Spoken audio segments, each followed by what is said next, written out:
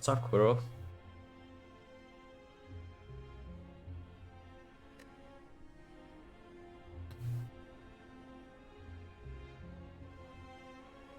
Honestly, I've been thinking back like quite a lot about this run after I end the stream yesterday. And the more I think about it, the more I'm convinced that this is just completely a mistake. Taking this more ahead, it seems insane because we are at 12 HP running straight into an edit. And it also buys us a deck here over resting, but the more I think about it, the more I think that this is just completely wrong. Because you see here, right? 50% of the time, we know that this giant had like 50% of the time, and it could be a completely free fight. And yeah, it is here. We took 2 damage, as expected. The other 50% is the Nemesis. And even against the Nemesis, we still have the parry on the bottle if things go wrong.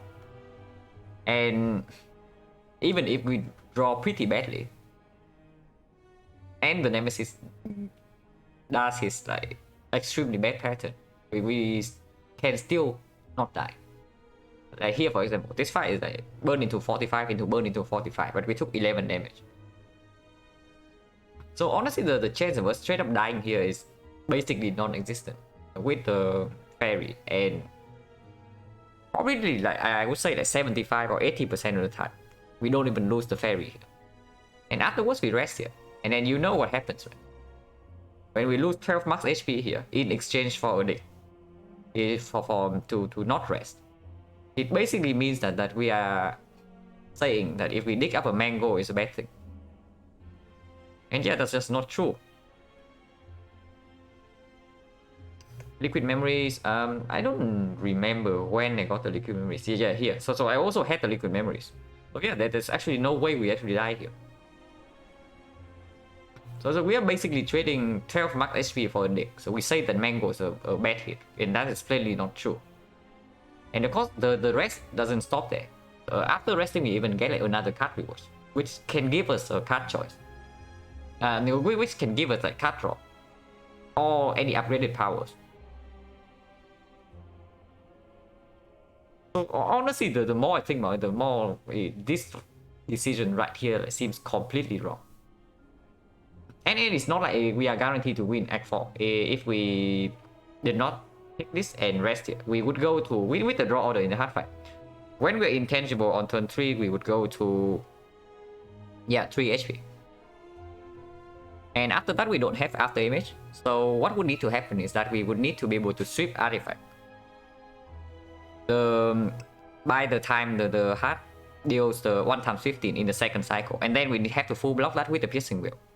And after that, we just heal up with the bird face urn and still say a single digit HP and no more Malaise piercing wheel in the deck. So the hard fight would have been extremely close, even if we make like the correct choice here. But we would have a chance to actually win. Basically, the moment we enter the hard fight with this draw order with like 53 max HP, we have lost. But if we did not take this, and we would just rest here instead, like who knows what we would have gotten. Maybe we would get like backflip, like acro, even a second red fall.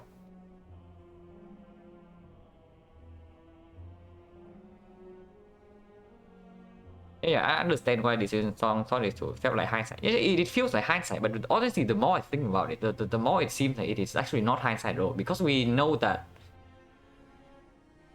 the risk in the boss gauntlet is not related to our HP level. Basically, if we take damage in these fights, we are going to take a billion. Basically, having full HP and having like 20 HP going into these fights doesn't really matter. Like you see, we take 22 damage and 20 here, but that's just wrong, because those are the cheap damage we take after deploying the red force, and we heal up like almost 20 per fight with the bird face urn. So honestly, I did not think there was a lot of risk in these fights, and we still have the liquid memories. And if this fight, right, saying we have Nightmare and Bird Phaser and don't care about the healing. Yeah, pretty much, because we are just the only way we win this fight is actually like staying permanently in intangible. That's basically it. And afterward, our HP being our starting HP being like 20 or our starting HP being 47 doesn't matter. It's the same. And if this fight, right? If this fight is the giant head, and this fight has the 50% chance to be Retromancer, then that's a very different story. If that's the case, then I think taking more head is always correct. But this one is either giant head, which is completely free, we already know that, or the Nemesis, which we can build ourselves out with the liquid memories. Didn't take it, roll Nemesis, very well died turn one. No, we never died. We have the liquid memories. And the fairy. With the fairy, there's no risk of death. I absolutely not. And like, I would say probably 75 to 80% of the time, this fight is just completely free. Yeah, we had the fairy since Act 2. We bought the fairy in like here. So we had both potions at this point. There was no risk. And yeah, 75 to 80% of the time we just like get a completely free fight here. And it basically means that we dig up a mango here at this point without taking this. And yeah, then we just get another cut reward.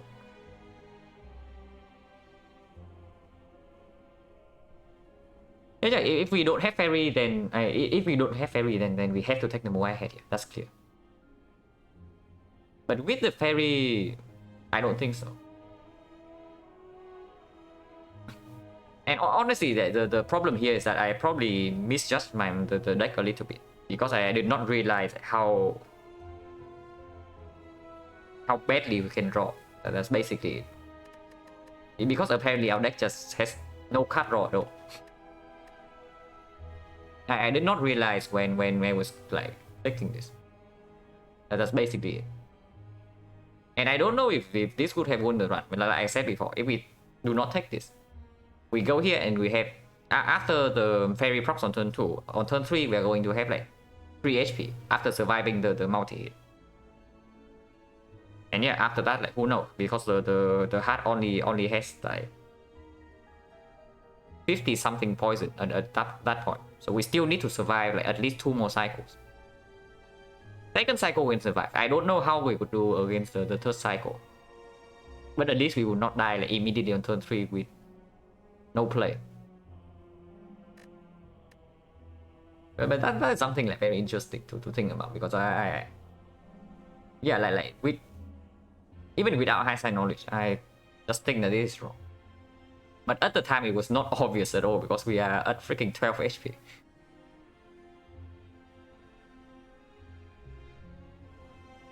Would have well played Nightmare Online at that point. I feel like I got on the circle. It would be weird. No, it is not as simple as that, because you see the problem with this thing, right? We do have Well Plans Online, and we have Nightmare in hand, so we are guaranteed to have like Nightmare Red Form. It is clear.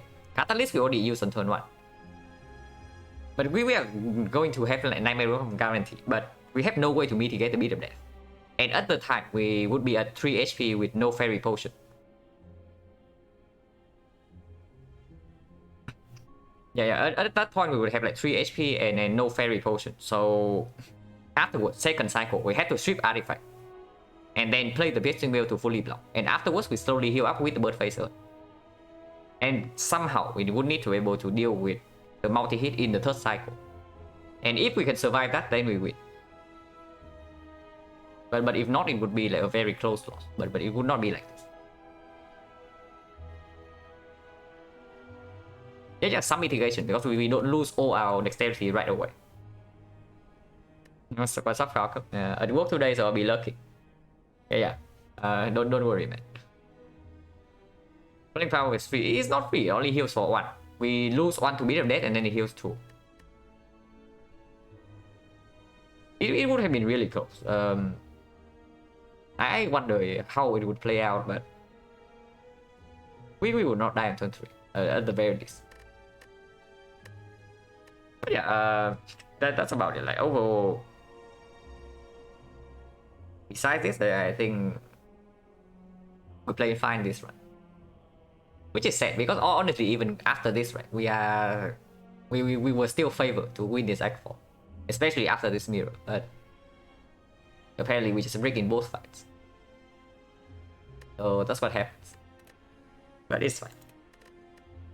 At least I have like some peace of mind now. Like because I realized that there was something I could have done. So at least some peace of mind.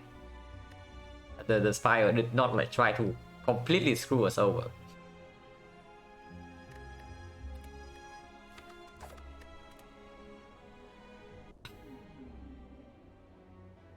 Okay, transform 2 or choose a colorless. It's hexagons, and the only 3 elite paths in this act is this one. I mean, or you can run here, but I don't know about that one. Burning elite on floor 7. So yeah, the 3 elite path is only this. We go here and we go take this one or this one into this one. We try to do that because yeah, this elite on floor 7, but we can opt out of it after we save on this fire, and yeah, we get an upgrade before this. So choose a colorless, lose 6 max HP to transform 2, so basically just a transform 2. Probably stronger than choose a colorless on average. Because choose a colorless also doesn't like choose a colorless card is actually not a bad option at all. But the problem with that is that the card you get from this screen is not going to perform in whatever boss it is at the end of Act 1. So when it's a boss that actually demands preparation, like a Hexagons, I do not want to pick the colorless card if possible. But the colorless card will perform in like hallway fights, in early elite fights, and it will perform in Act 2. Oh yeah, and also it's Hexagons, so like even bandage up is no longer a hit. I would say bandage up normally is quite a decent hit on floor 0 as the colorless card pick, but against this guy, it's not going to play. So yeah, we just take transform 2 and we pass for this fire. So most likely 4 fights into the fire. We have an upgrade, so before the first elite, so that makes transform 2 slightly better. If the transform is strong enough, we can even be ambitious and then try to do this.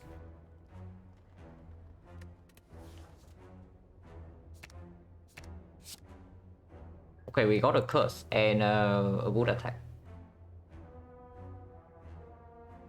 I mean, we can make this not a curse by upgrading it like fairly early on, but we probably just accept that it's a curse for now.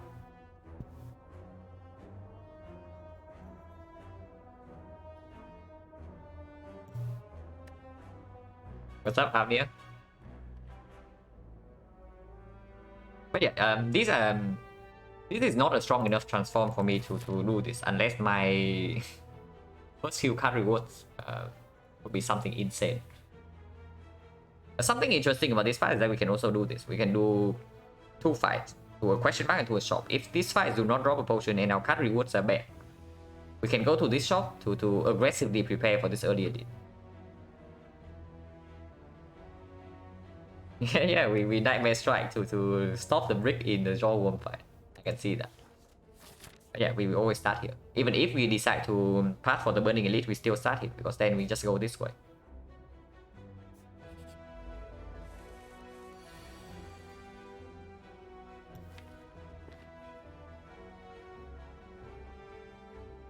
Okay, our friend is here again on floor 1. Our good friend is here. And so 2 of the cards are very clear. I don't know about the 3rd one. But we do have 3 strikes left in the deck, which probably means that we just block twice here. So Survivor first. Do this to increase the chance that it does not discard this thing. Whatever.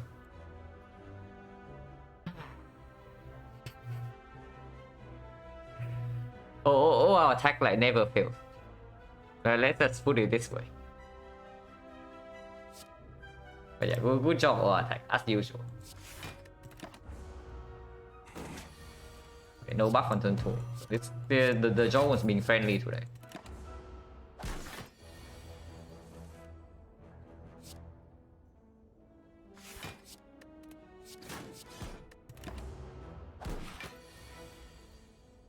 Yeah, 1 off, and we need 10 damage, so technically we need to draw an attack here. Level attack, but I hate overall attack, yeah. Same. 15 gold, no potion, so as average as it gets, and then the same can be said for this card reverse screen. Now with all attack in the deck already, picking up the dagger spray is like kind of weird. But Sticky Strike is not like Sticky Strike is going to deliver, because after Sticky Strike we also need to pick up something that actually works with it. And no, Sticky Strike and all attack is not a combo.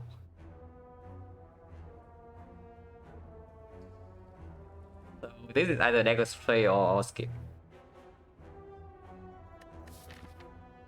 And dagger spray, picking dagger spray and upgrading it is weird when we only have like an AoE card, which we can also upgrade for like 4 damage. yeah, combo of the edges. The OR attack Sticky Strike combo.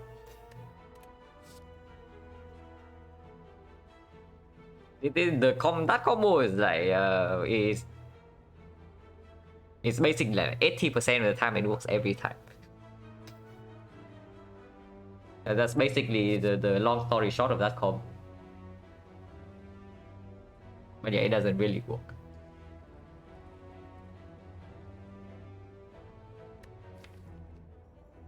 Honestly, the fact that we have a Nightmare in the deck makes me feel like that I should pick a card here, even though it's not good. So it's probably Dagger Spray. Because how many advanced forwards are we going into this side? Let's assume that we take the aggressive path into the shop after this side, not dropping a potion. So normal hallway fight here, 1 advanced hallway, potentially 2, potentially 3. But also like late question mark, it can be life loss in the Hexaghost Act. So maybe we don't go to this one if we are healthy enough after this guy.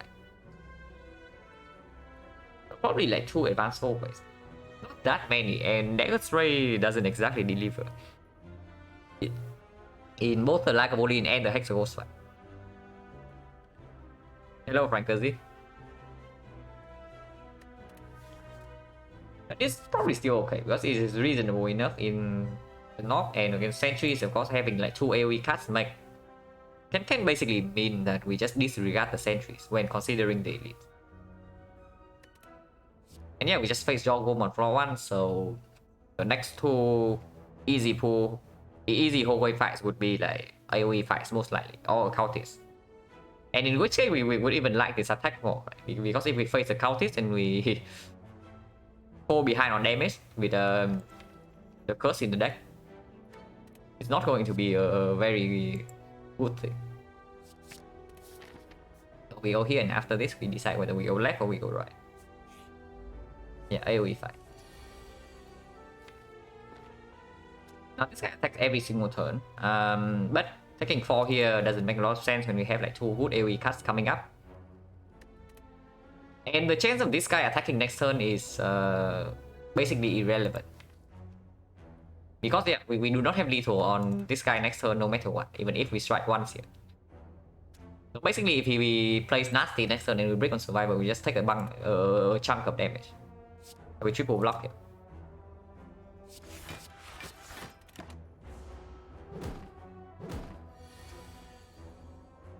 Yeah, good AoE cut.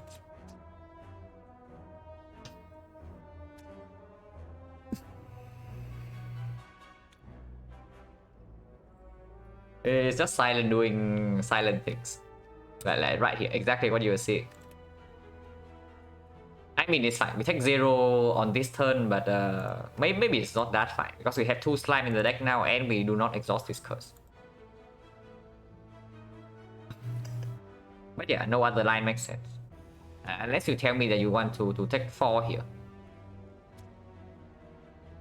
Because we do have this in our head. So if we deal 15 on this guy, we have lethal next turn, right? No, we are 1 off, so we need another attack. But it's okay. The chance of us throwing into another attack is extremely high. Okay, maybe not extremely high. There's like 5 hits, and we draw 3 cards out of 1, 2, 3, 4, 5, 6, 7, 8, 13. The 5 of the 13, and we need 1 hit. It is high enough. Yeah, and AoE fight, no way we are bottom decking like both AoE cards. It's true. There's no way that's going to happen.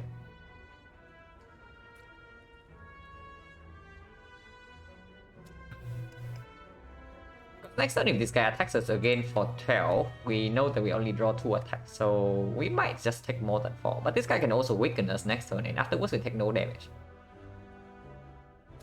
Yeah, taking 4 immediately seems a bit too high for my taste.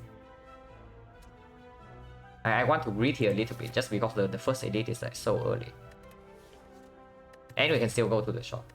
So even in the case that we completely brick here, it's still salvageable. But if not, I want to save HP.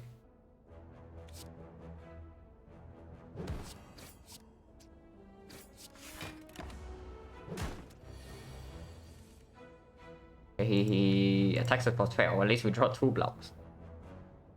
And yeah, we would not have drawn lethal. We would not have drawn lethal, so if we went for the line of hitting this guy for 15 last turn, we would take 7 damage this turn. So we would take 11 damage in this fight if we did not kill this guy last turn. Can this guy not attack? Yeah, he can, but he doesn't feel like stopping. Exactly. Exactly that. Cool.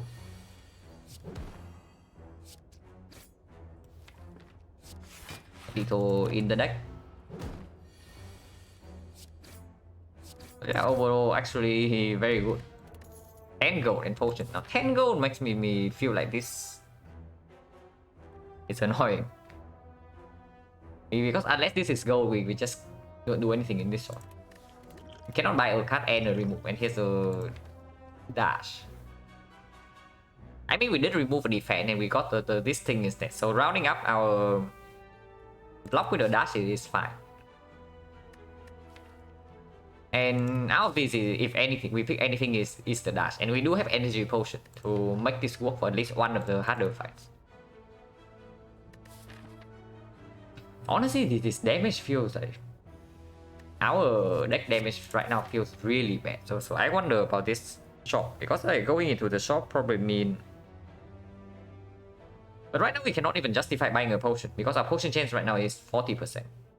So if we buy a potion here 40% of the time, we just waste our gold.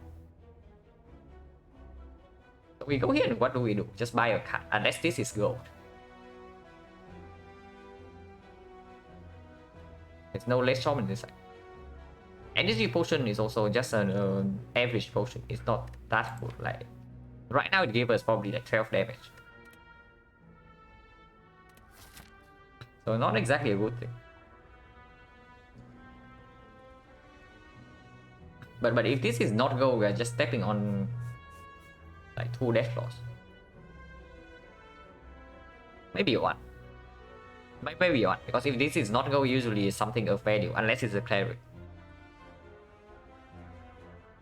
But we also cannot even use the banana healing. Actually, no, we can take the regret here. Yeah, here we can take regret. If it's the banana, and we just remove regret right here. What's up, Tom Try? Yeah, potion chance 40% means that we cannot justify buying potion. So what the hell are we doing in this shot? We only buy cards. Or take a card remove. Card remove... Honestly, not super good at the moment. Because we have a Nightmare Curse in our deck. So... taking remove just means that we draw into this thing more often. And... remove is also not that strong against the Hexable.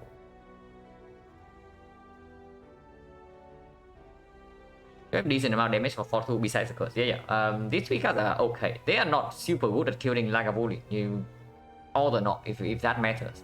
If we run into Lagavulin all the knob as our first elite, we are still probably crying because this potion doesn't give enough output. But they are okay. They are not like insane.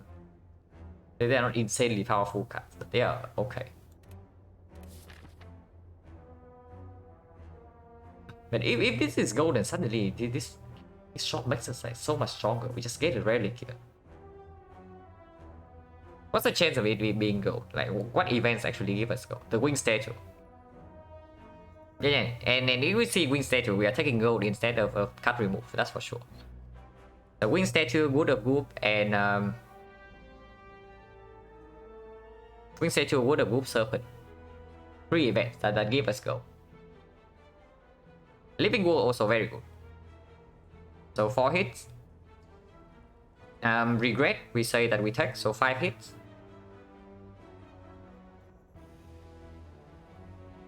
What other events are there? Shining Light. Shining Light probably a miss. So 5 hits, 1 miss. Cleric, we say is a miss, so 5 hits, 2 miss. Scrub Ooze. Scrub Ooze we probably take. So 6 hits, 2 miss. Actually, do we skip Shining Light? Probably not. Because our deck has a less base card and this card upgraded is actually usable. And then these 3 are very good upgrades. Yeah, honestly I'm down for this deck. Because the only bad event here is like the Cleric. Everything else is good. And it can make the shot much stronger.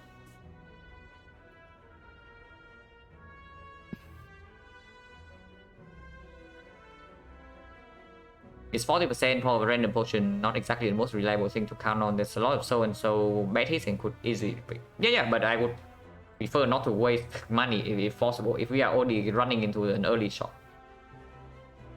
Yeah, but if things are bad enough here, I still buy a potion, but I would rather not to. But yeah, this event is just good. That's like 1 out of 7 to break here. Anything else I'm missing? No, right? Yeah, early act 1, there's only that. There's no Dead Adventurer, there's no Mushroom. So 6 out of 7, this is good. Yeah, we click. I can click 4 times. Maybe 5.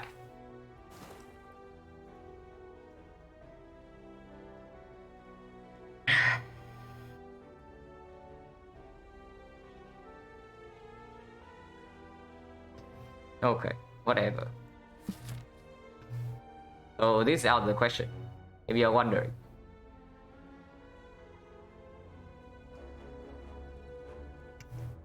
Okay, so change the plan. We cannot take this. If that's the case, we just go to this question mark and then go here. If this is go, we can still go here. If not, we just take this fight and we do like 2 fires here instead of this city. Yeah. What if get serpent really strong stuff at the shop? Exactly why I think we should just go left from here. And the chance of this being a hit is still like 5 out of 6.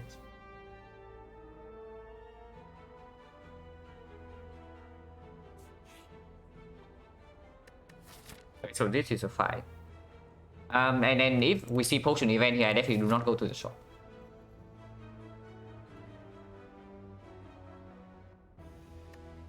And yeah, if I don't use the gold, they lose Curse Choker run. Very sad act 4. It got our hopes up and then it just threw us over, but it's fine. But yeah, if we are not going to another shop in this deck, I think we buy 3 potions here. Yeah, absolute garbage act 1 so far. It's true. It's not wrong. And right now we still don't have any Hexaghost solution. And Hexaghost is coming. Yeah, we buy 3 potions here. Now, buying 3 potions here probably means that we are throwing away like quite a lot. Because yeah, 40% chance for a potion here. And another 50% chance for a potion here, if this fight doesn't drop a potion. So 40, 50, the chance that we miss a potion most of these fights will be 60, 50, 30%. So 75% of the time we toss away a potion. And buying 4 here already means that we toss away like 3 potions. 2 potions. And we spend gold.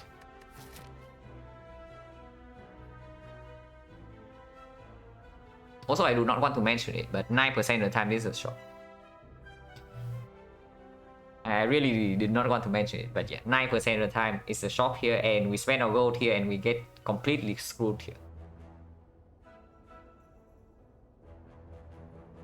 But our HP is probably low enough, and I still want the upgrade here that I actually want strong potion into this city, because our deck is not that developed yet. So yeah, we buy 3 potions because there's no shop left in this side.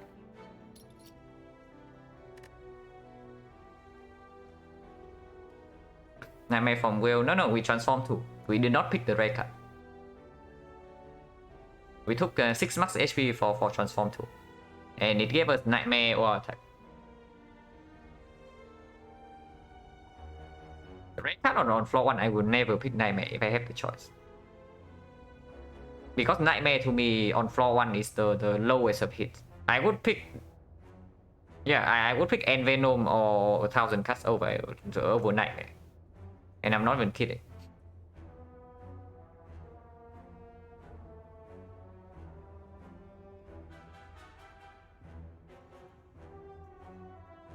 So what about this? Honestly, Blessing of the Force is just strictly better than Energy Potion. Because yeah, Energy upgrade here and it gives us more output anyway. And our deck is small enough that we redraw into the upgraded cards from the Blessing more often. So we always toss this for this. But the question is, what about these two? Explosive Potion... not super necessary with these 2 cards into like sentries for example, but it is still 10 damage. If anything, it is still 10 damage. So it can sometimes bail us out in the north. And against Lagavulin less so, but we take like 2 elites back to back. No, not really.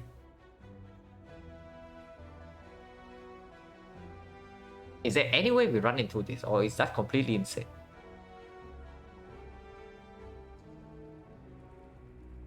Because we do have 2 potions of choice here. And with Blessing of the Force, honestly, even the Burning Lagavulin here is probably not that scary, because we can even Nightmare 1 upgraded card. Like, for example, we have upgraded Dash, right? And then we Nightmare this thing in preparation. And we use Blessing of the Force. And on when Nightmare is together with the Dash, and then we Nightmare this Dash, we are not scared of Burning Lagavulin. We just kill it. Not kills us, really. Is that even true? If we upgrade our attacks. And we bring also like 10 more damage to bridge. I think it's definitely just Blessing of the Force and Explosive Force here, and if we had a good enough reward here, I think I can go here. Because after this elite, we can also dodge this elite and have like 2 red sides in a row. But if we roll high enough, we just kill 3 elites and get the Burning Elite out of the way. That's good enough. Yeah, it's... The interaction between Dash and the North is like weird. Because it is good when you draw it, when you take the big hit. But if you take the big hit from the North, you have already failed the fight. So is the Dash really good then? Because drawing the Dash like any turn before turn 3, right? It just deals very inefficient damage.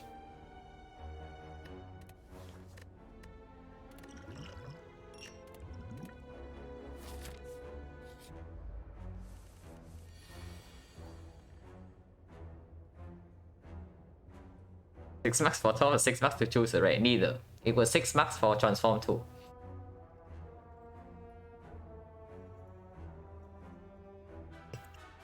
Okay, is this 3 damage going to matter? Probably not, right? So we do double strike or attack, and hopefully it doesn't discard this garbage. Even discard neutralize, I don't care. Yeah, as I said, war attack never fails. It actually never fails.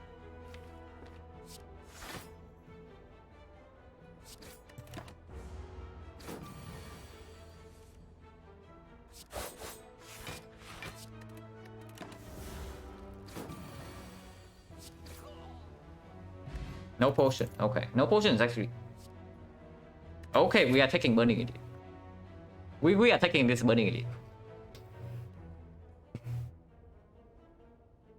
Because our potion chance right now is 50%. And we have like glass knife plus. I mean, glass knife plus doesn't do it against the hexagons. So if we have like that scale hexagons, we pick deadly poison, but that's completely insane to me. And yeah, we upgrade glass knife and we run straight into the burning elite. Does potion lady event impact potion chance? I don't think so, but I could be wrong, but I don't think so. It shouldn't.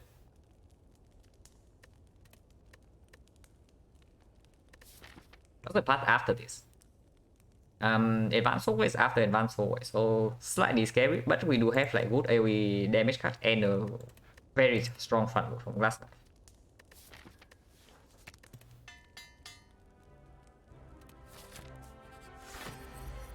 Max HP like a bullet, the classic.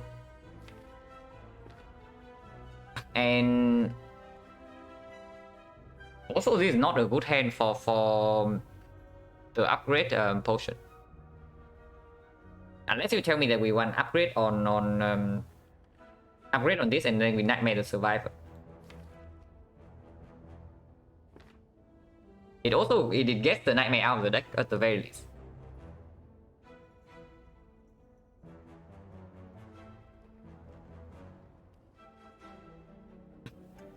Upgrade the defense ain't bad. This guy can kill us. And that's the scary part. This guy can kill us because we receive like the 2 times debuff, right? And this card becomes completely useless. This card becomes completely useless. And then we still have to get through like this amount of HP.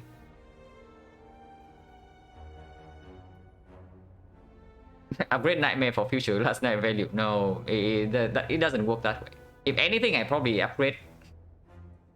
If I don't upgrade it, I think I'm nightmaring a strike. And yes, it's a sad story, nightmaring strike, but I think we do that, like unironically.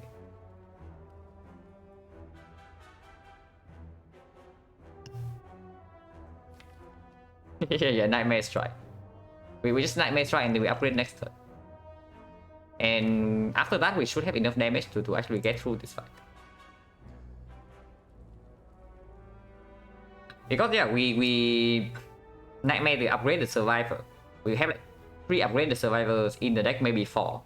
And then what? We block it. But how do we deal this amount of damage?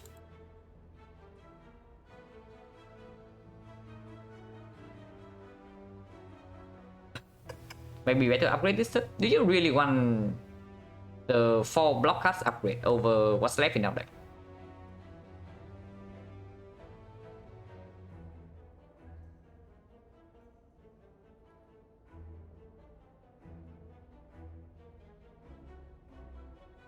Because upgrading what's left in our deck can also upgrade 1 block card, and then it can also upgrade neutralize.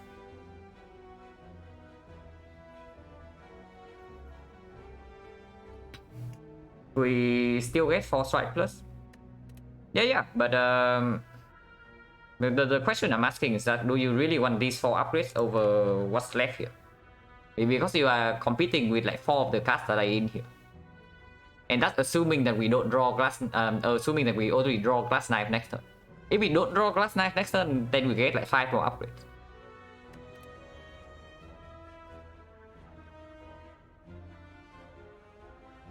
Yeah, I think I'm nightmaring a strike here, and then I upgrade next turn. That was basically it. And yeah, for those of you who said that I picked nightmare up for the strike, unfortunately you are not far from the truth here.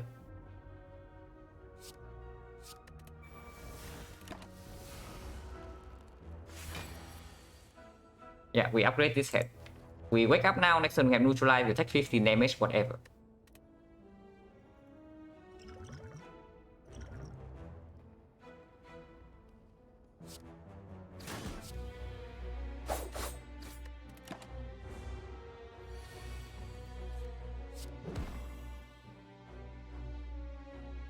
Now unseizing top can betray us here.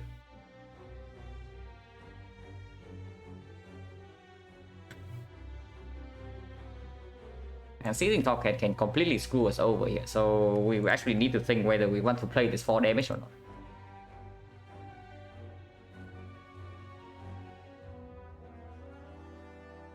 Yeah, this is definitely a Monk-esque moment because we draw. Somehow draw into one other side. No, we know that we draw into these things. That's already known because we saw the draw before we opened.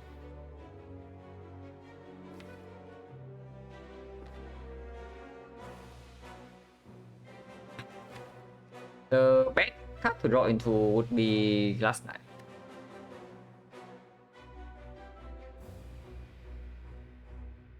It's probably fine to use the top here for 4 damage because we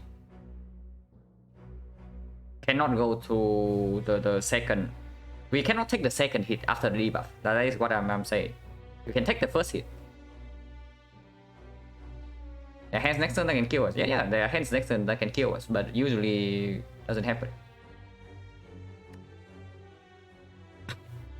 I mean, yeah, we do need to draw like 2 block cards. Actually, only 1, because we have 16 HP. Yeah, 2 out of 12, like one of these 2. Anything else would be reasonable. But also, I think I want to accelerate the shuffle back into these cards. Because we probably need to take 1 hit in the next cycle anyway. So it's fine. I believe in the top for once. And do this first to make it happy.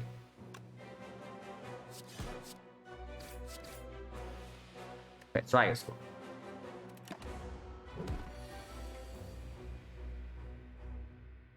Okay, so now this is bad. Probably die 2 turns from now with this kind of draw.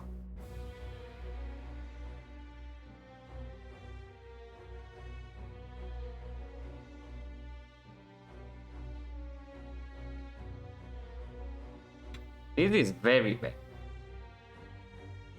Is there a way we... Yeah, I'm also looking at going to 1 and push damage and then see if there's a chance for lethal or not. So let's see if we do 21 here. This guy goes to 61.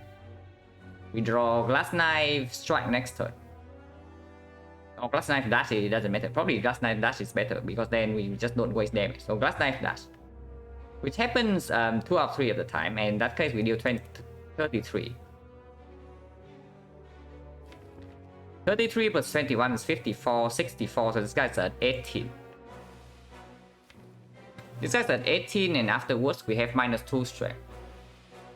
And strike deals 7, so we need 3 strikes for a kill. Which we can do because we have a lot of strikes in the deck. This deals 8. Yeah, 21, 33.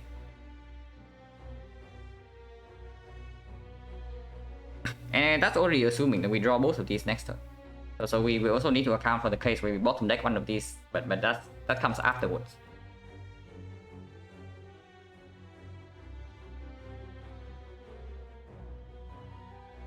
Yeah, with unupgraded defense, I'm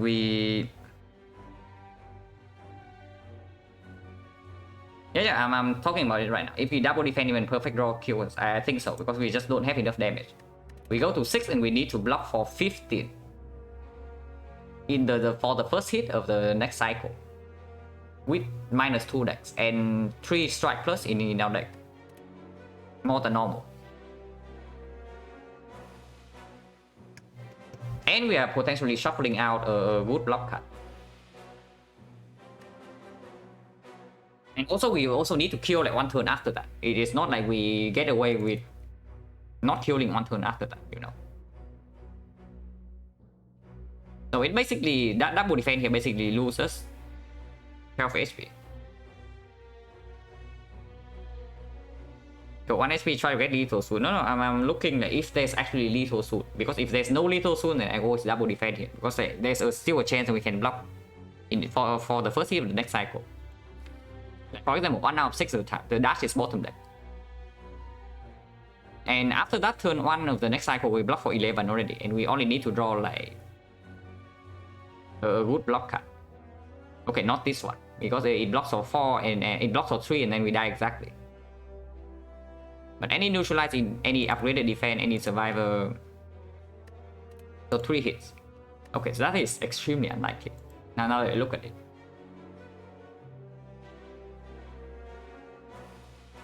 So yeah, we probably need to play 2 attacks. So what's our chance of survival here? The survival here. 21, 31. Worst case scenario, we bottom deck last night. So 31, 41, and 22. 43, 53, this guy's at 29. 29, glass knives dealing 16. So 2 strike plus will still kill. Okay, okay. It might be okay. Not always, but it might be. Of course, there's the chance to die here. Not an insignificant chance, but there's a chance. But there's also a chance that we just win. If we double defend here, I think we always lose. Double rest, which is not even if we kill it, but it's fine. We have a double rest, guaranteed. So I don't really mind that.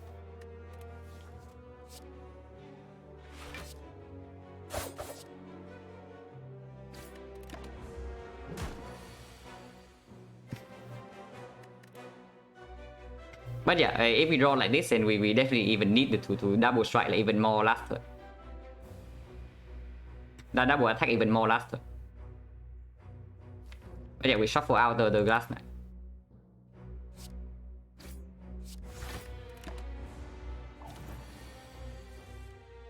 Okay, we got a kill. And yeah, it's because we have like strike pluses in the deck, right? So the Nightmare Strike comes in clutch. But yeah, we live here. Barely. Okay, amazing. Reward. We got like amazing rewards for our struggle. Yeah, C. So we pick C because it's a card that works against the Hexawolf. And then we just rest here and here. Unless this relic is something super good.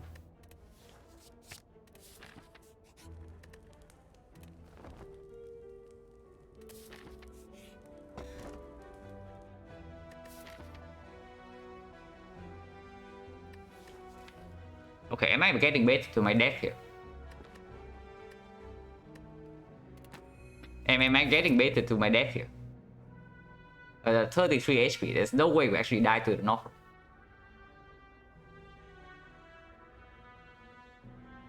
I mean, I say there's no way, there's absolutely a way. And it's not like after the North, it's smooth sailing. After this North, there's an advanced hallway here and advanced hallway here into another elite or the another rest, but there's also another question, which can kill us.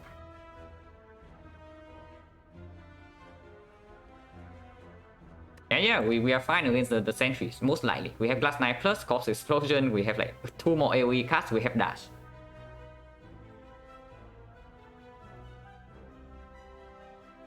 But what about the North? Also, this fight did not drop a potion, by the way. So, 1, 2, 3, 4. Yeah, 4 fights and we got 1 potion. So 60% chance right now.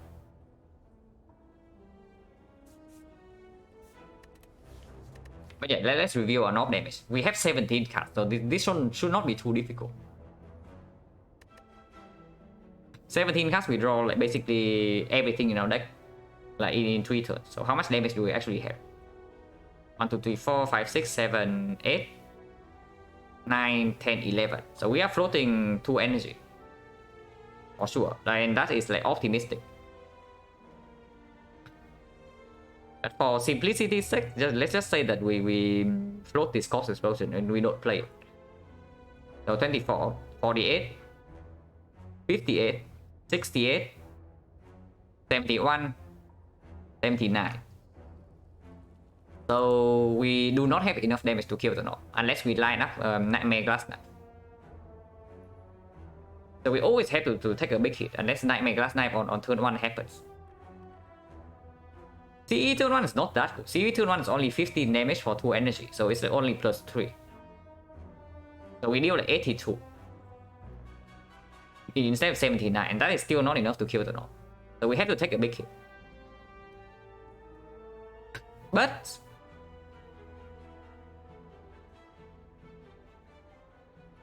yeah, the big hit is like 8 into 24. So yeah, it's 33 damage. And sometimes we get a dash which blocks for 10, and sometimes we get weakened on turn 3. And we are not forced to play any of the skills.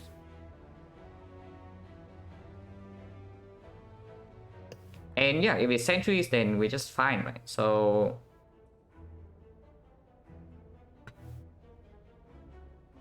fairly decent chance that it just works out.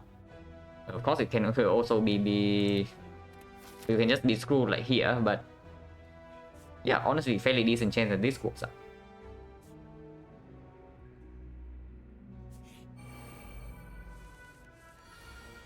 Okay, we are forced to take 10 here. We are forced to take 10 here. There's no choice. So we do that.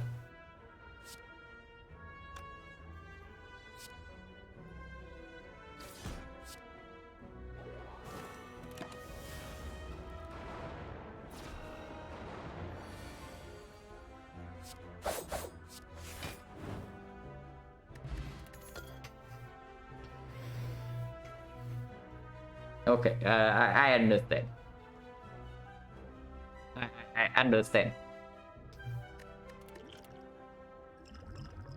50% potion chance. And garbage. But yeah, last event was a shrine, so we go here. Either it's advanced hallway, it's a shop, we don't mind. If it's a chest, we are very happy. If this fight is bad enough, we go left.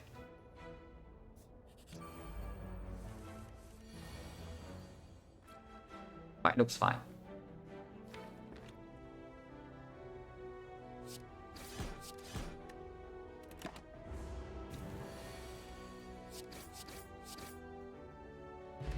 No potion, so 60%. Not exactly the cast I'm looking for before Hexagons. Food court, pork champ, really. We before this when we have like no answer. But yeah, we need to see upgraded before the Hexagons. That is very clear. And after that, I don't know.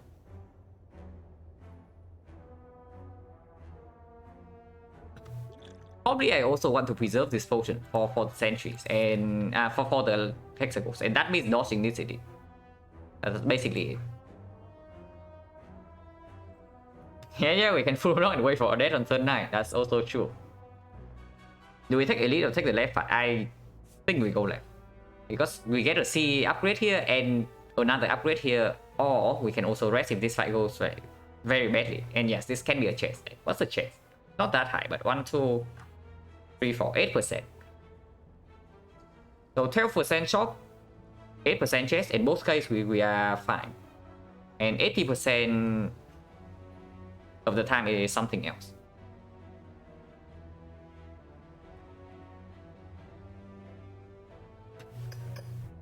We cannot take this fight, right? Because first of all, we go low. And then if we go low enough, we even have to rest here. And without CE upgrade, we're just completely dead in this fight. Yeah, without CE upgrade, we're just completely dead here. And if this is not, we have to reuse the potion. Which even means that we have like even more chance to die here, even with the CE upgrade. If it's Lagavulin, this can completely cripple us. Because yeah, we still need to block against Lagavulin. It's not like we have enough damage against Lagavulin and that fight is like smooth sailing. It doesn't it doesn't work that way. So if I take the left part, do I pick a card here? Because it is 9 gold. And footwork can sometimes do something in Act 2. Probably not, right? Probably not here, not in this spot.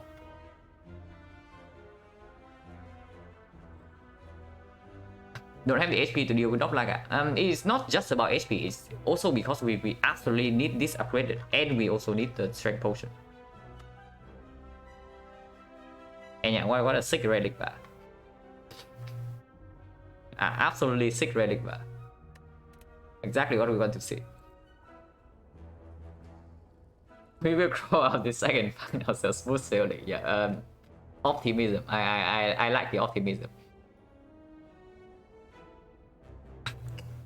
But yeah, footwork cannot be a good pick here unless you tell me that we can do Nightmare footwork in the Hexaghost fight and then we just tank the Inferno. That's also a viable thing, by the way. We just Nightmare footwork and yeah, we block it, or even against Inferno, and we slowly kill the Corpse Explosion.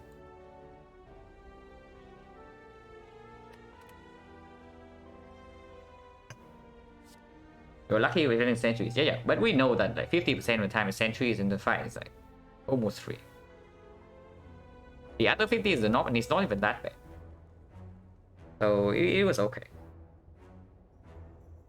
Yeah, we cannot pick this even though it's 9 gold.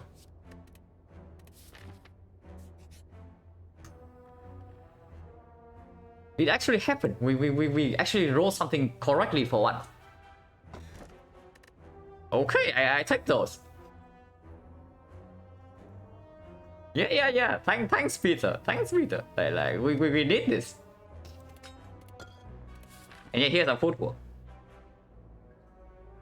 So our Hexaghost damage just suddenly looks like a lot better. Yeah, this is huge because this is good and actual, and this is good right now. So at least we have something to something to do here. Yeah, footwork and couch chop. We still need to upgrade C. And maybe with the smooth stone we can say that maybe we upgrade neutralize, but I think our next upgrade is going to be Nightmare. Just to make it playable in Act 2. Because I think right now with this relic, I suddenly think that the Hexaghost fight is no longer a big problem.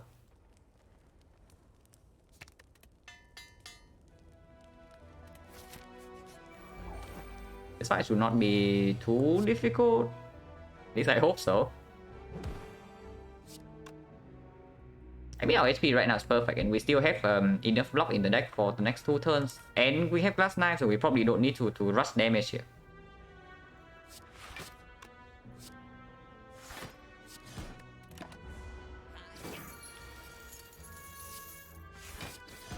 Yeah, perfect HP for Hexaghost as well. No potion.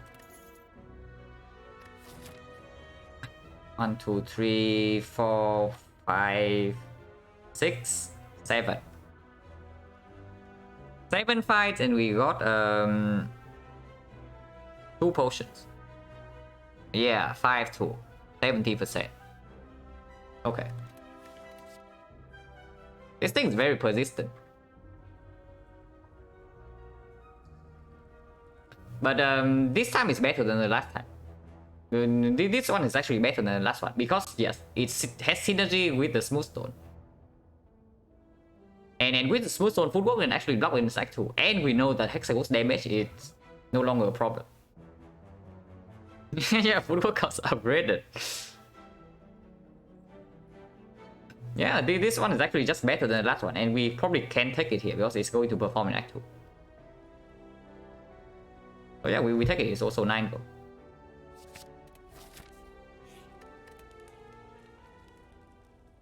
So is this still Nightmare upgrade or is it footwork upgrade? Now, because footwork upgrade immediately plays into Act 2 as well. Even Nightmare upgrade is not going to play into Hexaghost. And the neutralize upgrade with the smooth stone and the footwork, probably never. Not here. Maybe in Act 2, but not here. Because we can still see Malays after this arc, and suddenly this upgrade is like very sad. Yeah, we only took it because of fish. It's not nothing. Might take Snecko here, meaning Nightmare upgrade to be worth. Reasonable. We can actually pick Snecko in this deck. Definitely a reasonable thing to think. But we can also see something like Fusion Hammer. Fusion Hammer and footwork upgrade is also like roughly equal to the Nightmare upgrade anyway. Yeah, I think we upgrade footwork. Now we say that we are fine against Hexaghost. That's a big assumption. So let's test our theory before we commit to something stupid. So this bronze skill is dealing 39 damage. And if we draw cost explosion barely, we are popping this on turn 1. I think we're probably popping this on turn 1 either way, but let's assume that we absolutely bottom deck this cost explosion. And we have 18 cards, so it can happen. We can draw this on turn 4. And shuffle it out. Yeah, 1 out of 18, but it can happen. So let's say that if we do that, and we still completely fine against Hexagon. This on turn 4 means that it's like 9 poison into 9, 8. Okay, so turn 1 nothing, turn 2 multi, turn 3 normal, turn 4 multi. And turn 4 is when we draw cost explosion. So 1 turn cost explosion. Turn 5 is the burn, turn 6 the buff, turn 7 9 times 2, turn 8 is the 9, and turn 9 is the inferno. So we have 6 turns of cost explosion damage.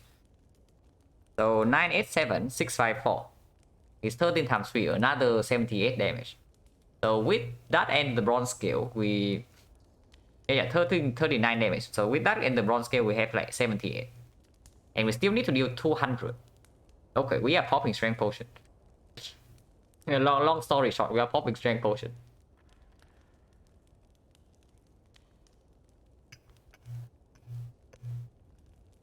But with the footwork, sometimes we can also block in against the Inferno, because we do have 4 decks.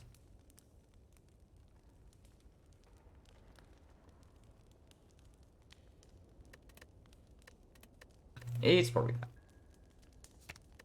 And we can also like draw cost explosion on turn 1, you know. It doesn't have to be the absolute bottom card of the deck.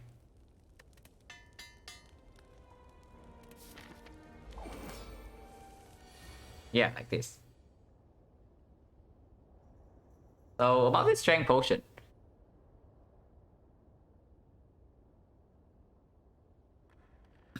Now this feels like the Spire is trying to bait me into not using strength potion here and dying. So before we fall for that, let's do the math again. Nightmare CE? No, next turn we need to block. And Nightmare CE also means that we don't play this footwork. So this one is like just CE footwork neutralized. But yeah, before we do something stupid and not pop this potion, let's actually do the math. No, see, now it's not 45, because when you play C on turn 4, right, and it's shuffle out of the next deck cycle, you are not going to redraw into it. But right here, we are redrawing to this at some point. On average, it's probably like 5 turns from now. So 1 turn draw this, 1 turn draw this, so turn 3 is like this. Turn 4 we draw another card, and turn 5 we redraw into the cost explosion on average.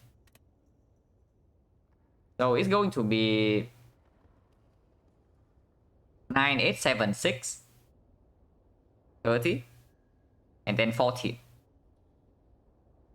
So 30 into 14, 13, 12, 11, 10. So 62.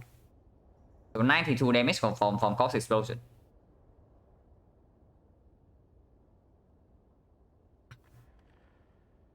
Wait, 45. Yeah, maybe I just miscounted something, because 1945 makes sense. It's just like 9 every turn.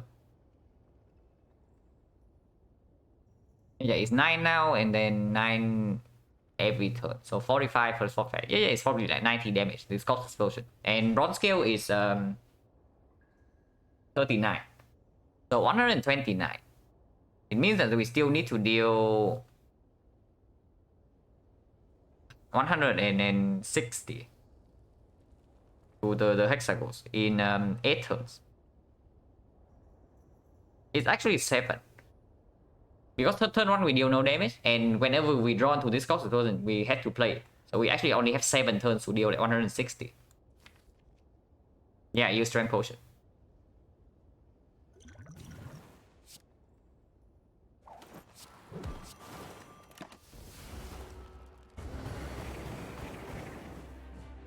Like a box hotel.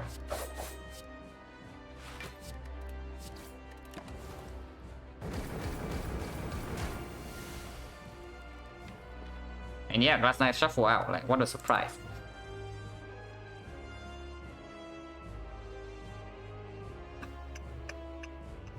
Probably have more because we can block in. You can also brick on the Inferno turn. even with 4 dexterity, there's no guarantee that you can actually block against Inferno. It's like a possibility, but it doesn't always happen.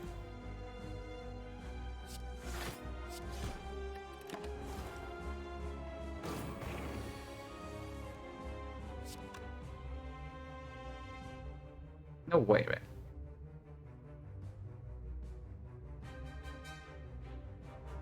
Taking 14 here seems crazy. And we even popped the strength potion already. Okay, it's time to re-evaluate our damage to see if we actually need this or not. Because this is going to be 84 damage next turn. Yeah, this is 84 damage next turn. So we need to re-evaluate our damage like right now. So Pawns will deal how much more damage? 2 hits from this, 1 hit from the next.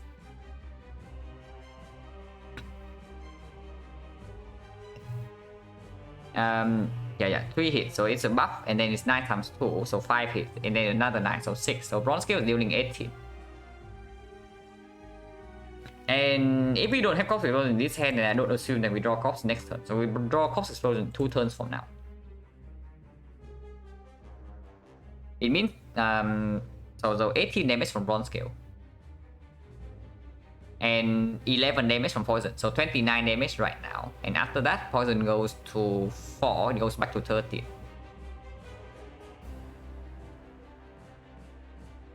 And 13 is the buff turn, so 13, 12, 11, 10. 13, 12, 11, 10 would be 46. So 46 plus 29.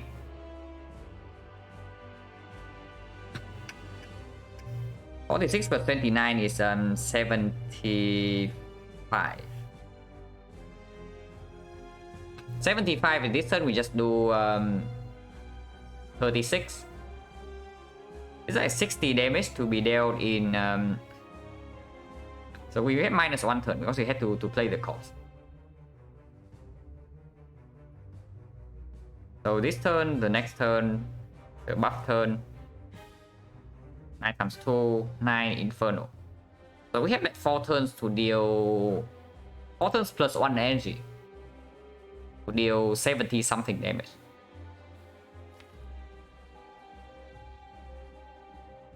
One, two, 3, 4, 5, 6, 7, 8, 9. 3 turns we can play these cards. Yeah, we can also draw CE next turn. Probably not. Because we do Nightmare on Grass Knight, we can actually die to the 9 times 2.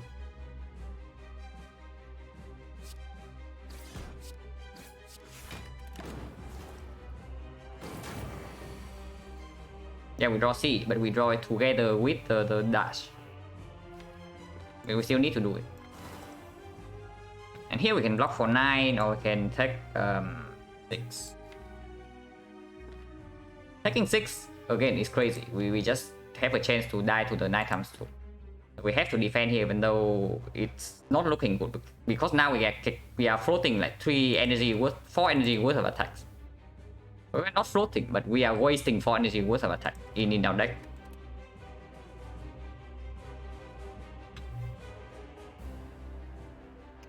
Go out here, go to 12. And we need to block in against 9 times 2. And this blocks for 9. So we need to draw 2 birds. Way to kill us.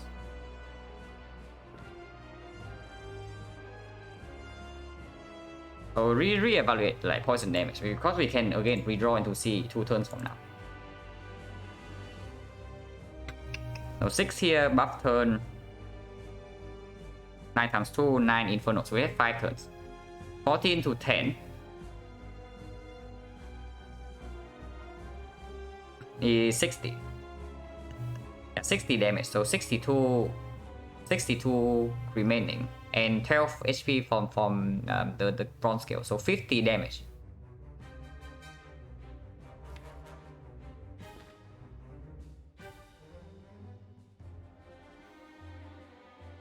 Yeah, the defense here is probably correct.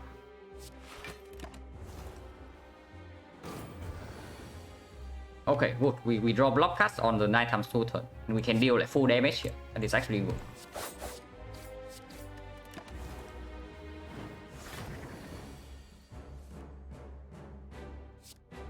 If we take 6 here, we win, right? So we can evaluate that like after we play this. But this is very clear. So right now it's like 33. So the Hexagon is 26, but it takes 3 hits from taunts. So that's 17. And we have 4 cards, bad cards in the deck. We just see it, because there's actually a chance of it's a very small chance of death. Extremely small, but it's there. We just have to draw like all blocks next turn, and then we draw all burns the turn, the Inferno turn.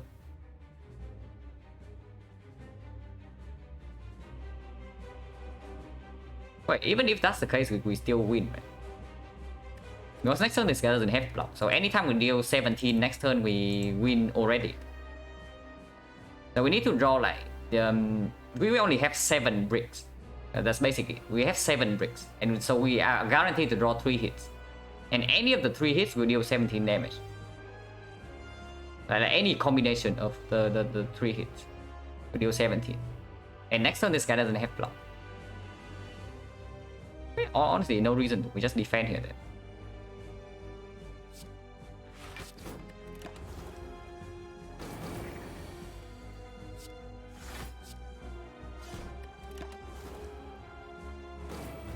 Yeah, there is no brick. We literally cannot brick. Finally a potion. And these are not the cards I'm looking for, I can tell you that, with the Nightmare in my deck.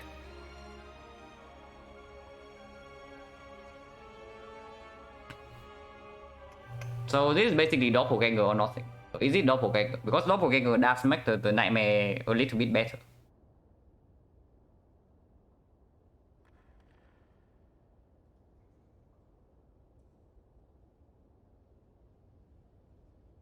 And it's true, we have Footwork Plus, so sometimes we can store and block in and have like some spare energy to play this Doppel. Did we already see KMX? I don't think so. I don't think we have gone to a single shop yet.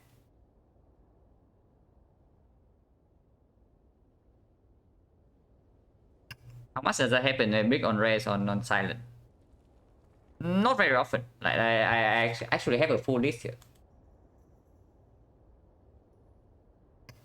So the silent rare cards, right? Red form, unload.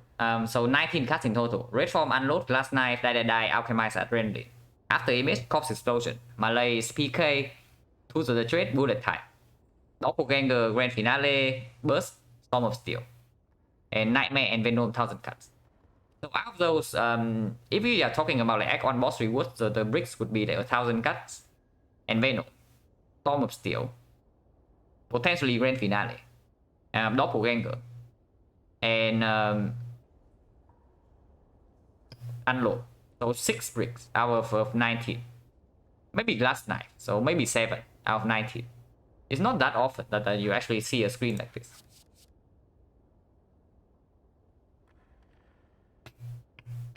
But yeah, we are seeing a screen like this right now. So either we get our 9 gold or we don't do anything.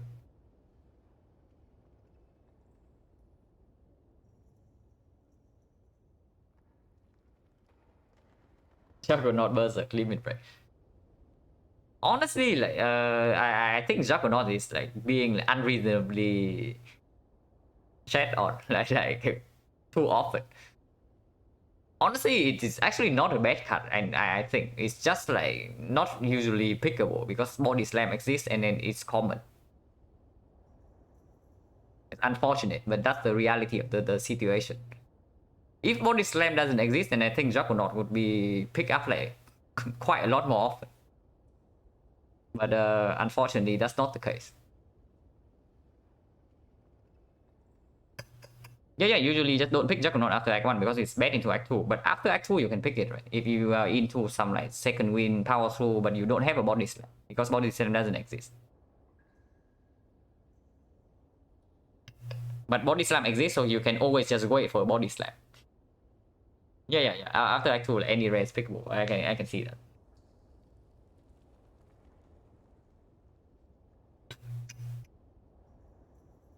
Is there any ironclad card that the coach undervalues more than expected? So I've seen well plans on silent. I mean, coach is just playing like ironclad the best out for like all players. So maybe we are overrating things and then not like coach underrating things.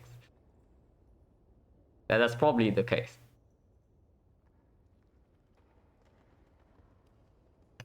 But yeah, how about this doppelganger? It's probably okay, right? I don't hate it that much because we have the smooth stone and the footwork plus. And it's not like our deck is particularly fast. Our deck needs at least 2 turns to kill the enemy. And sometimes even more. Doppel's probably fine. Doppelganger for 5 speed. Doppelganger is actually not a bad card. Especially if you can upgrade it. It's probably fine. Yeah, we already have Nightmare for 5 spirit, but I do not toss away Nightmare in this spot. Because we only have a potential block solution for the late game with Nightmare Football. And with the Bronze Scale and the already Smooth Stone, we have a plan against the Heart already. If we have the Nightmare around.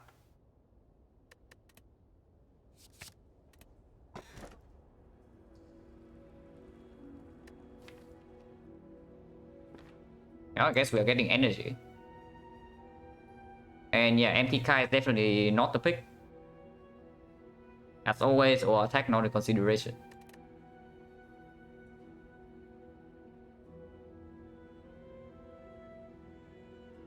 Miss 7 now 19, discover 3, chance to get the list on good card 76. Yeah. The chance of bricking is like, extremely low. I calculated the chance of a brick like from the Neo bonus already, and honestly it's exceptionally low, like much lower than I expected. So choose a rare in the form from Neo is actually like really good on silent, apparently. yeah. Again, I just pretended or attack is in the kite card. Okay. But yeah, is it storm or is it is it dome or is it the stone? Now the stone definitely gets a bit worse because we have smooth stone and we have footwork plus. So we are trying to like out blocking our enemies here. So why do we want to take more damage from this thing? And instead there's a dome here, and we don't have a piercing wheel or malaise or anything like that. I mean, malaise is not a consideration. If we have malaise and dome gets even better. It's just the piercing wheel is very sad when you have the dome.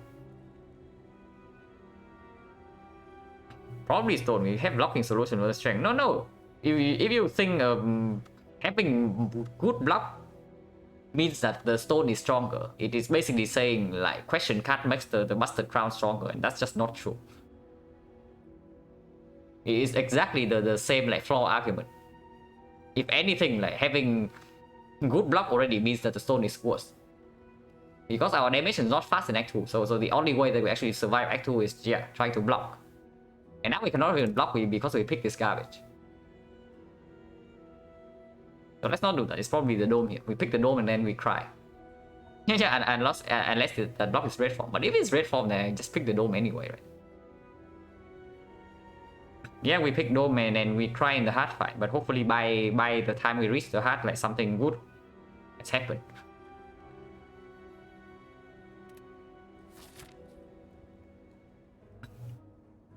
Okay, here's our killer. Because out blocking collector with the dome. Okay, so we are apparently facing a dome collector here, and then we don't have intangible and no insane damage planned just yet. So this fight can definitely kill us, like at the moment. Hopefully after one act, that can change. But yeah, dome collector is certainly something. Yeah, we need calipers, maybe. What kind of deck would you need to consider the Kai using non-consideration? I just need like maybe 2 cards that actually work with it. And this is not a card that works with it. Like 2 cards besides the survivor. So any card game more, let's say I have card game more plus a deck control. Then I probably pick the Kai because I pick up any aggro I see anyway. And then after that, after I get enough this card in my deck, the Kai is just free energy.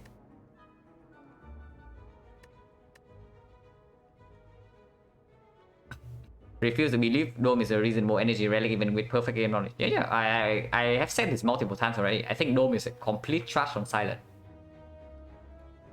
But here we probably pick it.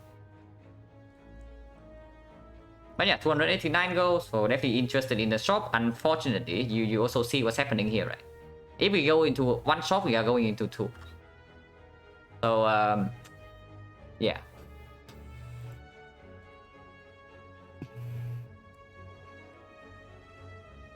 Okay, so are we double shopping or not? Because this also doesn't have any files, so no upgrades, no rest.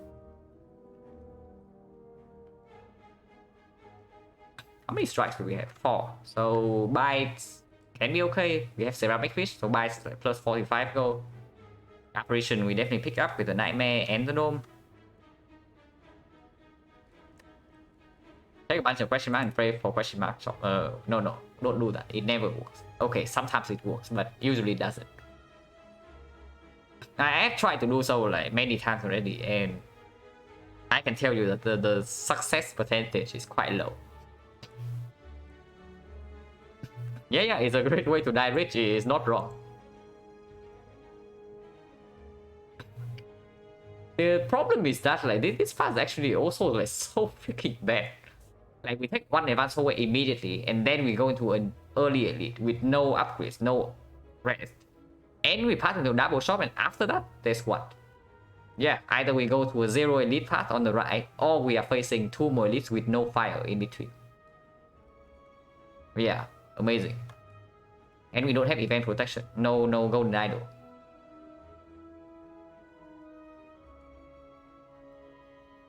And we cannot even decide after we see this question mark, because then afterwards, if we commit into this path, we are walking into like 2 advanced hallways. And advanced hallways in actual with the dome is like is really a big pain. Some combinations are extremely bad. Like triple cultist is just free energy, but you walk into like chosen plus the bird, for example. Yeah, any chosen plus 1, like avocado red even. The snake plant. Then what do you do with this door? Yeah, not very not very good, right?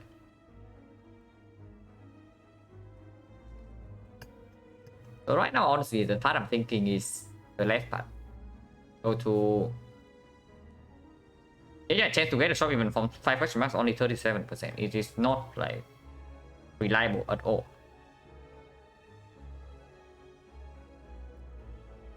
Yeah, even Centurion Mystic can garbage us. It's true.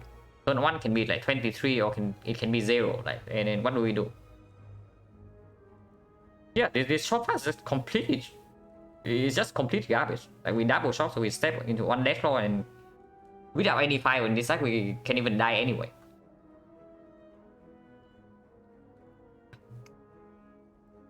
So something to consider though is that actual events sometimes you can spend gold in. Like the cleric you can spend gold, the vagrant you can spend gold, and then and yeah, 37% of the time, because we are probably stepping on like 5 question marks in this, if not 6, probably is 5.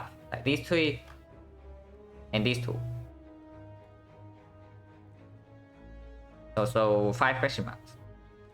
So yeah, 37% chance to get a shop in one of these. And they are gold spending event.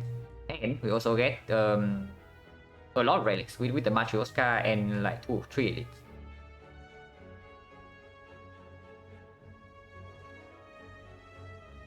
And also if we see apparitions, right? With apparition and nightmare, maybe we can get through this act without a shot. Because right now I think running into this shop is just killing us. That's a huge problem. Like normally when you run into a shop with 300 gold in Act 2 is to save your life. But here we run into a shop and it just kills us. And that is definitely not good. So I think we go left. And hopefully we don't die rich. Because we are going, if we die rich, we are going to die very rich. Like for maybe here. And how much gold are we getting? 30, 45, plus 90. So 135 plus anything we pick up from the fish. Yeah, we are probably dying with like 450 gold. If we die in this fight. And then that's a very sad story. But yeah, I think we go left. Am I winning? I don't know. The relic bar, the icon has been a roller coaster basically, and now we have a bad energy relic, and we cannot even pass for this shot with 300 gold. So I don't know yet.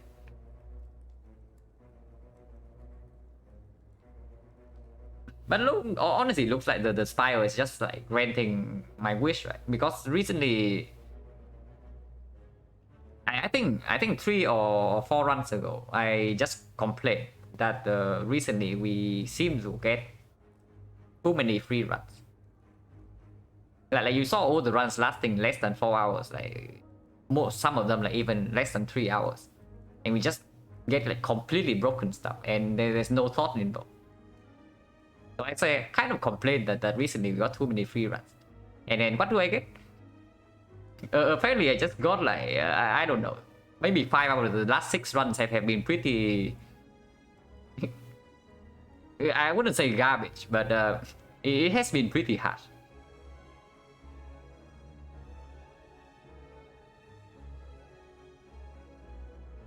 Yeah, we probably go left.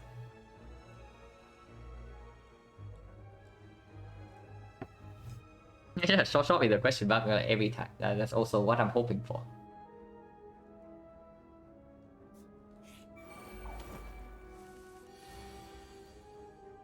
Yeah, the Act 1 hand. But we do have cost explosion in this fight, so we can fully block. Not fully block, but we can block with all our energy and take 5 here. Yeah, solution. Just let's play Watcher. Heavy run is free. I'm definitely looking forward to your like, eventual to a 50 streak. That would be awesome. I hope it happens. Like more than halfway there, right? Right now it's like 26 already.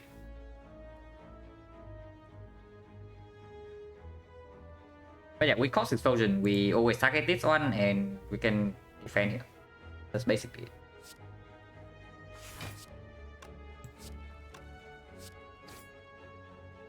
And yeah, cost plus gas knife is immediately a kill. Cost plus or attack dagger spray is immediately a kill.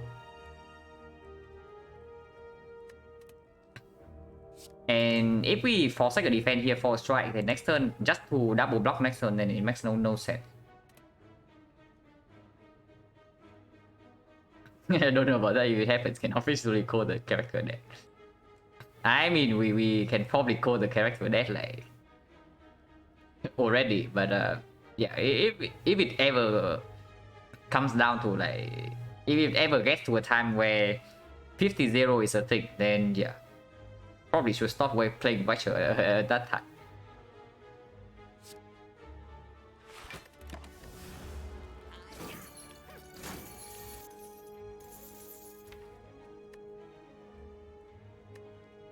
Okay, we need to draw this next turn.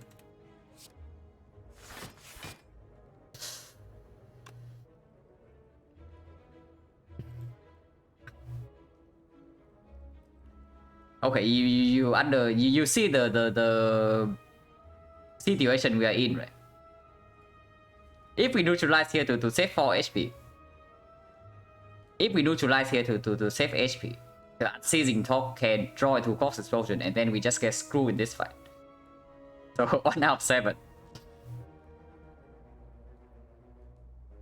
What if we just don't play the wall attack? Do we actually have enough damage? Actually, no. It doesn't matter, because if we play the wall attack, like, no matter what happens, we draw a card. So either we don't play the wall attack at all, or we reach the 1 out of 7. So let's say we don't play the wall attack at all. Like, how much damage do we actually have? So SCE plus 1 attack would be a kill.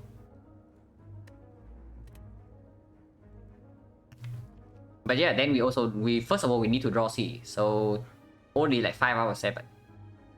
And then we also need to not to bottom decking both of these. The chance of to bottom deck both of these would be there's only 6 cards, because Corpse Explosion is in our hand in that case.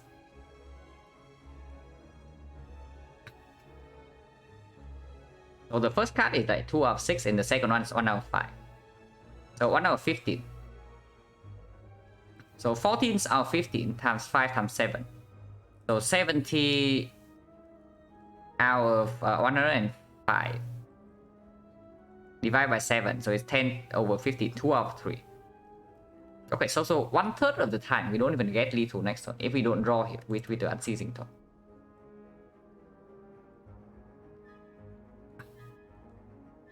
But yeah, we play the wall attack. Because then even if we break on the sea, we can still kill at least one of them with the Glass Knife and the Dagger Strike. And sometimes it's redrawn to this.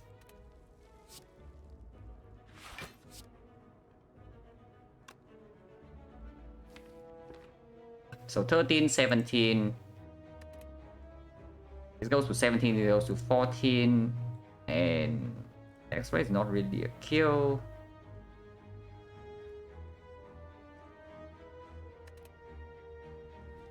I mean, it doesn't matter where we put this neutralize, so maybe we should just put it here. So that if we brick on the Corpse Explosion right now, maybe we have a chance to even kill this. Okay, no 1 out of 7 here. Okay, 1 out of 7 happened, but in the other way.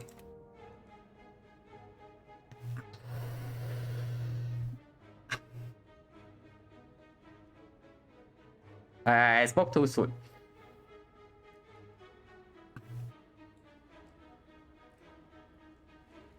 Okay, what do we do here? Because with the dome, we don't even know like if they are attacking or not. And if they are attacking, we can be taking the 32 right now.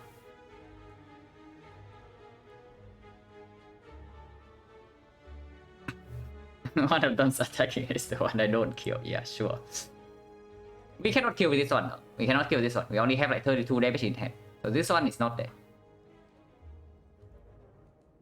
And yeah, I'm also thinking like Nightmare Glass Knife and then we just kill the left one.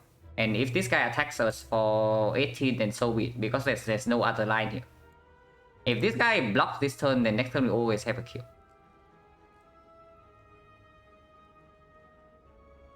Dome Sympathizers use Dome. No, here the Dome doesn't matter. You see, with this hand, the Dome doesn't matter.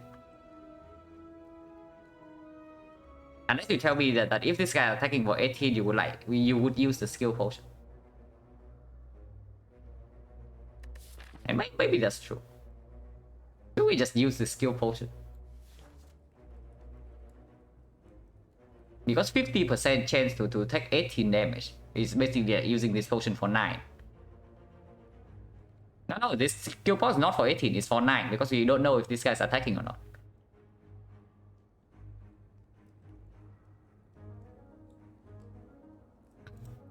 And yeah, apparitions here every time, right? So losing HP now is just like setting us up for success.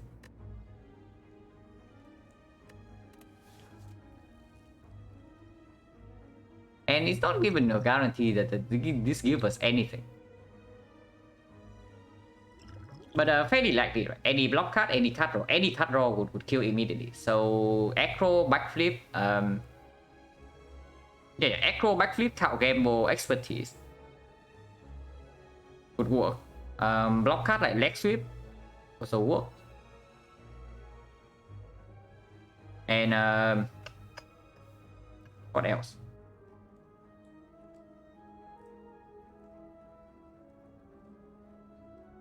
That's basically it. So I mean, it's like there's still a lot of hits. But yeah, we can use this in the next fight, right? And yeah, also still chance for operation in one of these. And we don't even need to take this. We can go here, go this question mark, and go here instead, and just completely dodge the early edit. It's fine. And it also increases the chance that we actually see a shot. Because we step into like one more question mark in this side.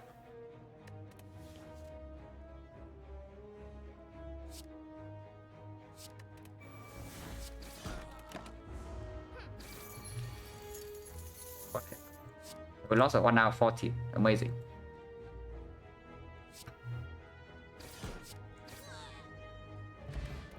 And here's another skill potion. Deflect with footwork, smooth stone. Deflect with the expensive like nightmare. It's a decent nightmare target as well.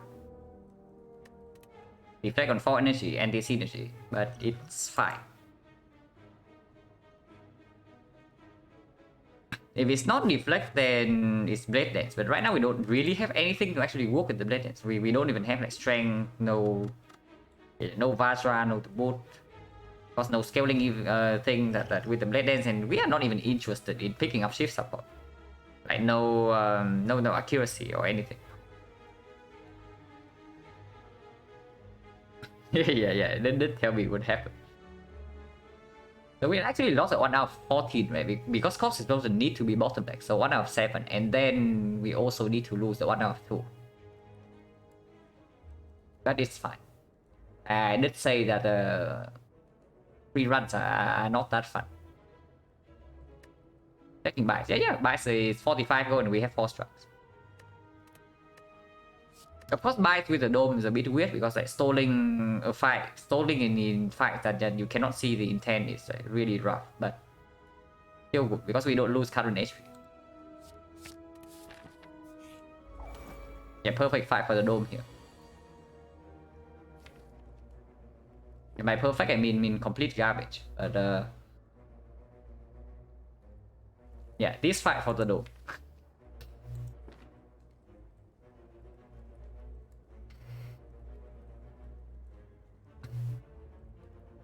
I mean, it's not like Philo Stone would have performed better. Philo Stone would have lost us 4 HP in the teeth fight already, and we are also going to be down 1 potion.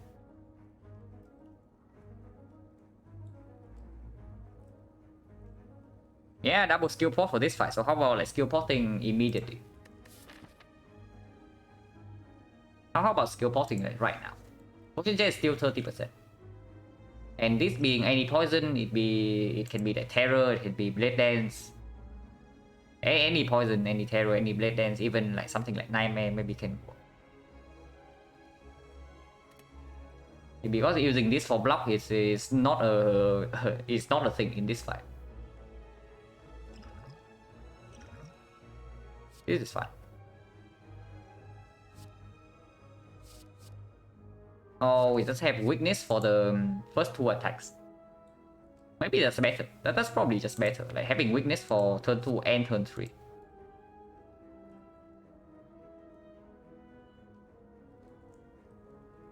Yeah, because turn 2 chosen is not even guaranteed to attack, so the blur doesn't play. But the weakness on turn 3 will always play. So we should just pick Lex Quick. Because it's also a better card to redraw.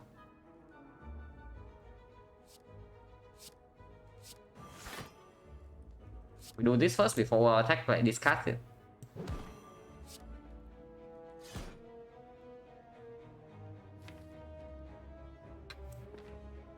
And honestly, I'm down to Doppel for 3 here. Maybe I should not even play the attack and just Doppel for 4. No, Doppel for 3 is probably good enough.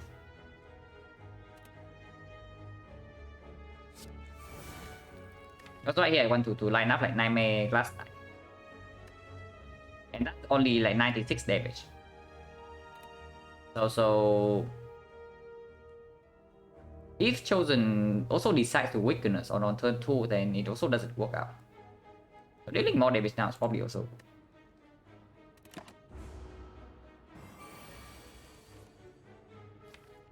whatever.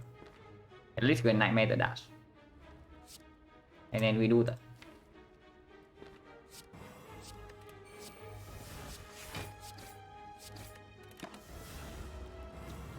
That's another attack.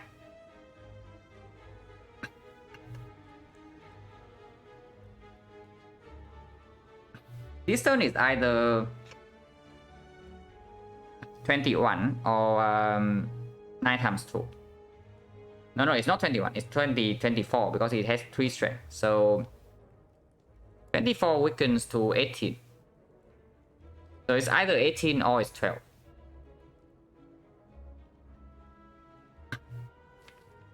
And next time we draw C. I'm thinking maybe footwork dash glass knight. But it can also be double dash. But then we also redraw to footwork, so it's not even that good. Because any block cut next turn can also be good for us.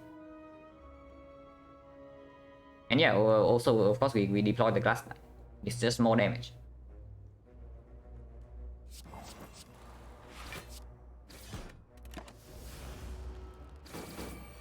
Multi-hit is good.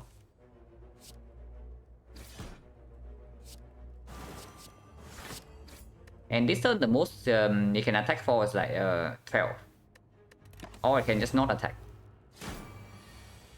Wait. No. Yeah. The 9 is the red slaver. The base attack from of the chosen is not 9.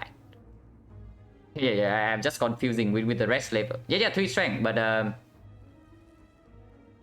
wait, how much did the effect block for? It block for 8, right? But we take 7. Yeah, base 12.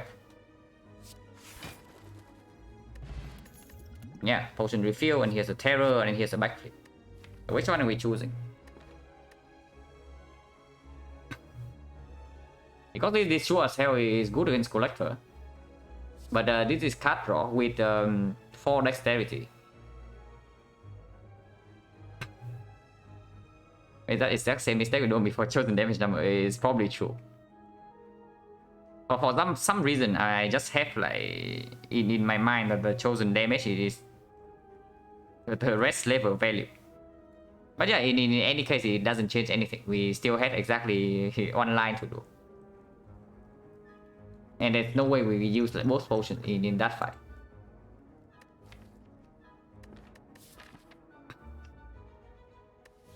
Now backflip is card draw, which we don't really have any, but our deck is quite expensive. On the hand, terror is the force terror. But it's true that we have right now at the moment the most of our damage is still physical. Terror is still very good. Yeah, 20% potion chance into this garbage. But maybe it's fine. We have attack potion, which is quite good. With attack potion, it's probably just terror, right?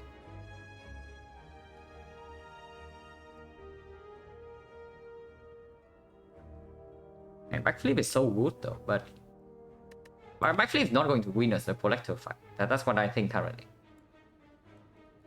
But is terror going to win us a collector fight? Because that might not even be true. Maybe we're just doing some nonsense like nightmare cause explosion or nightmare footwork. If we do nightmare footwork in the collector fight, then backflip is infinitely better than the terror. Because then we just slowly kill the minions with cause explosion, and that just deals like random damage to the collector.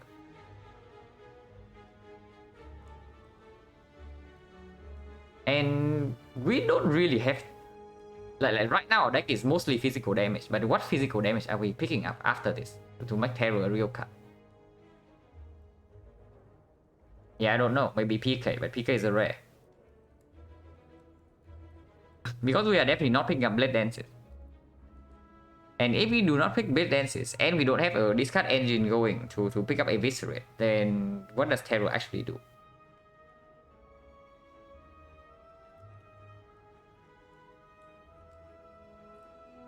Honestly, not that much. How's our block density? 1, 2, 3, 4, 5, 6, 7. in on, I don't count this because we cannot even play this. So 1, 2, 3 cards exhaust. So 17, 7 out of 17, less than 50%.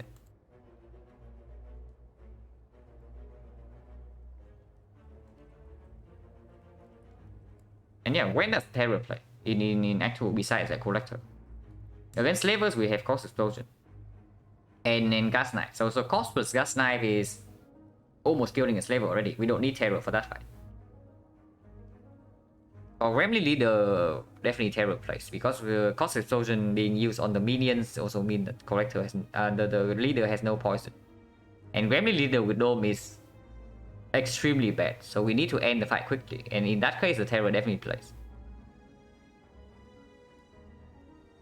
Just really like pick it up for a reason of it. Nightmare Edit. Yeah, it can definitely set up like a big Nightmare turn, and we already have a Nightmare target in the deck, and out of the 3 is basically the best. It's the best card out of the 3, and we have not seen Chemex yet. And yeah, it has done fine to be honest, because it gave us Nightmare Dash in the Chosen fight.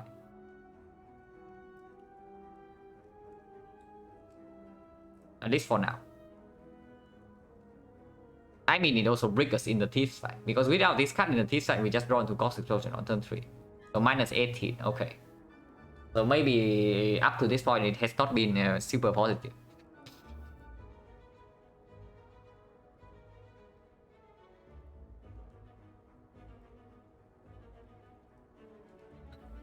Yeah, take 18 for rare.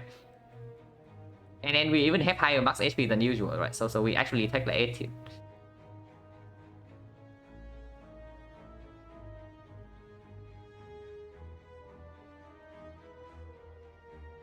Yeah, against Remly Leader, we actually need the freaking error. That's the unfortunate part. But maybe it's not true, because we do have 2 AoE cards. So we can sometimes kill the minions with this. And then we block in and slowly apply poison to the leader. And yes, I would like a freaking backflip. Honestly, Terror is not even a card I would like in this deck in Act 3, you know. Like looking at what we are doing. I don't even want a Terror in my deck in Act 3. I would definitely like a backflip in my deck in Act 3. And in the collector fight, they're roughly equal. In the elite fight, they're not Remly Leader, they are also roughly equal. I think I'm picking backflip. Oh, over Terror.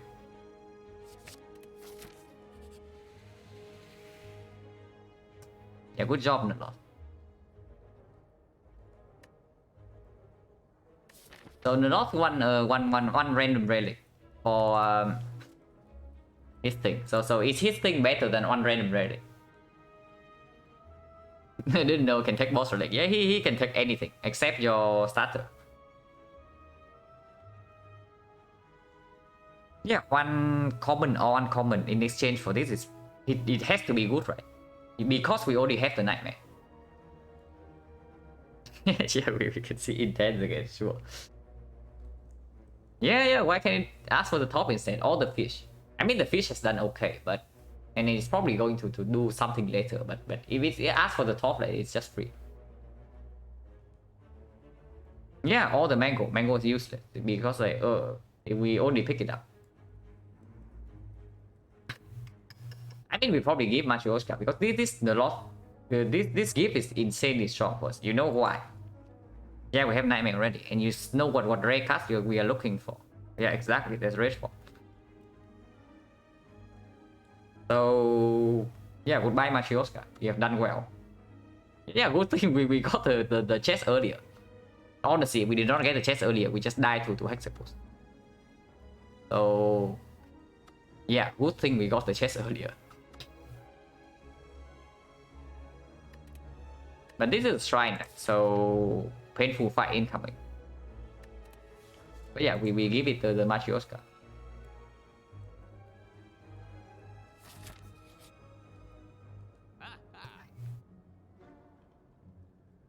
And yeah, who believe in the question mark shop?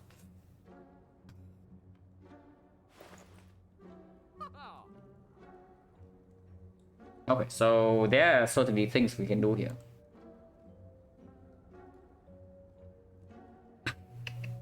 And yes, I see a card game on sale.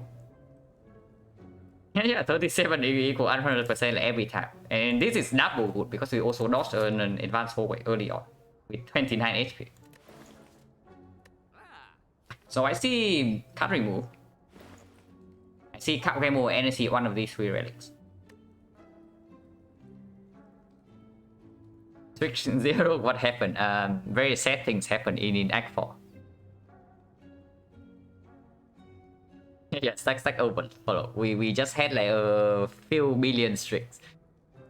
So the stream title could not handle it. Yeah, it had to be flower, right? I'm also thinking maybe it's the abacus with the cow gamble thing, but and we did just pick up a backflip and we have a doppelganger. So first cycle we shuffle pretty quickly. And we can definitely pick up more card draw because we have 4 energy.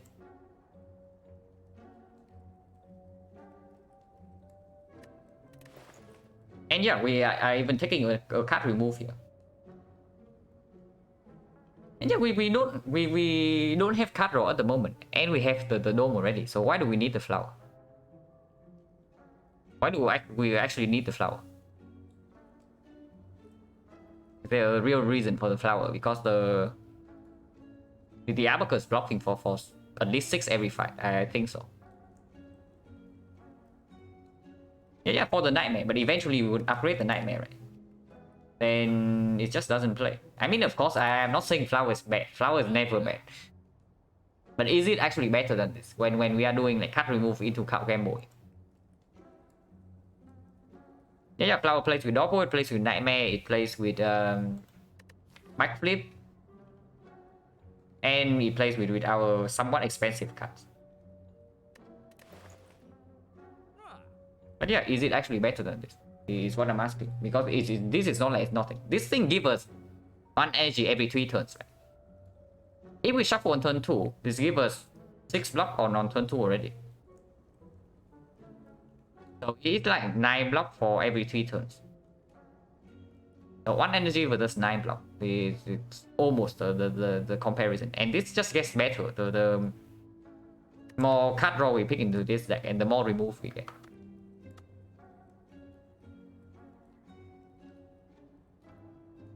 Flower is better than Anchor. Anchor is better than the Abacus. Maybe I can see that.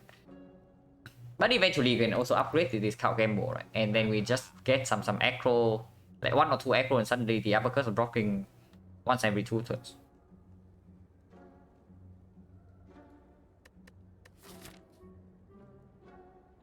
But I mean, it's probably still the flower because it's also cheaper.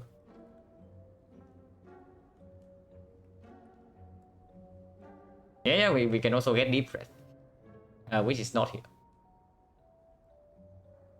The flower is also cheaper. If the abacus is cheaper, like the price of these two being reversed, then I probably buy the abacus.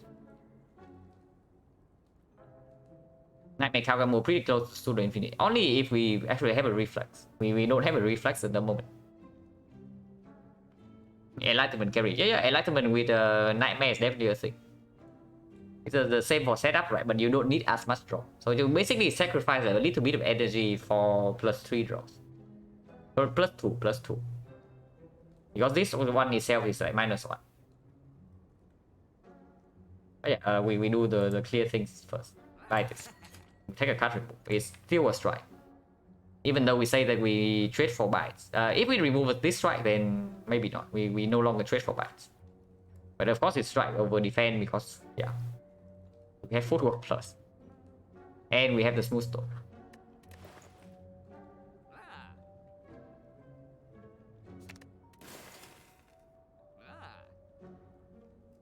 Okay, so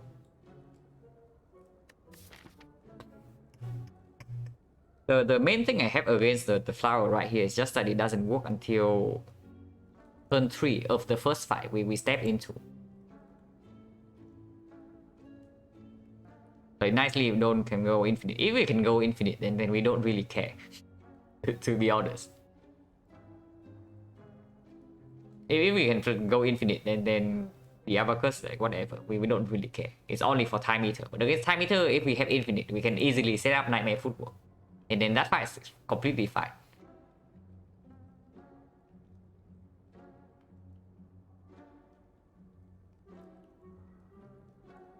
No way infinite with this run. I mean, it's possible. It's not like no way, because we are actually fairly ahead with removes.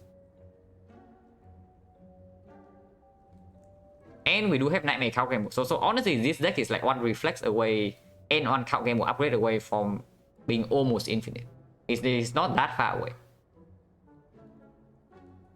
Yeah, one reflex and one upgrade on game mode, exactly. Like and suddenly we have like nightmare game mode to reflex. And we just like draw a whole deck every single turn. But of course that's super speculative. And yeah, if we are infinite, then why do we care about the abacus in the first place?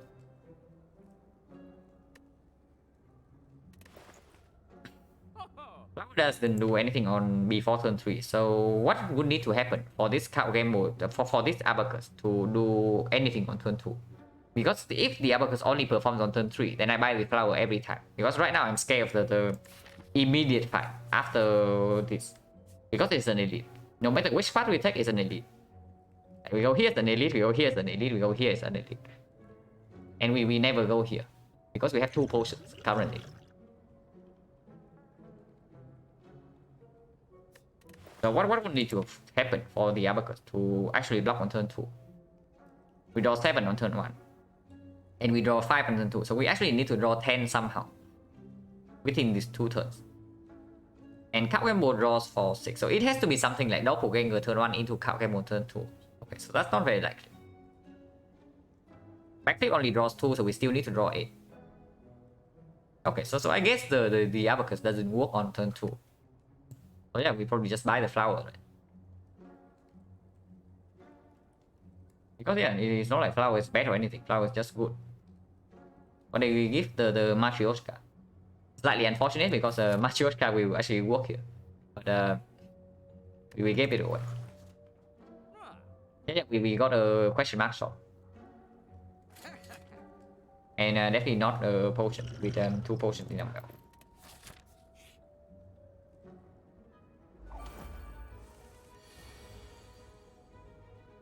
Yeah, we have Cost Explosion, so hopefully we actually draw Cost Explosion like 1 time in an AoE fight. 1 time.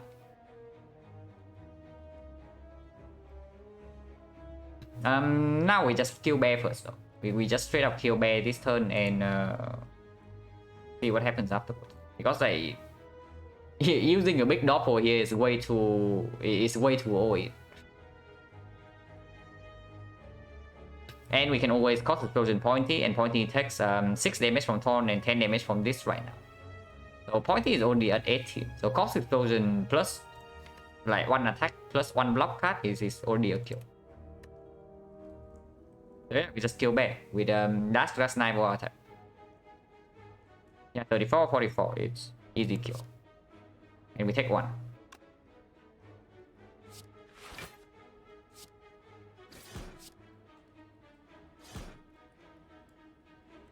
Probably exhausted, but it should not matter. The moment we draw into Cost Explosion, this fight should end. And exhaust is for karma. To make it feel useful that it is played.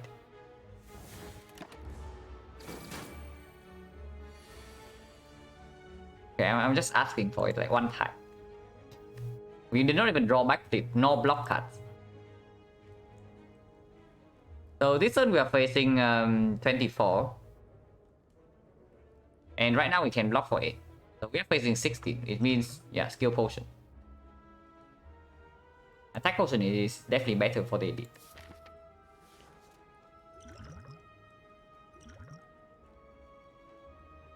That sure was like nothing, and this is a block card.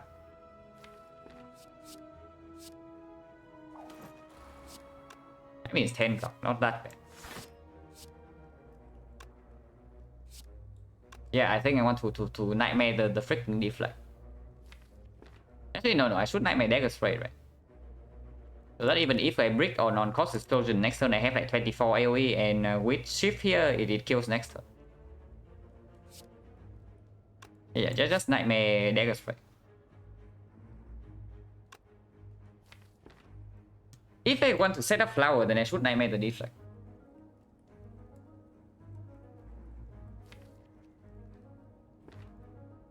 Because right now we kill next turn, flower goes to 0.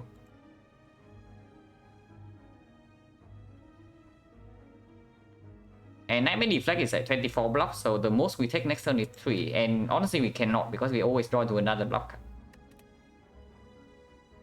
So let's say we do deflect next turn, and then we cost explosion Romeo. Flower is going to be set on 1. Or we cost explosion Romeo into killing Pointy next turn with maybe some strikes. I can also, yeah, I think nightmaring deflect is just straight up better here, because we don't fail to kill in time. Whenever we draw into cost explosion, we have a choice to kill immediately. But with this, we always have full block for next turn. So let's do this.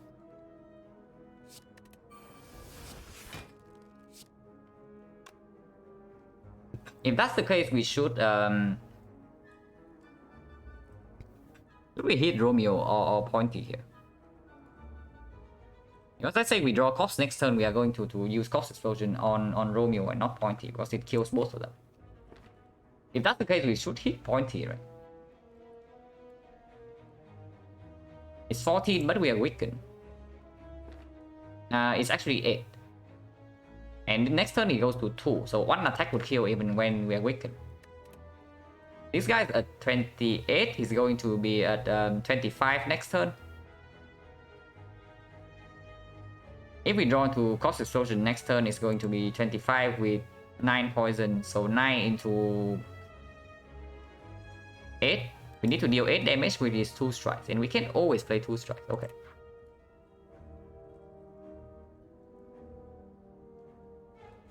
Oh yeah, we hit Pointy, right? Go to 12, go to 8, go to 2. Go 6. If this guy go to 6, we actually need to commit like 2 attacks. So we better do it now.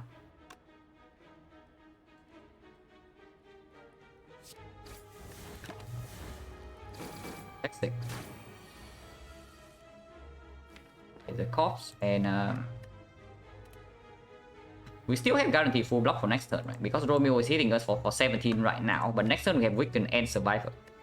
So we have guaranteed full block next turn, and then Flower can be on 2. But of course we don't draw here. Then we cost Romeo and we kill Pointy normally.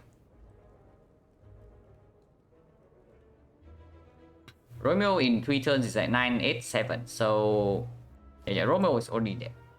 Romeo is already dead. We are already dead when we do this. In 2 turns. We can kill Pointy right now. We can block and then let him die to taunts. Let's kill Pointy right now.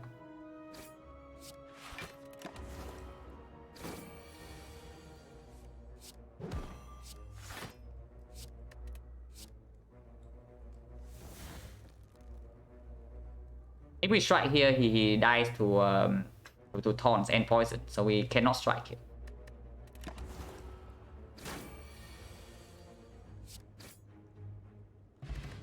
A potion, 30% potion chance now.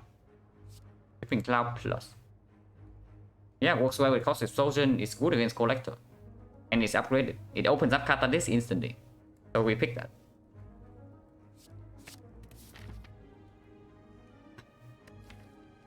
So yeah, we rest. Now, what events did we see? The north, the shop, and the red mask. So we still have no information other than red mask. So -1 good event, but they are still good events. But apparition, we definitely pick. Yeah, concentrate unceasing thought. Let's pretend this relic doesn't exist, except when it can screw us. Then we acknowledge its existence. Concentrate is good also. No, we don't play it around this unceasing thought. That is a very good way to die in this run. To try to play around this thing.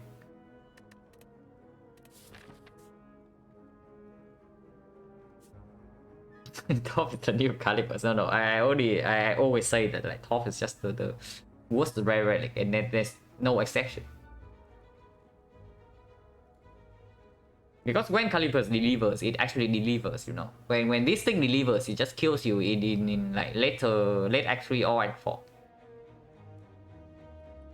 Like you feel like you have a deck going with the unceasing taunt, and then it just kills you. Unless you also have medkit. And then maybe it can work.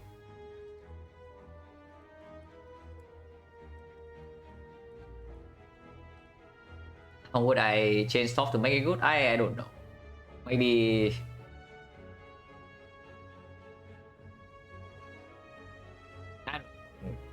besides like making it having a built-in medkit effect or something, I don't see like how it can be good. And then yeah, like some rare relics have to be bricks, right? Otherwise like taking rare relic is just insane value. This is always a risk you have to play around when you take like anything involving rare relic. Not saying that we took rare relic this run, we just got this our scrap boost relic, but yeah. Now the bad thing about resting is, of course, we waste HP if this is like operation. How the upgrades? It's decent, right? We have Nightmare upgrade, we have Doppelganger upgrade, we have Gamble upgrade. Nightmare upgrade is slightly less important now that we have Flower. Doppel upgrade is still very potent.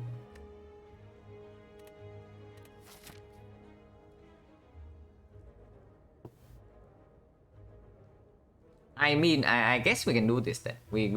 I guess we can do it this way. We go here and rest, and we go to this question mark. If it's a very good question mark, right, the apparition, we can take this elite. If it's a bad one, like Mausoleum or Vampires, with 3 strikes now, Vampires no longer hit. Yeah, if it's like Vampires or Mausoleum or like Forgotten Outer, then we just go here instead and then take a later elite. Because I don't see this part being actually a thing.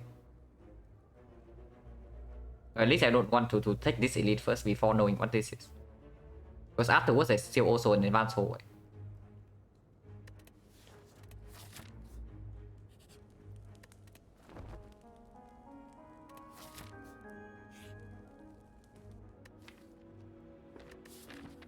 Application Shrine, so advanced hallway, yeah, incoming. I mean, we definitely take this. And what is it? Yeah, the Abacus will be good here if we noob the cow gamble, but of course not. Cheating. Yeah.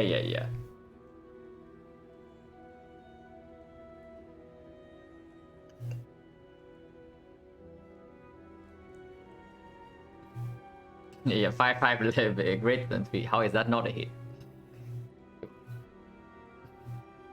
What's the dupe here? We can either dupe a poison card or we can dupe like footwork plus. Duping footwork plus might be good enough into collector, but I don't know. It might be, but it also might not be. But other than this footwork plus, there's probably nothing else like worth duplicating.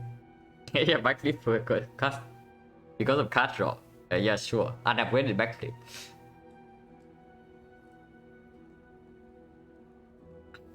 It's honestly just footwork, right? Because without catalyst. Yeah, Doppel is upgraded. Maybe Game Over is upgraded. But here's the thing. Even let's say we duplicate the cloud, we have permanent weakness into collector, and we apply like 30 poison. Yeah, cool, 30 poison, but we still need to block because 30 poison is not going to kill collector before we are debuffed.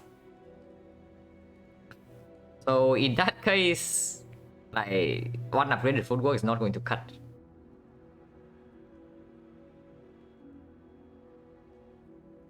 Yeah, we have cut draw with top already, so backflip not needed. It's not wrong. Technically correct. But yeah, is this just footwork? Or are you telling me that we actually want to duplicate Corpse Explosion here? Because duplicate, like duping the cloud means that we can actually not kill collector quickly. But it's not the same if we do Corpse Explosion. Because we can just stack the corpse on one minion and suddenly that explodes like 100. And if there's no minions, we just like corpse on into collector. And yeah, we are fighting some elites in this side. So how about like not bottom decking cost explosion like for once by duping it? How about that?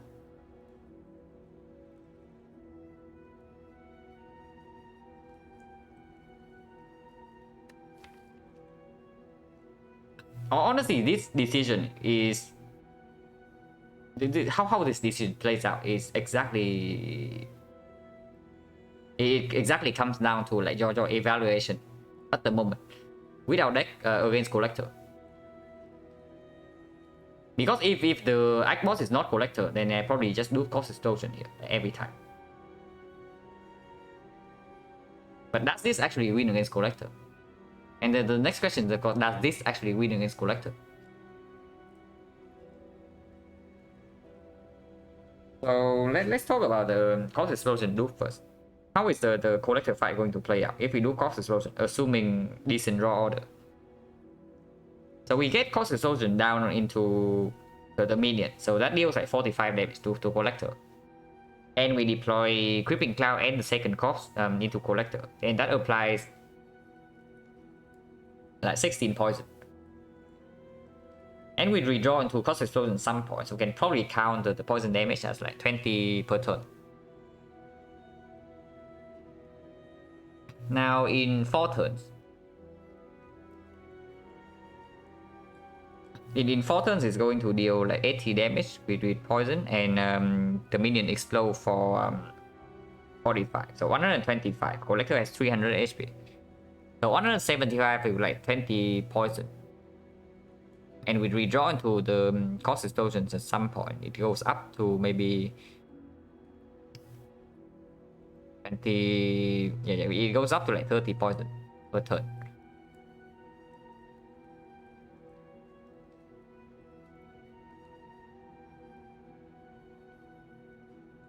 So 175 with 30 poison per turn. We still need to block in for like 4 or 5 turns. And then that doesn't cut it. Of course, with ideal draw order, then looping corpse is probably better. We just instantly redraw to the corpse explosion after maybe using 2 corpse on a minion. Actually, no, using 2 corpse on a minion is like never worth it. Because if the fight lasts longer than 5 turns, then corpsing the collector is always correct.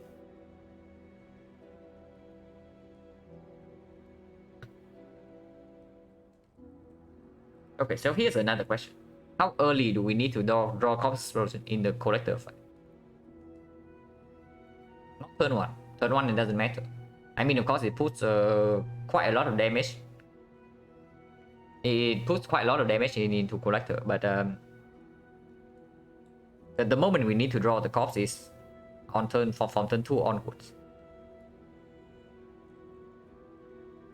So let's say we add 3 more cards to this deck, including this one, so 25 cards.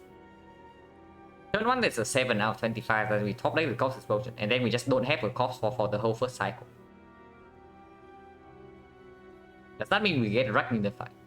Maybe not, because we still have things to kill the torches in the before we are debuffed. But that is not a good thing to do, because then we also need to waste the energy into attacking instead of blocking against the dome collector. Honestly, the more I talk about it, the more I think that we should just loop this corpse over the footwork, because it plays better in both the elite fight and the collector fight.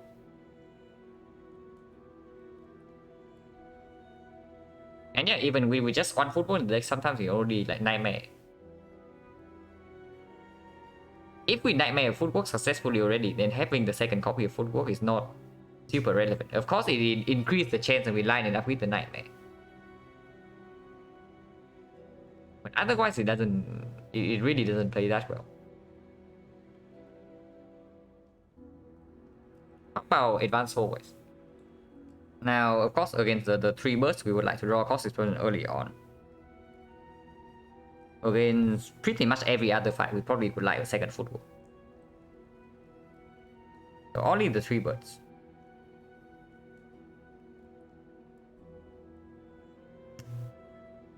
So Pulse Explosion probably better into elites and probably play slightly better into collector, but works against every hallway. Almost every hallway. So how many hallway fights are we facing now? After this, we face 1 elite and 2 advanced hallways. So 2 advanced hallways, 2 elites, and the collector. Now that skewer the odds a little bit into Corpse Explosion too. But yeah, I think we do Corpse here.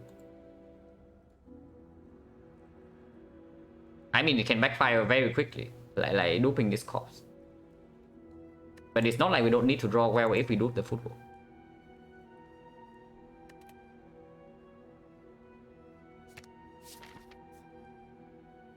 So with that said, are we strong enough to take the elite right now? Because now we know the advanced hallway is here, so we are even like taking more damage. What if we are just going in and resting? And go to like 66 and then use our HP in these 3 fights. Can this deck really survive this path with 2 advanced hallway and 2 elites with 44 HP? Because yeah, Gremlin Leader can range from like 0 damage to maybe 30. And we are not spectacular against the bow stabbing either. With 2 Corpse Explosion, we should be fine against slavers, but that's about it. Yeah, let's go here and rest then. Like going into this path probably just death.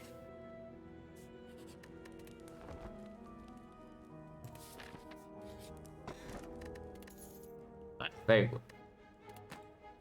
The flowers only is always on 2 now.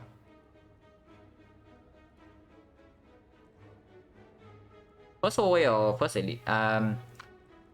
With an empty potion slot right now, maybe it's the hallway first. Yeah, elite makes hallway easier, but this can also give a potion. So what's our potion check? Let's review that. 1, 2, 3.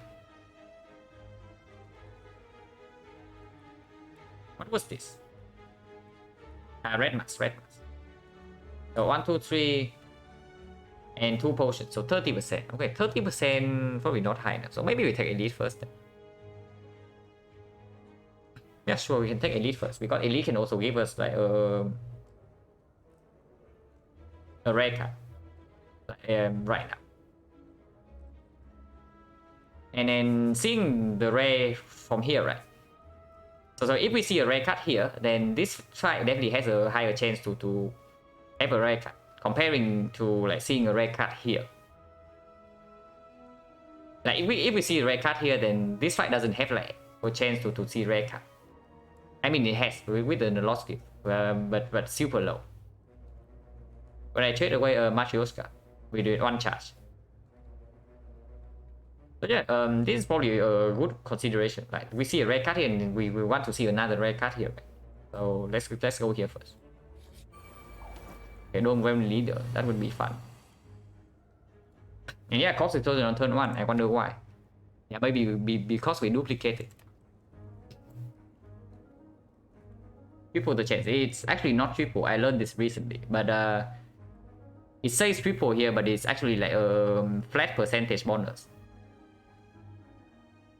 The wording here is a lie.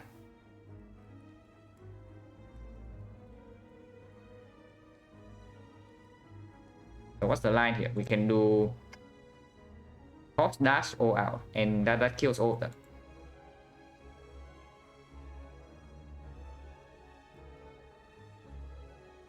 Or I can also not play all out. Yeah, we just don't play all out, but all out also deals 10 to the leader. It is not irrelevant. And yeah, we dash in case she's attacking.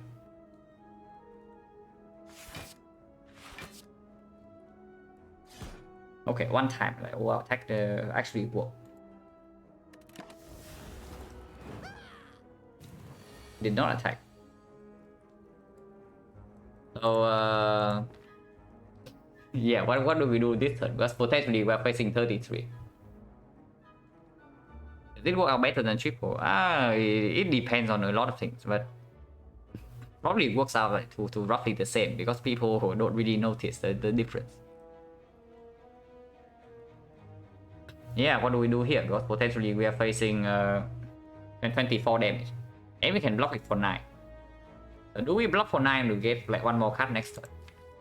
Because getting one more card next turn also means that like we actually draw into like Corpse Explosion Glass Knight. Football defense is really the only real line. Really, when she only has like 25% chance to attack. Like you would spend 1 energy here to block for 9 when there's only 25% chance. So you're basically spending 1 energy on like 2.25 block. Cannot be worth, right? It's just doppel.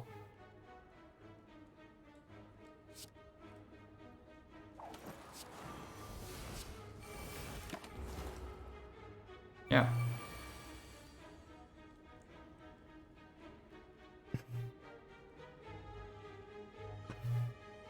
Too high variance to do expectant. It's not too high, right? Because we are only blocking for 9. If we are blocking like 20 or something, then I see your point. But with only 9, I always play for expected value. Because don't forget, we rested for this. We have like 66 HP. It's not like we are leaping around with like 30. But yeah, again, we one-shot the Gremlins, right? And I wonder why. Because we had 2 Corpse Explosions in the deck.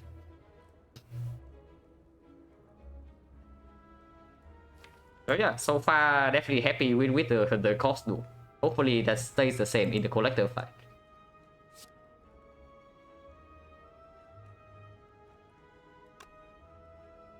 Technically we can do something like this. We can do Corpse here, Strike here, neutralize the leader, backflip Survivor. And this guy takes 3 damage from taunts. The Gremlin leader, the Fat Gremlin also takes lethal damage because it's 9 plus this poison. So they die, it deals 18 damage here and we draw 2.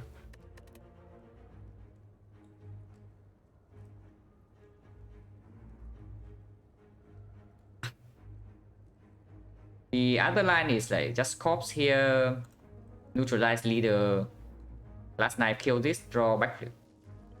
It's honestly probably just the better line. Yeah, and it's for the weakness. Because we don't waste energy on this garbage. I mean it's the same because we don't deal real damage to the leader with attack. So basically we're dealing 3 damage to the leader in exchange for like 4 glass knife damage for later. It's probably fine because glass knife might not be relevant in this fight anyway.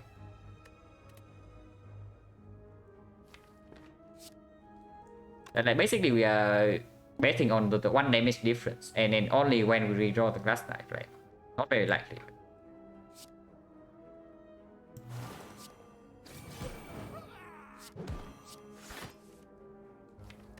And next turn is fine, so I don't want to gamble.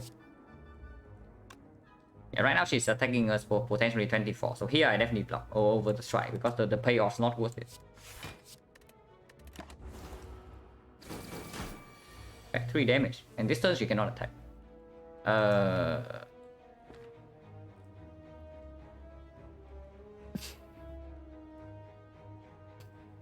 Yeah, it's probably the right reaction. Yeah, she cannot attack, so Calipers will be good here. Yeah, we just Nightmare Deflect, right? There's no way we spend this attack potion because attack potion is going to deliver until against like whatever this is. Yeah, who cannot attack? Like both of us apparently.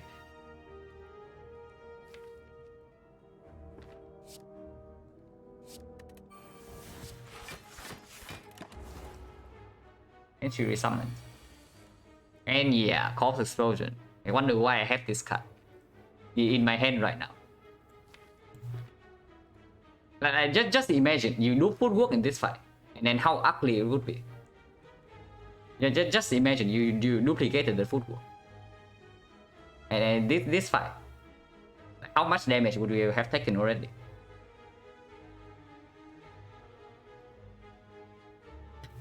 Yeah, here the line is again clear.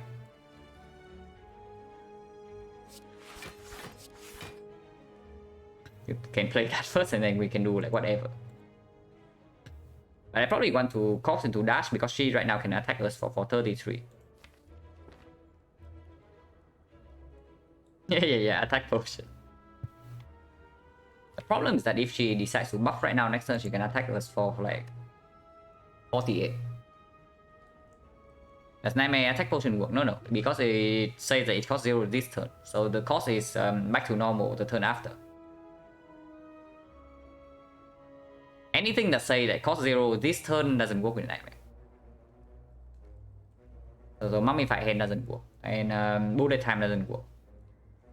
Setup will work. Because setup says that until played. Right now we are only potentially taking 9. And then she's not even guaranteed to attack. Honestly, I kind of want to have guaranteed lethal next turn. Because it is looking scarier by the minute. Yeah, this turn also doesn't exactly mean this turn. It means that the first time you play this turn. If you cycle back into your whole deck, or you pull the card back from like the discard pile, then it actually has the original cost.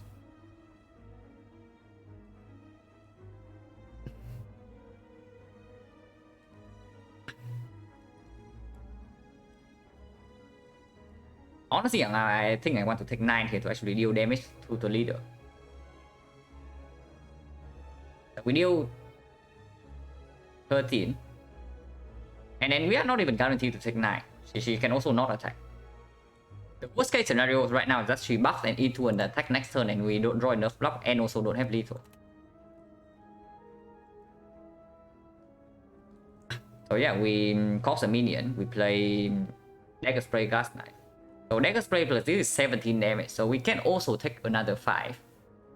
To deal 5 more damage, but that's probably not worth it. So most likely we cops here. Cops here, Dagger Spray is deals 21 damage. 21 plus this is 41. 41 plus 3 poison plus 4. So 48. It goes, Gremlin Leader goes to 16 next turn and we should have a kill. Or full block.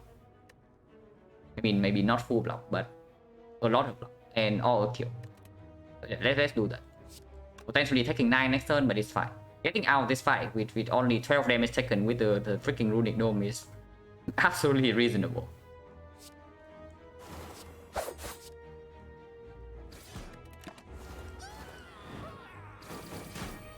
Okay, whatever. You did not have to do that.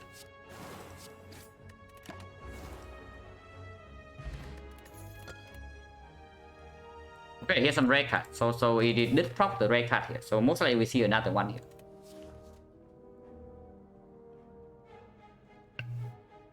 So which one? It's definitely not the Nightmare, right? It's probably just the tools. And now that we have tools of the trade and the card gamble, you can actually pick up a reflex or something. And White Beast is very good, of course. Good Nightmare is some nonsense. Yeah, it's exactly that. It's some nonsense. Because right now we cannot sustain it. And our deck is not fast enough to actually accommodate this. So this is just tools of skip. There's no way I pick up Deadly Poison Plus when I do the Cost Explosion. So tools is better than skip. That's basically it. We don't really have real card draw at the moment. So hand filter effect, the hand filter of this effect of this is very strong. Yes, that's good noises. Sure.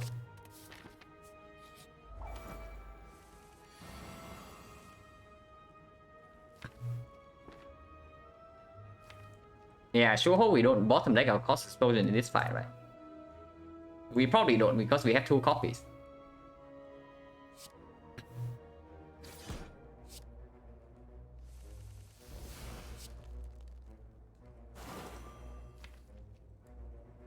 Flower is kind of sad. Is there any way we actually do flower next turn? Maybe we can with the Doppel.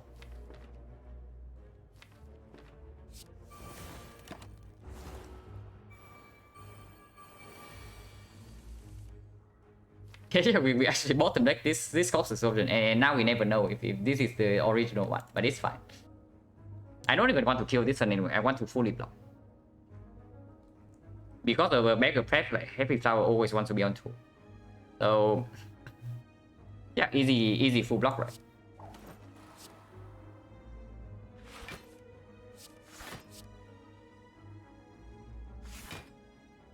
Yeah, this is not guaranteed lethal next turn yet, so we can do this.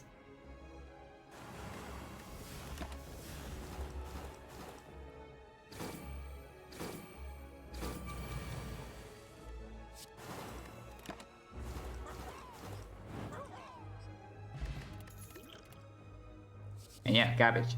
We definitely don't pick this.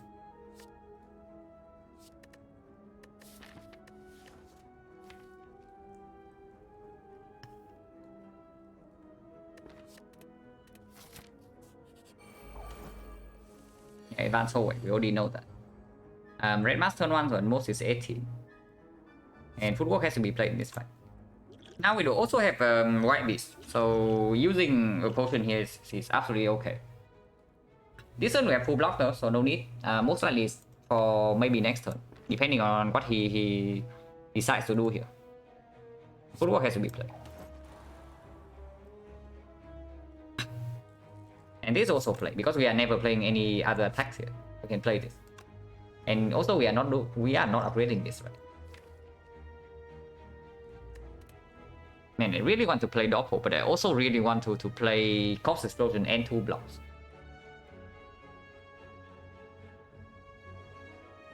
Yeah, almost all these fights had enemies with RNG, yeah. But this is free energy, right? So it cannot be bad. This is just free energy when you know the game. Because I heard that all the time.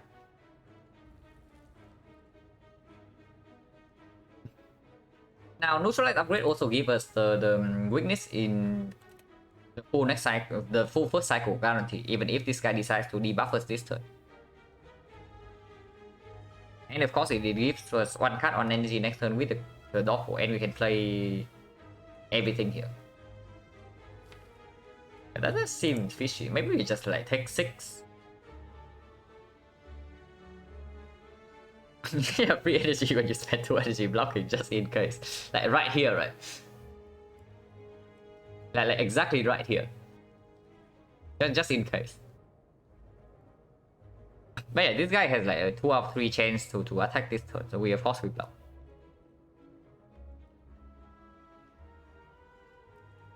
Yeah, how about we just take 6?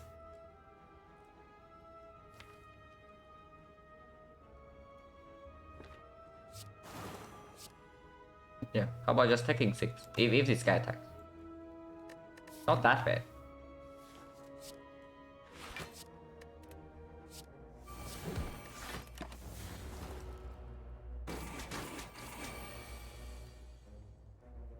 Okay, please don't attack.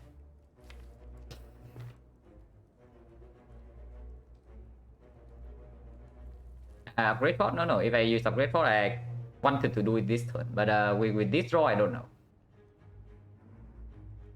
Yeah, what are the odds now? 50-50.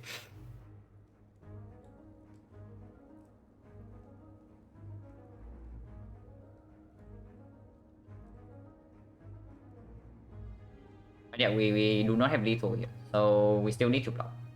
And with the white beast, it's probably time to use this upgrade potion. So we upgrade this and we just nightmare defense plus.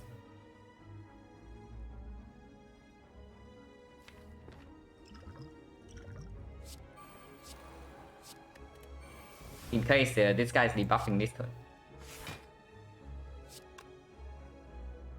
And yeah, we don't play wall attack because we can draw into the cloud and then we cry.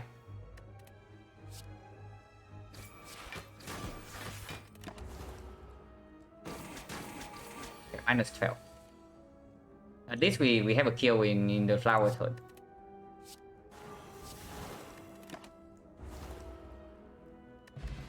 Tropic Brew. Not very useful, and another deflect.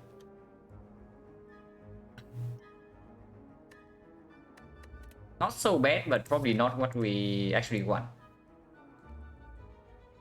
Yeah, free energy after getting garbage for 2 turns. Exactly that.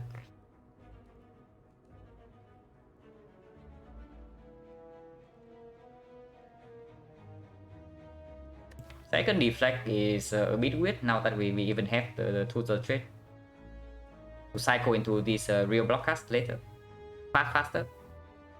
Basically, with the tools of trade, it means that our the block density in our hand is like higher than usual when we need to block. And when do we need to block? Well, I don't know because we have the dome. but yeah. Probably not good enough. Don't free energy if you save scum. Not really, right? Because if you die, then you cannot save and quit.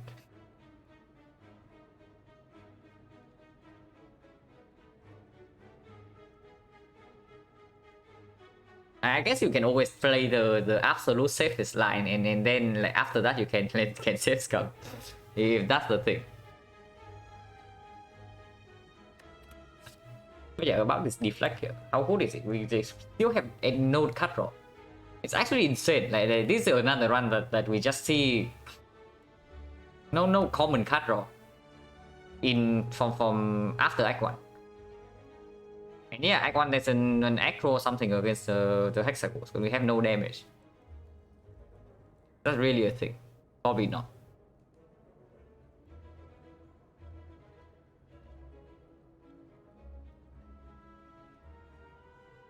Yeah, 100% redo is easy if we just route the run, and then you just run into like unwinnable seeds. Like how about, have you considered that? Feels like 1 out of every 2 runs is like unwinnable seeds, you know. I mean, because again, like I hear people say that like, a lot.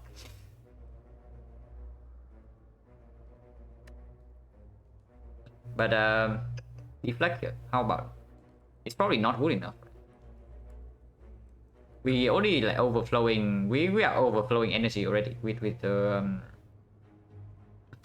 happy flower and the dough.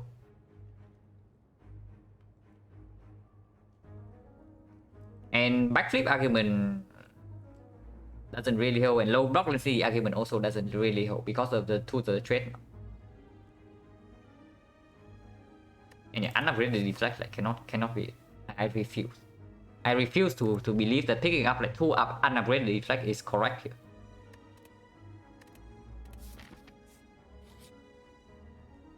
Oh my! It's my favorite event in the game. Yeah, cool. About what I expected. Minus 11. Yeah, very unskilled gameplay. Getting the wheel and then getting shift instead of getting a free relic. Like extremely unskilled.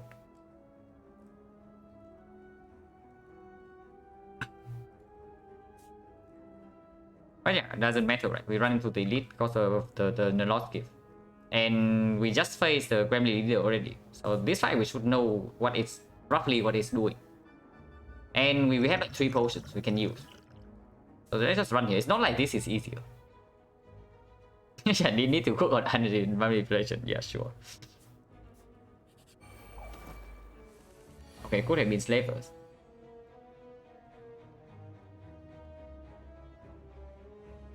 But it's not.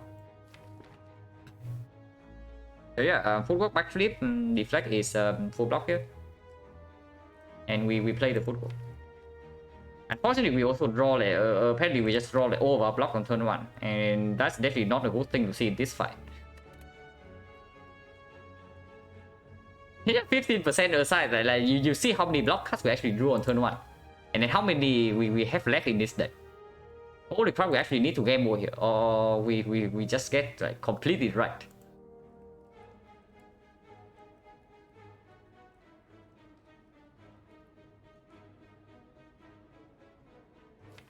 When do we use this attack potion? Might be even right now. Just so that I can open the entropic pool.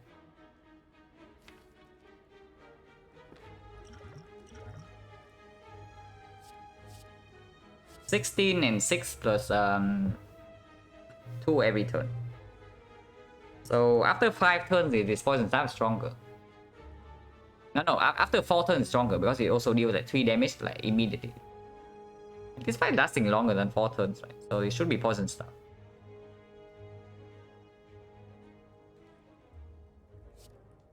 And it is not like we can even not use it here and then just gamble it away, which is honestly what we might do.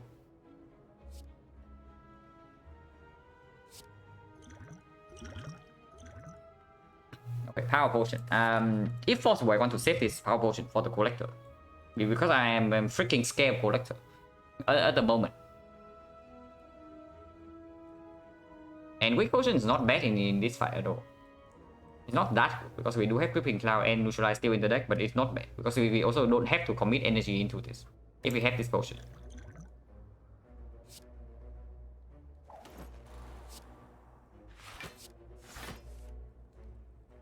Or we can just play it. I think you can just do Poison Stab, Cloud, to the trade, and then gamble for 5. Shuffle faster. We reshuffle faster into our block cards because apparently we don't have any. Or we can just do to the trade and then shuffle 4 for 6, 7.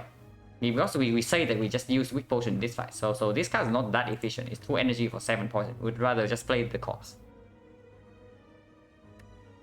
And honestly, I'm down because if we gamble for this, right, and we draw Doppel with a bad hand, we can actually just use the Doppel to shuffle even faster and then get a better next turn. This has to be played. And then honestly, I'm down to just like fully shuffle this. And then ignore this card completely.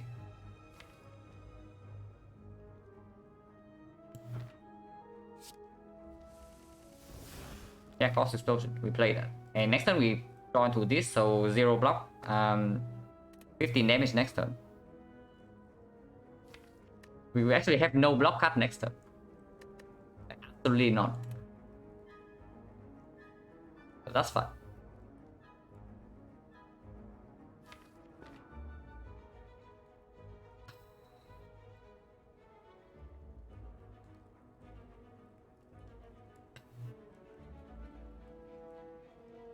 If we power potion is next turn. That's basically if we power potion is next turn. Or potentially Redfall. And yeah, we just have Nightmare Redfall. But then we just use it in the collector fight. As long as we don't die here. But we take 50 immediately next turn, so I don't know.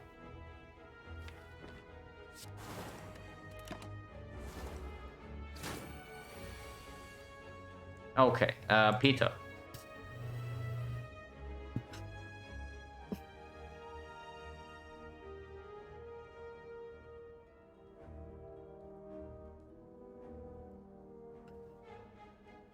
Wasn't that a decent amount of free damage for -1 card draw? Yeah, it. But here's the thing, this fight is not going to end very quickly, so we actually need to block. And the problem with that is that, yeah, we need to actually redraw into all our block cards on turn 1 like faster. Otherwise, we just die. So that's why I want to foster I want to draw like as much as possible on turn 1 with the big count gamble, because after turn 1 the count gamble is not going to draw that much, and we only know that we have to shuffle. Otherwise, in the draw pile you see, right, we just happen to draw all 3 block cards in the last turn. But then in the whole draw pile we only have 3 block cards. So if we don't gamble on turn 1, are you asking for about the poison stab? Because I can see playing the poison stab, but I want to just redraw into block. I can see playing the poison stab being also correct. But here we are never playing Nightmare. We are just playing Corpse. Doppel use the weak proc.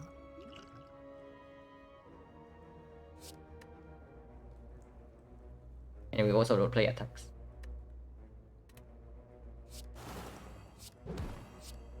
We take 50.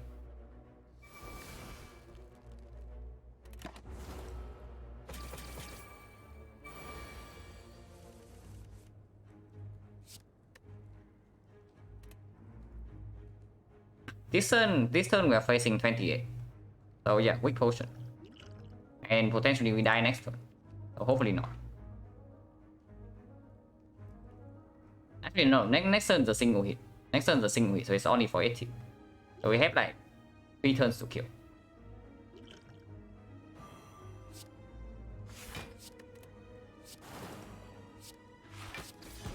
And with 25 poison should be okay.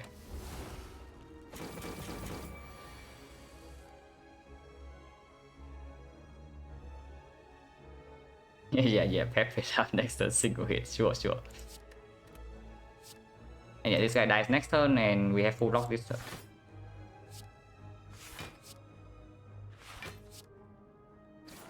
Flowers on 1 is a bit sad, but at least we get out this garbage fight.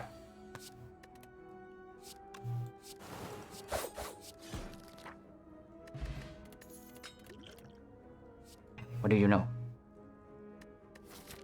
I said it right. We go here just so that this fight drops with another rare card, and then here it is. You see, right? It actually worked out exactly the way we hoped that it would. Now the unfortunate thing. The unfortunate thing right here is that we are on 15 HP. So can we really upgrade this red form instead of resting? Exactly, yes, we also it's better to see it run. Yeah, sure. Run is seated. But yeah, exactly like this order, right? Because if we take this fight into this fight and this fight drops the red card, then this fight doesn't really drop red card. I mean it can, but the chance is much lower. And then this happens because we set it up. So we pick this. Also yeah, much happier about like not doing footwork right now. And yeah, thanks to the freaking shift wheel, we actually cannot upgrade here. If we have 26 HP now, I'm down to upgrade for sure. But yeah, we probably have to rest.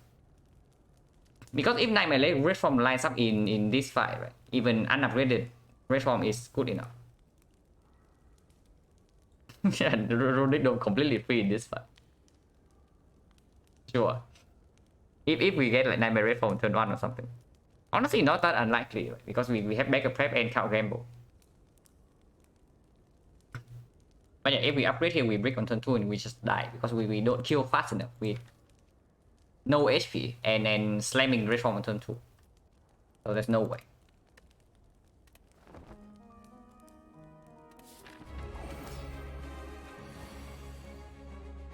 Here's the nightmare, but there's no red form. No red form yet.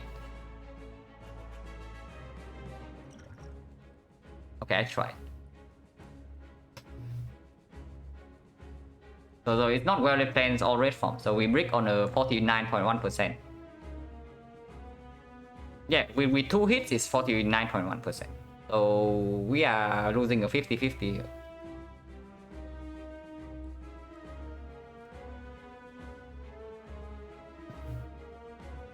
This guy was 49.1%, yeah. It worked last time, it did not work this time.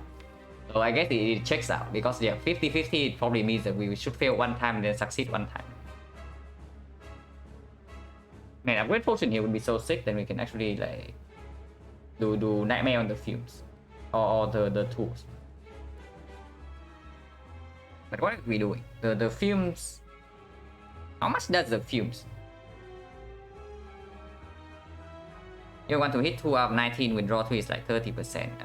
I don't know, but there are only 11 powers. I think maybe I have the 2 out of 19 or something with the rare card, but let's see.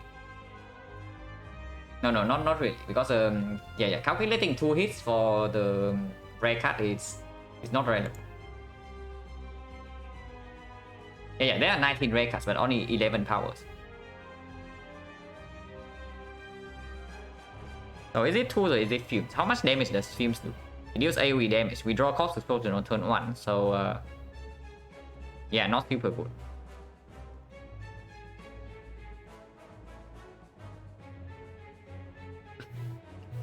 How much passive damage is fumes on collector? Yeah, 2 damage per turn. This fight lasts like 5. Okay, it's not good. It's just bad. Like unupgraded fume is just completely terrible. So we just pick up the tools here.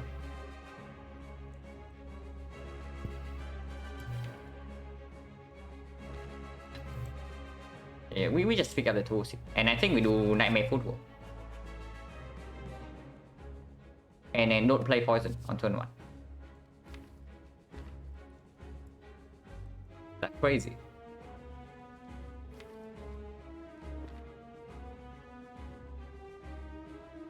Now next turn we do have 5 energy, so Nightmare Footwork actually plays because we still have 2 energy to block. But Creeping Cloud is already in our hand. We cannot weaken the minions, and then we don't even kill them that quickly. And maybe we also don't need to play all the Footworks next turn, because we play 1 immediately this turn.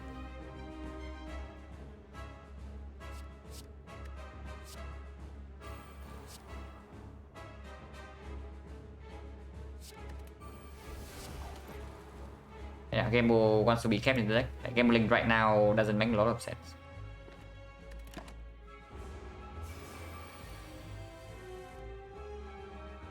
Yeah, Nightmare Footwork for 1 block.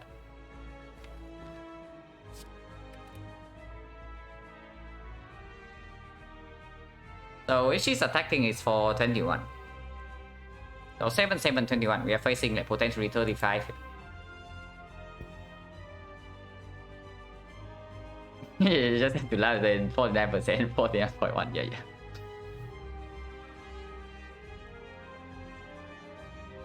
That like 0.1 can happen, can make a difference, right? So we are facing potentially 35 here. We can block for 18. So yeah, we probably weak potion, even though it doesn't play like after the debuff. Hopefully by then we have rerun into the cloud. And I don't think we played the second tools here over last night.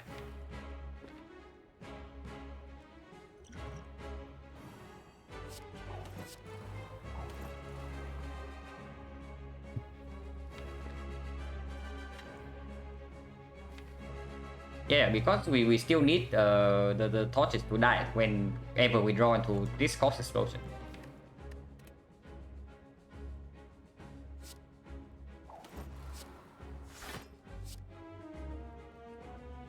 Oh, is it dagger spray? 11... No, it makes no sense. It has to be Gas Knife, and it's probably on this one. Got to deal 27 right now, so cost explosion plus a strike would be a kill. And because explosion plus strike is also a kill on this, and neutralize always go on collector. So I guess like doing Gas Knife on this one is actually better. It's 2 more damage into collector. And yeah, we are never killing without the cost explosion, so we can probably do this. Oppo can be exhausted. Don't want to redraw into this. Ouch. It's never read from this turn, so put this. Yeah, cost explosion. So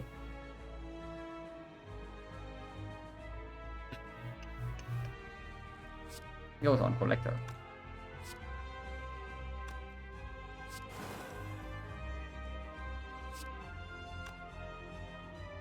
Now this defense is full block.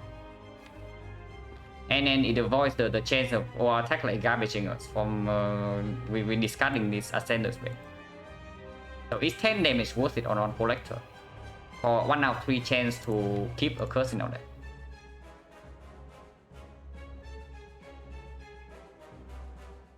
Yeah, this is turn 3, so next turn is the debuff turn, so even if we heal right now, it's not the resummon immediately next turn.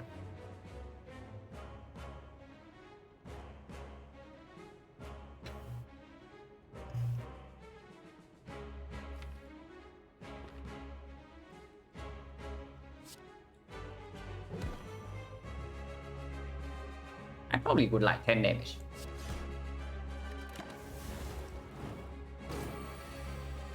Here's a debuff turn, and Creeping Cloud is here, but in red form not play. But we have 13 dexterity, and she is weakened.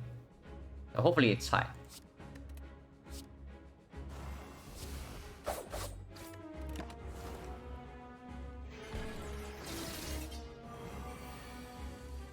Yeah, this is when this fight gets like extremely troublesome. And yeah, we only have 1 block card in hand apparently.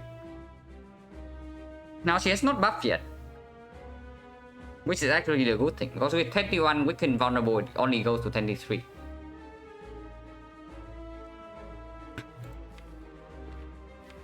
I think I want to play the second tool. So we probably just take 10 this turn if she attacks, because if she attacks it's not a buff and it's not a resummon, so it's good for us like either way. So we are discarding Gamble and play our whole hand. We draw one card with Unceasing Top, but fine.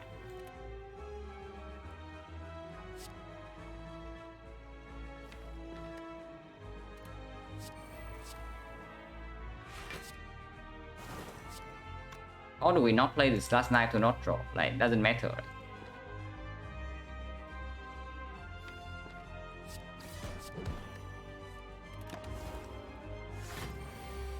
Okay, not resummon.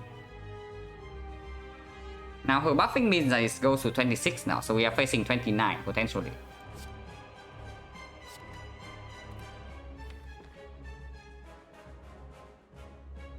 Yeah, remember the top. So we can actually survive this defense. We cause explosion and then we backflip. So that's full block this turn and we don't shuffle out these block cards. Or we just survive here and cause explosion and end the turn, potentially taking 2.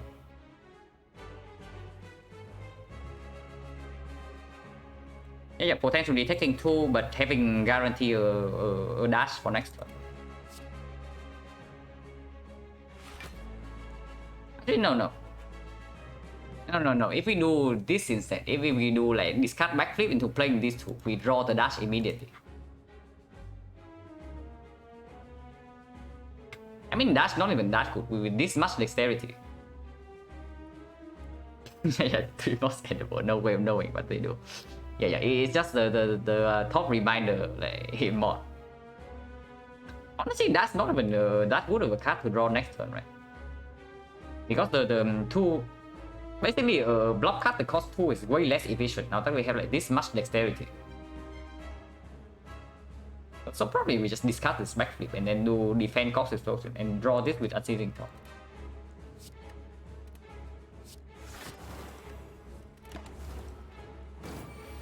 Wow, she attacks, so she's actually being very nice here. Buff into attack, so this turn can still be an attack. Oh yeah, we just do double defense cost explosion then.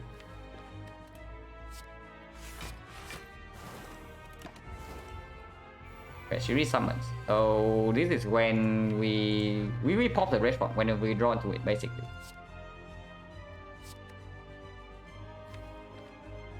And this turn we can still like easily block, right? Because she attacks us for like 26. If she... No, 26 base, so it goes to 29. No, this is 29 and these are 7 base, so it... they are not weakened, so they are 10. So 10 here and 29 here. We're facing 49, but we can block them. So we can just backflip first, and then there's no issue. If we draw into red form, we play it. If not, we just block normally. And next turn we have red form, guaranteed. And after that, she dies.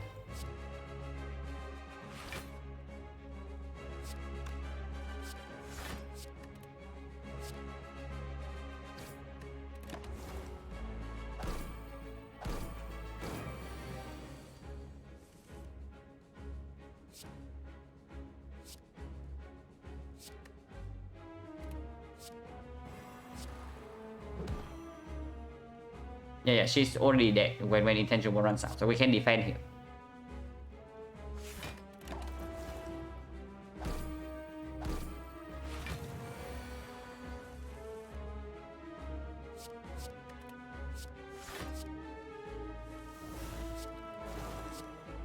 Unfortunately, Flower is messed up, but it's fine. Getting out of this garbage fight with the dome is more than enough for me for now.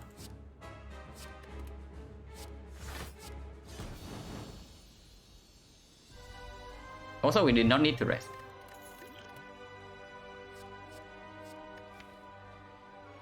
Okay, this screen is something. I need to take a short toilet break, so... Yeah, probably also clear my head a little bit. So be right back in like 3 minutes. And then we'll talk about like this cut reverse screen.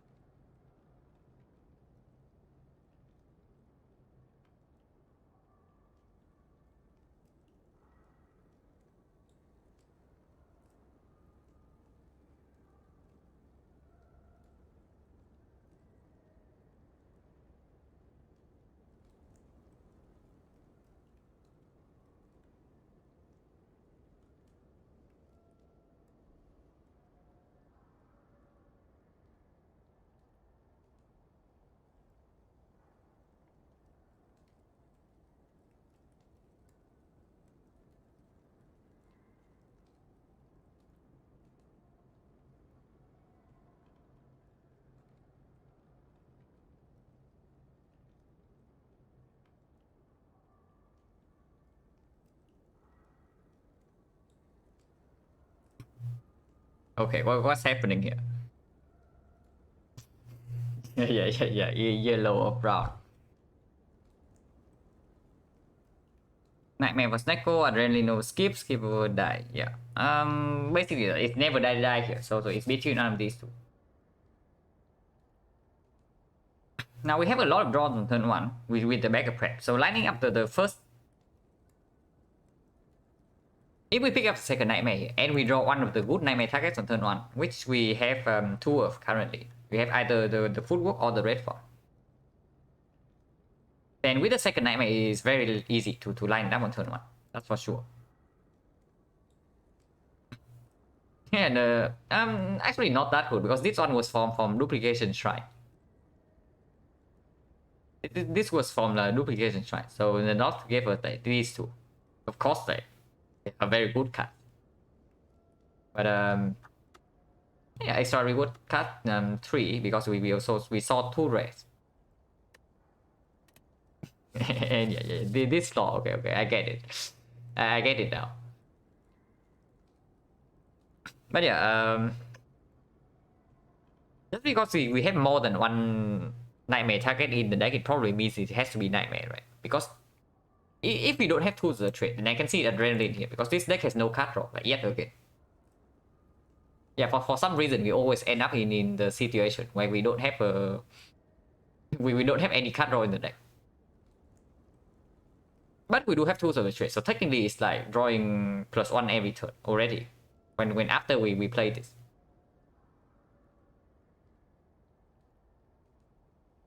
And yeah, having tools of trade also makes like nightmare lineup a bit easier than normal. Makes the front load draw of this like slightly worse. Only slightly, because front load draw also works well with the tools, but we don't need like that much after we set up. Yeah, cut draws the mid like backflip acro apparently common cards are like way too difficult to find. It's probably just the second nightmare, just because we have like 2 targets. Actually, we have 3.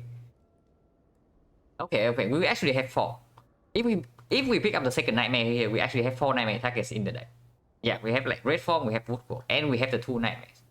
Because if we draw 2 nightmares on turn 1, we can just nightmare a nightmare, and then because turn 1 we have block with the red mask, and we have front load energy from the flower. And then on turn 2, we just we can draw into like one of the real targets, and then we can nightmare that. Your common card chest gets destroyed by the gift. Okay. Pyramid is a consideration. Yeah, sure. Like pyramid, we are probably happy. But if we see pyramid, we probably don't want the second nightmare. But honestly, if we see the pyramid, then second nightmare also doesn't really hurt us that much.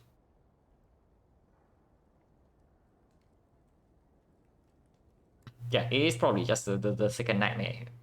Just because there are so many targets and we draw 9 cards on turn 1. Without this relic, it actually can be like much closer. But we already have this and we have this. So here's what happened, right? If we set up Happy Flower, on turn 1 we have 5 energy. And I've said this multiple times already, but 5 energy is actually an important threshold when you are doing Nightmare Red Form, because that means that you can go intangible the turn you play the Nightmare.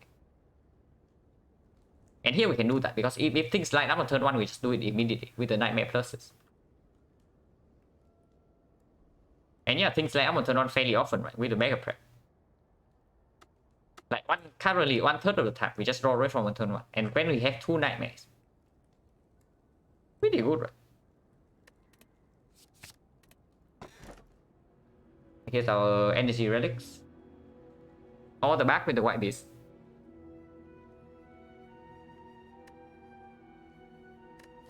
Now, Choker is actually kind of free. Let's put it this way. Choker is actually free energy.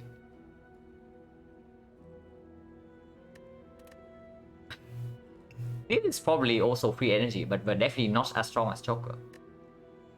On the other hand, it's back with the white beast. Which, yeah, if we roll a single Wolf in the jar, suddenly we just have like 2 turns in intangible in the first cycle of the hard fight, and after that we probably win the fight. Yeah, 2 free energy relics. This one.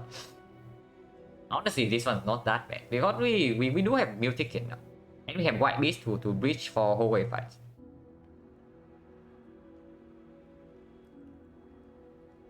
And yeah, back with oh yeah, Dodo and Choker, right.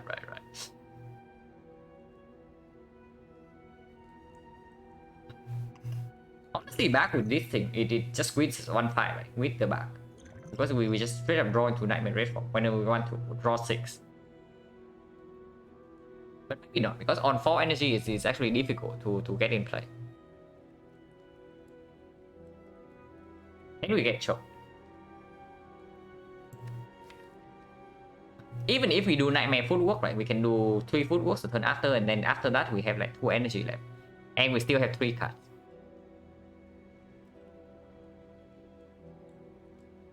Yeah, it's just Choker.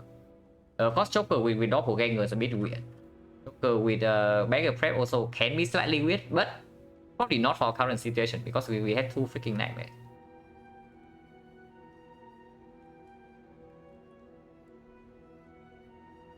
Yeah, it's just Choker.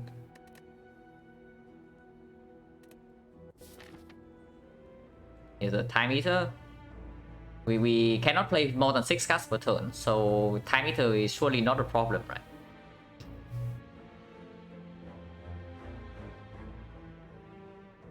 The Lost Gift can give Alchemize. Yeah. The Lost Gift can give any red card. But even with the Alchemize, I'm not like super interested in the back. Because do we really need the back? Do we really need the double effect on the potions? Instead of this energy, because having 5 energy in hand means that we are actually not reliant on the Happy Flower to play the Nightmare Redfall. Okay, we have like 3 pathing here, and we have red marks, so question mark gets better. I want shops, and I want question marks, and I want fires, because yeah, we have like a lot of upgrades. Red form upgrade for sure, and the 2 nightmares also want to be upgraded.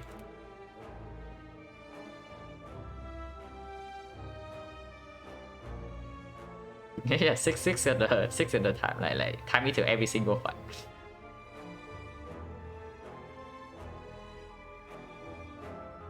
So it's probably this part, right? Double shop into 2 fire seems quite good.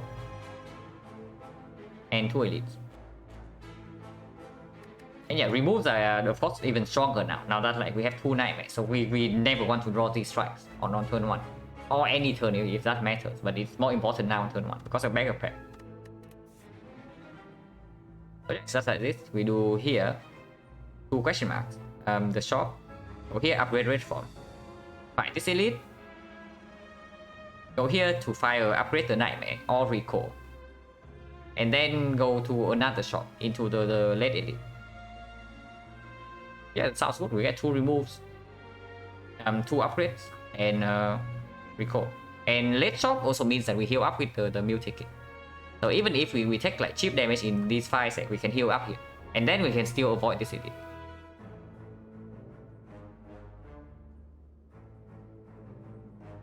Yeah, 6 energy a third time and Joker not being a problem with silent. I mean, it's just what happens when you don't really have card draw, and currently we don't. And yeah, so we start here and go to this shop. Yeah, Dark Link with the dome. Okay, not only did we not draw the red form on turn 1, we also did not draw like either nightmares. My clip first.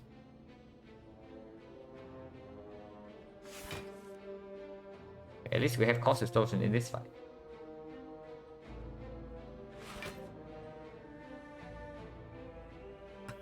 I mean, I'm wondering if we are even playing the cost here. Now we can eat a lot of damage in this fight, but we heal 15 here. Depending on what we choose to do this turn, we can even take like... I mean, these 2 cannot multi-attack on turn 1. So at least there's that. And but the damage is random. So worst case scenario, we are facing something like 28 to 30 right here. We're taking like 17 if we don't block and play like Cloud Corpse Explosion.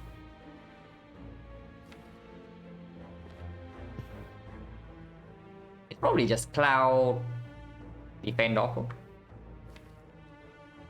I mean, we have to play Cloud in case next turn we don't draw into red form, and then we just don't roll over and die. But I wonder about this defect. Maybe we just play Cloud and Corpse anyway, and if we take damage, then so be it. But usually they don't all attack on turn 1. Because if we do Cloud Corpse, it's like 31 damage on this guy next turn. Then Glass Knife can kill. Corpse plus some attacks can also kill. Because not playing Doppel is so dangerous though. Actually, not playing Doppel is actually so dangerous here. Maybe it's just Cloud Doppel. Because I'm scared next turn. If we commit on Cloud Corpse on this guy and we brick next turn, holy crap, we can be taking like 40 damage. And then there's no real block in here except the red form. So let's not do that. If we take damage here, whatever.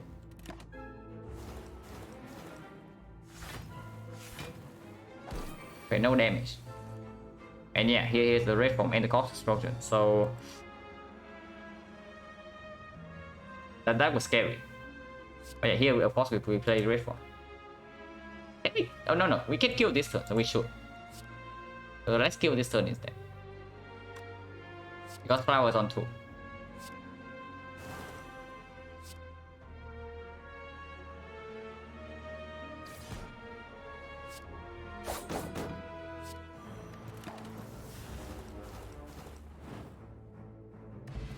Let's see, potion, garbage. Shrine event. Remove and upgrade a random card.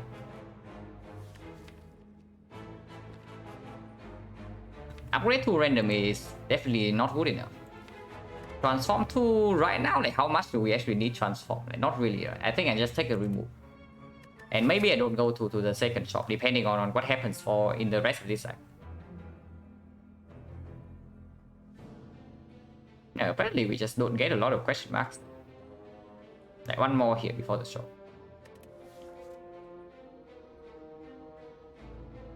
Yeah, just take the full service way.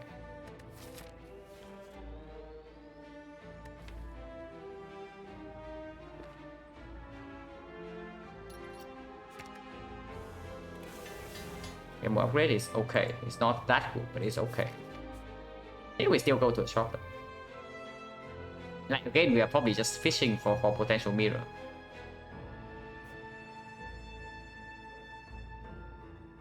Unless you tell me that I want to go this way instead, but I don't see it.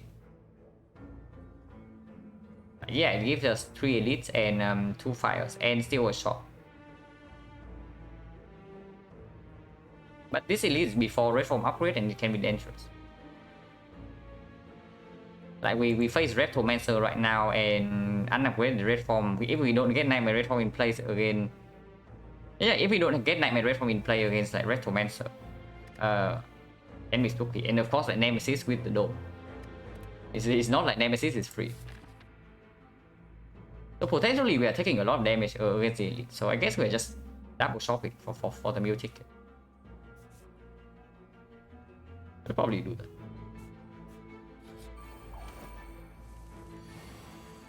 Yeah, 6 energy on turn 1, so we can do it right away if we want to.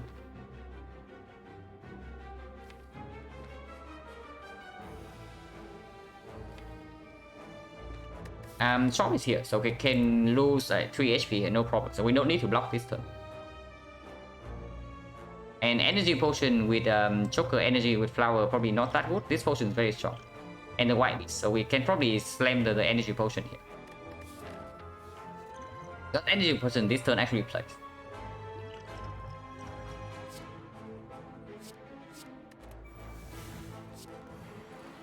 Yeah, we can do tools into something else. Or we can just do Corpse Explosion. Reasonable too.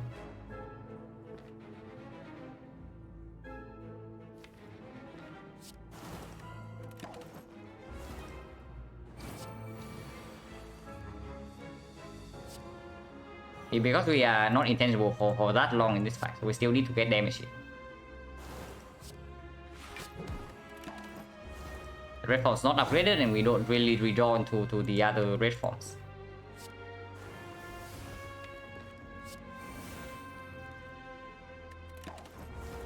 Yeah, another bastard unceasing top run. Yeah, definitely. Definitely what's going on here.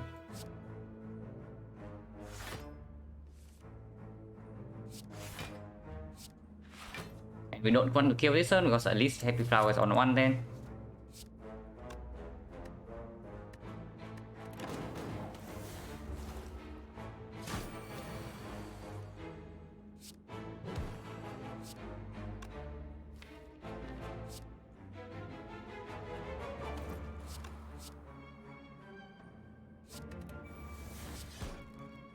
Yeah, look at unceasing Toggle, saving us 2 HP.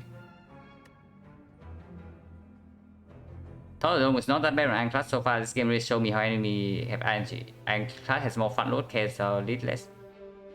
And also Iron Class has the starting relic, right? You have like 6 heal every turn, so even if you play...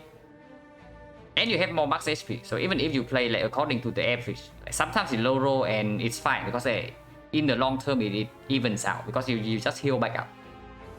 But on silent you play with average and then the swing is like 18 HP or something, it can just end your run. So that's also something I think is worth like talking about. That definitely can play more about for the average value, expected value, because of the higher max HP and the regen. But silent cannot do that, and then the same goes for like in Act 1.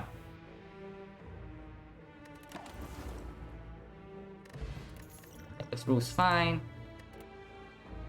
These we don't really need.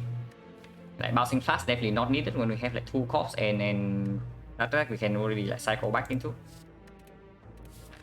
Yeah, we can shop here and heal for 14. Yeah, here's our mirror. And bullet time with choker. So this shop is like complete garbage, relic wise. Except this one, but we cannot buy that, it's too expensive. So cut, remove and leave. Yeah, remove and leave seems reasonable. Like if we don't have cut draw, then might as well just keep removing cuts, right? Removing cuts is like basically cut draw. yeah, the lot is popping off. Like 3 rare cuts. Okay, 4. But this one's always rare.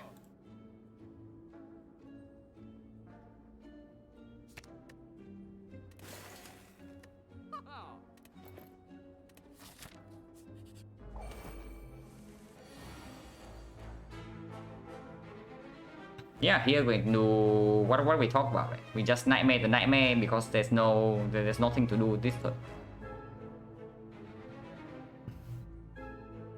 Energy is actually bad silent. You can play more silent cards. I mean, yeah, energy you spend energy on block on silent, and then what do you play? Yeah, the base defense.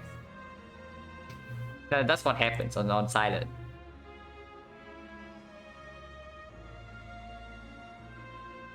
Is it ever nightmare footwork? Probably not. I mean, it can be, but if we have hit for like 37 next turn, nightmare footwork doesn't really cut it. But nightmare, the nightmare is extremely all in on the red form.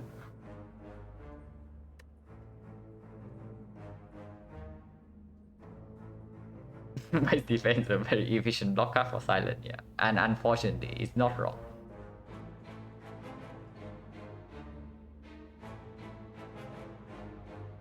I think we do the tools here. I don't really want to spend both potions in this fight if possible. Definitely willing to use one with the white beast, but these two together is a very strong combination. Now we draw 6 next turn. If any of those we stay, and next turn we have 6 energy. So we can actually nightmare the red form into playing the red form. You cannot do so if we backflip, so technically we don't even have the card draw here. And also cannot count gamble, because count gamble will discuss all the nightmares. So yeah, we actually only draw 6 out of these. With this can be 9. With This it can be way more because we have 3 nightmares in hand which we can discard. I'm down to do this.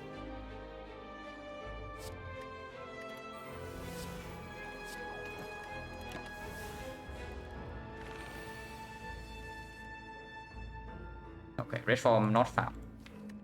1, 2, 3, 4, 5, 6, 7, 8, 9. We are discarding 1, 2,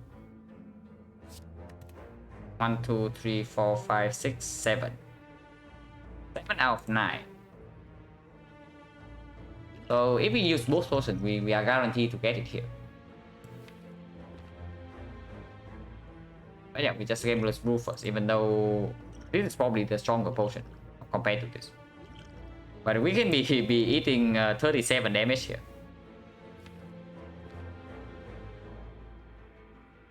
Yeah, Nightmare deflect, Nightmare and take like 29. Okay, good line. we take 29 to our face. But it's fine, right? We have new tickets, so we can let it go. But yeah, probably potion. We have white beast. Let's not be too stingy.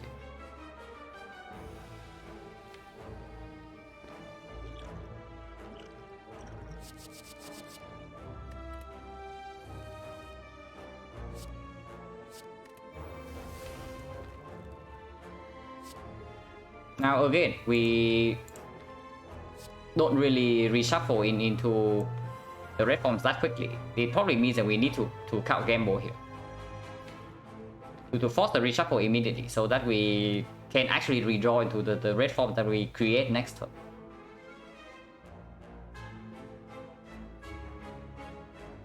Otherwise, this fight is not going to end. And Doppel is technically a card that we would like to draw into if we don't draw into another red form. So let's actually gamble right now. Keep the Doppel in the deck. Deck 2.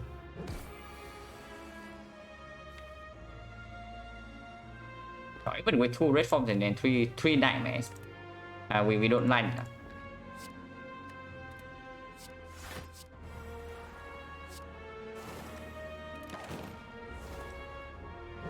Turns when we have we don't even draw into Doppel, but at least we have Doppel in the turn after we have the thing. 50% to do damage and 50% to do more damage. Yeah, this guy's pattern is like kind of it is kind of like straightforward. Is the nice way to put it.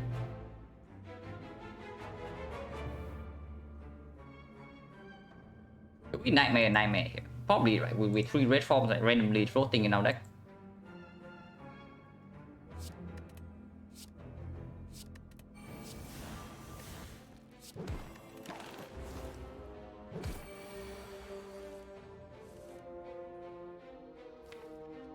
Okay, apparently we withdraw into all nightmares and then no red forms.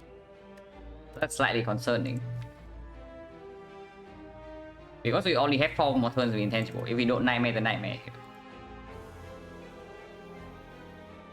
Yeah, it had 2 different attacks, 18 and 25. And then 25 happens to weaken to 18, so it just tricks you into thinking that it has on attack.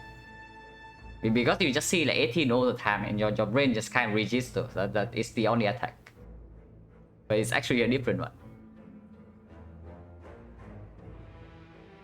So do we nightmare the nightmare here or not? If we nightmare the nightmare here, we draw 7.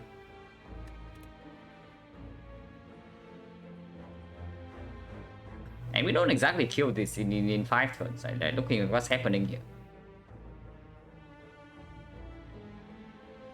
Nightmare survival and Doppel for 2. Why do we want to Doppel for 2?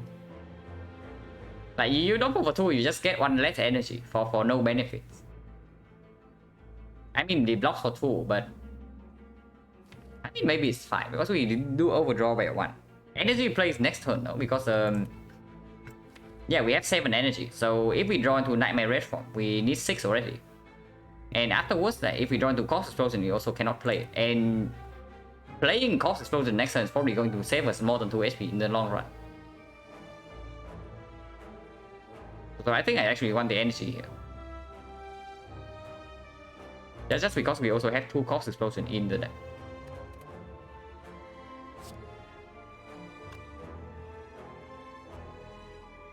Yeah, Nightmare is a really expensive wallet class.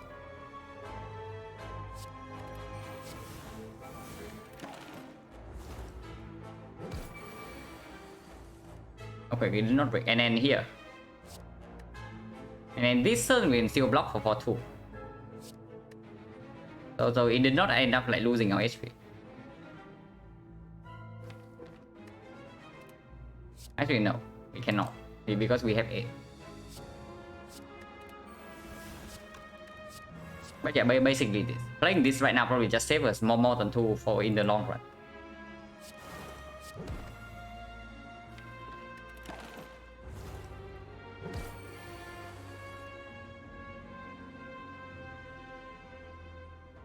Yeah, this is just, we are just playing like Brutality Combust or something. Because this cannot block anymore. We're just losing 2 every single turn. Wonder why they allow Nightmare but not Exhume. Exhume is like way too easy to get in play, right? You see, like we have Nightmare here and we are still struggling. You have Exhume, you just need both upgraded and then like you just win the moment you can do it. I mean, you don't exactly win, you need a bunch of powers. But it's a... I don't know, it feels much easier to get in play compared to this. Payout also way worse. If you have enough powers, you just win the fight, right? Like, only... Yeah, with Feel No Pain, you have block. With Dark Embrace, you get like infinite draw. You have Barricade, you have retain like infinite block. You have Juggernaut, you kill everything. Like, you only need like 2 powers. Yeah, you need good cards for Nightmare, and you need a ton of energy.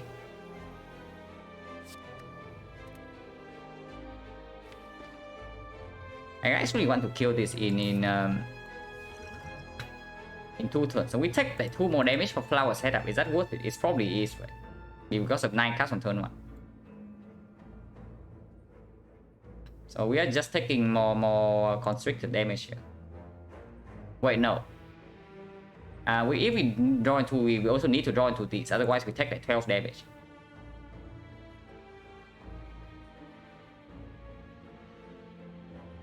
But it is fine. We don't play this. Is what I'm saying.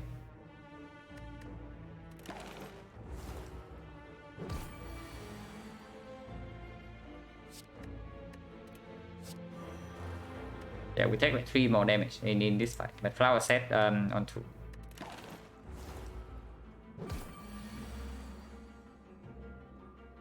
At least here we can kill immediately. So maybe we only take 2 damage.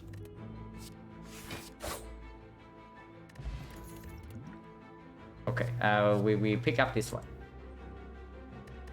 So we change the pathing, right?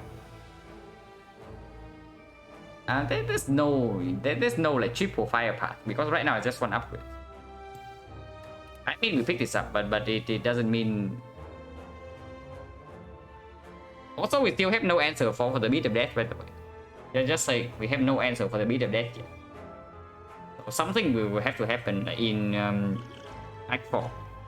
Like before Act 4. Otherwise, like, we can be in big trouble. I mean, Reflex Plus is good, but yeah, it's not Redfall. Hostage so kind of tungsten rod. Have I seen rod yet? No, but I have not seen the key. And last time I had to key the tungsten rod. So we'll see what happens this time.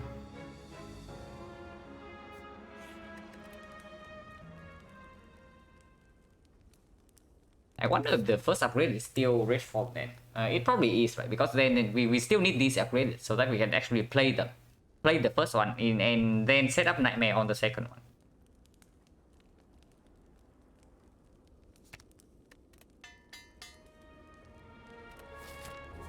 Yeah, Elite 5. Amethyst with the dome.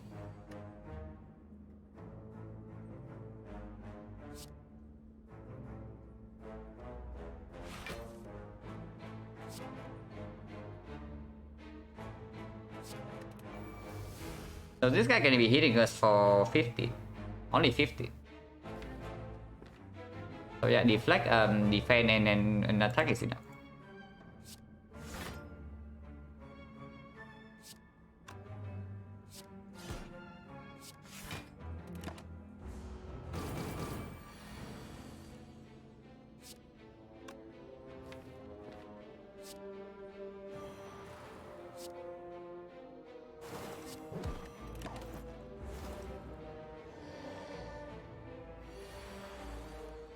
Burn into 45. Yeah, 45 honestly would be better for us compared to the 1 times 3 now.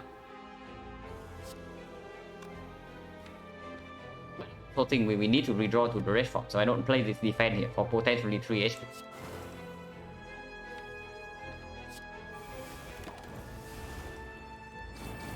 Yeah, the actual 3 HP, not like potentially. Okay, we can counteract the red forms by nightmaring this football.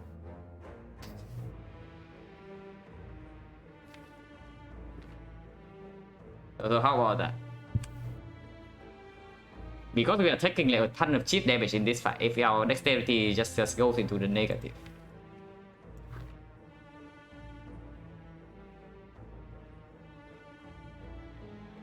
But no, with nightmare more red form, you see how much damage we are actually taking here, right? Like we are taking damage whenever we draw to the burn. If the block doesn't exactly block, we're taking damage whenever we draw to the burn, and this guy only receives poison damage once every 2 turns.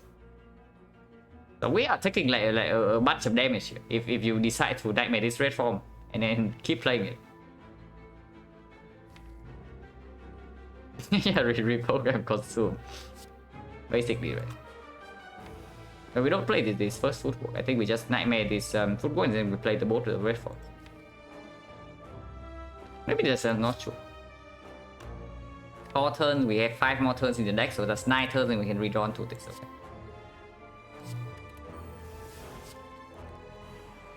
Because I kind of want to play this footwork and the corpse.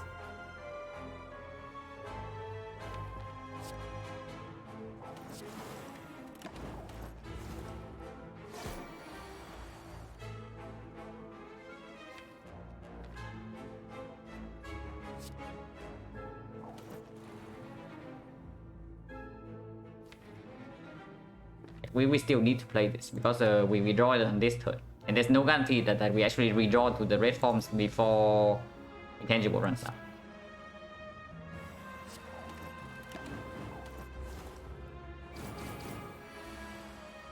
A tungsten rod will be good here.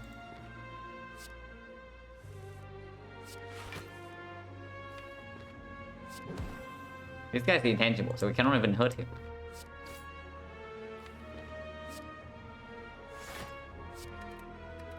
Yeah, and seizing top.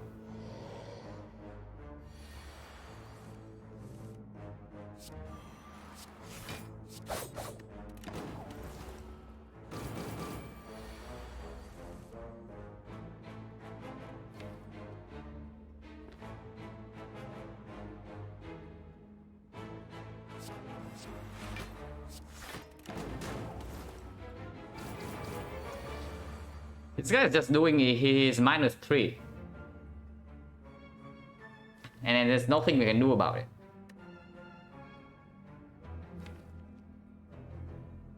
I mean, we speedbot here for 1 HP, right?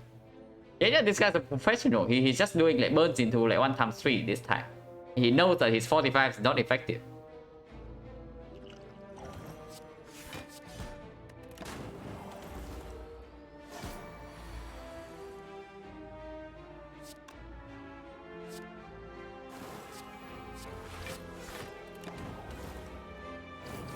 Look at him go. Just look at him. Then the deck seems slow for the heart. Yeah, absolutely. But we are not at the heart yet.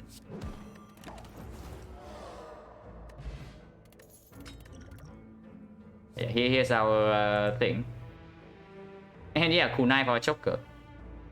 Second footwork like not needed.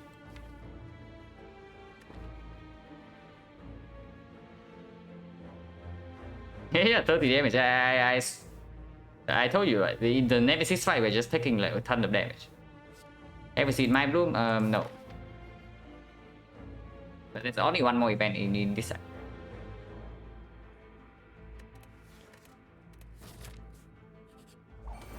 The mall.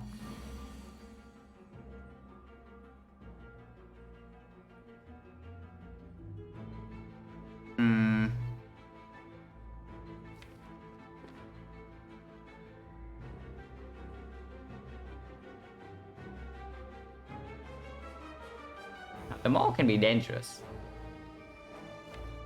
If we also turn 2, bad things can happen.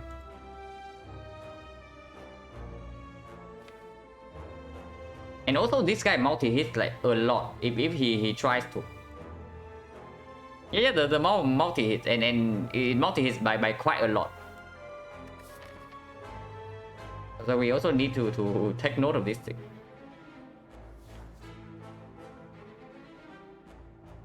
And pantograph will be good here.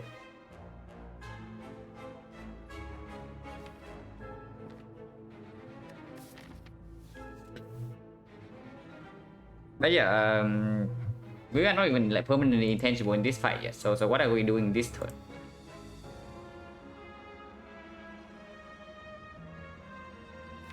Honestly, I'm thinking who's gamble.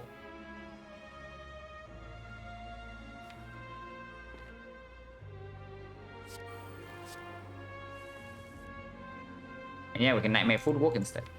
And that also works in this fight.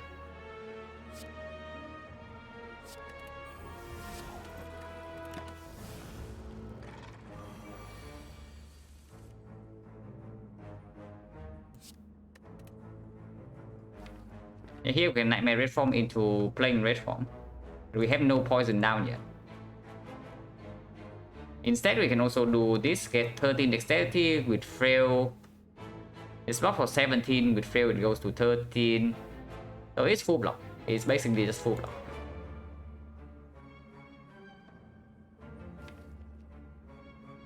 Honestly, I'm down. I don't think we need to Nightmare Red from this fight, now that we have like Nightmare Footwork in play.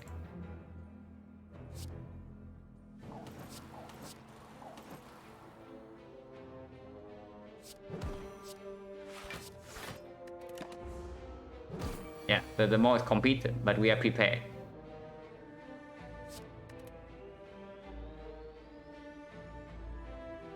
So this can be the multi-hit, which is fully blocked by this, or the buff.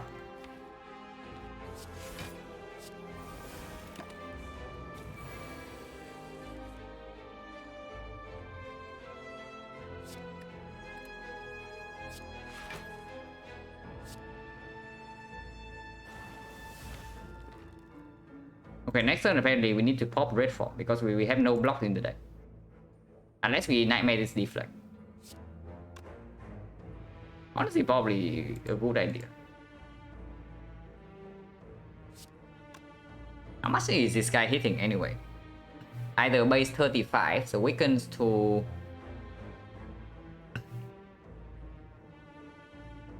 -9, so 26. Or it's 10 times 4, we can 7 times 4, so 28. 26 to 28, it means that this takes damage.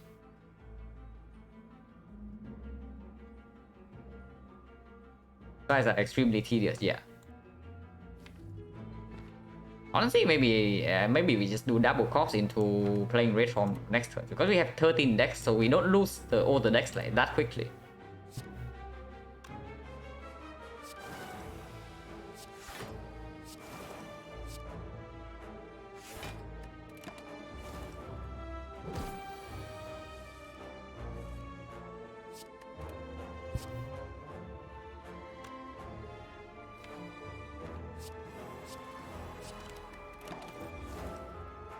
Ow.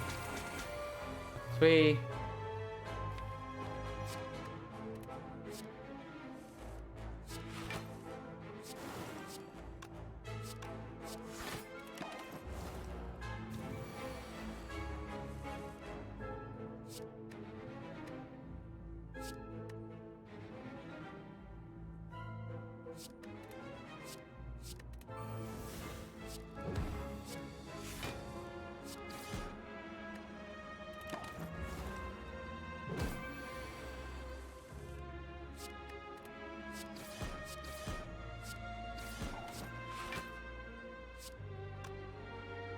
dives next turn.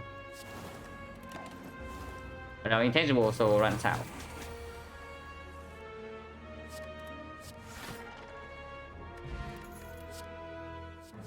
Plus with the kunai and the Joker.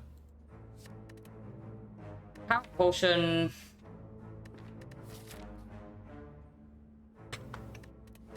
Power potion might be good compared to this artifact. Artifact just means that we slam a red form in a single fight. The power potion can give us damage, and apparently that's what we are lacking. Like, we are just lacking damage.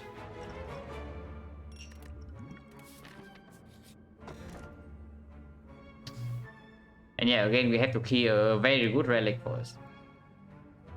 Now this relic is insanely strong for us. It's ridiculously strong, but you cannot pick it.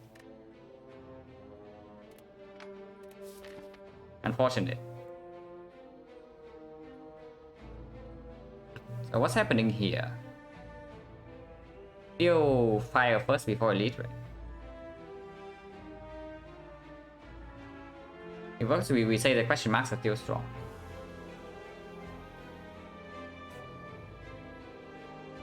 We just recall here then, because like potentially we need to rest him, like looking at how the fights are going.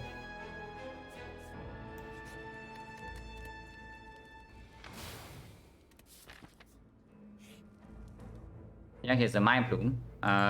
We can upgrade all cards.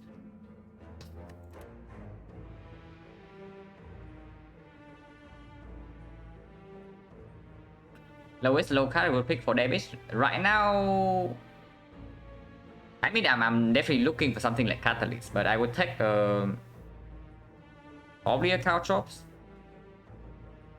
Maybe a Fumes Plus. Maybe Bouncing Flask Plus, but that's probably about it. Okay, here we fight a boss and then Tungsten Rod incoming, right?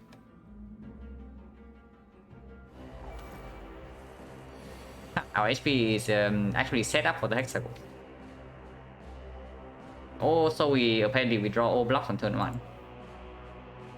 Apparently we no longer have blocks in our deck. So that's fun.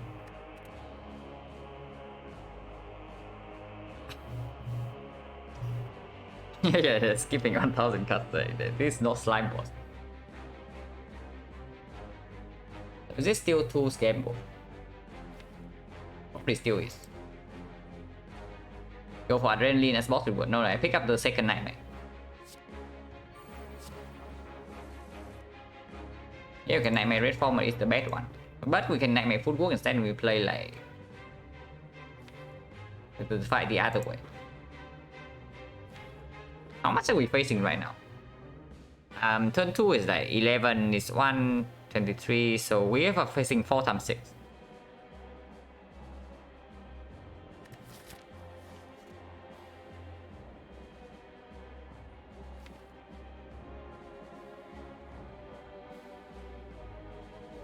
It's fine to do Nightmare and Football.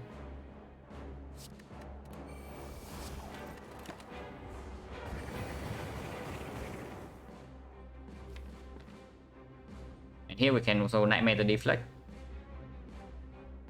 1, 2, 3, 4, 5. No. 1, 2, 3, 4, 5, 6. Cannot play Cause Explosion. Is that a problem?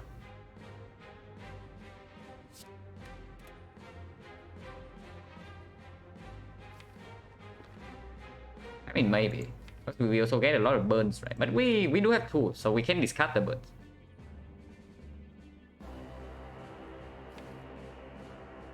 If we don't have like Nightmare on Deflect next turn, then maybe next turn we cannot even block the 6 times 2. Oh wait, no. Yeah, time to call Source Explosion damage again, like unironically, right? Because otherwise we can take like a lot of chip here. Like this guy attacks like... If we wait until the Inferno is like 1 times 6 and after that it's burn plus. But we probably don't need to do cost like right now.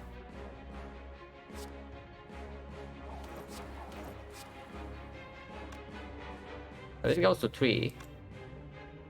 If we play this Footwork and then Deflect, we actually take 1. But I mean, there's no way to actually not take one hit, so let's do it.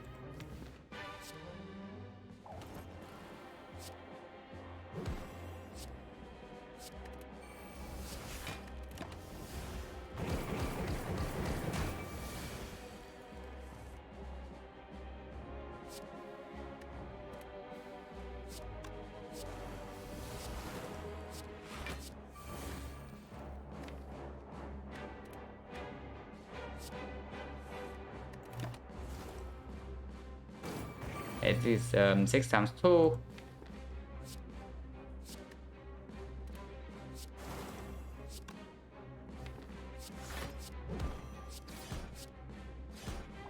Nine prop and unceasing top. Yeah, I continue with unceasing top.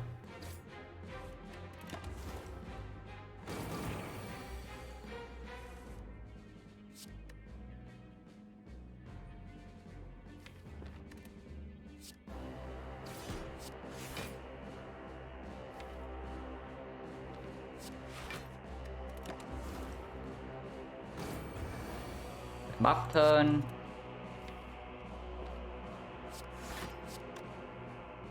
Don't exactly what to draw, because next turn I want to see these cards.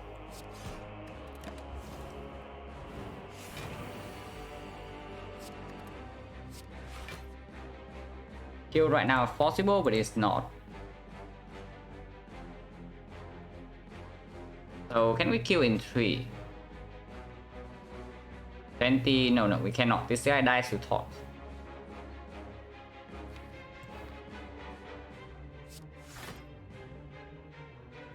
So it always dies in 2 or in 1. So I guess flower on 1's better than 0. And if we corpse here, he dies next turn. So let's not do that.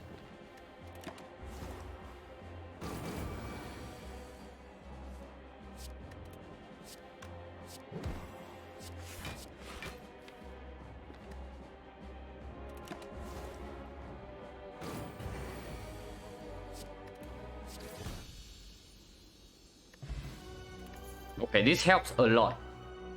So here's our sustain.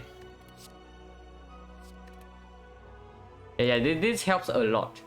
In not randomly dying to like not randomly dying along the way when just taking like once. But yeah, here's our rare card. Of course not. Backlinks again.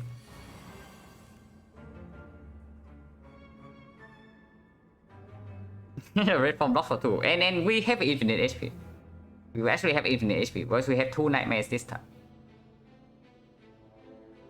But again, like this fight on turn 1, how much do we actually block here?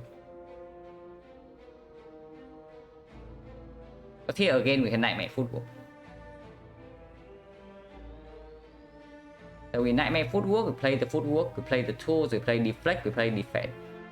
And this blocks for 17. So we can still take damage, but not that much. Should we heal to full? Can we? If we can, sure, but can we actually heal to full? In this fight, at least. Because we really don't have the energy to play like 2 red forms in the turn, you know. So we can only heal like 1-2 per turn. And here we are nightmaring the football already. In order to heal to full in this fight, we actually need to wait for the nightmare on the nightmare. But probably not. We just nightmare football and next turn we try to heal up. And there's no need to play Cox Explosion too early.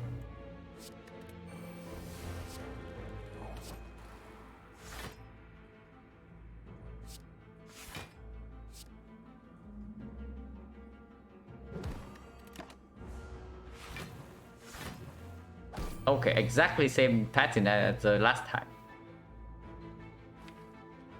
And here's the nightmare on the red form. We would like to do that.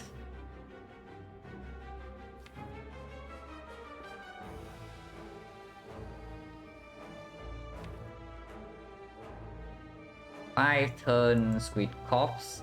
Should be plenty. We can just like play all the powers here, and then just take probably like 5 damage. 4 to 5.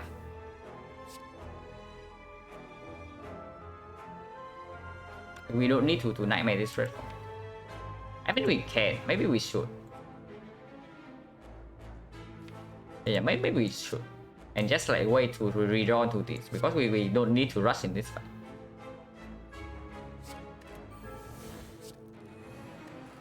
By just playing the red form without nightmaring it, we actually had to rush. 4 damage.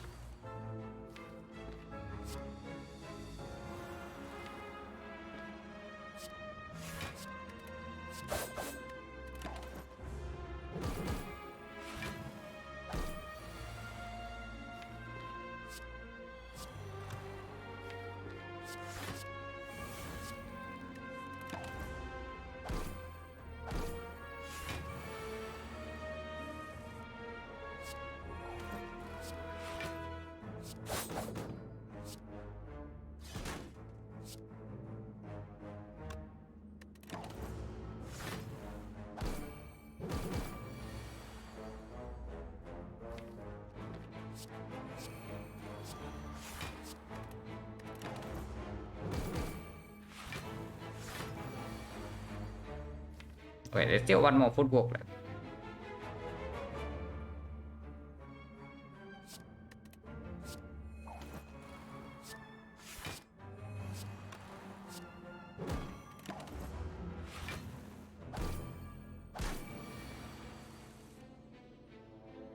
So now we can kill. Flower on 0.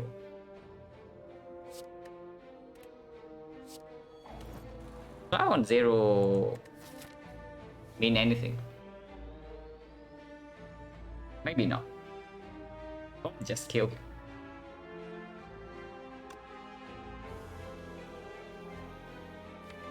Yeah, because we had to take like 2 turns worth of damage if we want to set up flower to 2.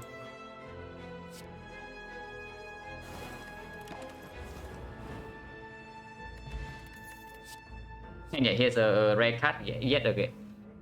Okay, real talk. How is this set up? Yeah, real talk. How is this set up? Because I think the setup is actually quite good.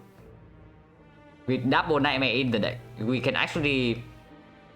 With the setup, we can actually infinitely heal with 0 cost powers. Yeah, setup can do some like really stupid stuff with double nightmares and bird phaser. And then I think it's actually good here.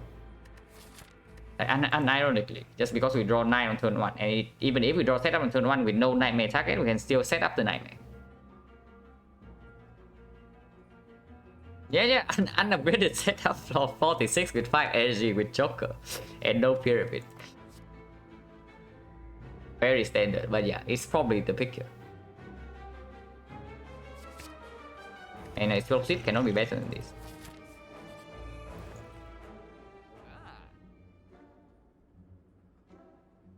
I mean, we can buy both. We'll probably do that. Yeah. Card remove is no way...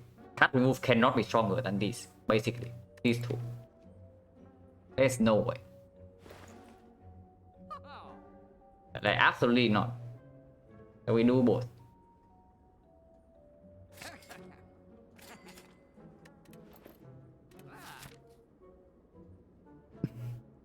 Literally, this is the same as last one, only missed on the branch. But yeah, we draw more cards on turn 1.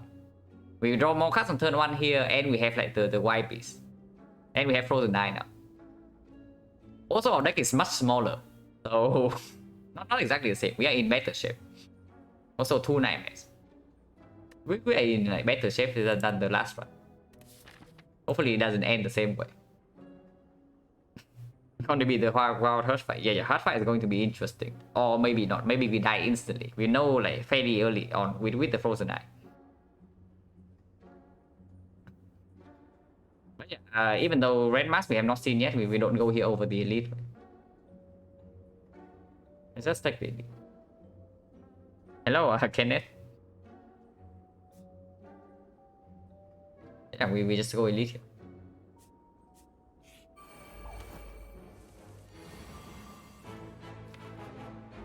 So no rage bomb until here. Holy crap, that is...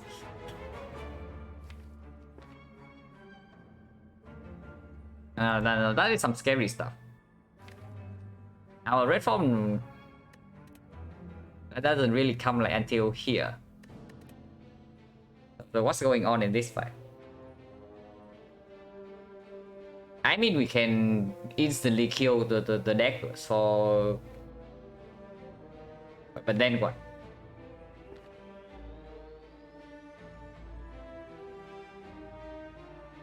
Yeah, set up to save the day. There is a lot of plays here. I'm wondering like which one is the best.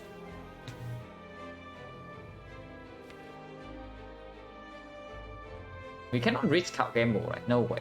Because we nightmare something right now. I'm thinking maybe we do setup on the backflip. And we draw potion into the backflip and then we nightmare the backflip.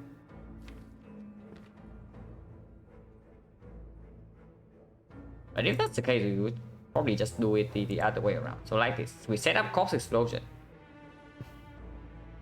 We backflip and then we nightmare the Corpse Explosion. Next turn we have the 3 copies of 0 cost Corpse Explosion, which kills all the daggers, and then we just block against Retromancer, and afterwards we play the fight slowly.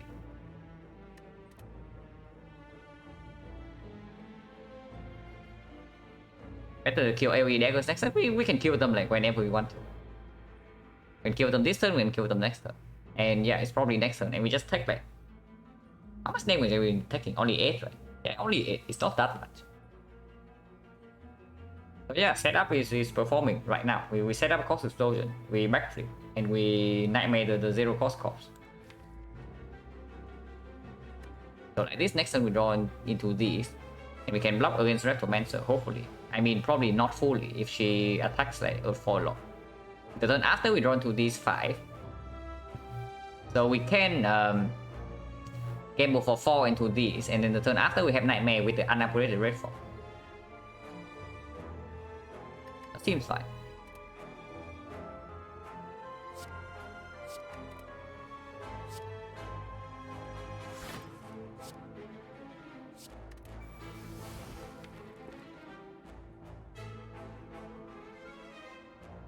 This can probably go on into... This can probably go on Necromancer. I think no, it should go on here so that we can actually play like only 1 Corpse Explosion on this guy next turn. He dies.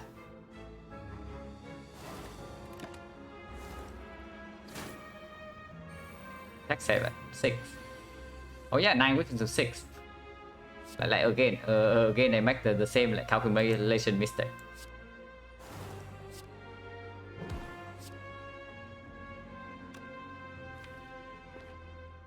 Wait, why did we draw 1 card less than I thought?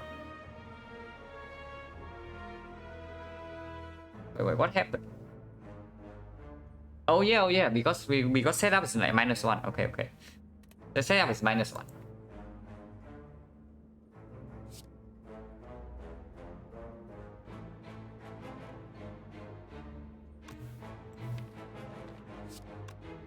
I mean, we still need to block, and Joker is here, so we can stop playing Corpse Explosion now, or we can play some and block some. How much is she attacking for? It's either 34 or 16 times 2. So 34 is the bigger hit. How much does it weaken to? Minus 9. It's 25. So we actually need to play all 4 Bobcats. Okay, here we are getting choked. Comedy option? No, comedy option. We're just taking like 10. And draw 1 with the top? No, we are choked. Can we actually do that? Yeah, we are choked, right? We can only play 4. So Joker is like doing us in here.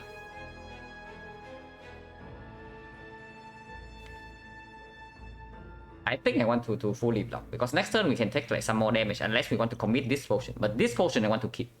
I definitely want to keep this potion. This potion is insanely strong with the double nightmare and the frozen eye. And of course it makes the setup works instantly, even without like backflip in our hand. So we just full block here.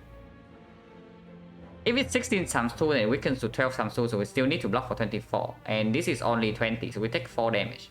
Just for 9 poison on the Retromancer, probably not.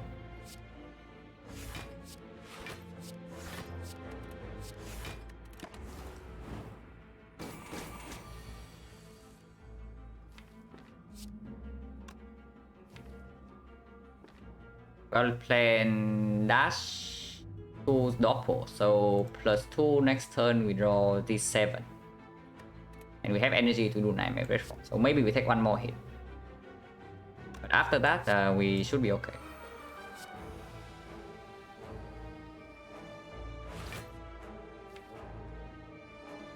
Unless you tell me that we should keep tools around to Nightmare the tools instead, which is easier to play.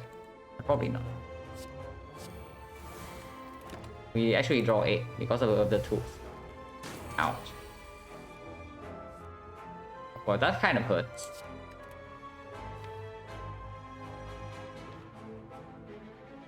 And setup's not here.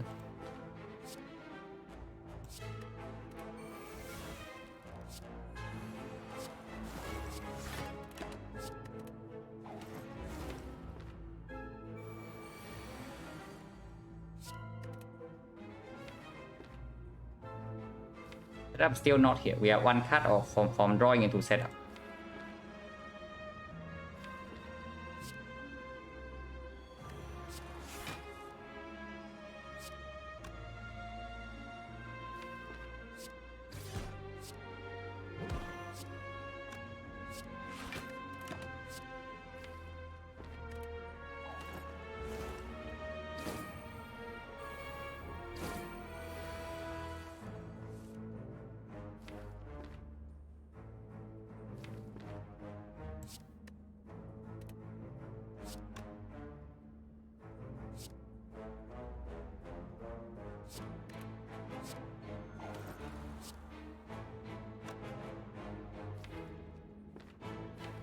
Still have 2 more powers which we can play.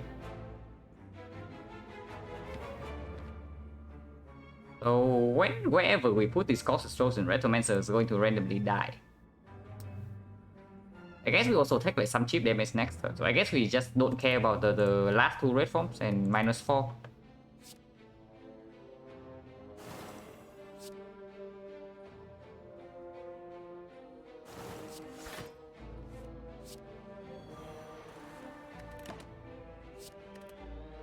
We can draw into one of them.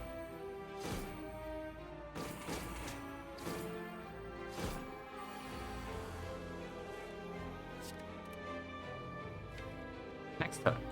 Okay, next turn she dies, but we can draw into this one and then flowers on 2. At least that's okay.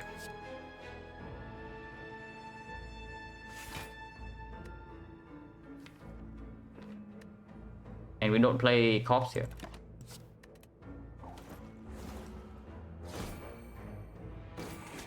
Torture nonsense to get like immortal from retro, yeah, sure thing.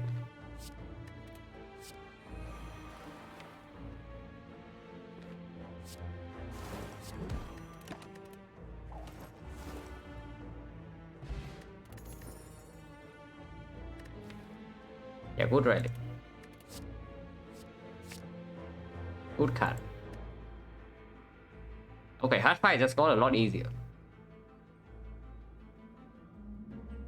But only if we draw into like real intangible. But the hard fight just got a lot easier. Yeah, faster click, like instant click. So how about this fairy? Is it actually good? Honestly, I don't even think that the fairy is that good. It's probably bad. It's probably just straight up worse than these 2. Now that we have a Frozen Eye. Better than power, really. When power can be red form, all the Violet Pens. Yeah, don't forget, 49.1% of the time. This is like Violet Pens or the Nightmare. Or the red form, which we can do with a makeshift like Nightmare. If we draw Nightmare on turn 1 and we see from the draw power that we never reach the red form in time, we pop this potion.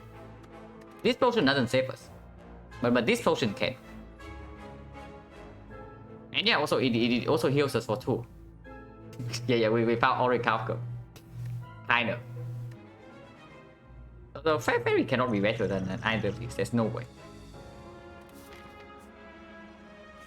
And here we get an upgrade. Of course we upgrade. So yeah, it's just this red form, right? Power heals 2, Fairy only heals 30. Yeah. But we only heal 30 if we are not facing the multi-hit. Because right here you see, we don't have piercing whale and we don't have malaise. And we have the freaking dome. So do you really want to use the fairy to tank one hit in the hard fight? Yeah, probably not, right?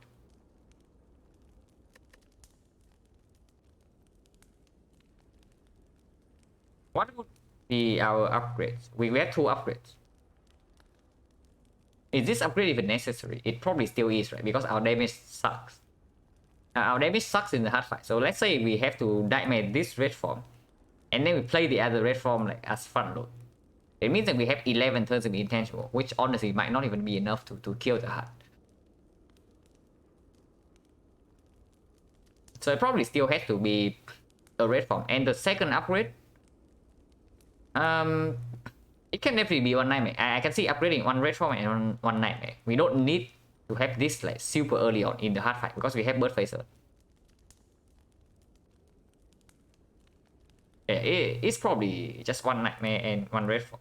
And also we don't even want to see this card in the opening hand. We want to draw into Wild Fence as soon as possible, or we want to straight up set up nightmare red form on turn 1. So maybe we don't even want to see after image on turn 1. Yeah, so no way we upgrade this. I'm thinking about like maybe upgrading the Wild Plans, but also doesn't seem that appealing.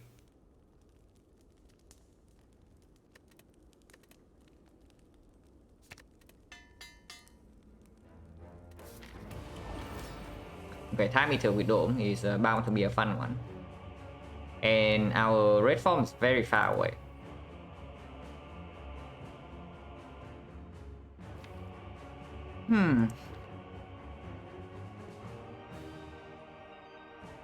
That's problematic because our footwork is also at the bottom of the deck.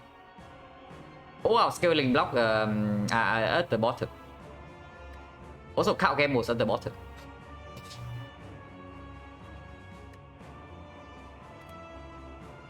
I mean, the line this turn just set up on this Nightmare and then try to block it. And then we hold this 0 cost Nightmare, which we can Nightmare. And then we have like 3 0 cost Nightmare, and then we can do some stupid stuff. That's probably our plan. So that means that we need to take a hit this turn, we take a hit next turn, and then maybe we take a hit like the turn after that. On turn 4 we have Intangible, and afterwards we have like a bunch of 0 cost Nightmares in our deck, like doing infinite healing nonsense. So yeah, let's do that. And hopefully we don't die by that, because this guy decides to completely screw us.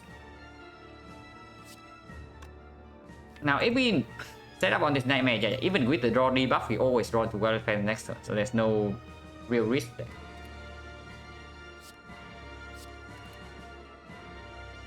And we need to extend Victor.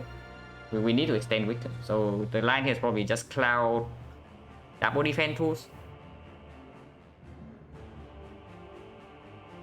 I mean, Dash blocks for only 1 less and give us 1 more card to play, so maybe it's just Dash. Cloud Dash 2 seems fine.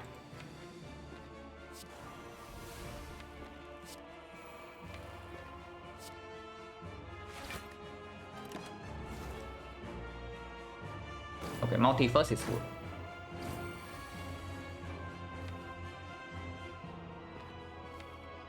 Yeah, we don't draw into the next Nightmare until next turn. The second Nightmare until next turn.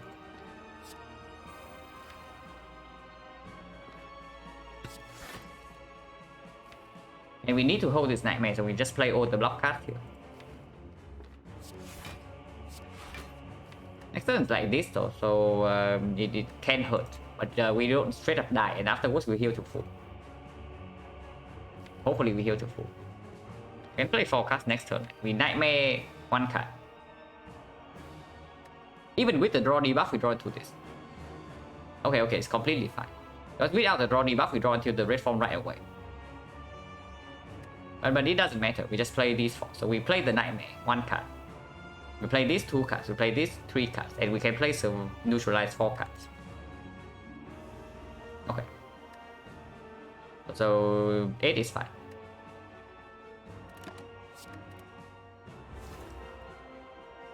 Multi-hit is good.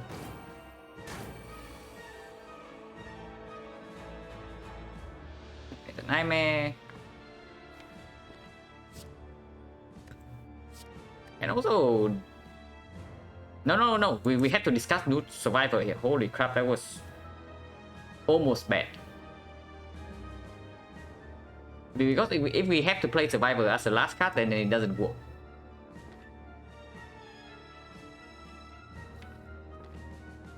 So we play the Ascender's Bane here instead.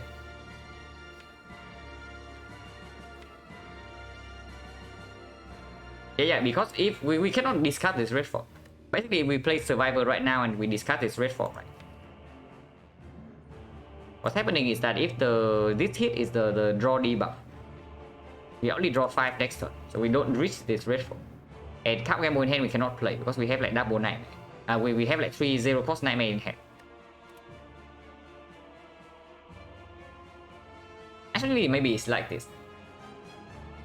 Maybe we just discard this red form and we use Unceasing Thought to draw into this after image. That's probably fine, right? We play 4 cards, so we do Nightmare on this Nightmare, 1 card.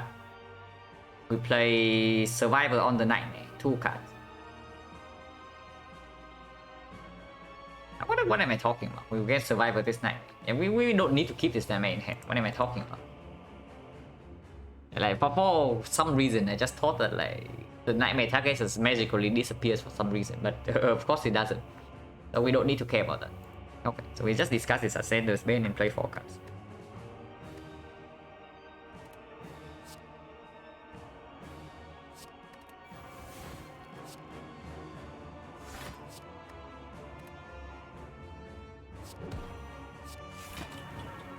Could have also played the Nightmare on the red form instead of the Survivor, instead of the Neutralize, but it's fine to do it like this.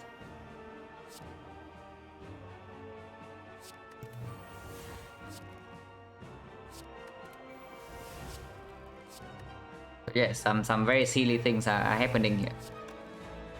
We basically have a full heal.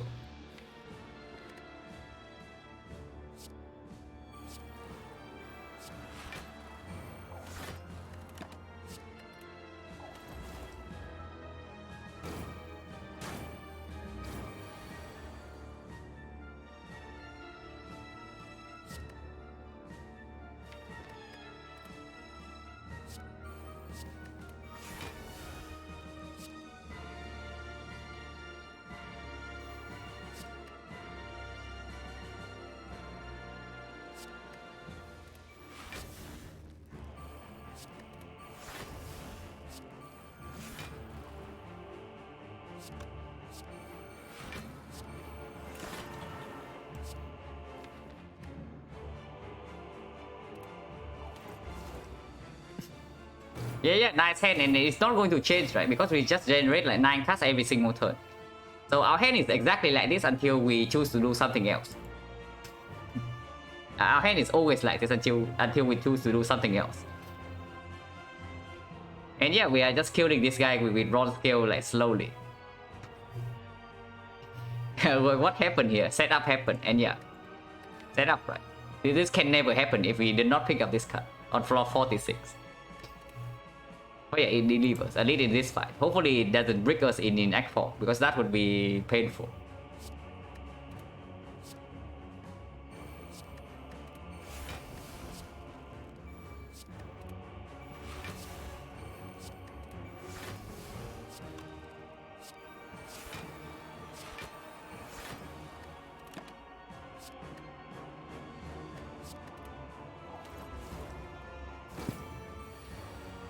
And yeah, this is our hand for every single turn until we get bored of this fight. So at the very least, we heal back to full yet first, and then after that we can like think of what we actually want to do.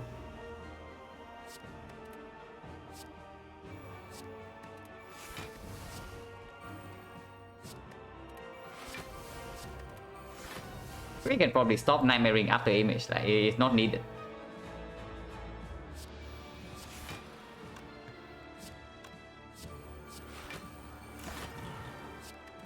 No, time meter's getting strength. What's the point after image? I just want to do it because it looks nice. But yeah, we can probably stop here.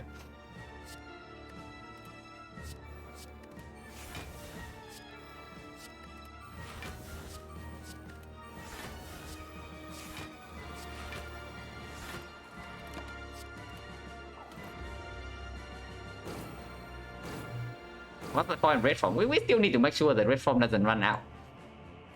Because we don't have a fumes here, like slowly killing this guy.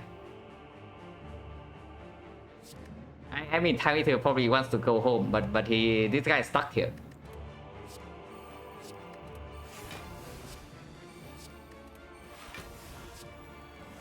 I mean, we probably want to draw into setup, so let's stop this nightmare nonsense. We probably want to draw into setup, so we actually get like 0 cost red form. And let's do that. Let's stop like naming red forms.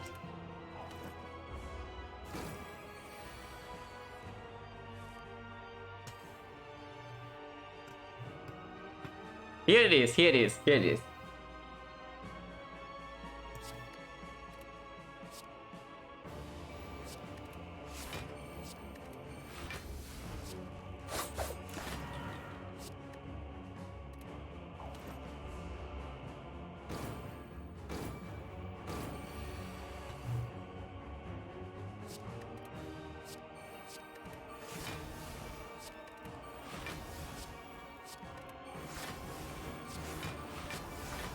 Yeah, time leader is not being paid enough for this.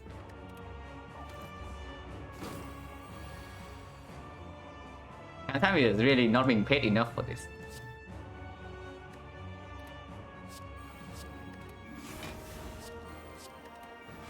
But yeah, can probably do like 6, so that we actually draw into a real poison card at some point.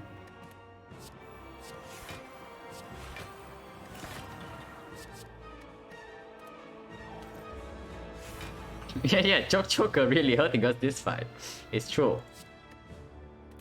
And yeah, exhausted.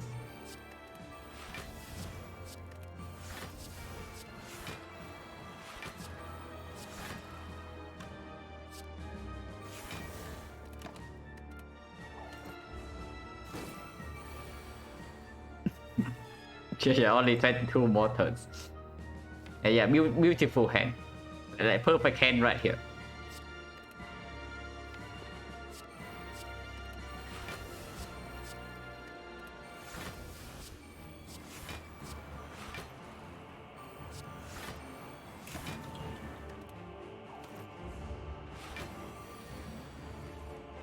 Okay, where's our poison? It is quite deep down.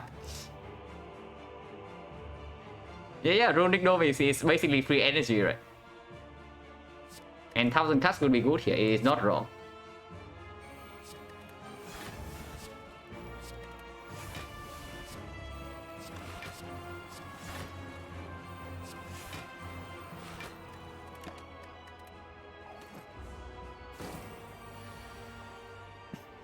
Yeah, what is this bar? I also don't know.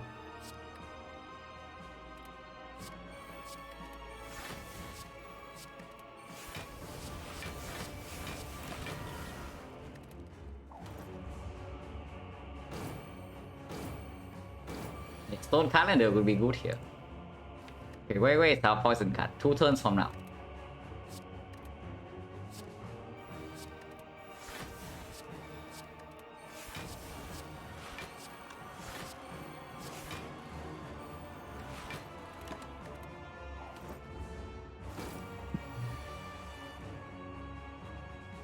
Only way to defeat time till infinite, maybe. May the poison card? Maybe, probably. I don't know. I mean, we can probably just hold the poison card in our hand. But probably Nightmare Corpse Explosion. Because otherwise, like, we can never redraw to it.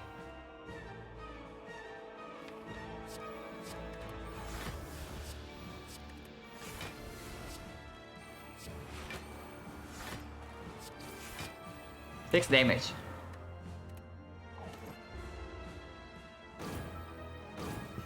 $59 defense was sufficient. No. You never know what can happen in this fight. And yeah, here we can have like, this hand forever.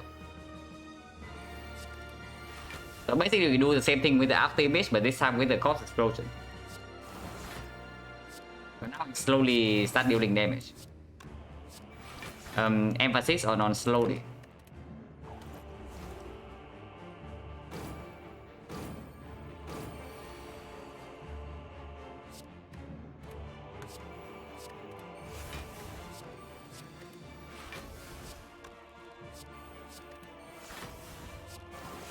Yeah, Joker works out nicely, right? We have like 6 per turn, so every 2 turns this guy just prop. And once every 3 turns we get like Happy Flower energy, so we can play all 3 Cost Explosion. Wasn't exactly on AI plenty, yeah, but we want to send time with a message. It is exactly that.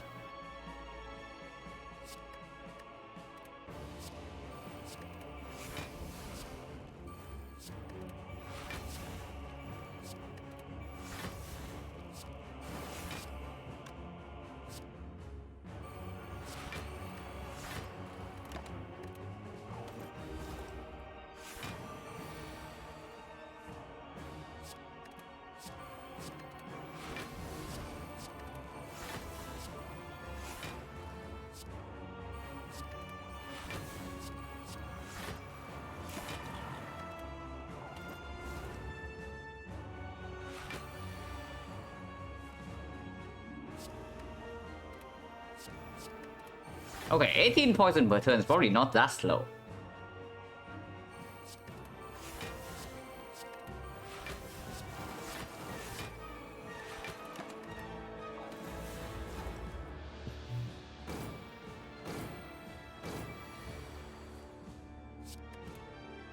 Flower setup. Flower setup is actually relevant, but how do we do that?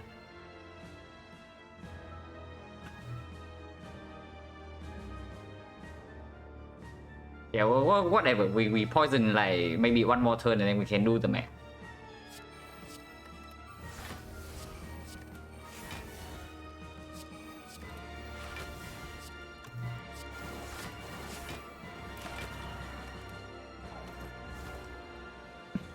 Yeah, flower setup is not easy here because we don't even know like, how much damage the taunt is. So ideally we want to kill this turn, the next turn, the turn after, so in 3 turns. So I guess we just keep applying like applying 18 poison and that should work. Because it's 52 right now into like 70 next turn, it doesn't kill in the turn after it dies. Yeah, we just keep doing what we are doing and then it dies in 3.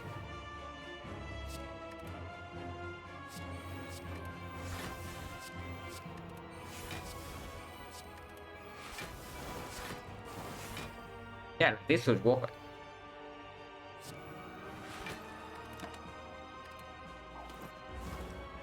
Can I do this against the hut? I mean, this is actually the way we can beat the hut.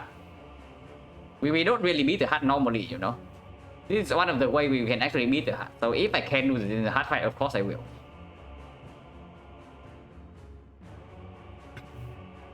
I just want to not get like completely garbage in the hard fight because right now we can still die there easily.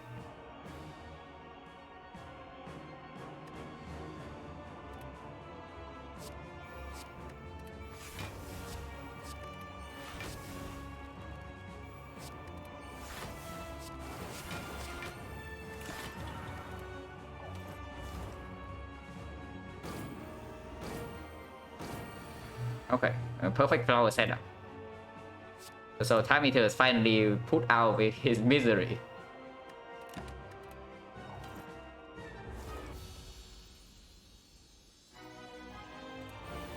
Don't run Decker. Or depends on turn 1, Nightmare Red Form on turn 1. Setup is the next card. Setup is here.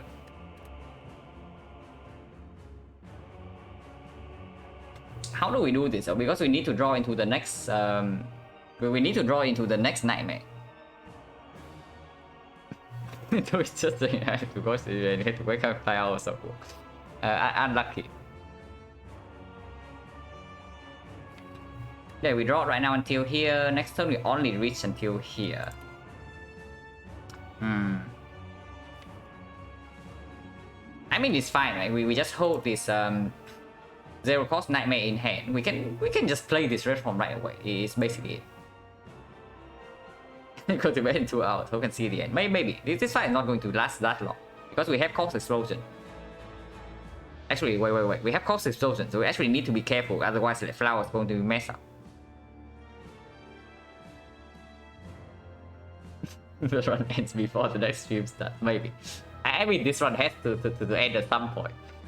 We have bronze scale at least. Yeah, backflip. There was a line here. Backflip until here. We set up the nightmare until here. Next turn we draw this card and this 5. Until here, not until the tools. The turn after we draw these 5. So we have nightmare on the 0 cost nightmare. And afterwards we have 3 nightmares with the red form. So we can start doing like nightmare, red form. Where the hell is our after image? Oh, it's here. So we can get to play it.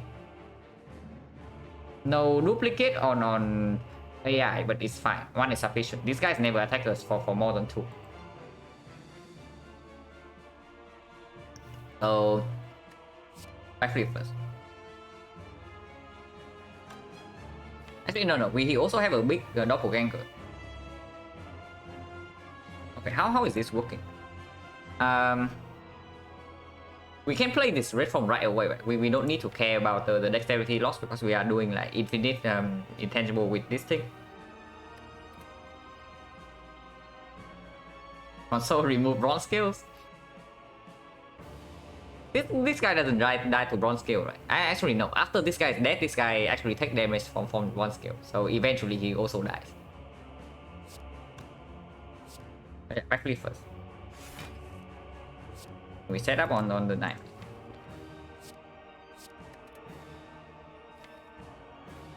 I mean, we can do it right away. We can value plan, and we draw 6. Only 6, so only draw until here. That's sufficient, right? We don't need to do more than that. And even play footwork if we want to. Probably don't want to. Let's draw 6.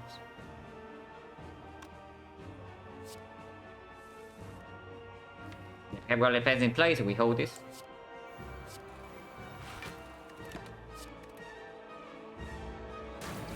Yeah, attack 17, and this turn we are facing 30.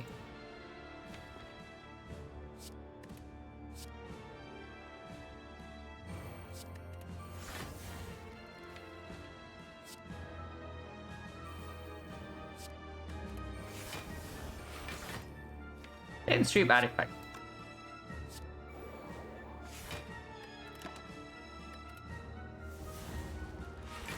Attack 21. But you see, right? We still need to take like a bunch of damage before this is nonsense gets online.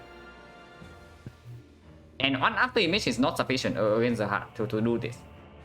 So we actually need to get this online like very quickly against the heart, or we suffer.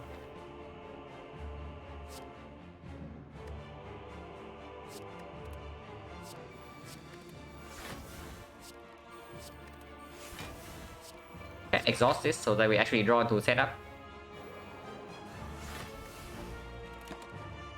And we don't hold anything.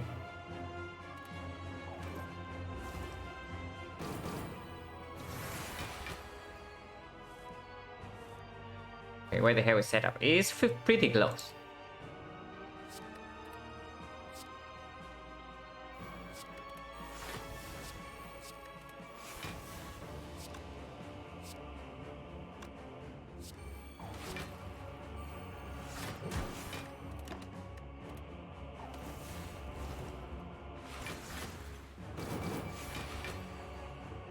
And yeah, I can probably do this against Spear and Shield to heal to full, but so then I hope like 74 HP is enough for us to set up in time against the heart.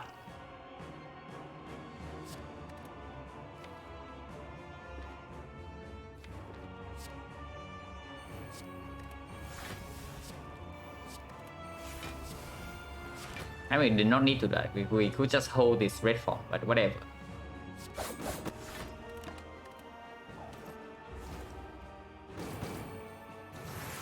Yeah, posting the rather like the setup strongest card. Yeah, setup is doing work here.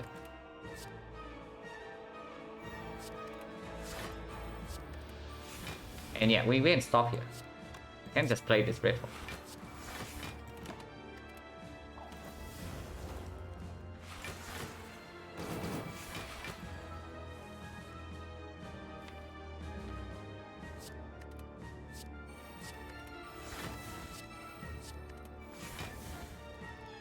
And this is going to go in our hand at some point. We can start doing that.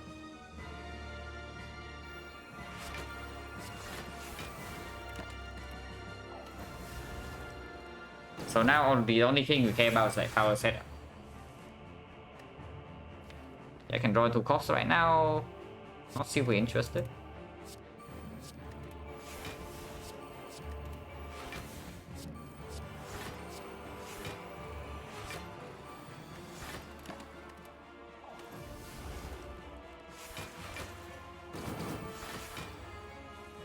Doing it on Donu is probably easier to control because the Donu doesn't take damage from bronze skill.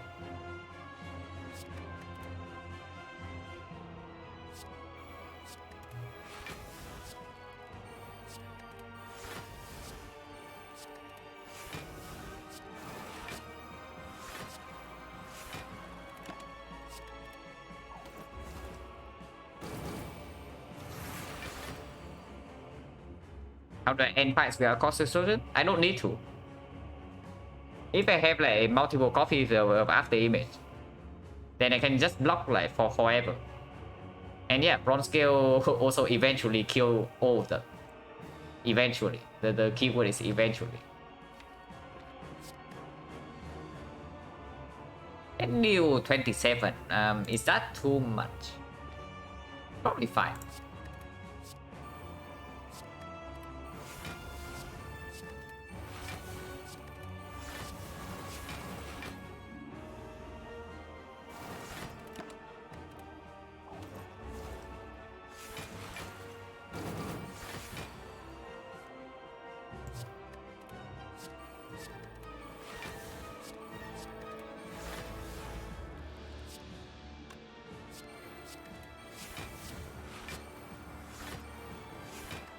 Yeah, we still have to heal back to full first. Actually, no, we don't. We have meal ticket. So we actually don't need to heal back here. But yeah, flower wants to be set on 2. So with 18 more poison on Donu, it goes to 52.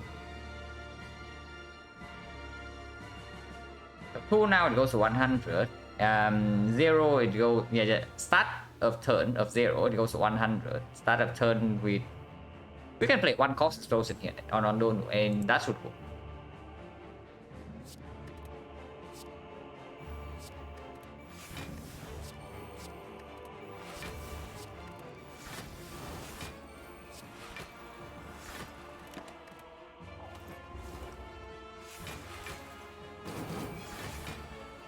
Yeah, that's in 3 without like, any more poison, right? This turn, the next turn, and then after, and it dies. Okay.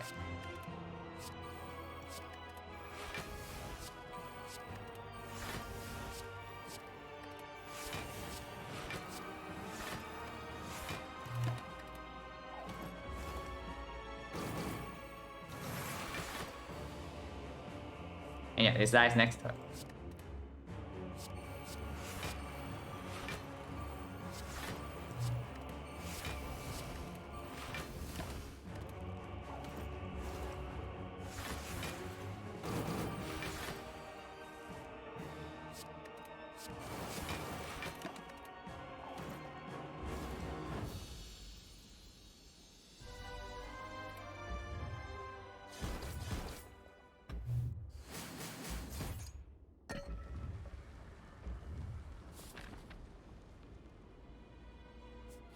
Okay, so what is the upgrade here?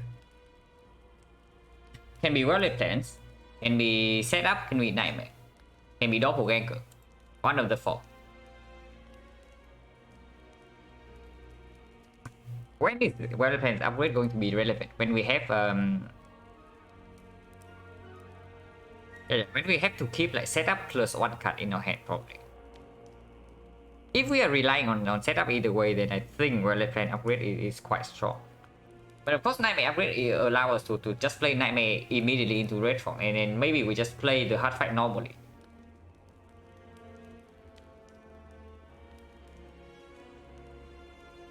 Maybe we can just play the hard fight normally with like Nightmare Red form and then Nightmare after image, and then 12 turns we can kill the hard in 12 turns with like cost explosion.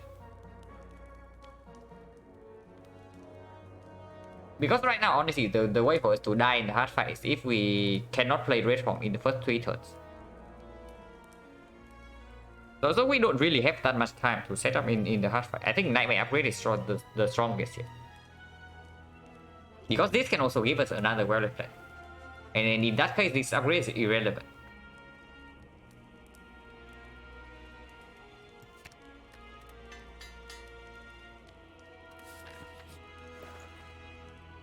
What do you mean good?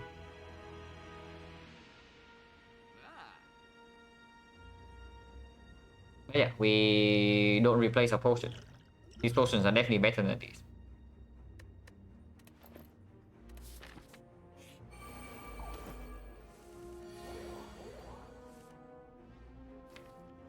Okay, we get our nonsense online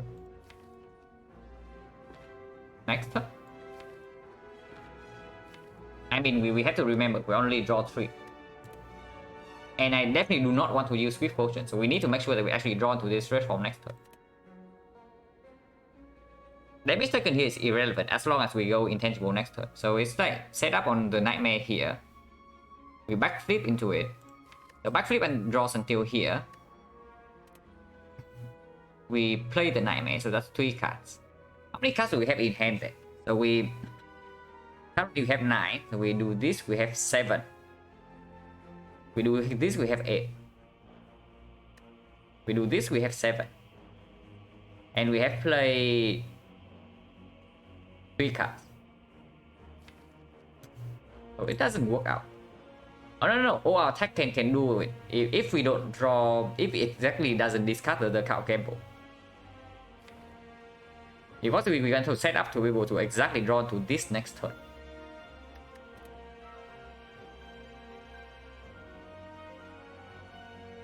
Where's off the image? It's way down here.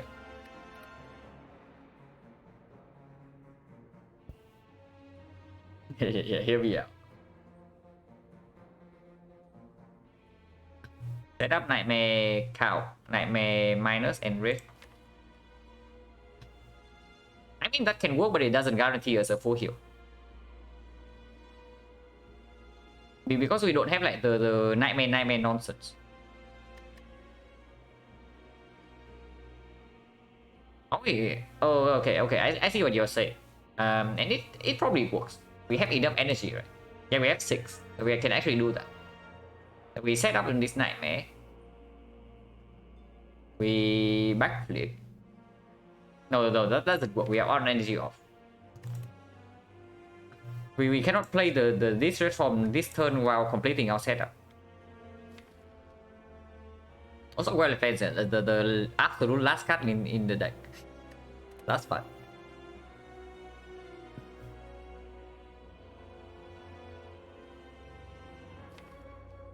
I mean, if all else fails, we have Swift Potion, but hopefully it doesn't come down to that. How much damage do we take in total in 2 turns anyway? It's 12 this turn and 77 next turn. We don't even die.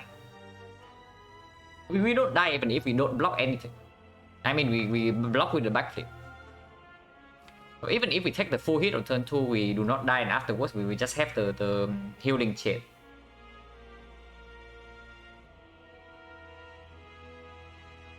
Can Nightmare start status curse? Yeah, we can Nightmare anything. Yeah, as long as it's a card. I mean, this has to be played.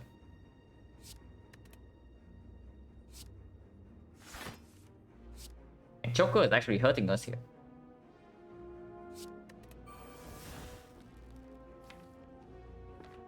Now we also only want to draw 3.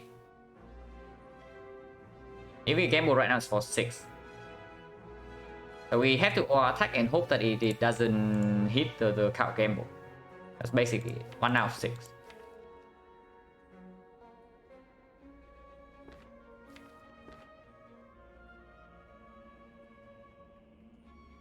Zero cost Nightmare turn 2 with Rush. No, we only draw until here.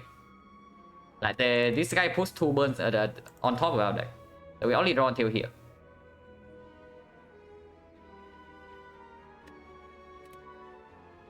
Yeah, if we attack this card, the card game will then just defend. Okay. So here we can play defense and counter gamble, draw into these three, and next turn we have red format as the first card, and that works out.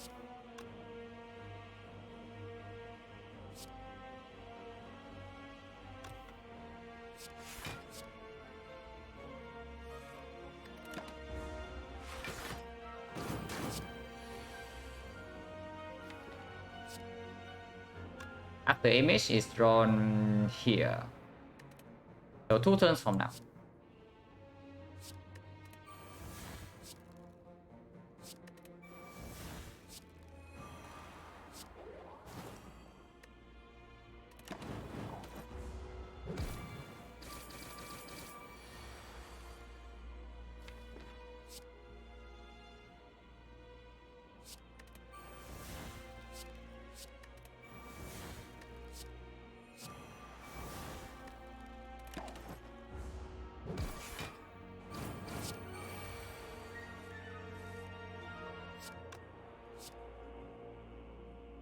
And here, this fight we actually need more than one AI stack, because one turn we can maybe draw into some birds. Usually not, but we can.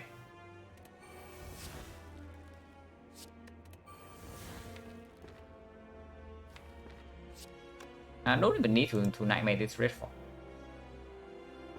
We can do so anyway.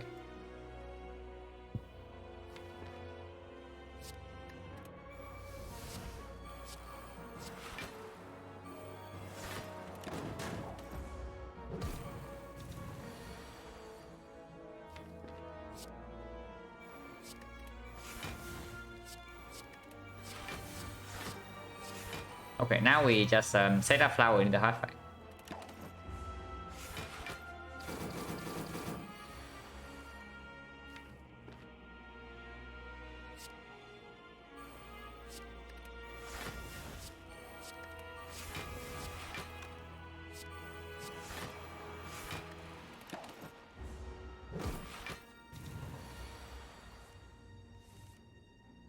That's the setup.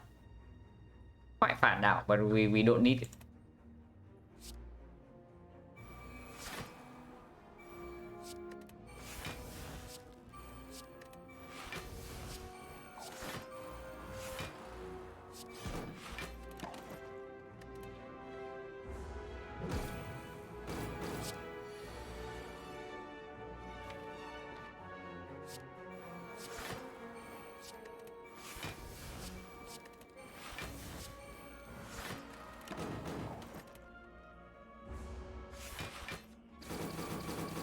Yeah, we just need to draw into like Corpse Explosion now.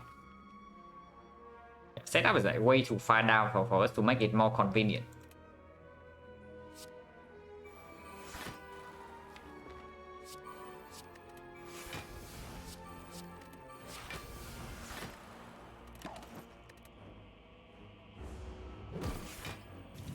Need to also account for taunts though, so we also need to apply a reasonable amount of poison.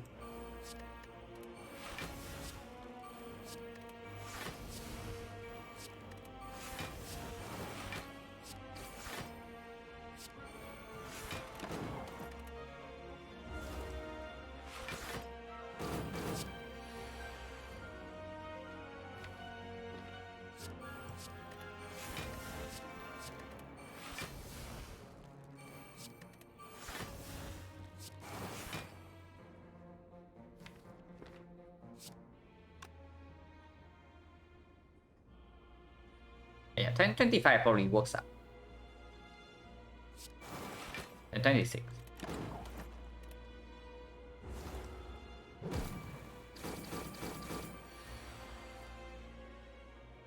Yeah, we just stop applying poison to this guy, right?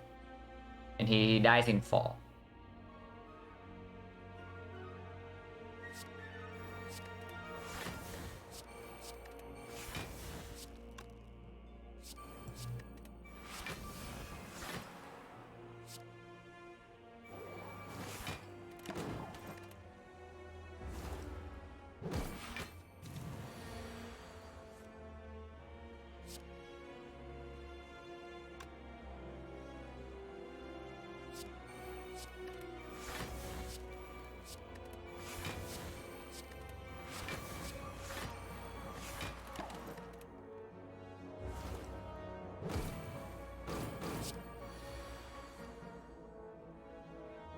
Wait. This guy hits us for 4 times now. But this guy blocks, right? So he doesn't take taunt damage.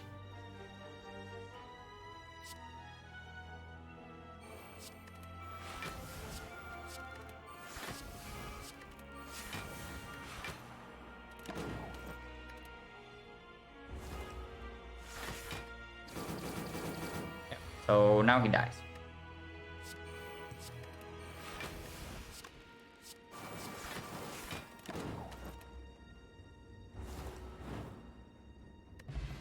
Yeah, and Nunchaku. Attrition plus definitely not needed, so we go into the hard fight. I mean, Attrition plus with the tool sometimes can play, but it just blocks our draw, and we need to get online like, very quickly. Well, depends in the opening hand is a good start. Also, red form's in our hand, and Nightmare is next turn. Where's the setup? Setup is at the bottom of the deck with the after image. But this hand is quite good. Maybe just play this fight normally then, if it's looking like this. So we power potion right away, because we don't need a Nightmare target anymore. We have red form in hand with Roller Plans already. So if this power potion gives us damage, we take the damage. We take the damage card, I mean.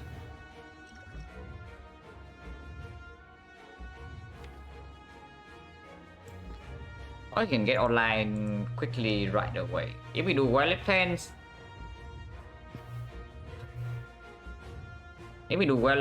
tools, backflip right now, we draw to Nightmare and we just Nightmare this red form.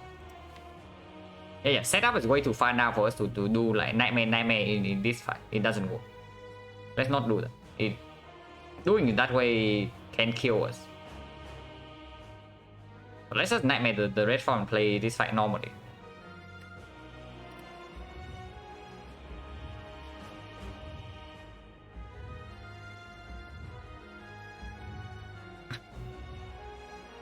Yeah, because we cannot even calculate the draws for the next few turns because of the statuses being shuffled. And we count wrongly by 1 turn, we die in this fight. So let's not do that. So yeah, Violet Plans to the trade. Now Violet Plans deflect to the trade backflip. Nightmare this red form and play the power potion.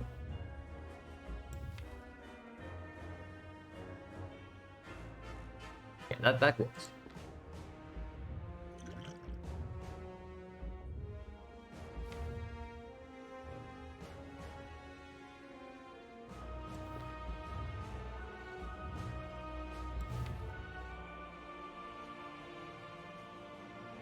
$15 turns should be sufficient, right?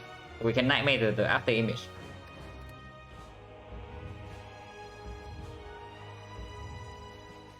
I want to see power potion first.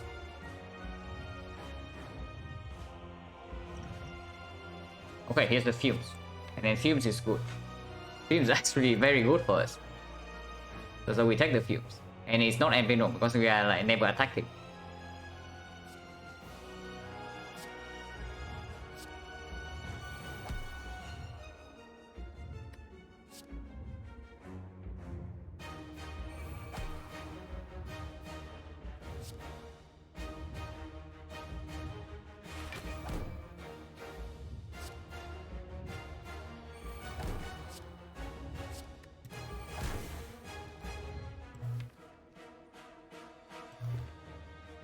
And we end our turn here.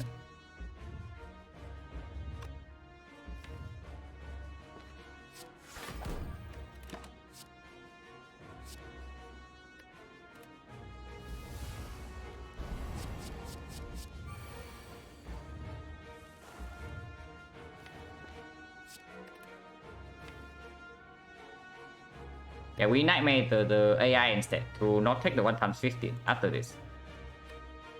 We are not doing Nightmare nonsense. Yeah, we are not, because setup is like way too far down the deck to do that. And I do not know what the draws would be with the statuses. So I could not plan for it on turn 1. And if I cannot plan for it on turn 1, then I just win the fight normally.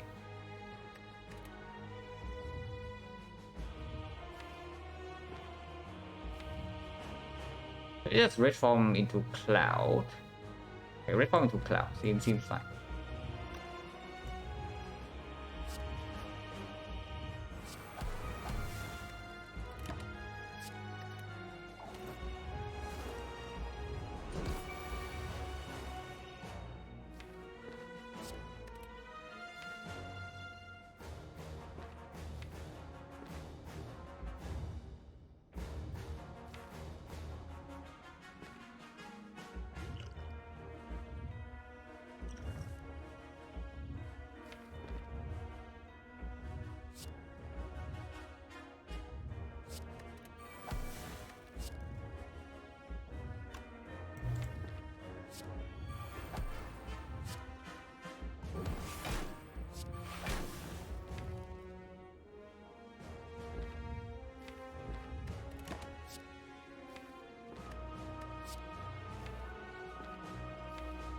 With this, there is no risk, right? But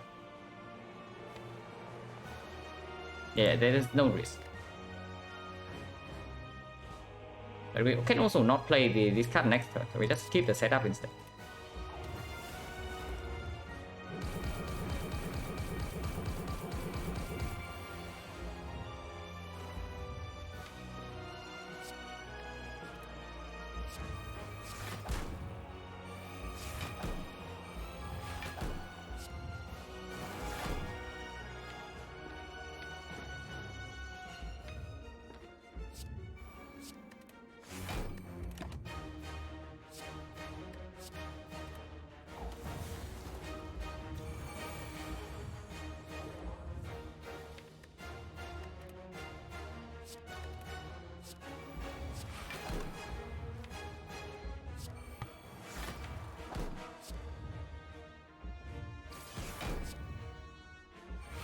Seizing top.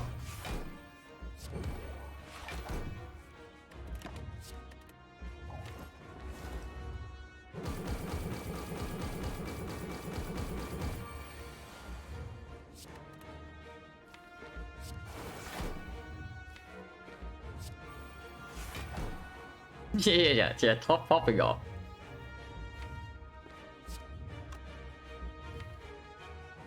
I think we might just want to draw into the poison like faster, so let's just do this.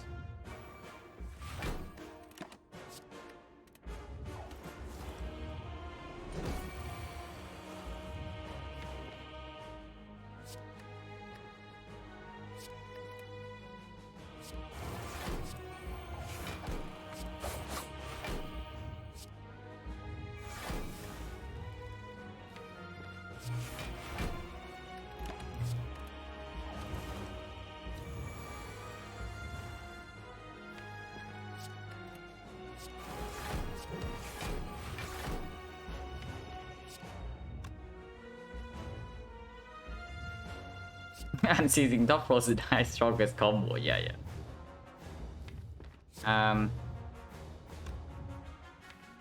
No way we can keep setup in hand, so we just draw here.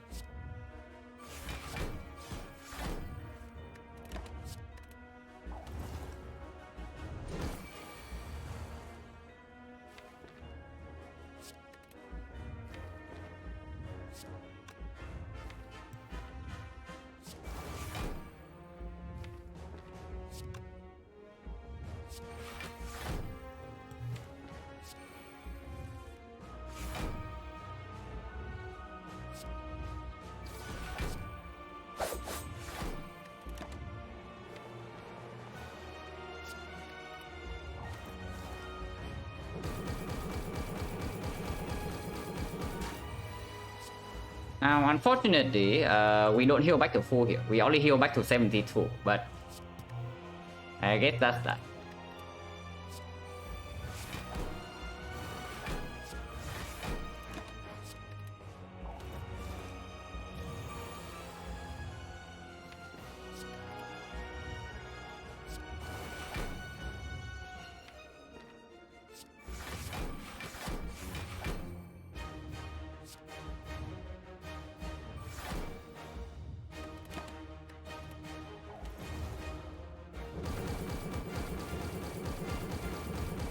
Amazing what one cost explosion can do, yeah. It's also the fumes. I don't know, like how long is this fight already? I mean, I guess we have 5 intangibles left, so it's like 10 turns.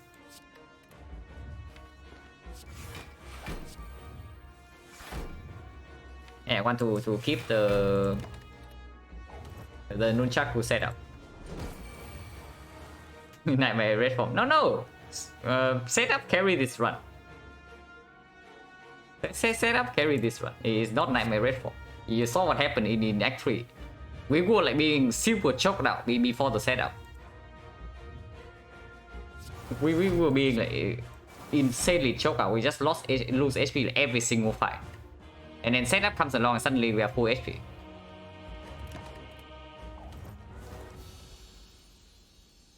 But yeah, that was like Icon being complete garbage as usual. But it's fine. Eventually we ended up with something pretty ridiculous.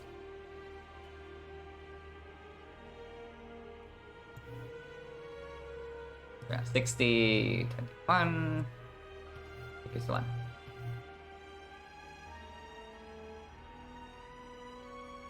But imagine like clicking Scrub Ooze 4 times and getting like Unceasing Top. That hurts. That actually hurts. And then the first relic was Ceramic Fish. After 1 HP Burning Elite on floor 7.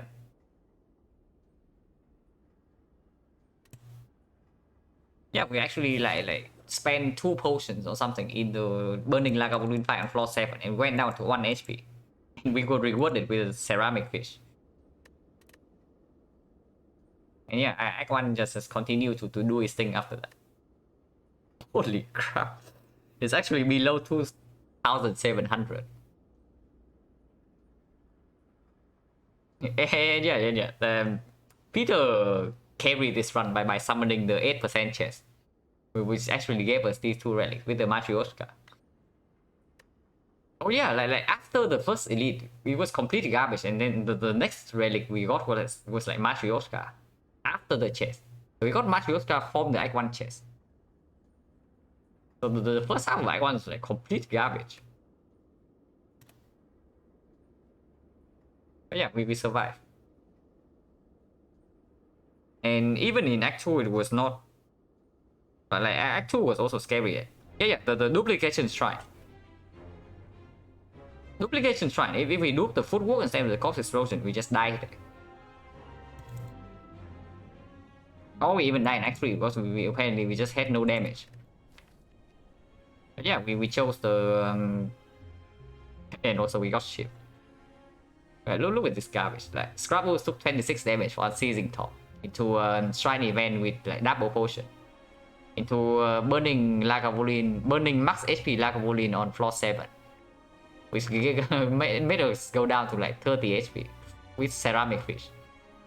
And then here's the Mango, and this elite gave us Matryoshka. So we actually had like no relics at this point, except the Mango.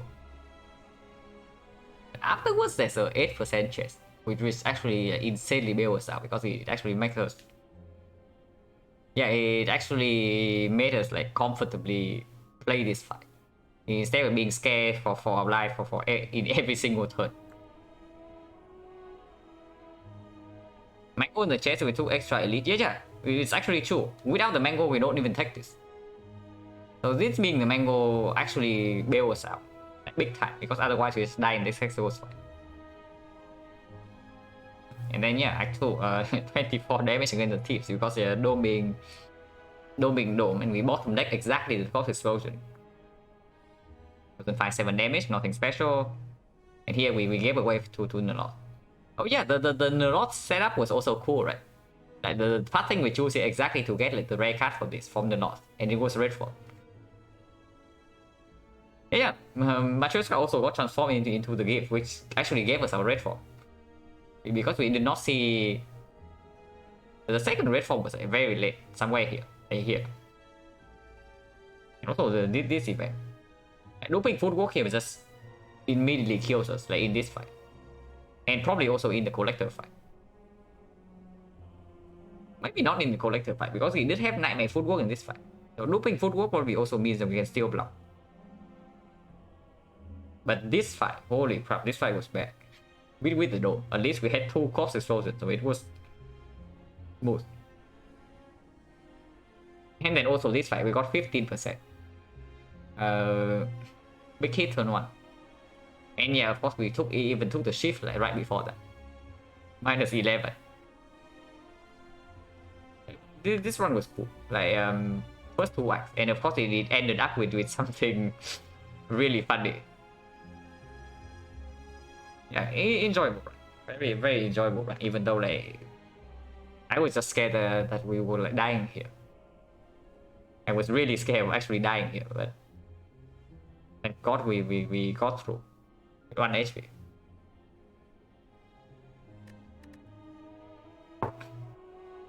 Of course, like, I'm still wide awake. I just woke up right before I start the stream, so I'll probably play another one after this.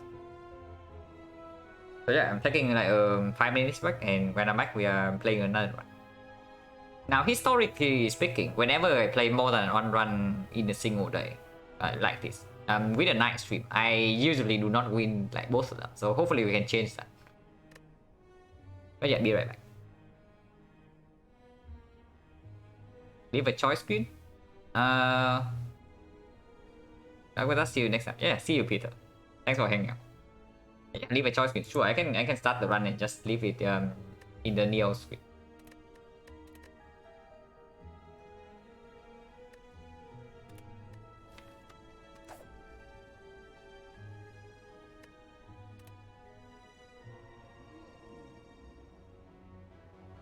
Go 100 go or lose all go transform to Xbox Guardian and okay, looking like 3 elites. So just leaving it here and be right back in like 5 minutes.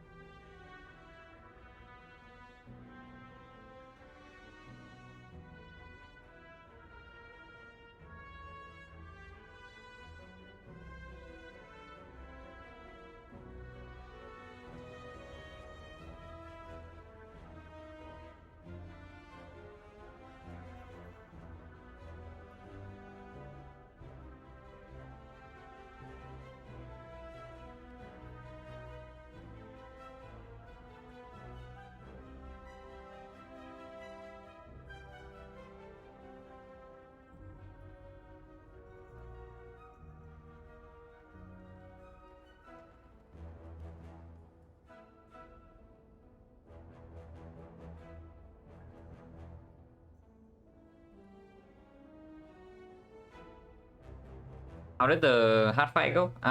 We won by playing normally. We just like Nightmare Red Form instead of doing the setup nonsense. Because with Frozen Knight we saw that setup was at the really at the bottom of the deck, so there was no time to get it.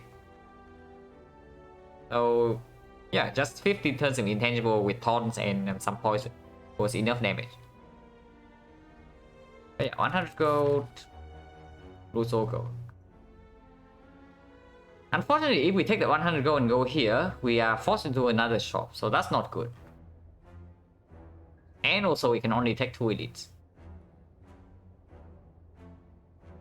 Oh look, I thought there was 3 elites in this act, but apparently there are only 2. Unless we take this one.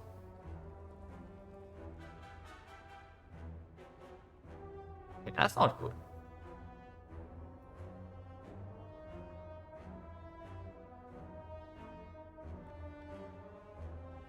So transform 2 is also it's not my favorite like bonus, just because like transform 2 is already not guaranteed to make you that much stronger. And then lose Ogre is an extremely bad penalty. Even more so in an act where we can only take 2 elites like this. Because then it means that you don't accumulate value in another way. In Act 1. And then in Act 2 you don't even have bailout mechanic from the shop.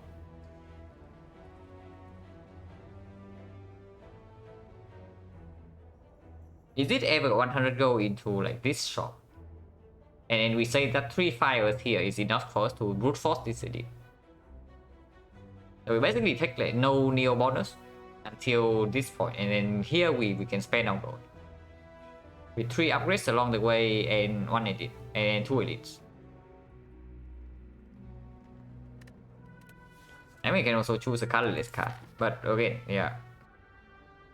Colorless card is decent. But the more I play with it, the more my opinion of it like worsens. It's not that the cards are bad.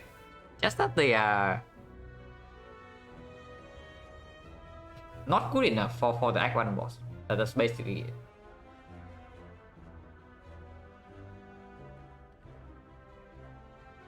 And also, if we can only take 2 elites in this act, then we would like to get value in another way, right?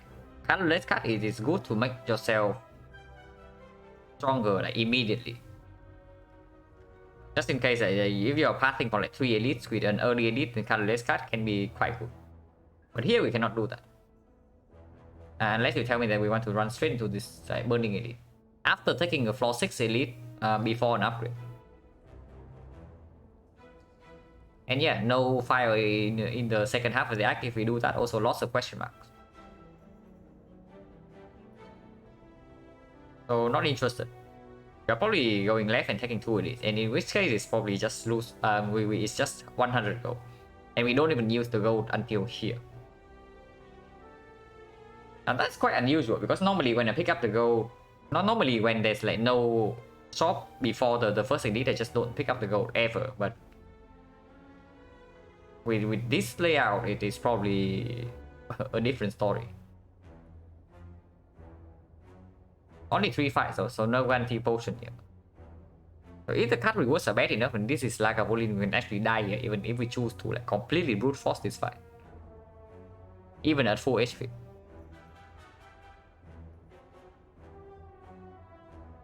So that is scary.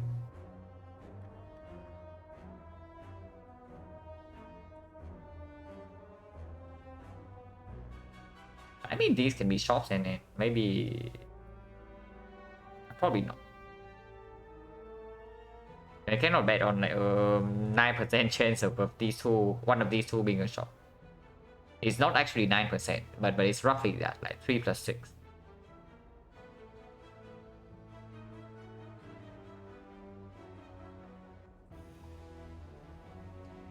Yeah, nothing else makes sense, right? Because the only safe elite is this one, and if we take this one, we are forced into this shop here. So lose all go is bad.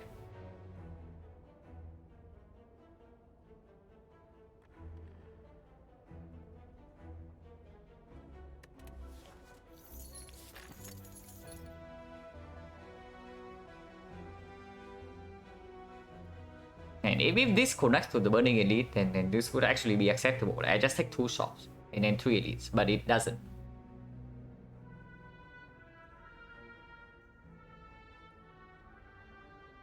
So yeah, we had to take a small risk here with this elite.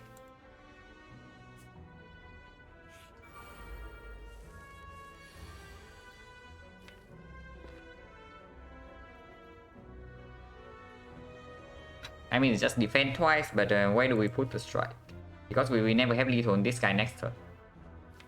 We always attack next turn, but we always draw block. So maybe we should hit this guy. Probably should. Because doing this, it goes to 7. So, and they are both like weakened. They are both the green Laos. So we are probably being like permanently weakened this fight. The one strike here puts this to 7, and 7 is 2 strike lethal.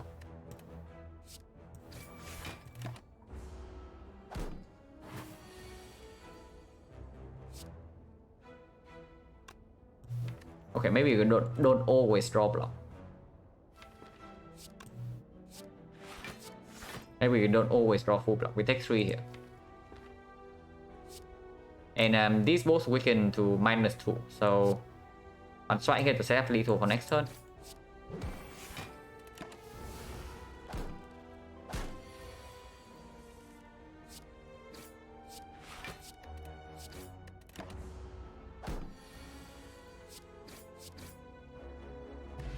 No potion. At least poison stab is a reasonable cut on floor 1.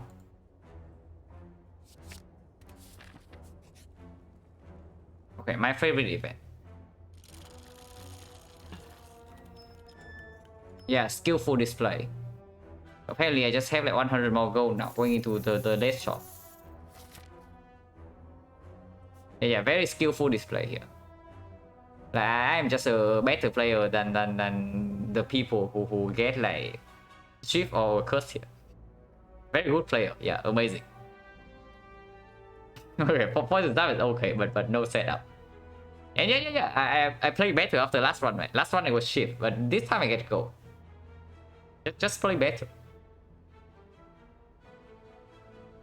Yeah, shrine event, so fight here, which I'm not against because we did not draw a potion here, so taking 4 fights for first elite is absolutely reasonable. Or it can be a shock, which is sure very good. For chest is of course also very good. So we just continue like with our left part.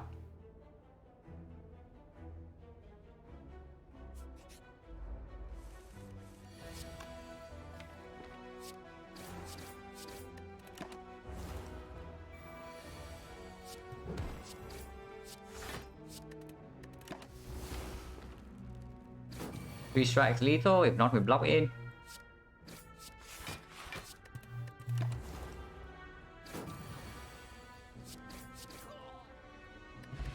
$16.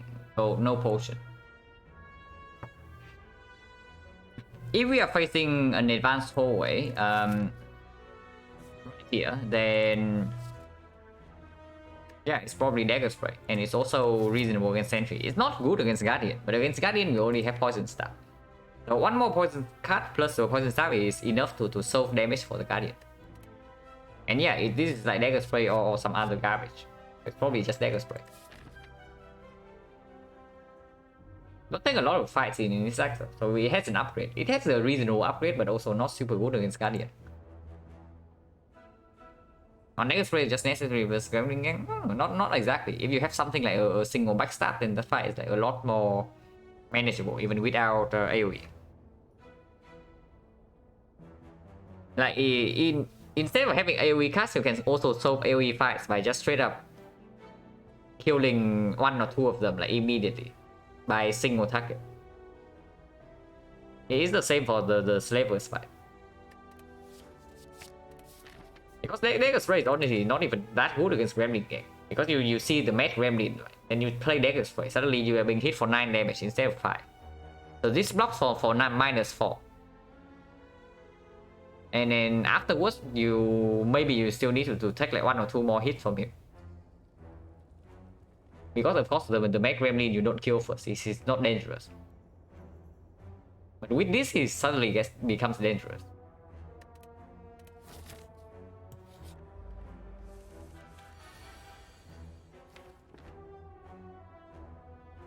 I think we had the conversation last time. Maybe, probably. I also recall like talking about the Dagger Spray versus Gremlin Gang.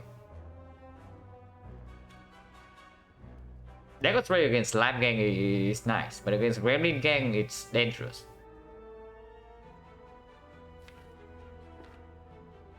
What do we do here? Because we can do 21 here. No, it's 11 or 23, so it's only 6 damage. So Dagger Spray draw is lethal, 2 strike draw is lethal. Strike neutralize also lethal. Okay, so we do this. Because we draw all blocks on turn 1 already, so next turn we can never block this 10 while being frail. But we can kill this. But let's do that.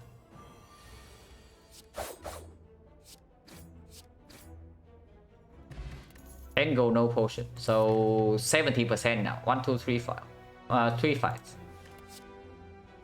And here, if we want to solve the Guardian, this is the card. But we are not fighting Guardian yet. We might be fighting an Orb here. Or the Sentries. Against Lagavulin, honestly, these cards are roughly equal. They are not like that much different. Right. I think I want to pick up Predator first, just because I also get an upgrade on it like, at some point. And it's not like Predator is better against Guardian.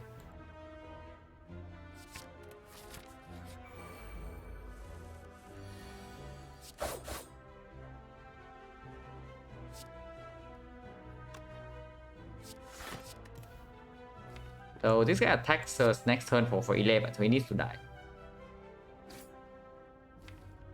And 10 is a threshold. Maybe 10 is a bad threshold because like, yeah, 2 strikes lethal, but this poison zap alone is not. And we need 2 energy to block in case this guy attacks us next turn. So we neutralize here.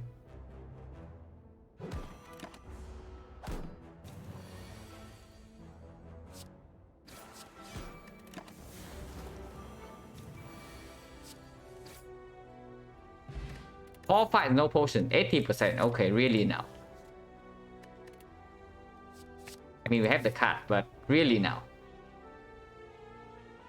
At least with Terror, we do not die to Lagavulin. So that's already good. If we do not die against Lagavulin, then is it actually Dagger Spray upgrade to make the Sentries fight less painful? It's either so it's basically not the poison sub upgrade now that we have Terror. So it's either Dagger Spray or the Predator. Against the Knob, I guess Predator is slightly better against the Knob because here's what happened. We want to play Predator whenever we draw into it. So even though this is a 5 damage upgrade on 2 energy, it's probably still better than this because like if you draw this, you draw Terror and Predator on turn 1 together with Dagger Spray. What do you play? If this Dagger Spray is upgraded and Predator is unupgraded, it's really weird, right? Probably just upgrade Predator first because it is better against both the Lagavulin and the Knob. And against Sentry is not even that bad. yeah. Terror 80. Terror 80.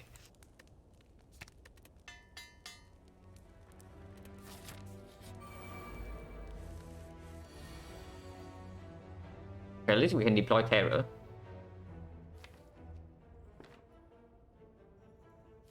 And yeah, I've said this like many times already, but here we do not block because there's no point blocking with 1 energy if we are forsaking like 1 energy worth a block for next turn anyway to kill one of these 2.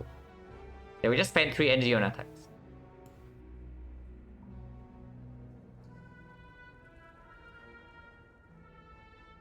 Now, if next time we draw into Predator, then we waste a lot of damage. But we can also just not draw into Predator and draw into like Dagger Spray and Strike instead. So we should set up lethal range for that kind of Terror. So the threshold would be like 18 from 2 strikes. Or it's like 21 from Strike Dagger Spray. Or 16 from Dagger Spray Neutralize. If we draw into only 13, like neutralize strike, then we also draw into like potentially 3 block cards. In that case, we can even like block 3 times. Oh, we also have like exactly 17 cards, which is good in the Sentries fight. But only if we don't draw into Predator next turn.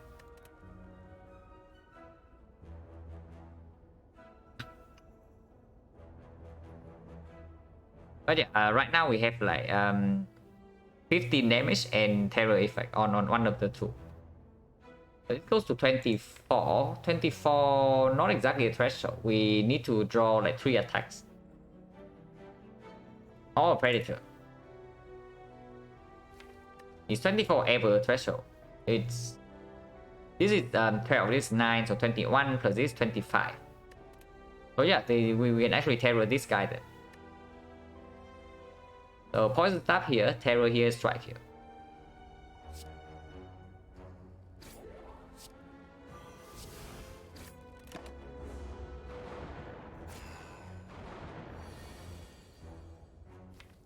Yeah, okay, whatever.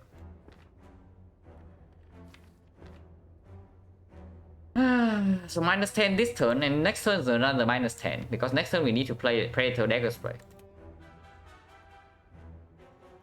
And yeah, you also see what's happening. If we play only 1 defense here and 2 strikes here, it goes to 32. And next turn we are on off from killing the middle. So we take like 30 damage in this fight at least.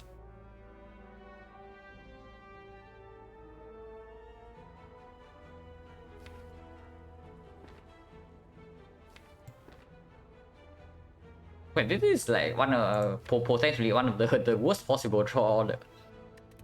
Potentially. But we still strike here to make it go to 16, so Dagger Spray neutralize on this one is actually lethal.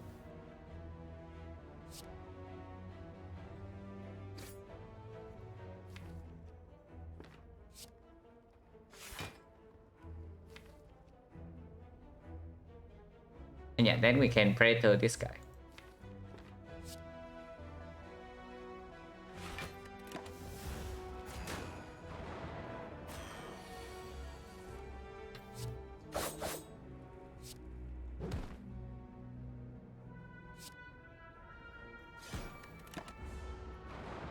Not playing Predator to block for 10 is like complete nonsense.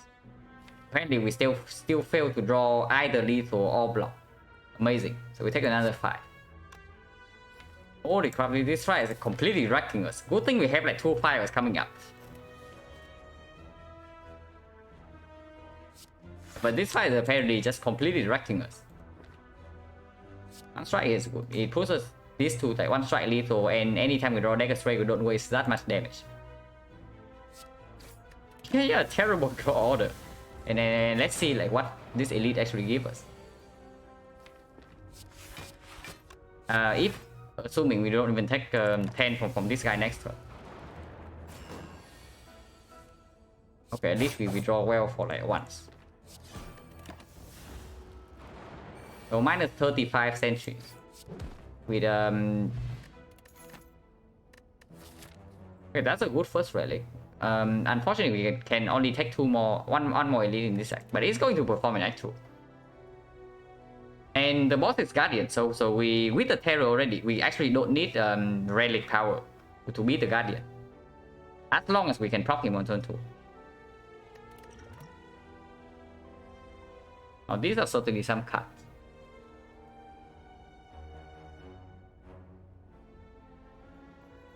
Yeah, these are certainly some cards. Now, if we are really scared of the Guardian, we pick up the Fumes, but probably not, right, with Terror. So it's between Adrenaline and Violet Plans.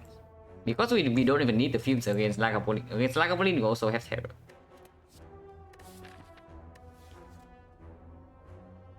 And yeah, it's probably Adrenaline. I'm not that interested in picking up a very early Violet Plans, even though it delivers against the Guardian. I mean, if this fight is the North, right? If this fight was a North, then Violet Plans value goes up by quite a bit, because then it means that this fight is Lagavulin or Sentries, and Violet Plans is good there.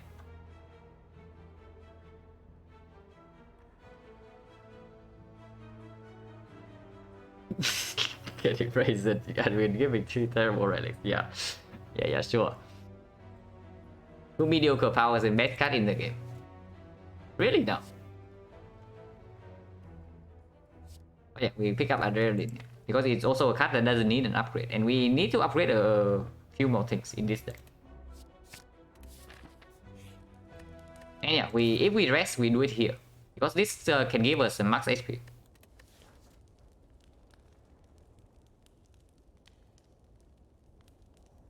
Adrenaline is too much value to skip. Never skip, that's about it. With Neko, sometimes you actually skip Adrenaline, but probably not. Even with Neko, Adrenaline is probably still good. But yeah, it just has no downside and plays for 0, so it's good.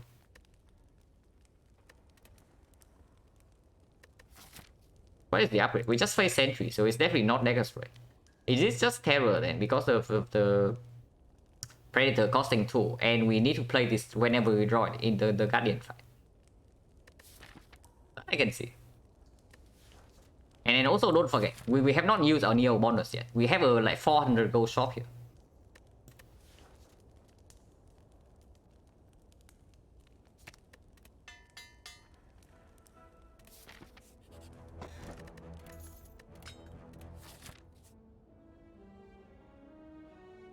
So with 400 gold, I still think we might want to rest once before for the Guardian.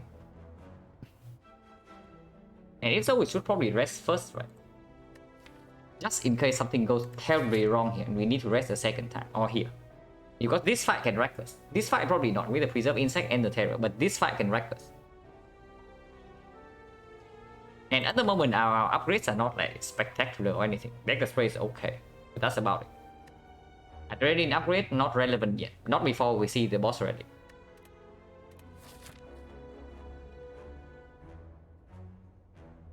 And yeah, we can also see Dead Adventurer here, and then like HP can definitely play if it's not the knob. I think the knob we just completely destroy with the Preserve Insect and then this kind of deck, but maybe not. Maybe we can also bottom deck like all these three. Oh, who knows?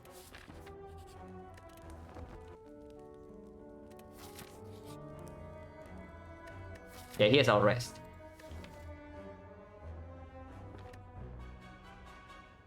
Yeah, this is our rest. Are we interested?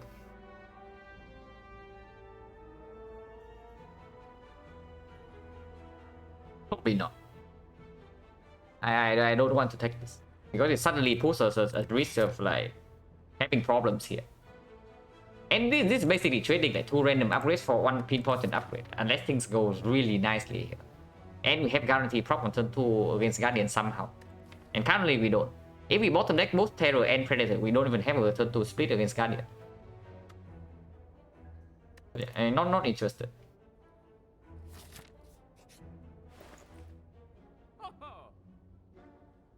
It's not a very good shot for 400 gold. Yeah, I have to say this shot is not very good.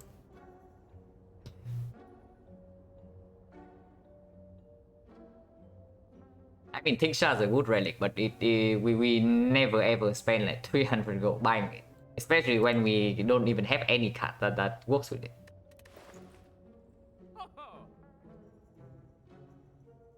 Yeah, here's the ChemX for the last one. It's on sale, and how interested are we? Because we do have Strength Potion, so even as long as we preserve the Strength Potion, this Blade Dance has value.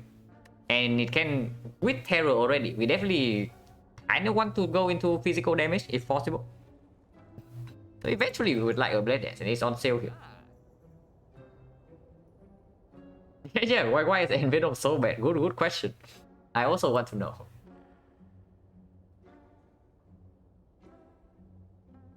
Even if this Envenom is upgraded, I probably don't even buy it.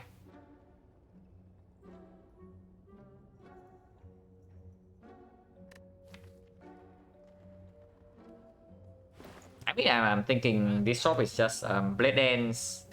How's the potion chance? It's very high, right? Yeah. We play 4 fights with no potion, and this one is here, so 70%. So yeah, 70 here and potentially 80 here. So the chance that we miss a potion is only 6%. I do not buy a potion here.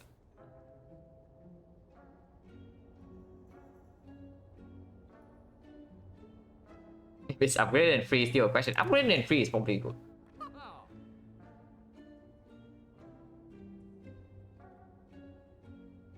At least if we pick this up. And Venom Strike is hardest, but Fortunately. And this red color list not even good. If it's secret technique, actually buy it. But it's just secret weapon. And secret weapon, not super interested. I'm thinking here of Blade Dance, Good Instinct, Cut Remove, and we leave this shop.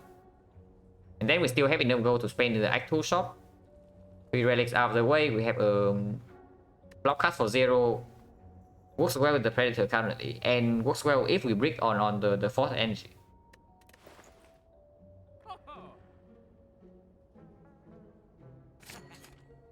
And yeah, we definitely remove. And this is just a strike remove. Works better into the Guardian. We don't care that much about the knob. We preserve Insect and 40 HP. Works better into Act 2. And we just added like a lot of attacks. And yeah, this is Good Instinct on Leaf. And then I think Good Instinct is good enough to bridge for potentially bad Act 2. Because it also delivers in the Guardian fight. Very expensive finesse. Kind of. It's slightly better than finesse, to be honest, if you are super limited by energy. But otherwise, yeah, finesse is better if you have like deck scaling. It's fine. We have to spend our gold somehow.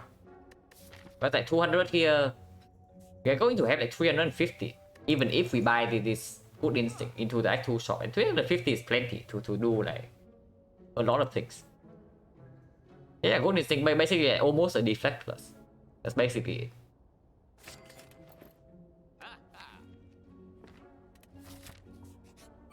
Yeah, small knob. And Terror Predator on turn 1, so this knob is pretty dead. Goodbye knob. And yeah, here's our friend. He's back again.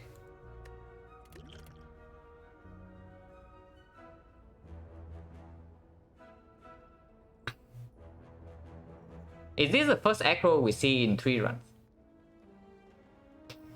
That's what I'm genuinely asking. Is this the first aggro we actually see in 3 runs? Because I don't recall like, ever seeing an aggro after Act 1 in the last 2 runs.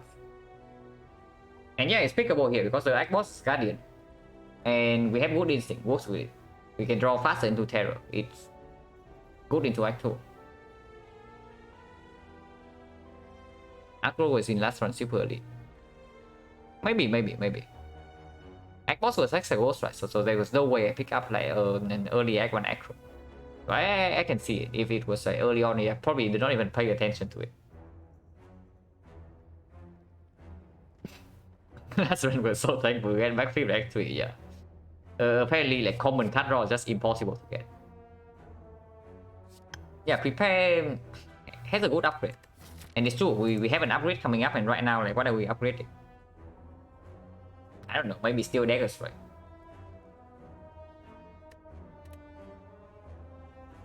Yeah, it is probably the Echo, even though like picking Blade Dance right now allows us to pick up Shift Support.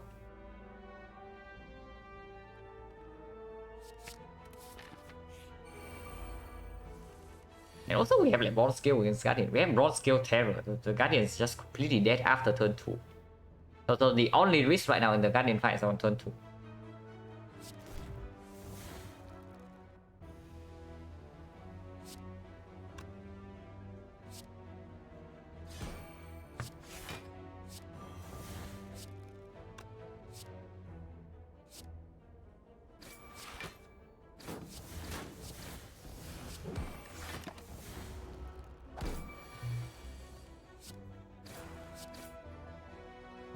Yeah, no potion, so 80% right now. So I'm willing to use a potion in the Guardian fight if needed. Sup team? And yeah, well, first relic is Preserve Insect this time. So hopefully we can convert it into something good in Act 2. This looks like a fast skip unless you tell me that we pick Cloak and Dagger and upgrade it. But probably not. I probably still want Dagger Spray upgrade for like Act 2. What's our actual potion chance actually? So 80% here. So 4-0. No. 1-4. Yeah, 4-4-1. And what was this? Signing line, okay. 41, 51, 52. So yeah, 70%. Yeah, decided to switch out, do an easy seed. You say it's easy, but if we brick on the boss railing, and suddenly we just die in Act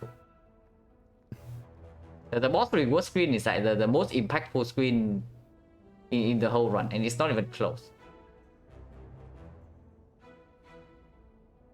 That's a relatively, apart from terror. Yeah, it's okay. Adrenaline's okay, Predator's okay, upgraded. Wood Instinct is fine. And Dagger Spray upgrade is not that bad. And we are going to upgrade Dagger Spray.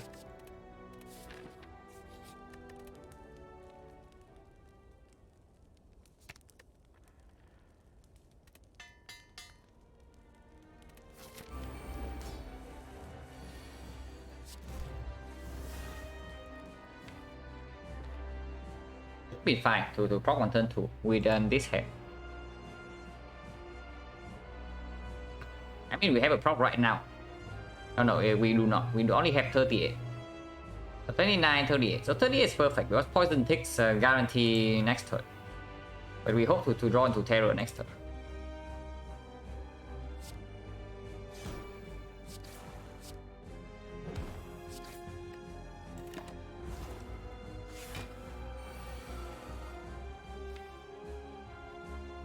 That's not good. I mean, you would think that this is good because next turn we draw like 4 block cards, and in turn we need to block. But that also means we shuffle out 4 block cards for the next 2 turns that we also need to block. That's not good. That is definitely not good. But yeah, we can use skill potion if things are dicey. So this is the 18, so it's more than 20. So we can just attack normally.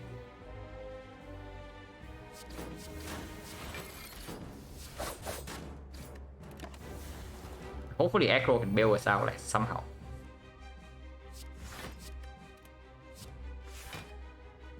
Crit 1 for 9. Probably not because we are taking cheap damage, and with Terror Bronze Scale we don't need to rush our damage. Skill pot for draw next turn. This turn, no. If we skill pot any turn, it's next turn for block. Because draw can also be blocked. Like it's back. There's backflip.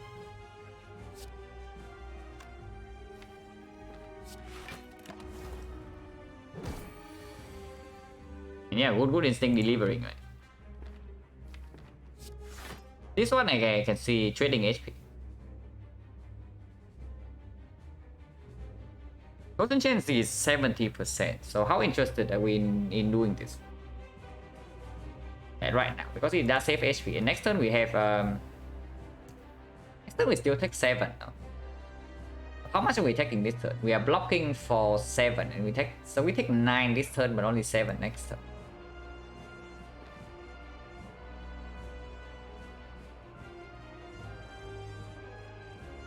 Man, last turn the block doesn't shuffle. No, that's I don't think so, because like here if you use the potion here, it gets like guarantee value, and even drawing into block right now is not bad at all. Because then we just shuffle out like these things.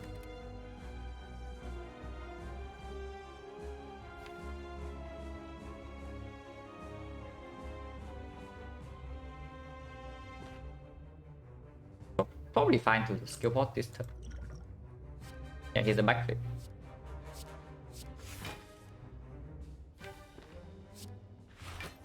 We still play this though.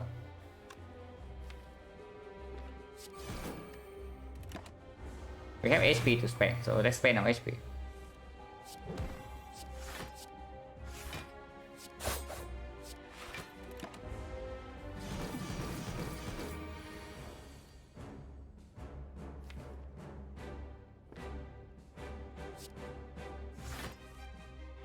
Okay, these cards are good to proc next turn.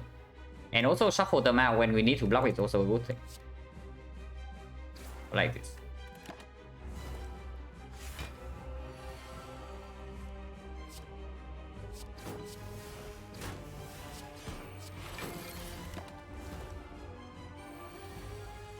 So yeah, the fight is like under control from here. Next turn we are taking some damage though if we don't draw here, so we draw. We draw again.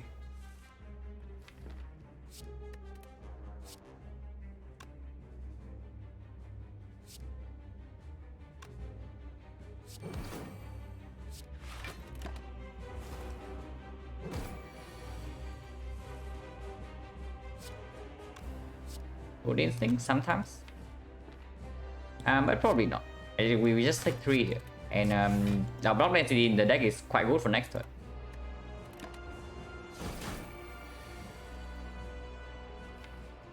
Take 5.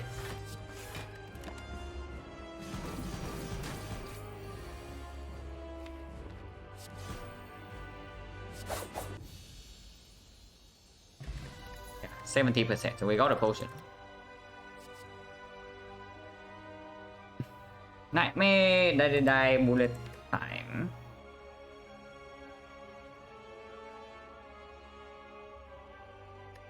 Yeah, it's probably bullet time with Acro Predator. Yeah, Nightmare doesn't really have a real target. I mean, Nightmare Adrenaline is not a thing. Especially if Adrenaline is not upgraded. Like, you pay 3 energy this turn to get like 3 energy next turn. I mean, of course, you get like draw 6, but the upfront cost is way too high. You just take a chunk of damage in actual. And yeah, it's just Predator bullet time with Acro. Also die. But with Preserve Insect and Dagger Spray Plus, maybe not. And if we brick on energy, then this card's also going to deliver the moment we can upgrade it.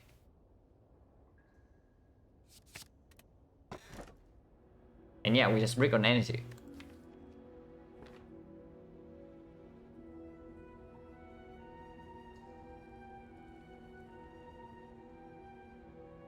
Okay, well, which garbage do we want?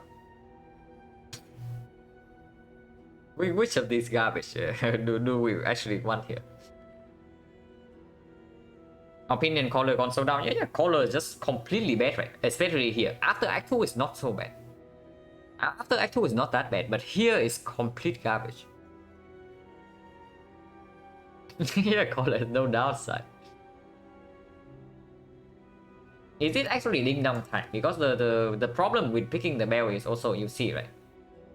First of all, yeah, we are running into Elites in Act 2. So we pass for like maximum Elites in Act 2 if possible.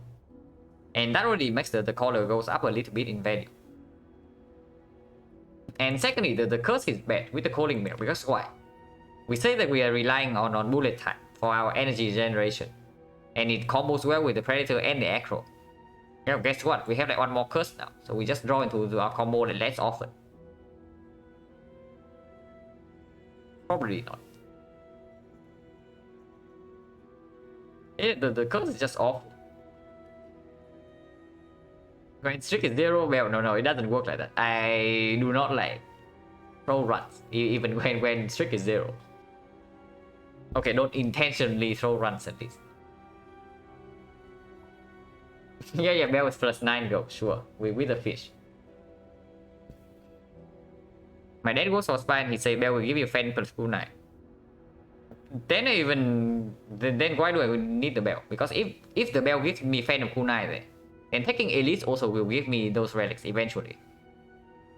So I might as well just take a relic that actually is better in the late game.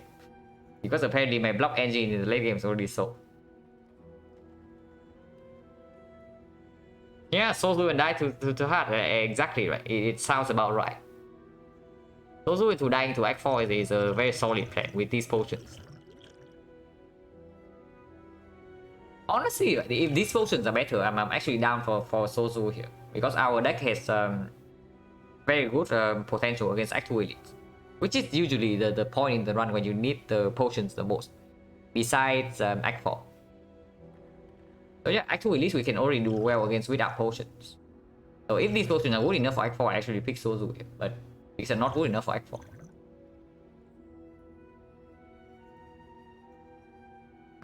So yeah, it's probably Caller. It is probably Caller. And we cry if we draw badly. And we also need to urgently upgrade this. Now that we pick up the freaking Caller, hopefully we get that. colon question mark not good. I also think colon question mark is fine. Hell has the wood, yeah.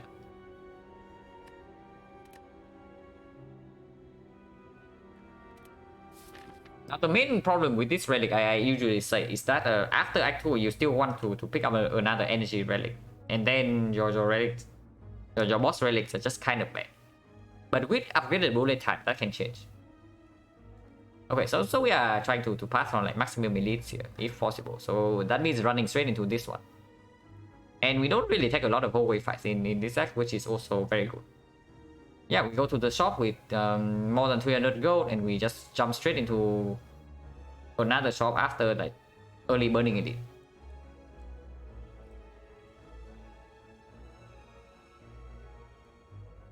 That's a great part. Like you always say that until like you see Forgotten Altar in one of these, and then you run to burning elite with like 30 HP. I mean, it's okay. It is not amazing because we do not have golden idol. And also, I don't even know if we pick up apparition in this deck. I mean, apparition is 27 gold. Yeah, forgot the Altar DK is plus 9 gold. Sure. But yeah, the path is clear. Right? You just go here to the shop, and if things are bad enough, we just like pivot to the right side, and we still get 2 elites. Because if we are low enough at this point, then this is extremely dangerous. Even though we have preserve insight.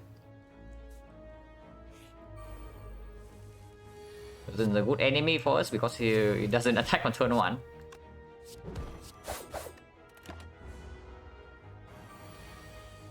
Not turn 2 apparently. But we don't really have more damage in the deck.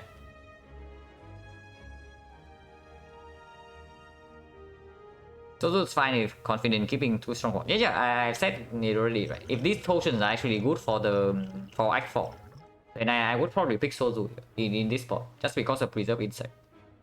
But these potions are not good enough for Act 4. So probably not interested. How much damage do we have here? 18, 36 plus 5, so 41. With Weaken, we still need to draw 2 strikes. And we have 1 days. I mean, if we draw 1 strike, we can steal potion. These potions are quite good for the elite, so if possible, I would like to save them.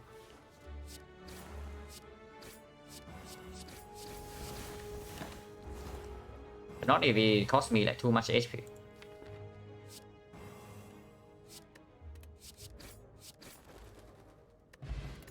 Weak potion, not interested. Second acro. Probably fine. Bouncing plus is definitely not, because we don't even have energy to do anything. But Echo can draw into bullet time. And second Echo also opens up Tradition, like immediately. So we do that. And Weak Potion not stronger than this. When we have like Terror, Blade Dance, and then Dagger Spray.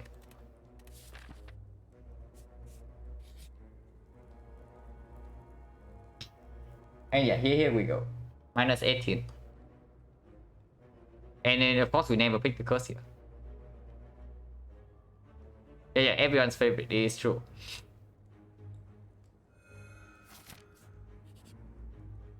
And yeah, we pay the vagrant for the relic because we still have enough gold to do things in this shop. With flower would have been in the bell. Yeah, Spire decides that I'm not skilled enough to not take damage in the real event yet. So it's here to make me take the damage. Yeah, miss 18 go, the 2 curses. And should have taken like the 18 go into Divine Fountain here. Why didn't I pass the Ghost Golden Idol for Forgotten Altar? Yeah. Probably just bad play in Act 1. Bellhead Omamori? No, Bellhead this thing. Bellhead this thing, because this is the first common relic we see after. So yeah, event. Because we only saw Altar, like how bad can it be? If this is right, we can even pick it sometimes. Okay, that one's good.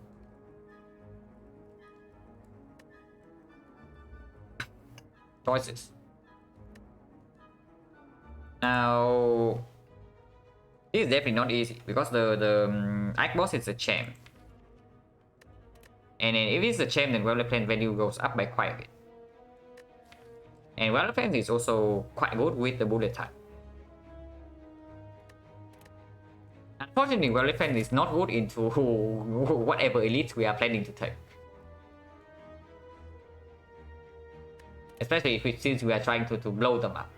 So in that case, like, backstab is excellent because with Preserve Insect and backstab, the slavers are already dead on turn 1. At least one of them. And of course, backstab also excellent against the advanced always fight. And next to that, leg sweep. Very good card in the champ fight because we also have 4 energy. And right now we don't really have any weakness just yet. So right now I see leg sweep, I see backstab, I see Well-Defense. Of course there's also backflip and cow gamble. And then those we don't need to talk about. So which one is actually best here?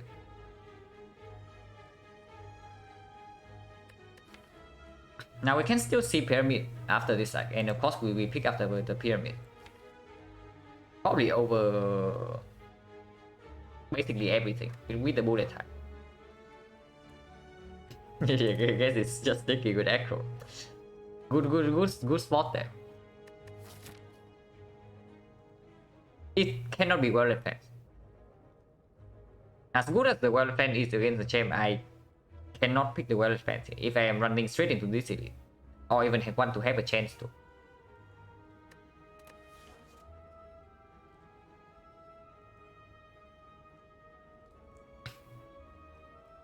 Unironically, can it ever be Blade Dance?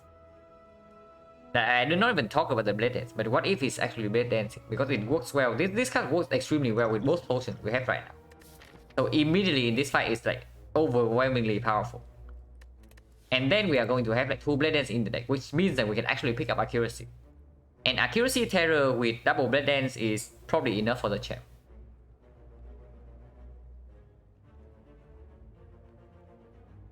I'm a bit of Cow Gamble Gap deck. And yeah, Cow Gamble is a very good card. So we can actually pick it up here. And it's fine. I'm just thinking, because the effectiveness of this Blade Dance and the backstab would roughly be the same, right? In the elite fight. With these 2 potions. And Blade Dance instantly opens up accuracy for the champ. So in that sense, I think Blade Dance is actually always better than its backstab.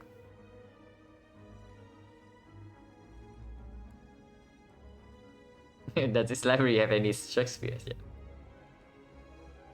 So actually our choice here, it probably cannot be backflip. I don't think it's ever backflip here just because we don't have the dexterity. So if you want to pick up cut draw from this, it's probably actually gamble. So gamble should be better than backflip. So right now our choice boils down to like count gamble. It cannot be Well-Defense. So it's just between count gamble and Blade Dance and leg sweep. One of these 3. And we have 4 energy in the elite fight, so leg sweep actually plays. Yeah, this is really tough, right? So let's say we don't get accuracy and Blade Dance. How much are we splitting the champ for with a deck like this? Okay, not a lot.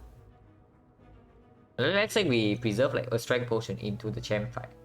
Then Blade Dance is even better, right? It probably is just Blade Dance. Like unfortunate. It is unfortunate, but it's probably still just Blade Dance here. Why I cannot pick Well-Defense? Because I want to run straight into this. And Well-Defense is not good here. But Well-Defense is not good in extremely short fights. And yeah, the actual elites are basically that. Besides like maybe Gremlin Leader. Even though the Well-Defense definitely performs extremely well in this fight. But that is like 3 elites still away. The problem with picking up Blade Dance over leg sweep here is that we have to fight 2 advanced hallways in this side. And Snake Plant has a 21% chance to appear. And yeah, you know that without the leg sweep and with the Blade Dance in this deck on 3 energy, we just get completely wrecked by the Snake Plant. It's not even close. So are we scared of the stack plan enough to just hash pick the leg sweep here?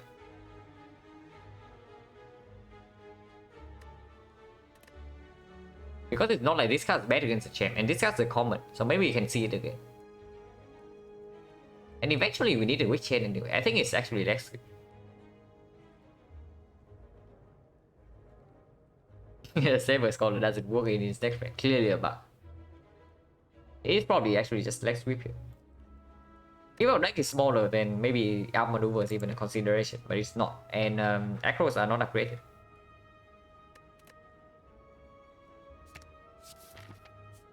And yeah, swap with 280 goes clear.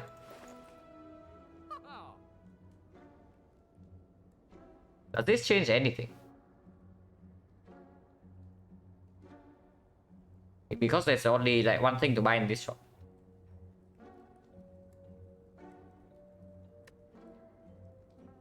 Good waffle. No, it's not waffle. If I buy anything, it's apotheosis. Even though, yeah, waffle is like quite okay. It heals for 32. It heals for 32 and plus 7.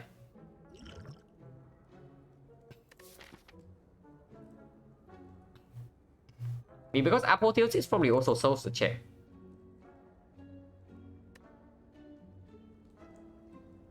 Who go off? Apo card remove. No. We have the go. We have the go. Don't forget this. We have enough go to do Apo card remove.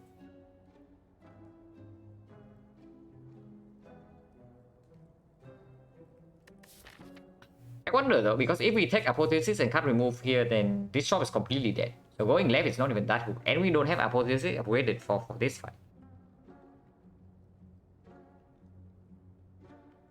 Yeah, apotheosis for acro plus bullet time plus instantly make us like so much stronger in boss fight. Or whenever we draw into it, even in like normal hallways. It's actually insanely good.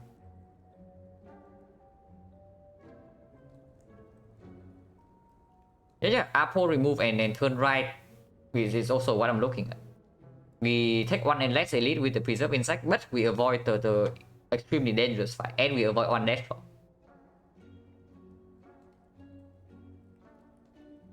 It's not even true though, because after this there's no more fire. So let's say we upgrade Apo to this here. We are going to play the rest of the act at 39 HP.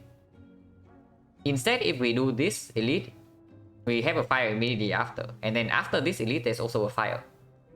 So we can easily refill our HP. And we also get one more elite.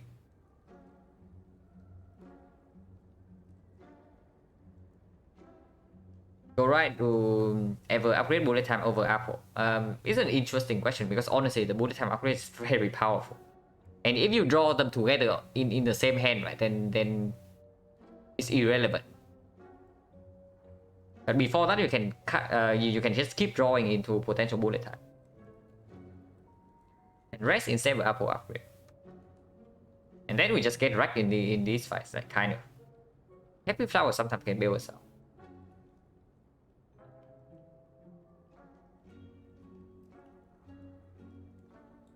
Not taking the card remove to see something to buy is just complete nonsense, right? Because there's nothing there's nothing in the shop that is like that cheap and is stronger than the remove. Maybe it's not true because we have the fish. Yeah, we have like 107 gold. If we just take the apotheosis instead and not take a remove, and after this fight it's like 167. The moment we buy, we take one card with the fish, it's going to go to 176. So 176 is enough gold to buy a shop relic here, like something already. Because nothing in card remove immediately hurts us for the elite, so maybe that's way too greedy. That's just way too greedy.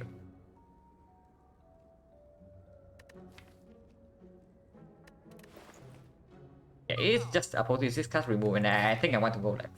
I think I want to go left because honestly, the left path is not even more dangerous than the right path. It's just like we have a death floor, which kind of sucks, and no leg question mark, so no like Colosseum Hydro. But it's fine. With apotheosis in the deck against the champ is probably okay, and more card rewards to see. Maybe accuracy is also good. And yeah, order need to be correct. We need to buy apotheosis first, otherwise we don't have like enough gold. Yeah, still strike. And here we go left with 2 potions. We should be okay against this, whatever it is. Hopefully we don't die right away on turn 1. But we do have 4 energy. Max HP leader should be okay. Not that okay, by the way, because we apparently we only draw 1 attack. We cannot guarantee that she doesn't attack next turn, and we draw like most of our block cards. At least we can kill one of them with the torch, so she doesn't have a 100% chance to attack. But this is like annoying. Strength pot? No, we don't need strength pot. Bronze scale will kill one of them.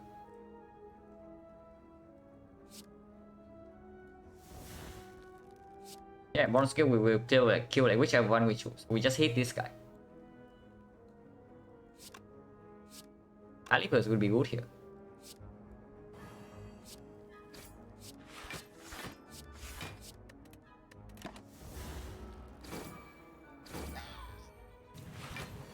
Okay, she attacks us for 33. And this guy hits us for okay, this will hurt. Let's just put it that way. This will hurt because we already draw into bullet time, so there's nothing to bail ourselves out here. The only good draw here would be dagger spread. Actually no, blade dance is also quite good because then we can just pop strength potion to kill this and still neutralize leader and double defense, which doesn't hurt that much. We draw. It is fine. Now Terror has to go on leader. And this is just 16 damage without the strength pot, so we strength pot here. Flex pot is still stronger against the other elites. Like slavers, against slavers, like Flex pot is definitely stronger than a strength potion. Maybe against book, stabbing the strength pot is stronger, but against book we have both bronze scale and terror, and also apotheosis and permanent weakness. That's probably fine. Pop this.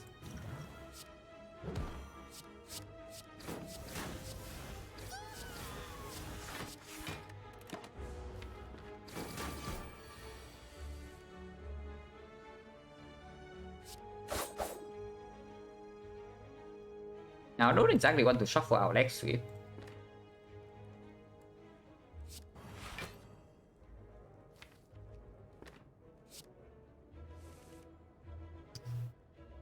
Full time miss, but it's fine.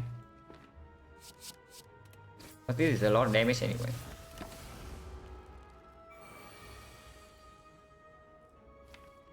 Okay, this is bad.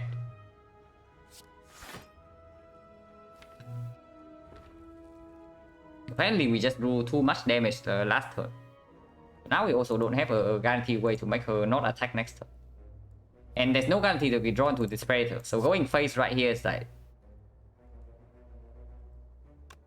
22 damage. So she's left at 33. And 33 means that if we brick on predator and the strike. No. If we brick on predator, we need to draw all 3 attacks. With these 2 attacks and flex potion, is it lethal? Actually was questionable last turn. Could be, but I want to make sure that she has weakness because she can attack us. She could have also attacked us this turn. And without weakness, she hits us for like 33. And we also need to kill the gremlins. So spending energy on weakening her while still killing the gremlin is basically impossible because we don't have the AoE damage.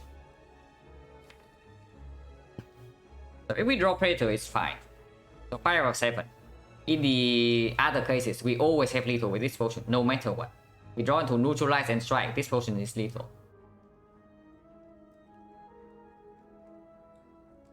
Almost skill leader 7 energy, especially with Flex Sword. No, I don't want to. I don't want to waste Flex Sword if possible. Is it lethal? We block? No, leader doesn't block herself. She only blocks the gremlins.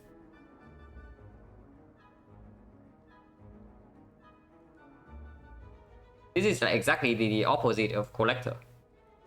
Collector blocks herself but not the minions. Rebel Leader blocks the minions but not herself. Yeah, we can go for it, right? Because there's no risk. There's no risk of dying, and otherwise this fight is still like extremely messy. Double check that it's lethal with just Predator. I mean, Predator we always draw it together with on attack, so it's lethal anyway. Okay.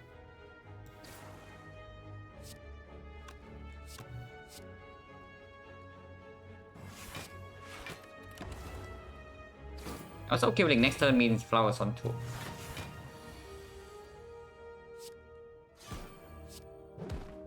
Yeah, not bad. Burning elite now.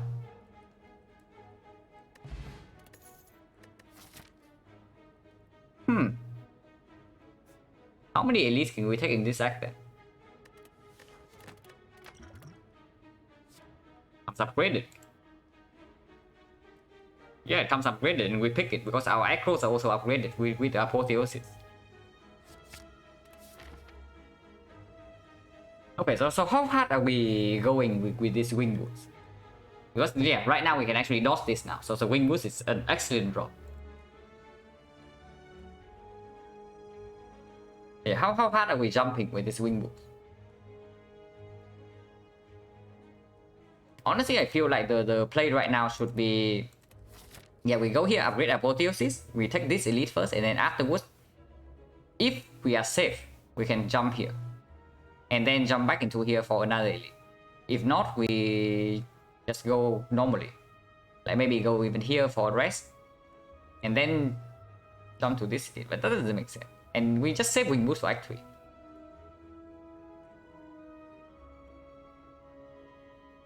Yeah, we still go to the fire to upgrade apotheosis first. We don't jump here. We can use like 3 charges in Act 3, no problem, because we have free pathing.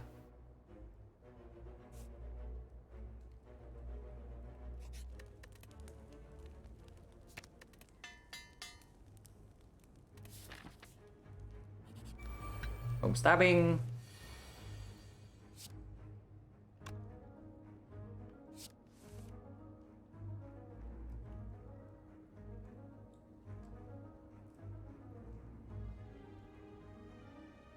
Now we are only being hit for 10, so this defense will never ever make sense. We discard this.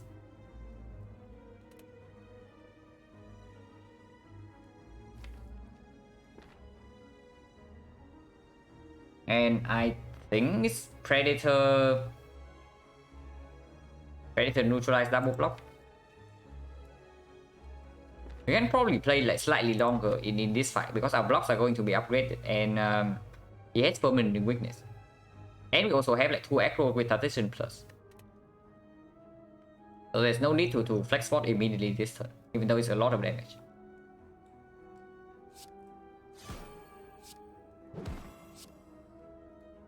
And I don't want wounds.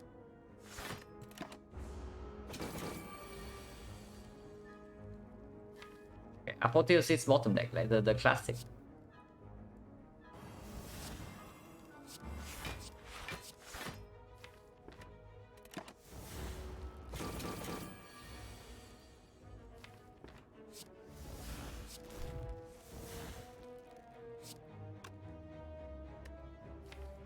It's Poison Stab, a card that we would like to redraw into, maybe.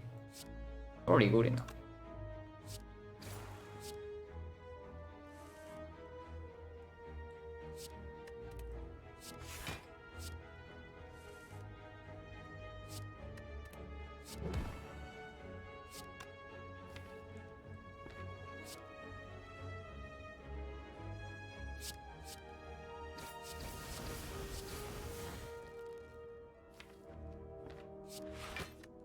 We always have lethal with potion next turn if we choose to. Otherwise we can just normally block, because yeah, this is 25. And next turn we have lethal.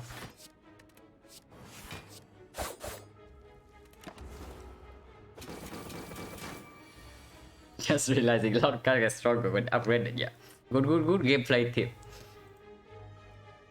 This guy already dies with taunt, so there's no way to set up flower here, so we just kill.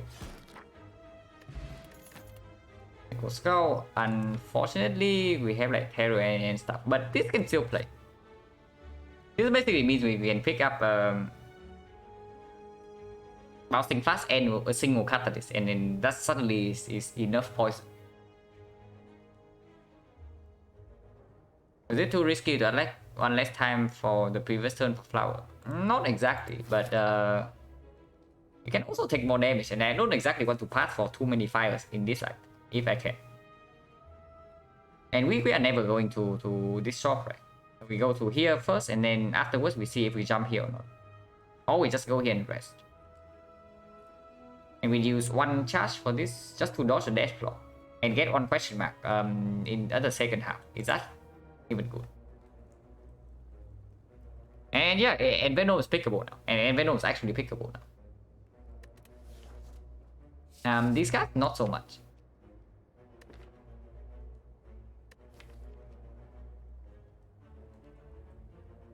How are we against the champ anyway? Honestly, we are not that good against the champ. Like, we have the whole deck upgraded, but our split is not like super spectacular against the champ. And then afterwards, we don't have like deck scaling, so the execute is still going to hurt a lot.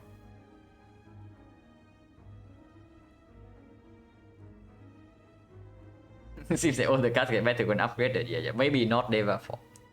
Maybe not Infinite Blades.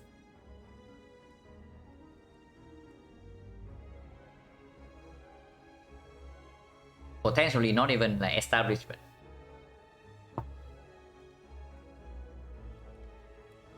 But yeah,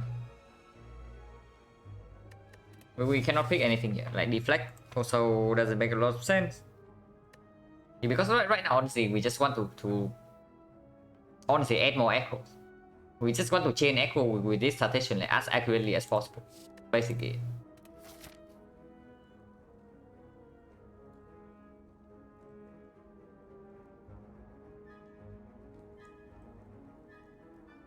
Is it ever something like this? We go to this chest, we go to this elite, and we jump back here for this elite.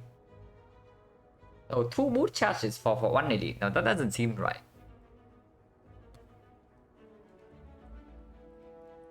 You're saying we are going infinite. If we can, if we get more remove, this deck is like easily infinite.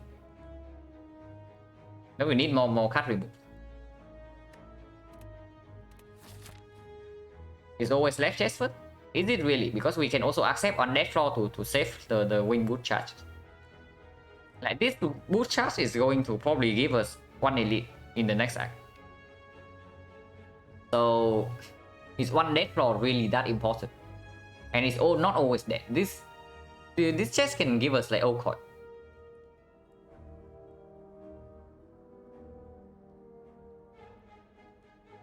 Taking dead floor with wing boost. But yeah, but like skipping, using one charge just to skip one dead floor is kind of weird. It's really weird. I think I'm just running into the shop and then save the boot.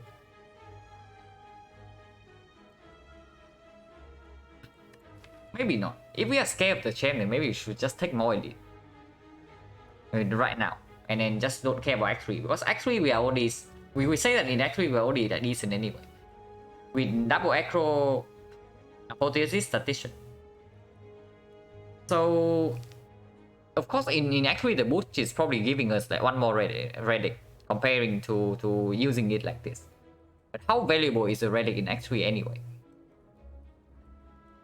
Comparing to just securing that we survive the champ right now.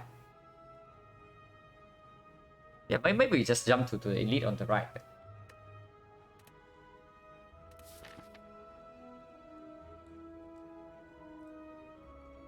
I think I still go here first, and then if depending on what happens here, I can choose to take the shot. If it's old coin, I take the shot.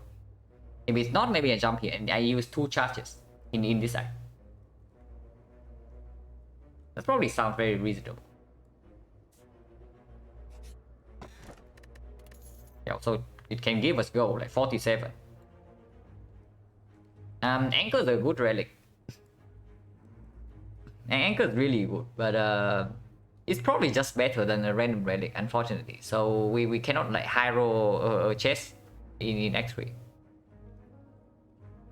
So yeah, we just take the anchor and we jump to the elite. Even though the shop gave us go is not enough to take the remove here. Because remove costs 125. And honestly right now removing is what making... Removing is the thing that's making us the strongest. Like we just remove these strikes and then suddenly our deck is like... And add one more aggro and suddenly our deck is pretty insane. Then we jump to this elite and then we jump back here. And potentially rest if needed.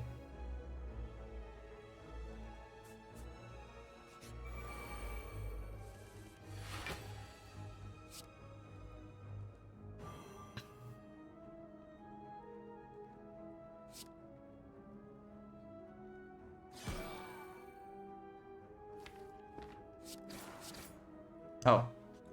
I forgot Snake was Skull on the poison staff. So I just wasted 6 damage. Hopefully it doesn't matter.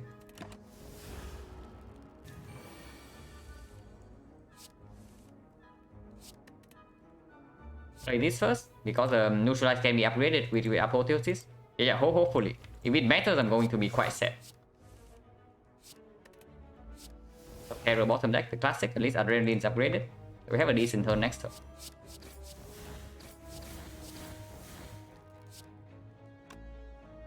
No need to play leg sweep really, right? You don't really need to play leg sweep. Let's just say the damage here.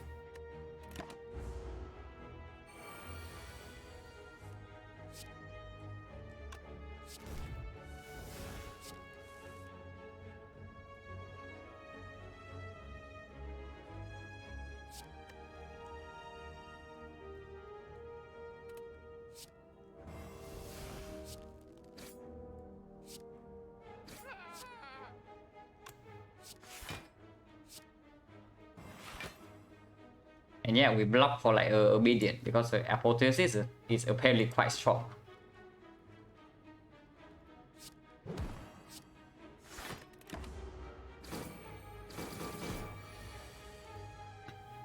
It's on 2, so if it's possible to kill here, I would like to do so. And it looks very possible.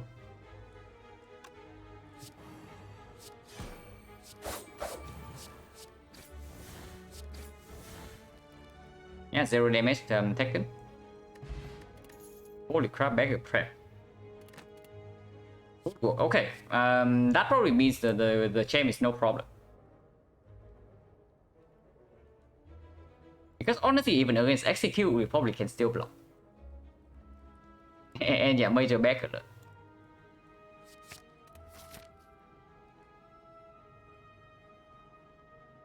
Now, with the footwork and apotheosis, like the apparition is no longer needed, right?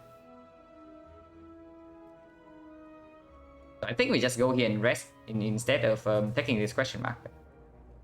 Because bites right now we don't take. We have already seen the Vagrant. Cleric is quite strong. Mutation is okay, but honestly, Act 2 events are still fairly good in general, and we have already seen the garbage auto, so this is quite strong. But it also means that we are playing the rest of the act at like 30 HP. And sometimes this fight can still trade HP with us, and we are quite bad into the advanced hallways if we don't draw very nicely. Upgrade bullet time? No. If we do anything here, it's a rest. I rest here, and then if I upgrade bullet time, it's here. And honestly, right now I don't even know if I need to upgrade bullet time. If anything, I probably upgrade like full go or acro.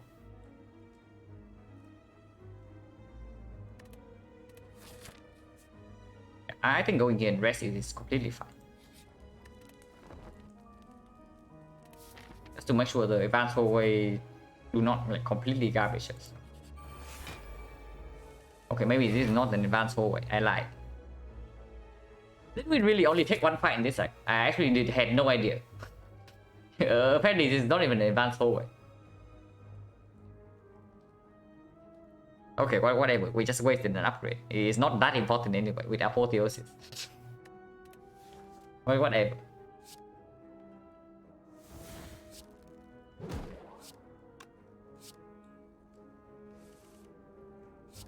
Cannot get terror down now, so it's a little bit of a shame, but it's fine.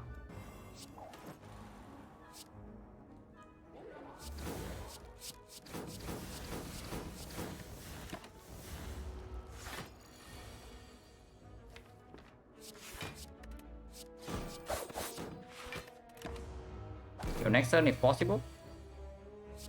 Not be too difficult.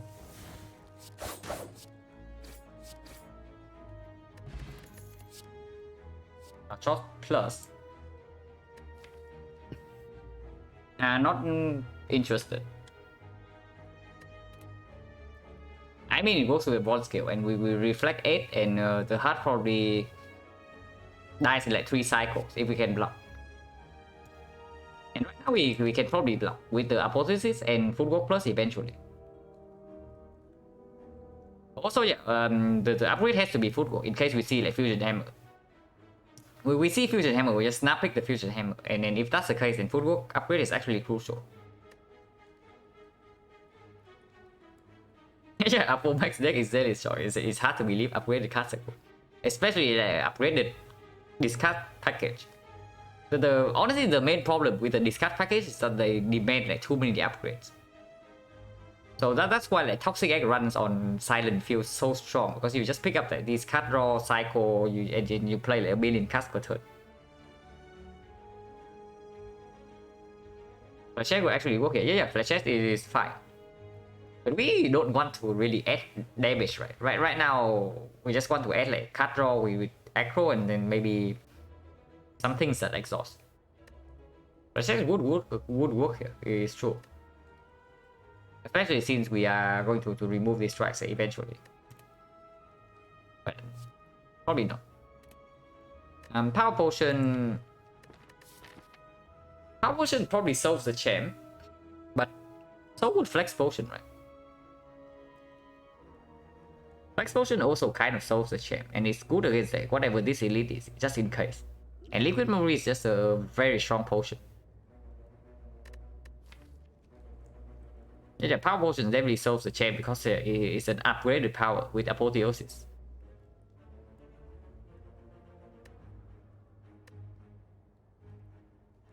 Need to be slightly careful because right now apparently I think I'm like underestimating the execute a little bit. So how much damage are we actually taking? Execute is base 22. With weakness vulnerable it goes to 24, so we need to block 48. If we are not frail, yeah, if we're not frail, then blocking 48 is easy. But if we are frail, maybe we take like 15 damage, maybe 20. Honestly, it's probably fine. It's probably fine.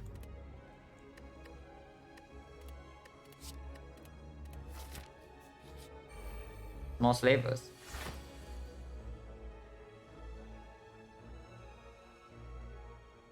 And yeah, Good Instinct is not like with the bullet time in hand. Good Instinct is already like way over blocking with these 3 defense. So we just play Instinct first into Echo for card draw.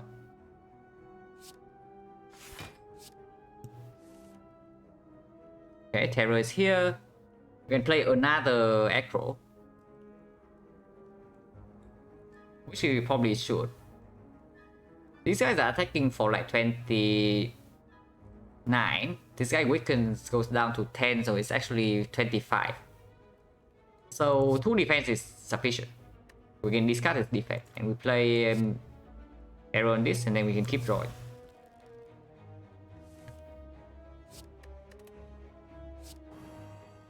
Yeah, looking like a good turn 1, right?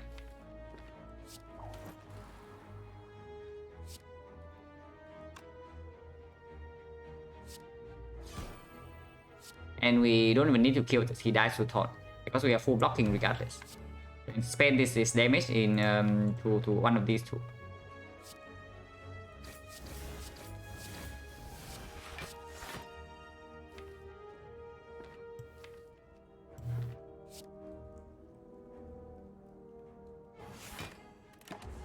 Just in case he doesn't die next turn, because we are weakened.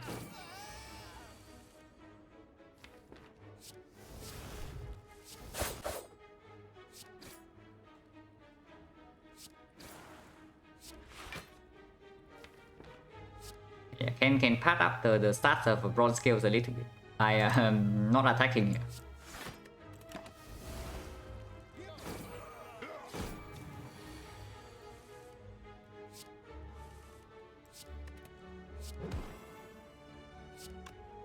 Obviously, there's no way to set up flower on 2 here.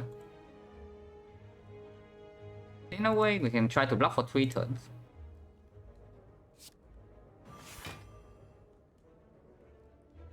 Two is 9 with 3 turns is also 9. But we need to draw enough block cards for 3 turns. With Lexi in our hand already, it's just not enough, right?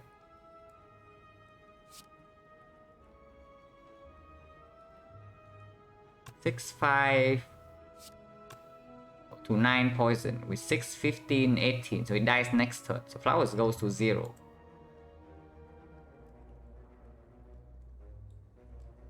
We can try.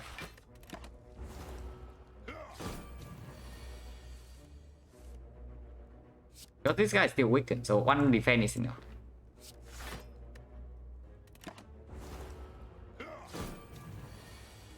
Okay, we actually got it. And he's always lethal next turn because he died 2 turns.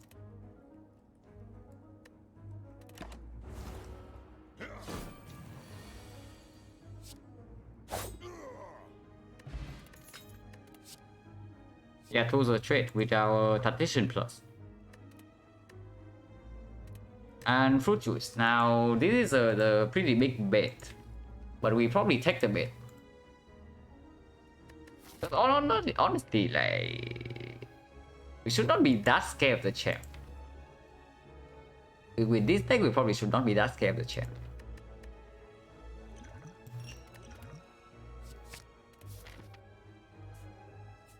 And yeah, we definitely don't use the boost charge here. Drink the juice directly. I mean, there's no reason to not drink the juice now, but I just want to keep it around. Deck plan. I'm not attacking on turn 1, so Wood Instinct now is fine. Okay, what is this?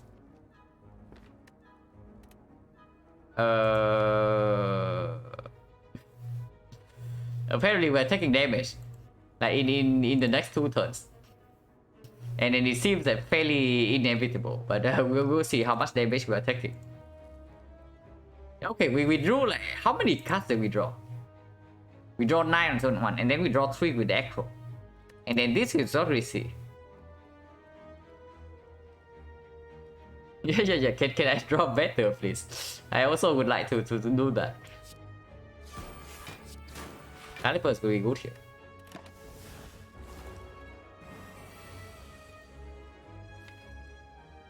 No more. Basically, if we are not acroing here, we're taking 18 next turn. That's basically it. But if we acro right now, there's a chance that we take more.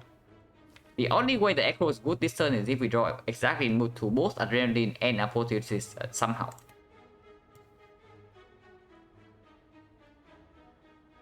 Yeah, 3 energy. But it's fine, we can rest here.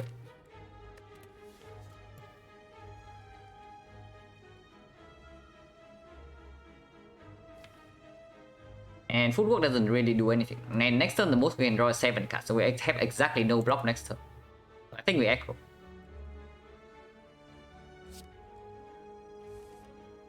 Okay, we draw into the cards. We can actually have a turn here. Tools is not down, is slightly unfortunate, but we can deploy footwork and we have leg sweep now. So we only take 8 this turn, slightly less. We take 6.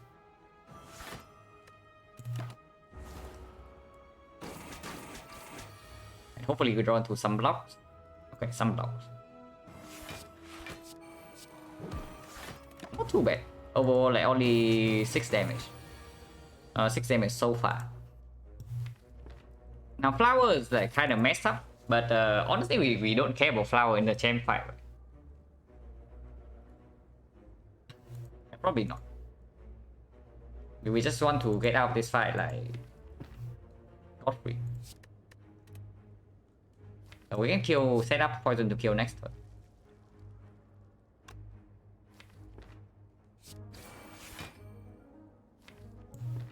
This is fine because next turn either we have full block or we have no. This guy always dies to taunts next turn. So it's fine to do it like this.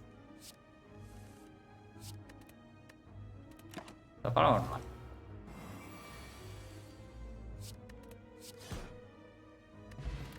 potion, and here's another bed dance if we want that, but it's probably not. We probably pick escape plan because apparently we are trying to block after the execute now. Yeah, apparently we are just trying to block the execute.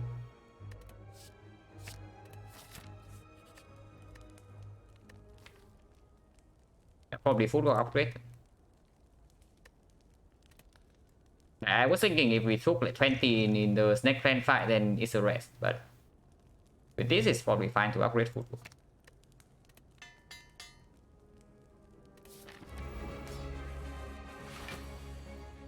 And terror should still be deployed in the first phase.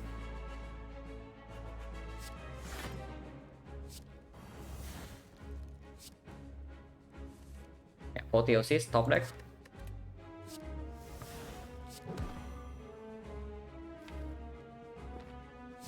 Drawing right now means that we actually cannot play bullet time, so probably there's no need. Not a lot, not a lot of blocks in our deck though. Let's reapply weakness.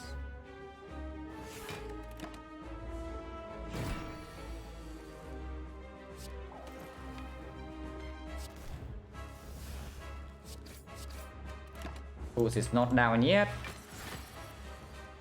Who's is still not down yet.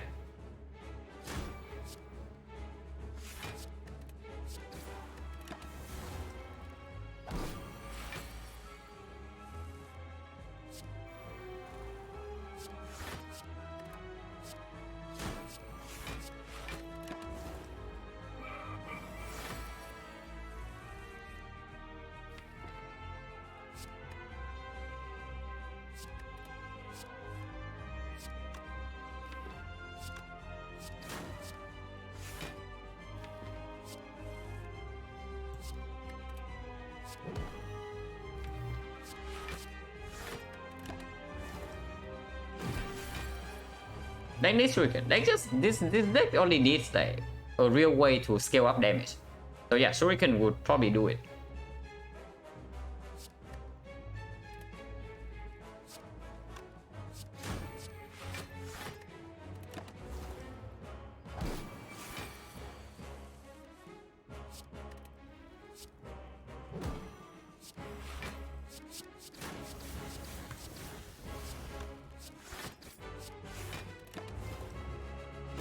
Yeah, and Venom would also do it, and Venom do it for sure with the Snake Scout.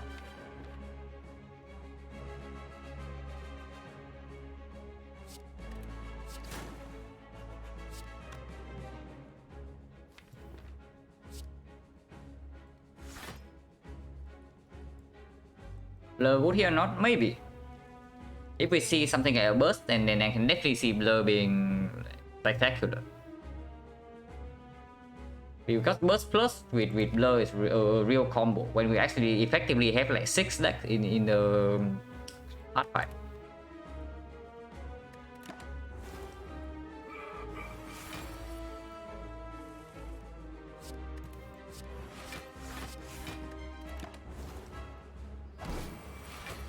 And we try to go in next turn.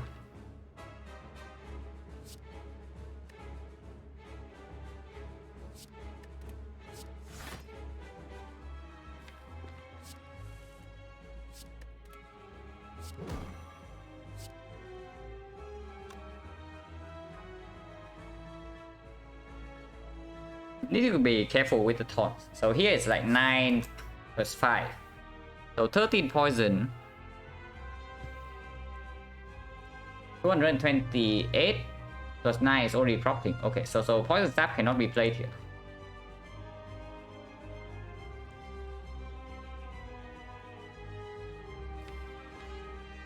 So we need to deal less than 10 damage here. Dagger spray is 12.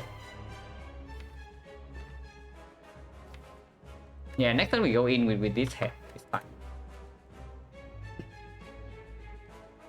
Dagger spray is 12 here, so it goes to 12 plus 8, poison is 20, minus 17, 224, plus taunt 221. So it works with dagger spray.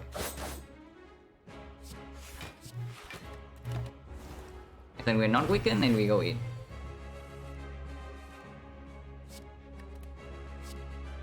Not very strong going in, but it's fine.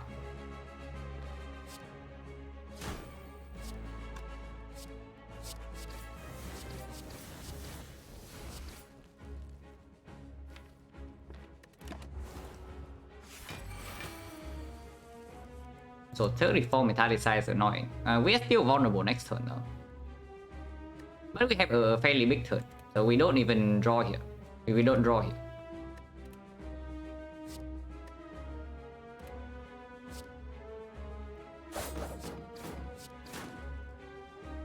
But I probably don't want to fight against super enriched champ for that long. So do I ever liquid memory is the predator here?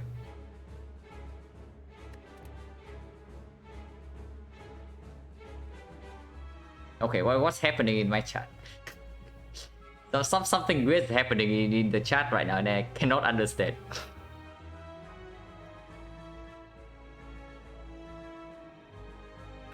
But the weakness vulnerable, we need to block for 48 and we can easily do so because we are not failed. Probably we can still try to save liquid memories there because it can still block the other execute, the second execute.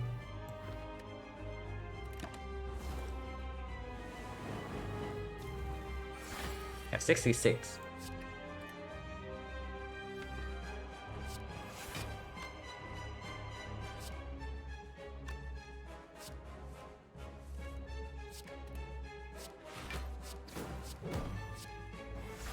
Yeah, we just easily full block to this execute. And that is with vulnerable.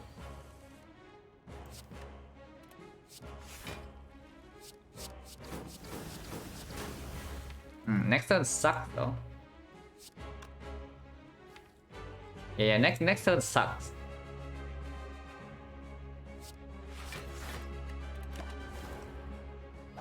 And we are vulnerable and frail now. So dangerous.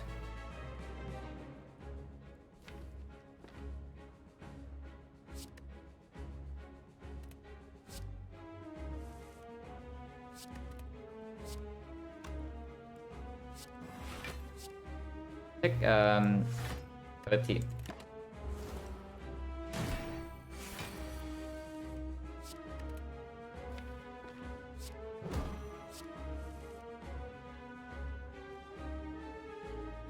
We don't even need bullet time here, and this is full block basically.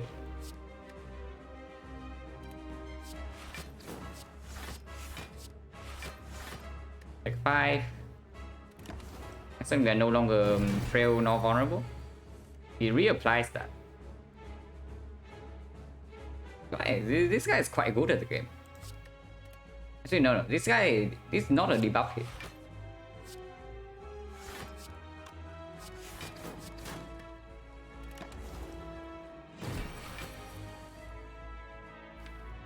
Playing such a long fight against the champ like post execute is scary because he's still gaining strength.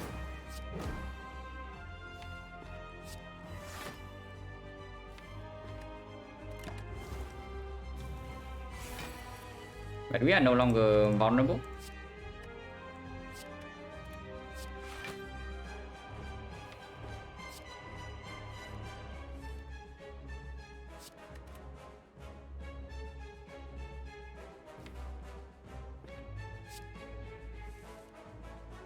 Very sick. So this turn is huge. Finally, the bullet time goes out with the 2 aggro plus in my deck. Super wow.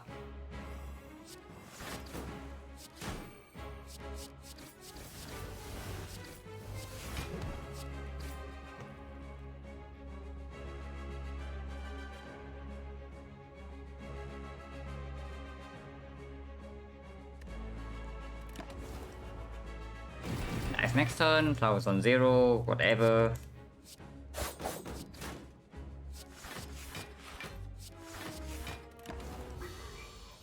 Okay, our damage definitely needs work. And then here's our damage, but here's also our defense. But yeah, it's just Envenom, right? It's unironically Envenom over her after image. And you don't see that often.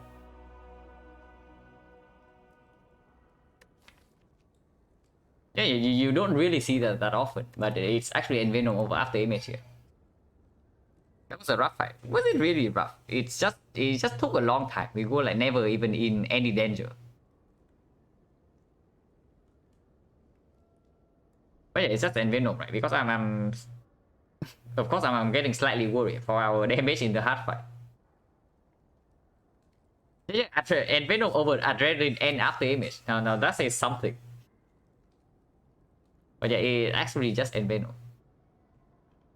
Imagine if Envenom usually apply 2 poison per attack. Yeah, it would actually be decent.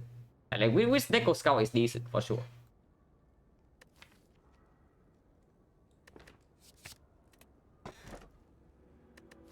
Free energy.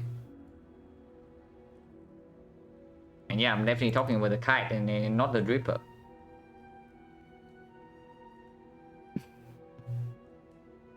And yeah, it's just free energy, right?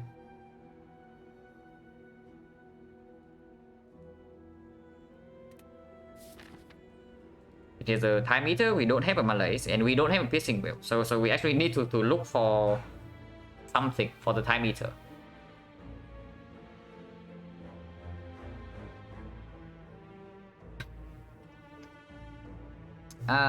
This pathing with the wing boots is not that good. With one charge we can, I guess with one charge the thing that we actually do is to pass for a shot and then still jump to 3 elites. No, it's not aggro. We have tools of the trade. Like don't forget, we actually have this card in our deck. So after we play this, it's just a completely free energy, and before that we have the 2 aggros. So it's fine. I'm interested in double shopping. Now we don't have red mask, so events in Act 3 get a bit worse.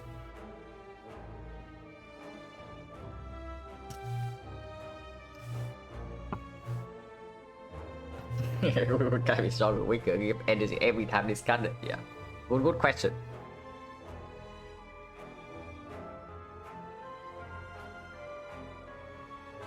Man, maybe I should have saved like 2 wing boot charges, but because right now if we have 2 boot charges, like we can actually take normalities, but we only have 1. So normality is not the thing. Don't really want to double shop, right? We just take this one. We just go here, take this shop, and then after this elite we can decide like what we do after that, because we can jump here and take like 2 elites, or I mean I guess it makes no difference. The path in the second half is like just the same anyway.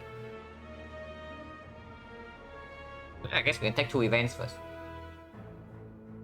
Tesseract, the sensory stone is still like extremely good. It can give us dark cycles, which is exactly what we are looking for right now to reset time meter strength.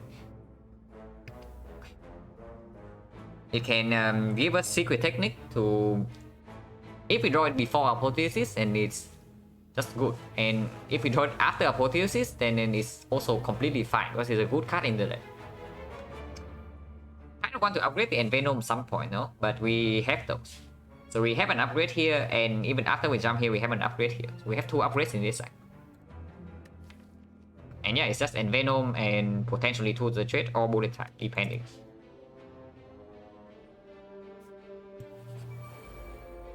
Spike alert.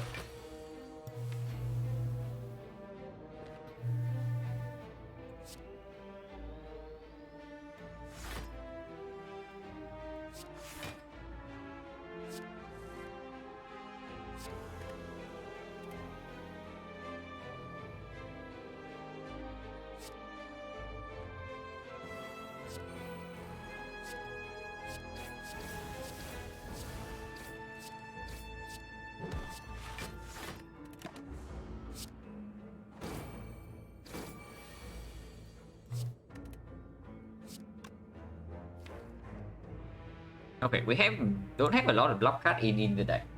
So probably should still hit this guy first to get the daisies out of the way. Yeah, Spiker actually quite annoying because we don't really have a real answer for it. I mean, it's fine. We block for like obedience and then we just attack it with 2 predators and it's dead. Not this though.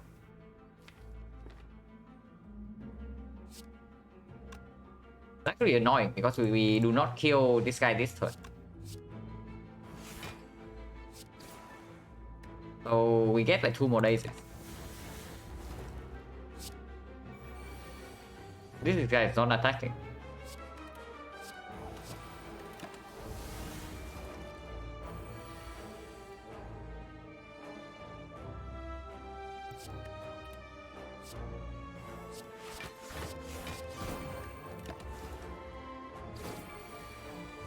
Yeah, need calendar. Maybe not, because calendar will mean that we fail to set up flower. This kills though. This kills because it applies like 2 poison with the envenom. So let's not do that. Strike kills already, so we should wait.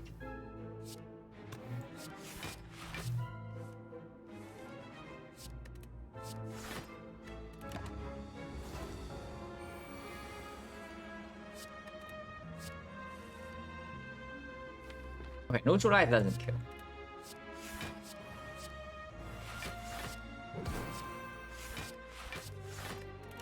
So try to kill next turn if possible. And it is.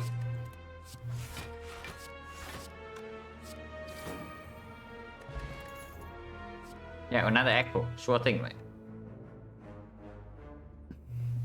When I play this character, it's always dropping my damn card. At least she's not burning them.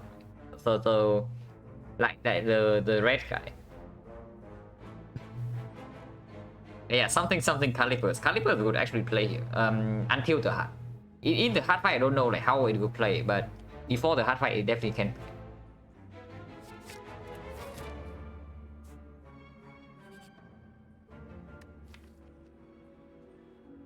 Oh yeah, we loop the football.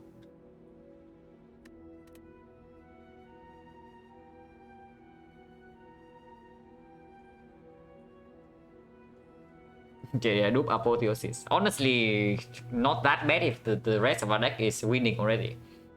But the rest of our deck is still not winning.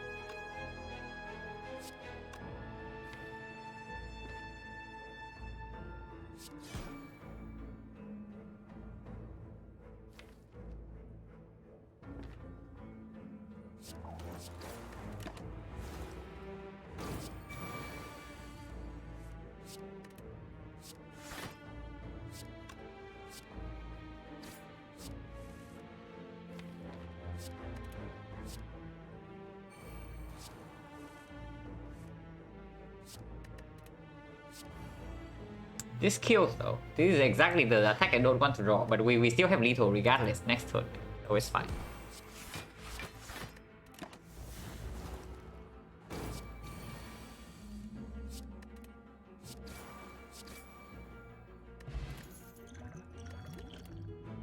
SP plus, not needed. We cycle like super fast already.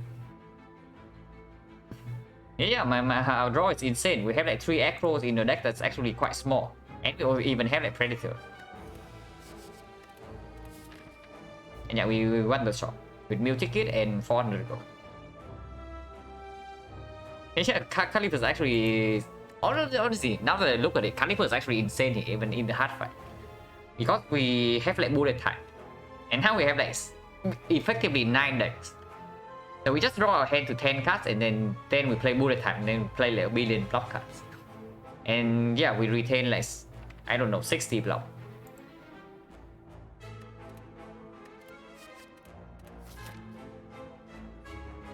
Yeah, this fire, this shop into this is clear.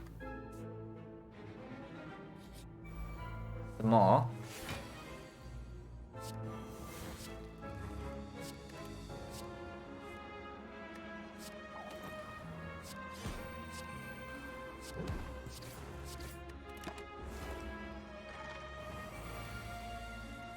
He's trying. He's trying his best.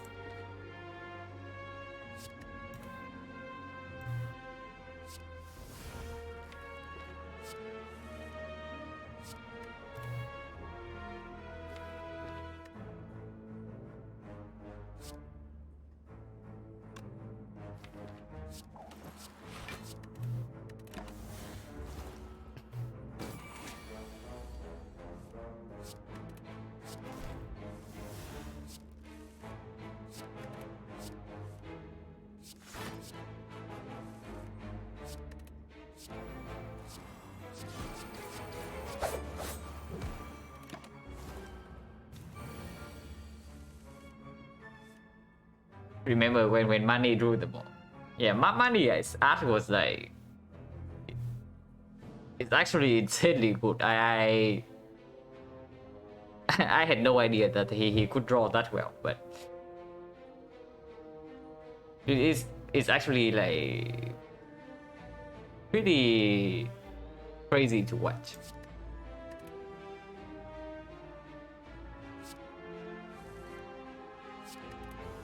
But yeah,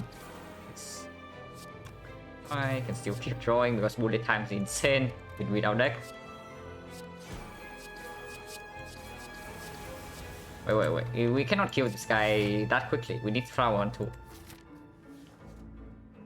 Because we have backward prep now.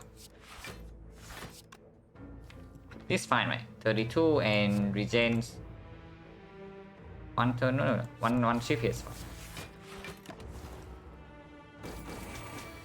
And yeah, it dies next turn. To natural poison.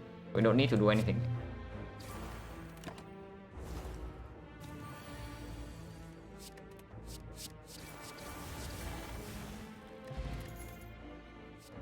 Plan plus with 2 footworks and a deck with a lot of skills. Yeah, count me in. Slightly better against Time Eater. Now Time Eater is going to be quite annoying if we cannot find a way to actually reset his strength. I mean, Concentrate is also probably very good for us, but it is not good against Time Eater, and it's also not that good against the Heart. Because the Heart Shuffle is in 2 statuses.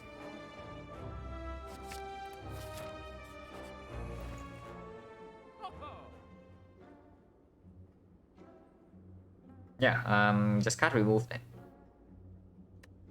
I'm looking at card remove, Puzzle, and probably the Fumes. And yeah, Fumes quite good because it's upgraded already with Snake Scout. And with Apotheosis, it is going to play like really nicely. Purity seems fun. Yeah, Purity might mean that we are actually infinite. Like, no kidding.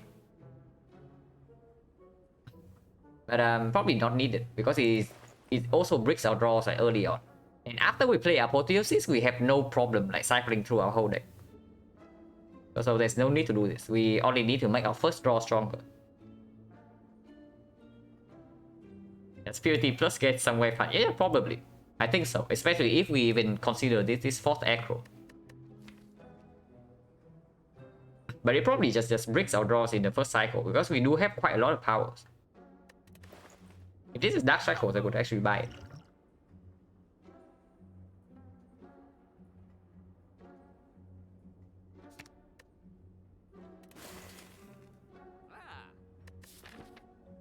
Yeah, not going to another shop in this act. And we don't have red mask.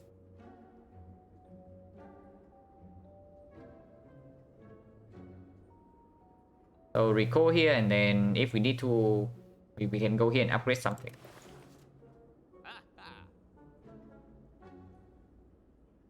Yeah, puzzle remove, and I'm also looking at these Fumes. Because honestly, our damage against Time Eater is not that good. And we don't have a way to reset strength, so in the second half, even with like effectively 9 dexterity, the time meter fight can still be a problem. So puzzle is just super good for to set up like Act 4.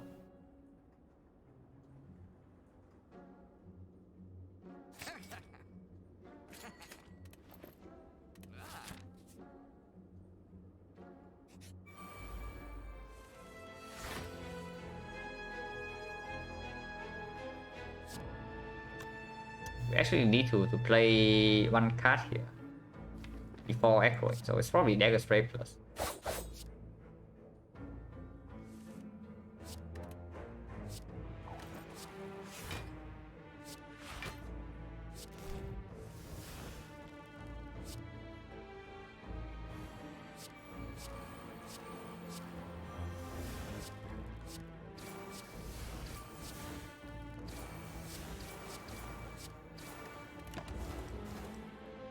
Yeah, no shard consideration. It's not a shard strip, unfortunately. But yeah, here we might be taking damage because we don't have the energy. But I mean, it's fine. We can rest here. We actually lack energy. When Tartation and bullet time both comes down on turn 1.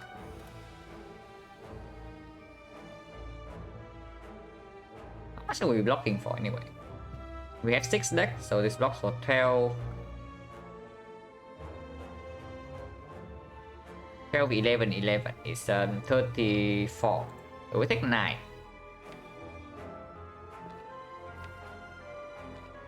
Probably just echoing.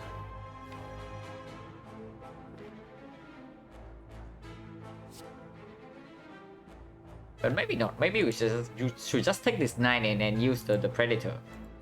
Because otherwise, next turn these daggers are still both alive, and even if we draw like 10 cards, we don't really have damage in here. We need to block for 50 plus something here with limited energy. I should probably just take 9 here.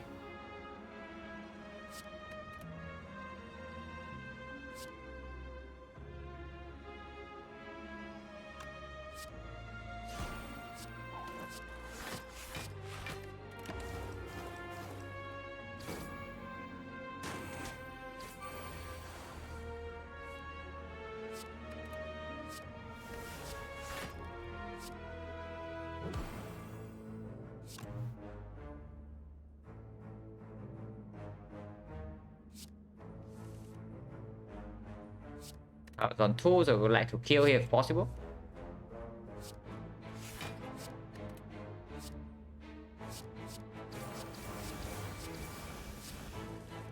And yeah, it's possible.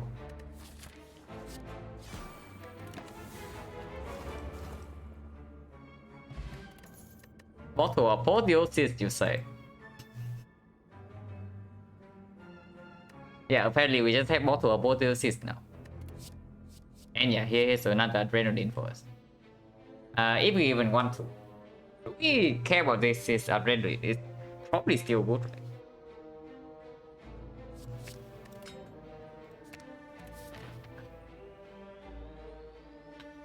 But yeah, wing boost time. Now with bottle apotheosis, the fire is completely useless, so we probably just jump to this elite. Yeah, it's adrenaline plus. Everything is plus. Everything is plus, so the fire is just for rest now. So we don't even jump here.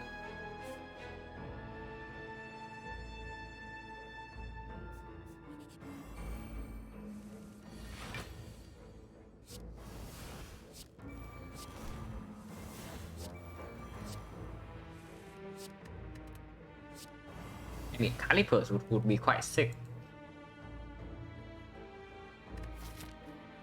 Yeah, fire is a recall. So we can still go here. We can still go here and then recall and then do this. And it just gives us a rest here. But honestly, usually the rest is wasted, but we'll see.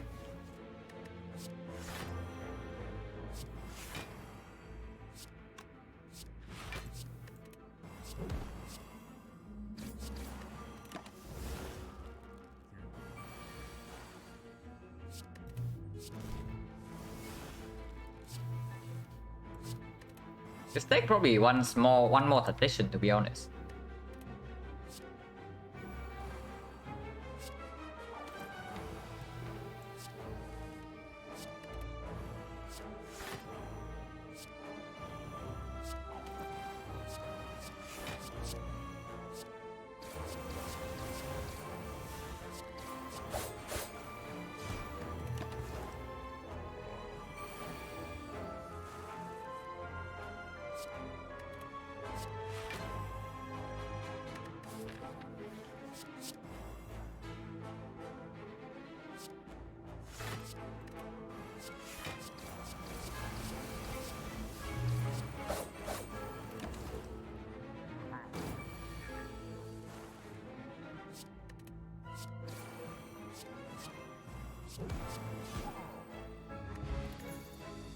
Tornado.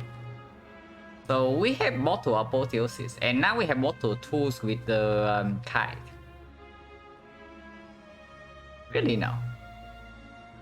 Or is it like Mortal Inferno? It's probably still the tools. Because we cycle so quickly, and then having guaranteed energy on turn 2 will make things like a lot smoother. Yeah, none of these. It is probably still Mortal Tools.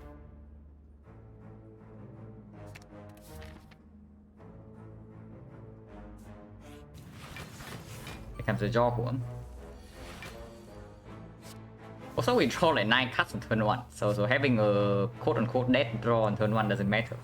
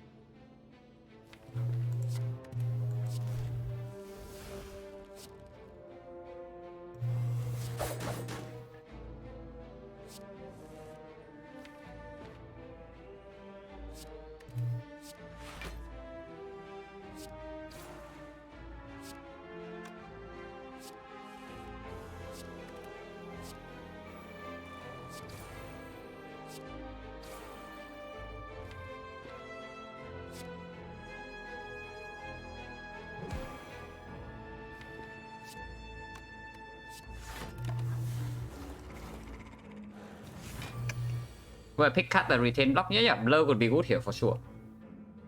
Like Caliper is good, and blur is even better because we just cycle into blur like every turn, almost every turn. Plus, with the Mega Dex, it's not just the Mega Dex, it's also that we like cycle so quickly, and then we even have bullet time for a huge hand. It's just like so many things actually work here for the blur.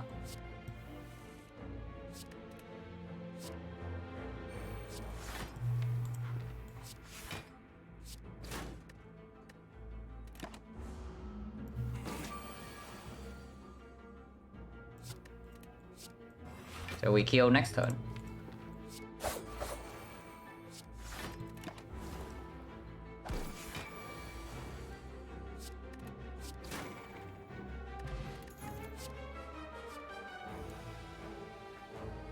We're gonna take a quick slash minus, yeah. Accuracy probably not needed now that we have Envenom. It's not even good against both the Heart and the Time Eater. And oh, not against the Awakened one. Against the Awakened one right now, we actually don't have a way to reset strength. So yeah, we play at least 3 powers in the Awakened one fight.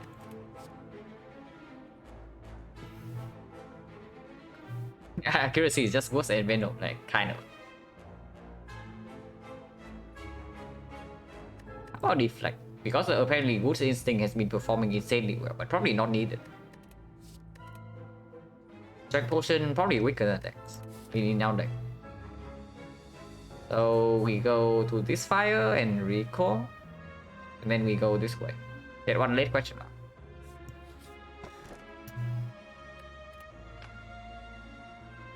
That would have been quite cool. That would have been quite cool. But it's fine. I'm okay with the anchor. Anchor is not that bad because it protects our puzzle in the hard fight.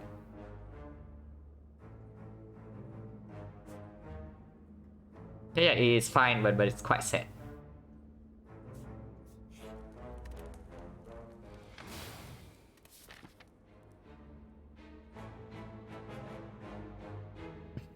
No, just bottle it. Pretty sure Zek doesn't need tools to function anymore, so it could be skip first round working on needed. It still gives me 1 free energy without committing the echo.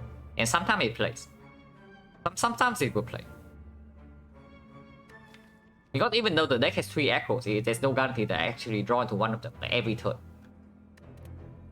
And also the tools just give me the block consistency to actually deal with Awakened One. So tools is just positive in the Awakened One fight. Don't be too scared, too stressed. Yeah, drawing an extra card every turn is great. Exactly. Highly unlikely the file is correct. Yeah, probably not. But just in case.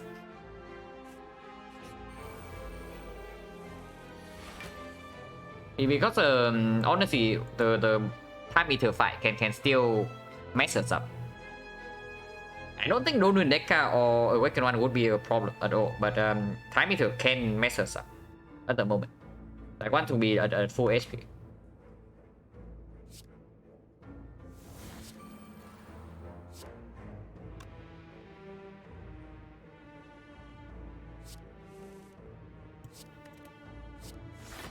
This bullet time is actually so sick.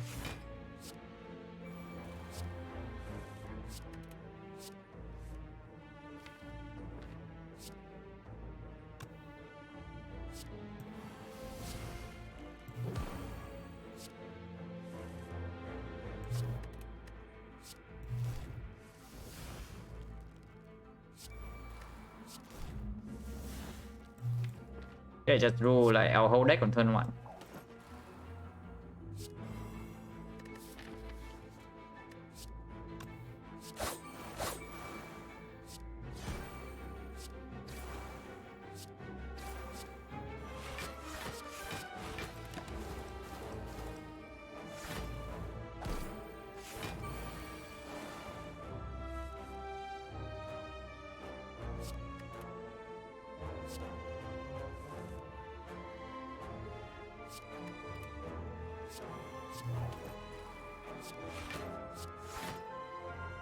This guy dies already, so we only need to make sure that this guy dies next turn.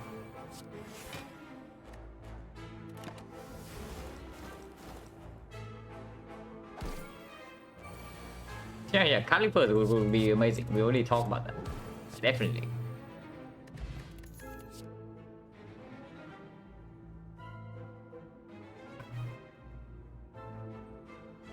Okay, if we are really scared of the heart, we can pick this. Yeah, no, it's not the main. This is like 16 poison. It is pretty nuts. Also strips to artifact. Yeah, bouncing plus seems quite good, right? Because it's very efficient damage per card in the time meter fight. It's actually fine and stuff. Yeah, but so is this, right? Isn't this just straight up better? It's 16 poison for 1 card play.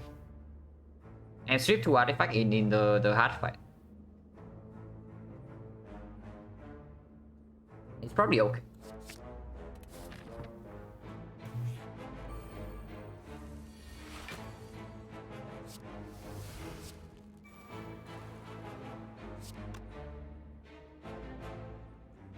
I want to play Predator here.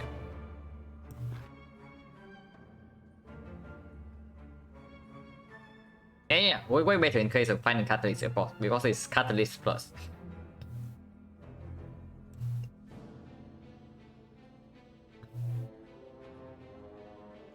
Not a lot of ways to both play Poison and also play Predator. I guess it's like this.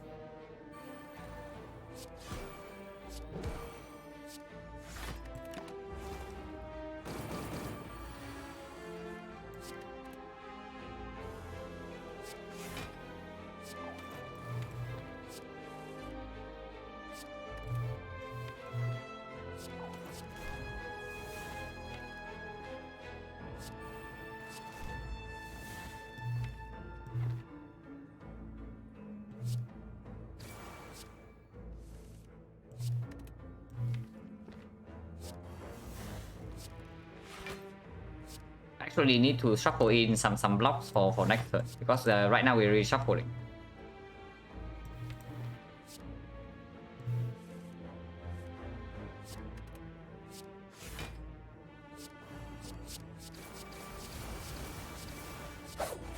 Also, we don't draw the birds.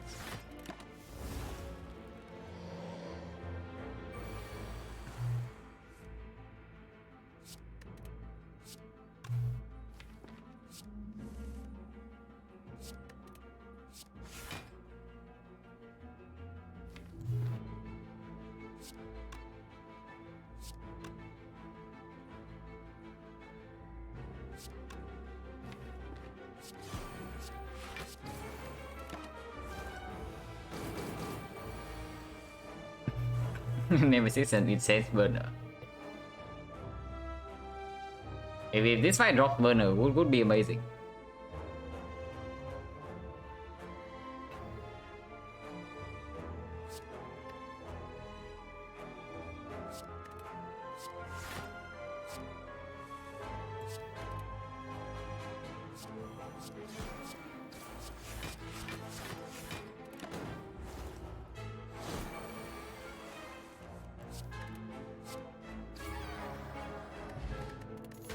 That's not Incense Burner, and this is not the previous deck, so Orichalcum probably will never play here.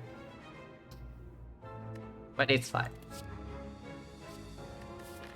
Now I did say that I want another Tactician. This is not Tactician, but it's close.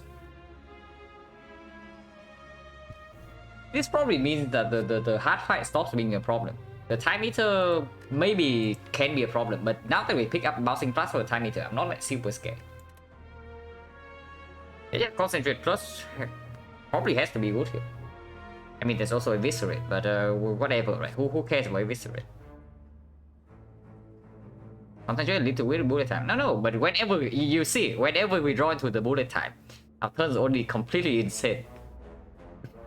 So this is just to keep our acro chaining after we get past the Tactician and the bullet time.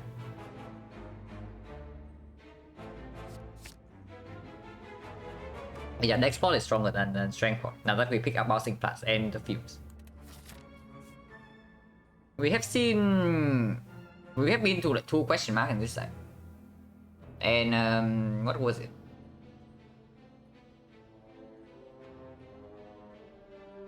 It was a shrine event into a fight, right? So question mark here should be decent. Is Lady Relics down? I don't know, but if it's down for on my stream, then maybe it's not because of the extension.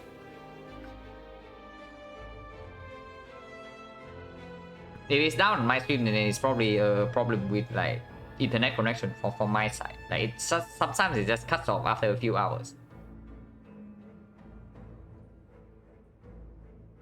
Madness. Is Madness good here? Honestly, Madness probably quite fine, right? They are Madness plus. Madness plus, and then our deck has like a pretty ridiculous amount of draw. Even Madness is not even a miss. Falling will give any attack. Yeah, falling will give any attack, and Madness is good. So what is actually bad in the event pool? Like nothing.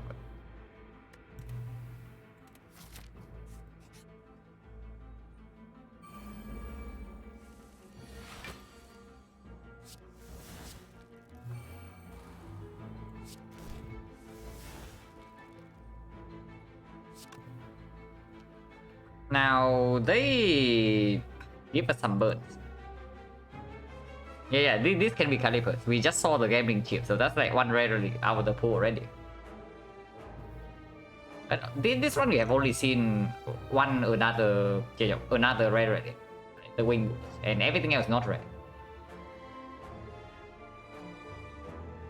What are we doing here? We still need to block for 22, and footwork instinct is sufficient, but weakness not down. I guess it's fine. Fumes is probably good.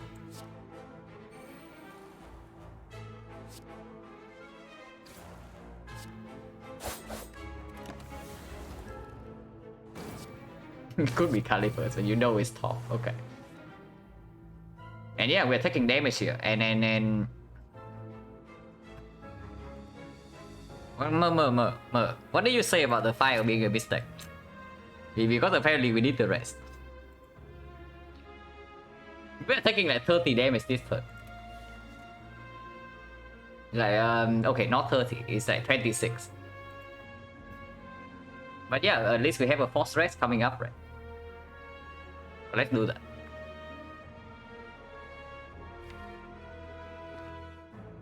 And Venom doesn't need to be played.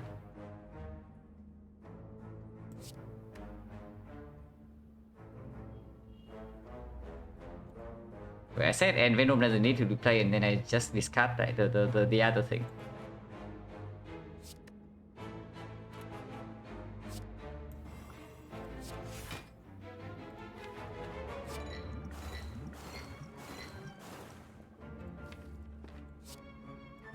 Still need to kill one of them first. Highly unlikely for Red Says Field Maker.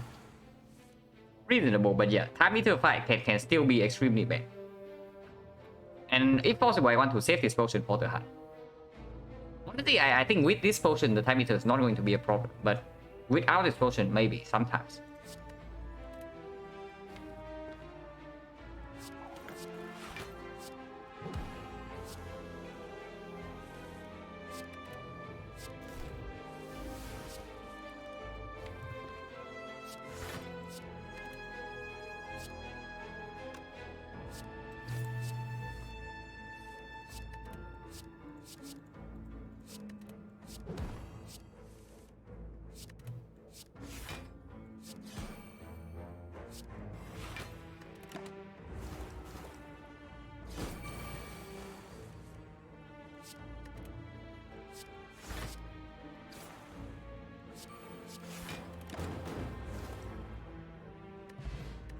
Yeah, here's our calipers.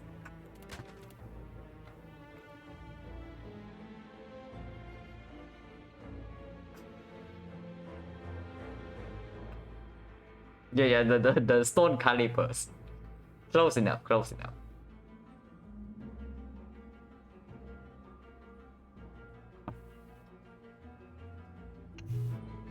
So mine is deflect. Probably not, right? Because apparently looking at the what happened in the Walker's fight, apparently we don't have enough draw. We probably need like one more aggro to break proof this deck in the first cycle. After the first cycle we are completely okay, but in the first cycle we're gonna break. So yeah, we don't need this deflect.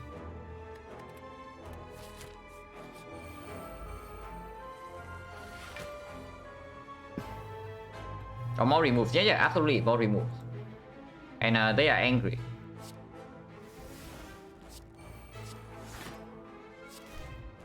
They are quite angry at us.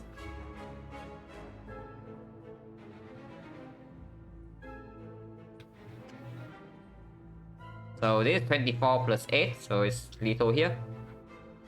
Let's do that.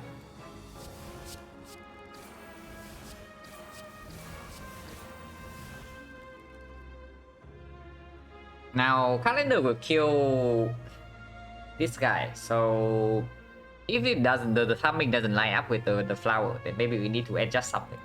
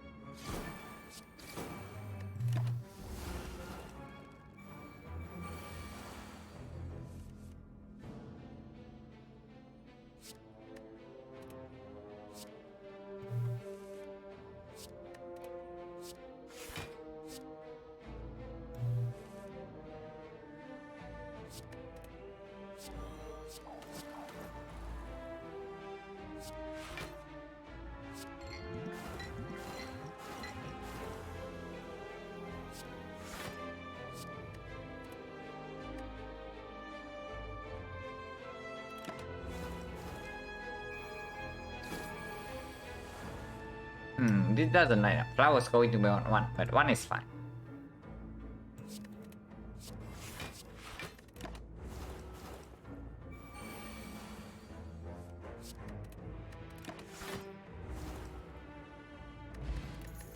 Top potion definitely not as good, and these cards are bad. Yeah, Proc potion cannot be better than this.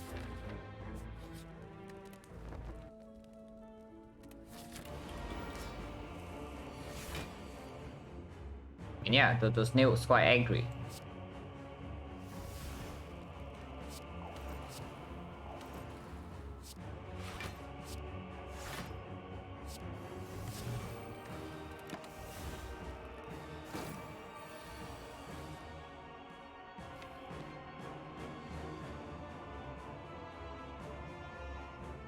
We buff, but we have guaranteed weakness for next turn, so maybe it's fine. We need to play 5 cards this turn. Yeah, after the last fight, the snail is here for vengeance. The snail is pissed.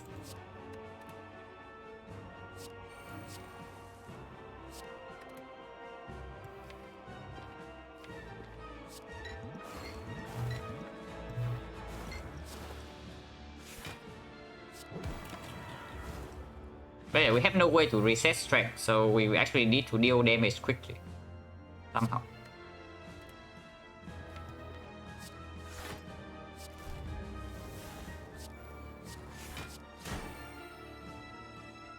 And yeah, we're taking 15.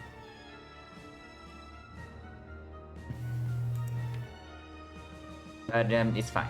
Fumes is down, we play all our powers, and after this we just slowly kill this guy with poison.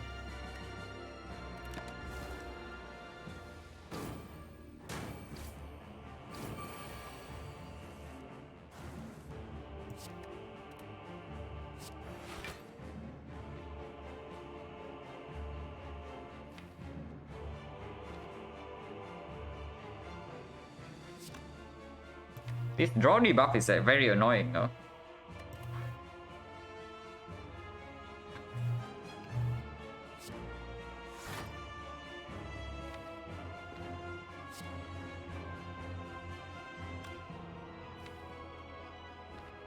Next up, we are only drawing 4 cards, so we should probably make it so that it's like 4 cards. Maybe it's 3. We only need 3 cards to block next turn. So let's attack twice.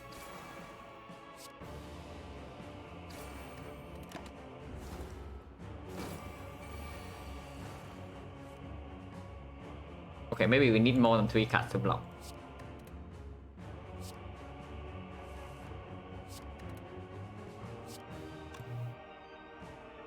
We are taking like more damage here, by the way, like quite a lot. Unless it's levers.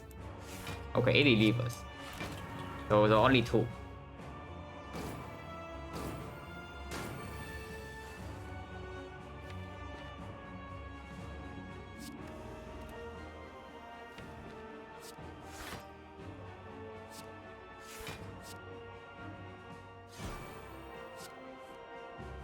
We need to exhaust some slimes at some point.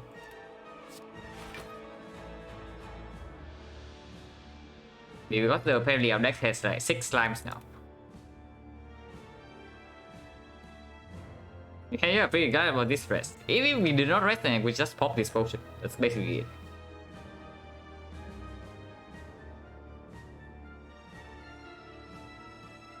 This doesn't proc yet, and I would like to proc now.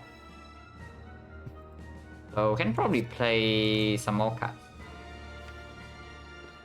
This is 5 more though, so we can only play 2 next turn. So if we draw into multiple slimes, also cannot do it.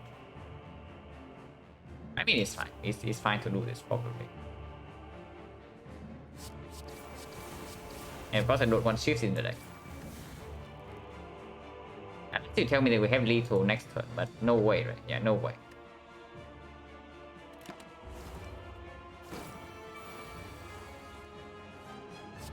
Yeah, we play 2 slimes and we enter. We draw calendar.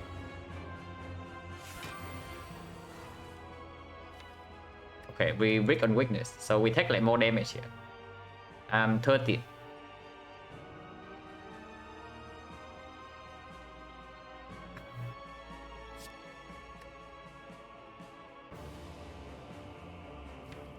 Now, don't need that kind in the second fight should not be a problem, but is the awakened one really that free? Even if it's a awakened one, this potion is still worth more than 30. Okay, so let's not.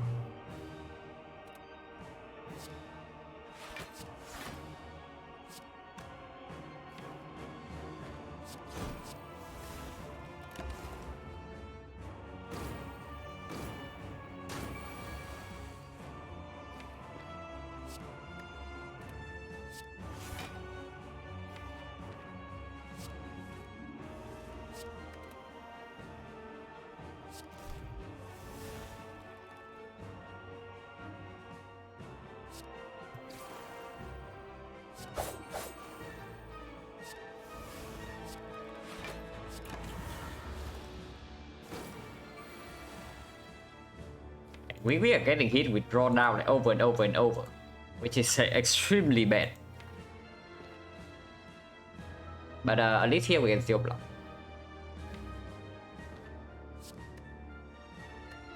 I think we want to play Predator though. 1, 2, 3, 4, 5, 6, 7. So 7 now with 11. The escape plan will block.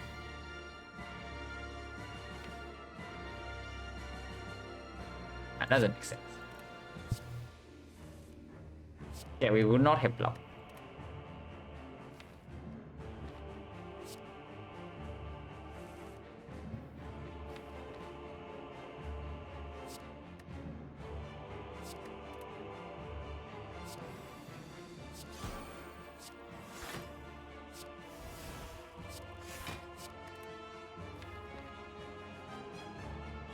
Five cards next turn seems fine. We draw 6.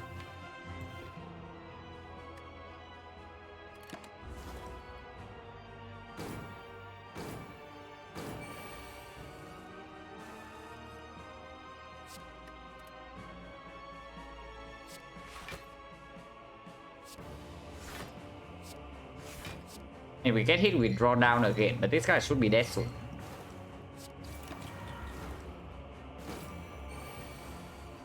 Also, by the way, he Time Eater has been attacking us for every single turn until this one. After like resetting in 240, but it's fine. Dies next turn and flowers on 2.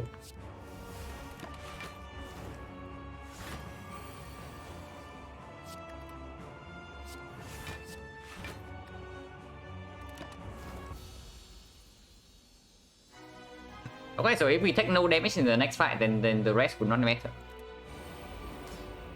Maybe we're taking no damage, like it being this fight, and then not awakened one.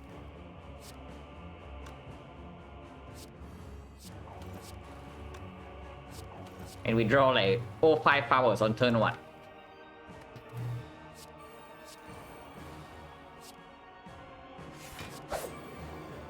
So and Venom, excellent artifact strip.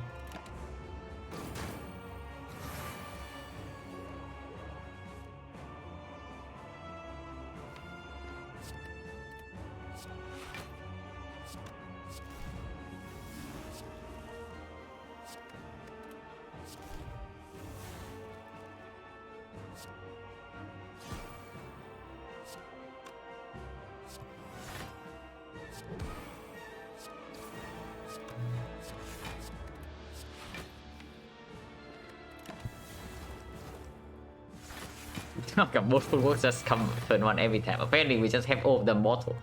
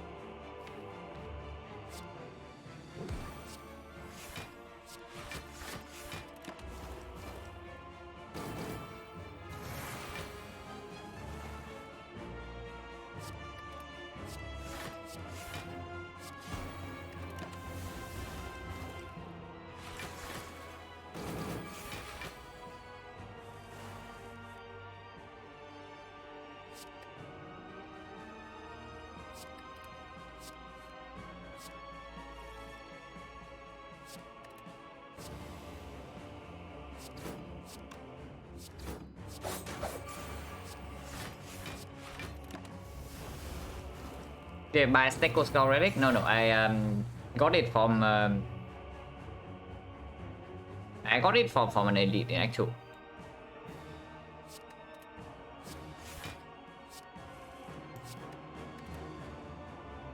So calendar is going to go off next turn.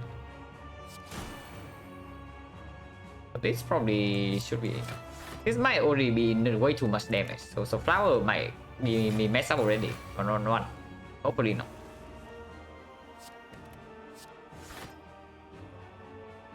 Okay, it looks like it's fine.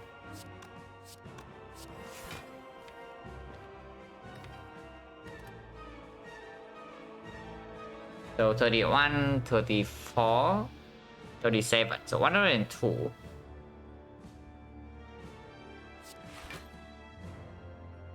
One next turn. Okay. We don't do anything there.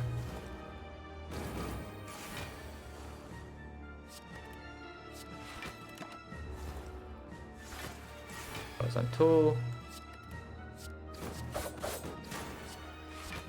Okay, rest was not needed. But just for my mental health.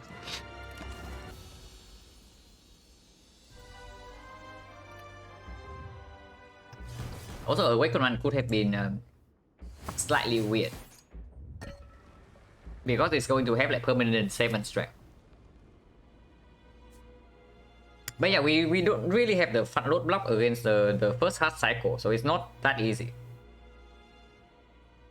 We have no malaise and then no piercing will. And it doesn't matter here because we have meal ticket. So I don't even know what we are doing here. Maybe upgrade adrenaline. But it doesn't matter because whatever we do, we are playing apotheosis first. So what are we even doing here? Can play this first, just for whatever.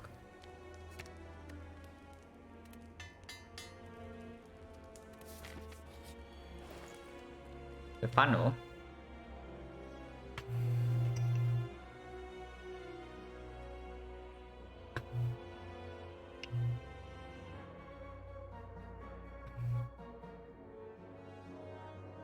I mean, funnel. If we buy funnel, we cannot take card remove, so it's just remove strike. Yeah, funnel has fun in the name. It is just strike remove, and then nothing else.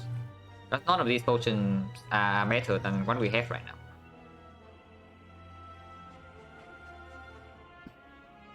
Draw potions from roadblock, yeah. Plus 12. Plus 12 is probably not good enough. Like, in case you are like being serious. But I'm really worried about the first hard cycle. What about this deep red? Probably not good enough,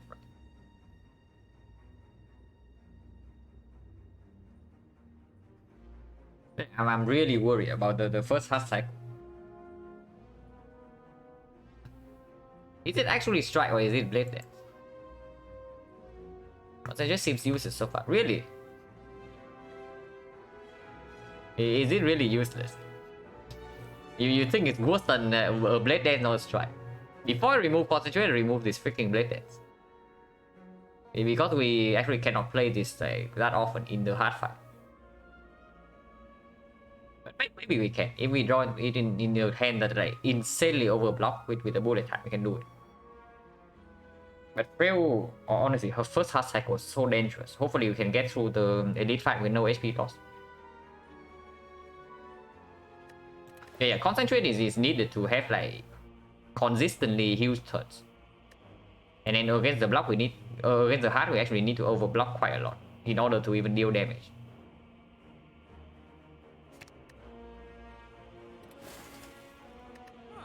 Deep breath cannot be good, right? I mean, it does draw 2 for 0, and it can shuffle back in concentrate partition. So anytime we get concentrate partition, we have a huge turn, and afterwards we play the deep breath, and they shuffle back in our energy, so we can continue. How bad is it actually? Yeah, honestly, how bad is it?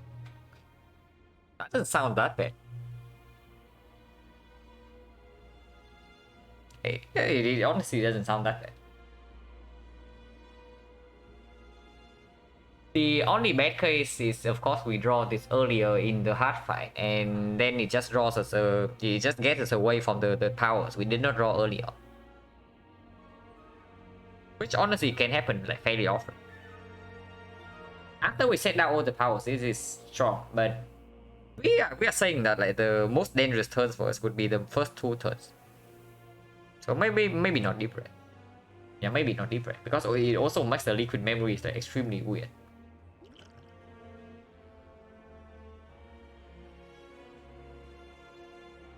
Yeah, maybe not.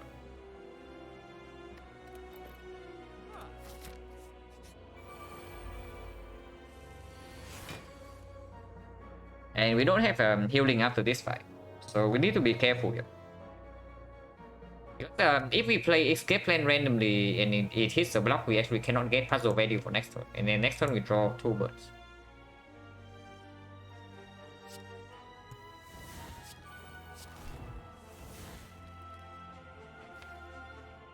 So we take 2 here, right? We don't draw 1 more card with escape plan. We take 2 here, and hopefully that gets us like through this fight. Because right now Envenom's not down, Footwork's not down, Artifact Strip non-existent.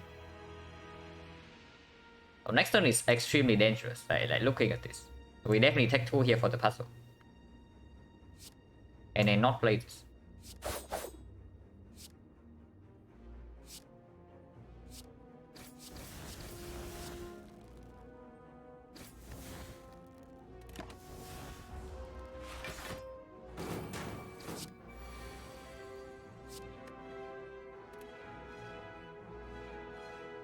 Yeah, would have been disaster without puzzle, right? Because we would not have reached this adrenaline.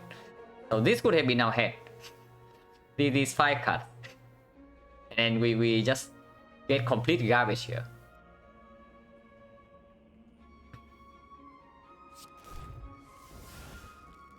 We might still get complete garbage.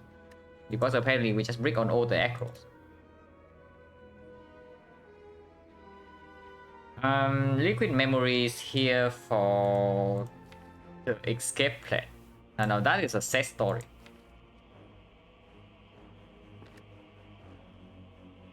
This is so much damage. But we can strip artifact and weaken this, so it blocks for 28. You know, this guy hits for 28, we are facing 49. 49, this blocks for 11, this blocks for 14.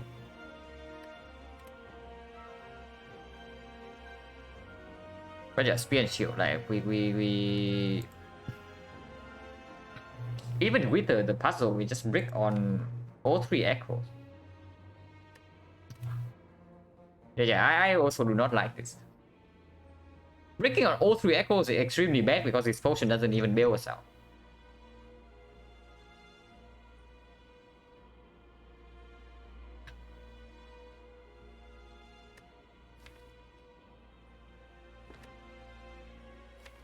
And escape plan only has a 3 out of 13 chance. Okay, 3 out of 12, so 1 out of 4. Draw into d6. So I think we preserve potion and just take yeah, 38 here.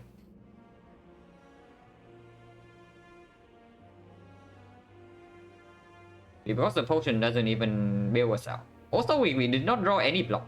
We draw like 1 block card in these things.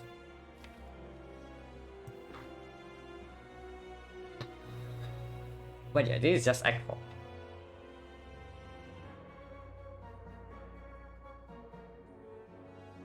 Yeah, escape plane into leg sweep can also play. So it's like 4 out of something. I mean, escape plane into any block also play. So 1, 2, 3, 4, 5, 6, 7. 7 out of 30. Maybe that's okay, but it's like using this proportion this strong for like only a 50% chance, basically. To bail ourselves out. Is that even a good thing? Yeah, turn 2 spear and shield is It's like this, and we even are like very prepared, right? We have the 2, so we draw 6, and then we have the puzzle, so we draw 9, and this still happens with this deck. And now I'm just scared of dying in the first cycle in the hard fight, because it definitely can happen, because we don't have a single piercing wheel.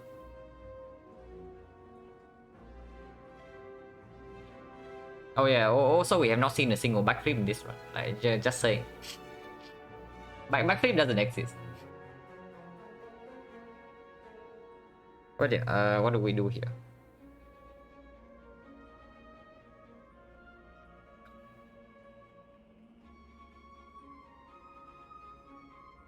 Seven out of 13. If we miss, then what? It's actually 7 out of 12, right? 1, 2, 3, 4, 5, 6. Oh no, it's only 6 out of 12. So exactly for 20, exactly 50%.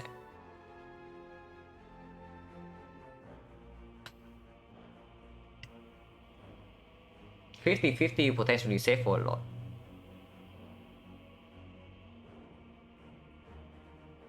If it missed, then it saves nothing.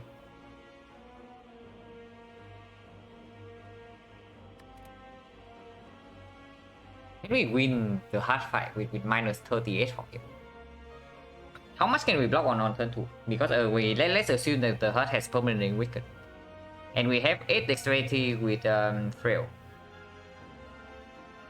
And all our block cards are upgraded. So how much is the defense blocking for? It's blocked for 16, with frail it goes to 12. So it's not that bad even with the frail. It's not that bad, but it's not like liquid memory is also can bail us out in the hard fight. Man, gambling chip would be good here.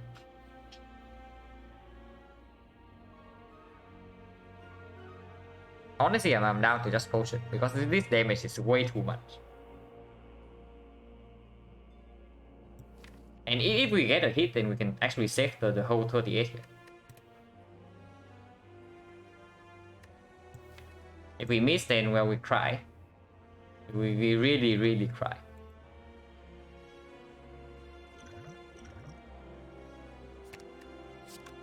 Oof.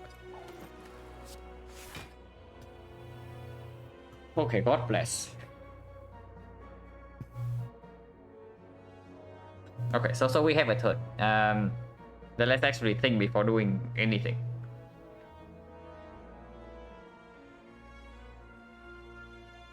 We probably never play Predator, but what I'm saying is that first of all we need to make hand space, but we also need to deploy Terror on this guy. And also deploy Neutralize on this guy, because this guy needs to be good connector. So in order to strip artifact, we also need to play Bouncing Blast. So what I'm thinking currently is that we just discard this Predator. Or we play the Bouncing Blast first and see like if artifact strip lands, then we just discard the burn and the poison stuff. Let's actually just do that. Wow, amazing Bouncing Blast. That's actually optimal.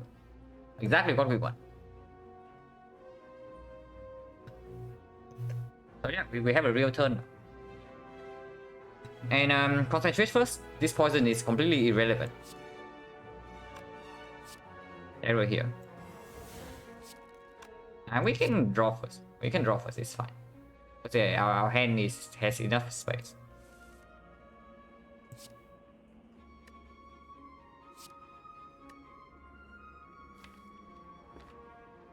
So it's not that good yet. Like we block a decent amount, but it's still not enough.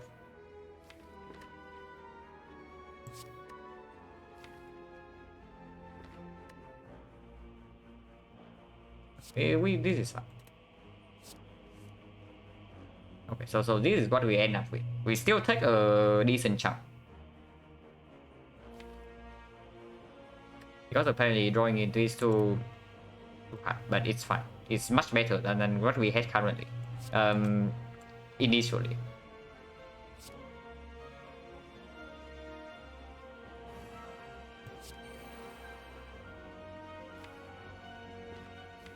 And next time we always draw into this, so There's no need to panic about like weakening it.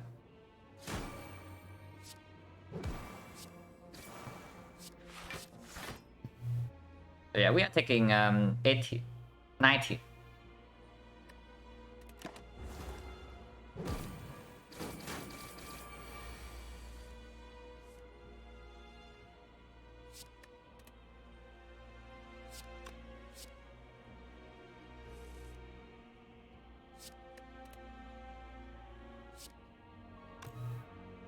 This is already full block, so there's no need to play footwork before escape plan.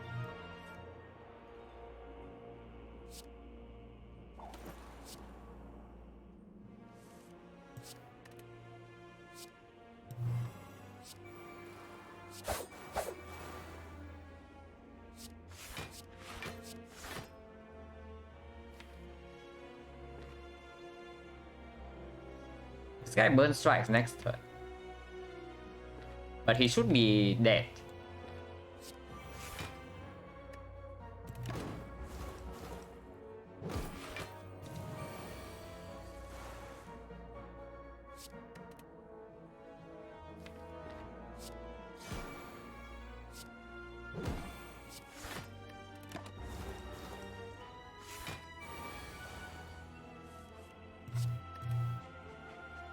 Want to kill this guy next turn if possible, and it should be possible.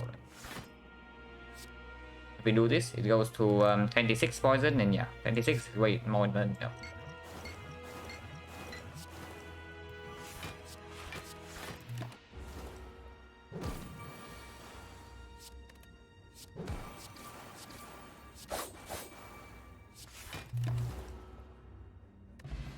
Okay. Apparently we just have a full heal. And that's completely fine because this plays full day. Here's a blur. And then yeah, we pick the freaking blur. Okay, as long as we survive the first cycle, this fight should be okay. So we need to survive the first cycle. That's about it.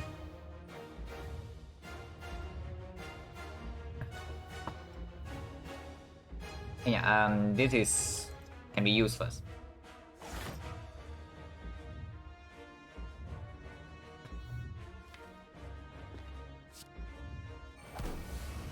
This has to be flipped.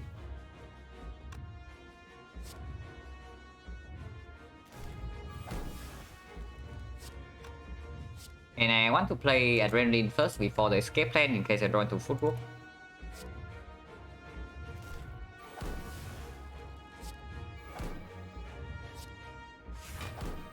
Okay, we have blur on turn 1. We have blur on turn 1, so we can actually retain like a decent amount of block here into the first cycle. So this has to be played. Weakness in the first cycle extremely important. Blur has to be played. Fumes probably also has to be played, and so is Enveno. But after this, we are probably playing like 3 defense.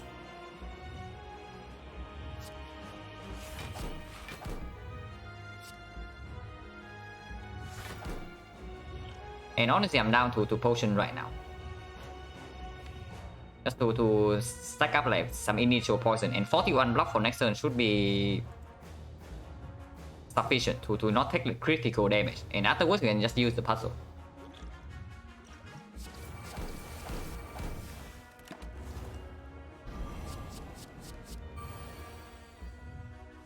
Hit first is quite nice.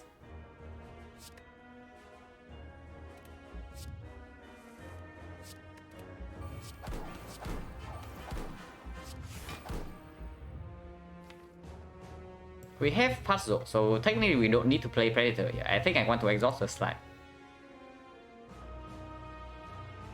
Because we only draw 9. We take 7.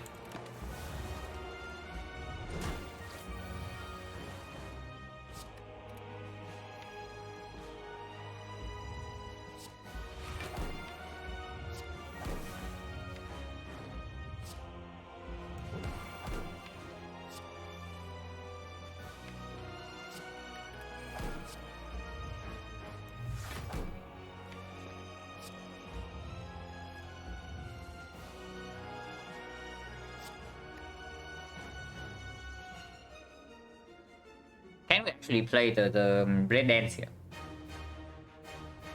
We go to 12. We block for 38. So we block for 50. 50, but we can play 10 cards. So 1, 2, 3, 4, 5, 10.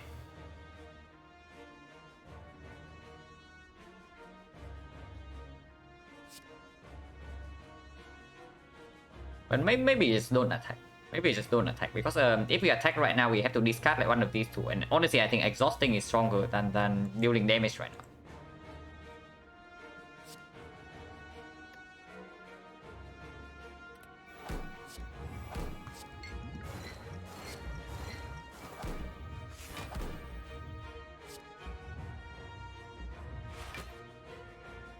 Or I can also exhaust this, take a little bit of damage, and then also deal damage. Like, is this worth? Is this 12 damage plus 4 poison worth taking 2? Probably.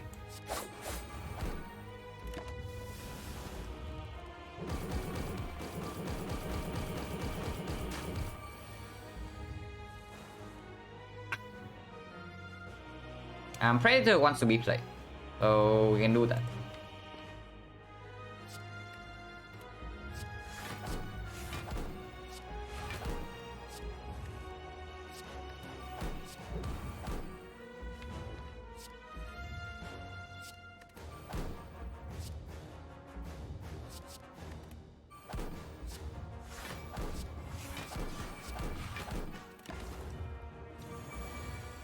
Single hit first is not what it's not that good, but maybe we can draw into the blur again.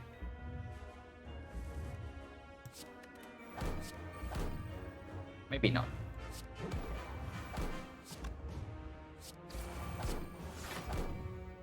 Yeah, permanent weakness.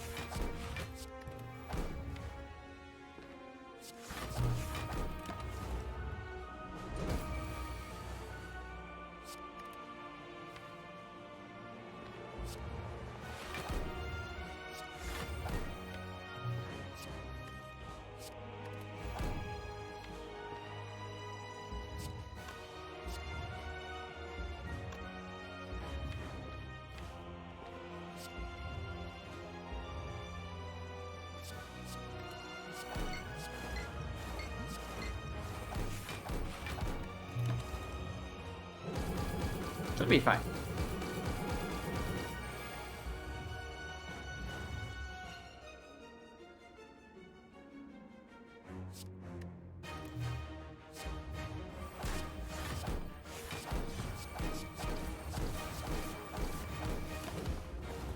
And calendar is here to help us a little bit.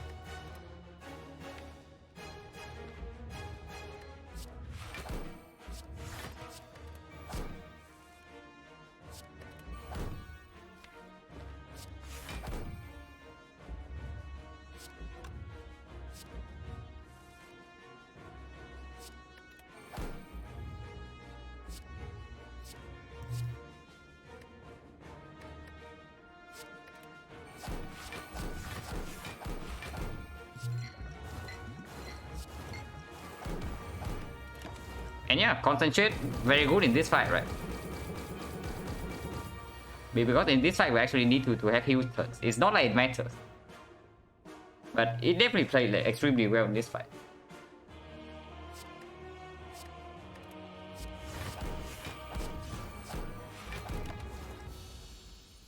But yeah, losing with multiple apotheosis would be a very sad story, but so good thing we did not do that. Yeah, sub 3 hours, as expected, right?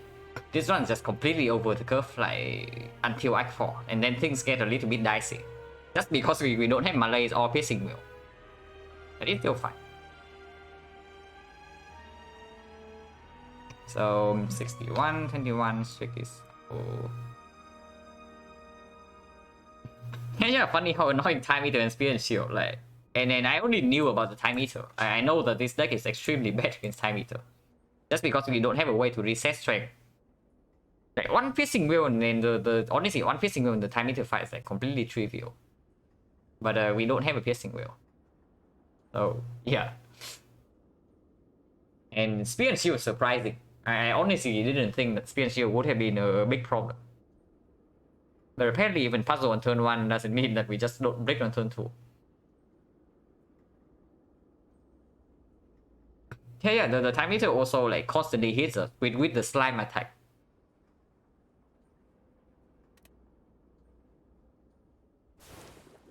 But the hard fight was not close, especially after we drew the blur on turn 1. Like just retaining, even without the blur in this fight, we would still have won. But it would have been like fairly close. Because turn 2 we would have taken something like 45 damage, maybe even 50. Instead we won the fight with like 67. So actually without the pantograph and without the blur we would have lost the hard fight.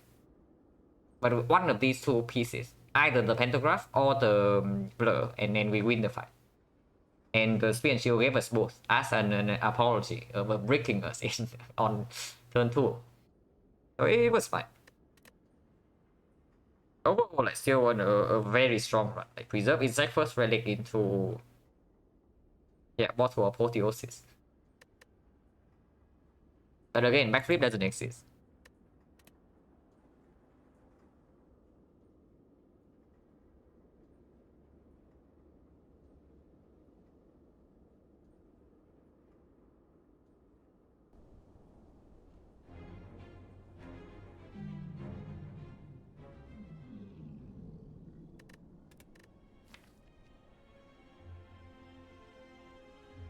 Yeah, next one was scary for first round. Yeah, maybe we block pot was the fun though. But yeah, with the blur, like immediately on turn 1, the next pot is already outperforming the block pot. Immediately on turn 1, before we even like end of turn, it was already outperforming. I'm still like wide awake, but of course I'm wide awake because I just woke up like right before I started the stream. But yeah, I have been streaming for like 8 hours, so probably should stop here and go do something else. So let's see if there's anybody I can raid.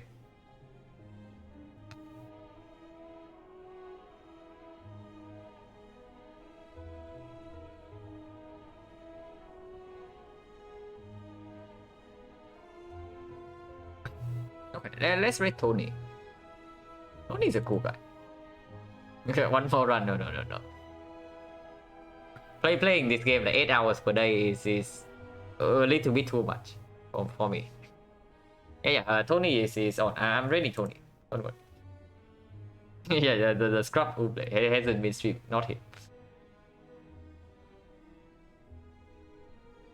And good night. No. I am like still nowhere near sleeping because I just woke up right before I started the stream.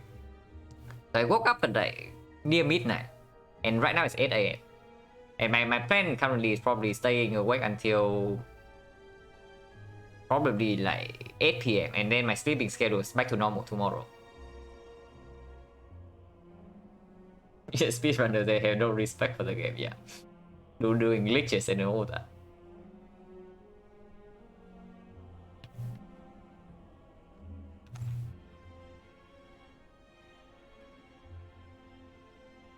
But yeah, we actually got 2 wins today, now that's rare.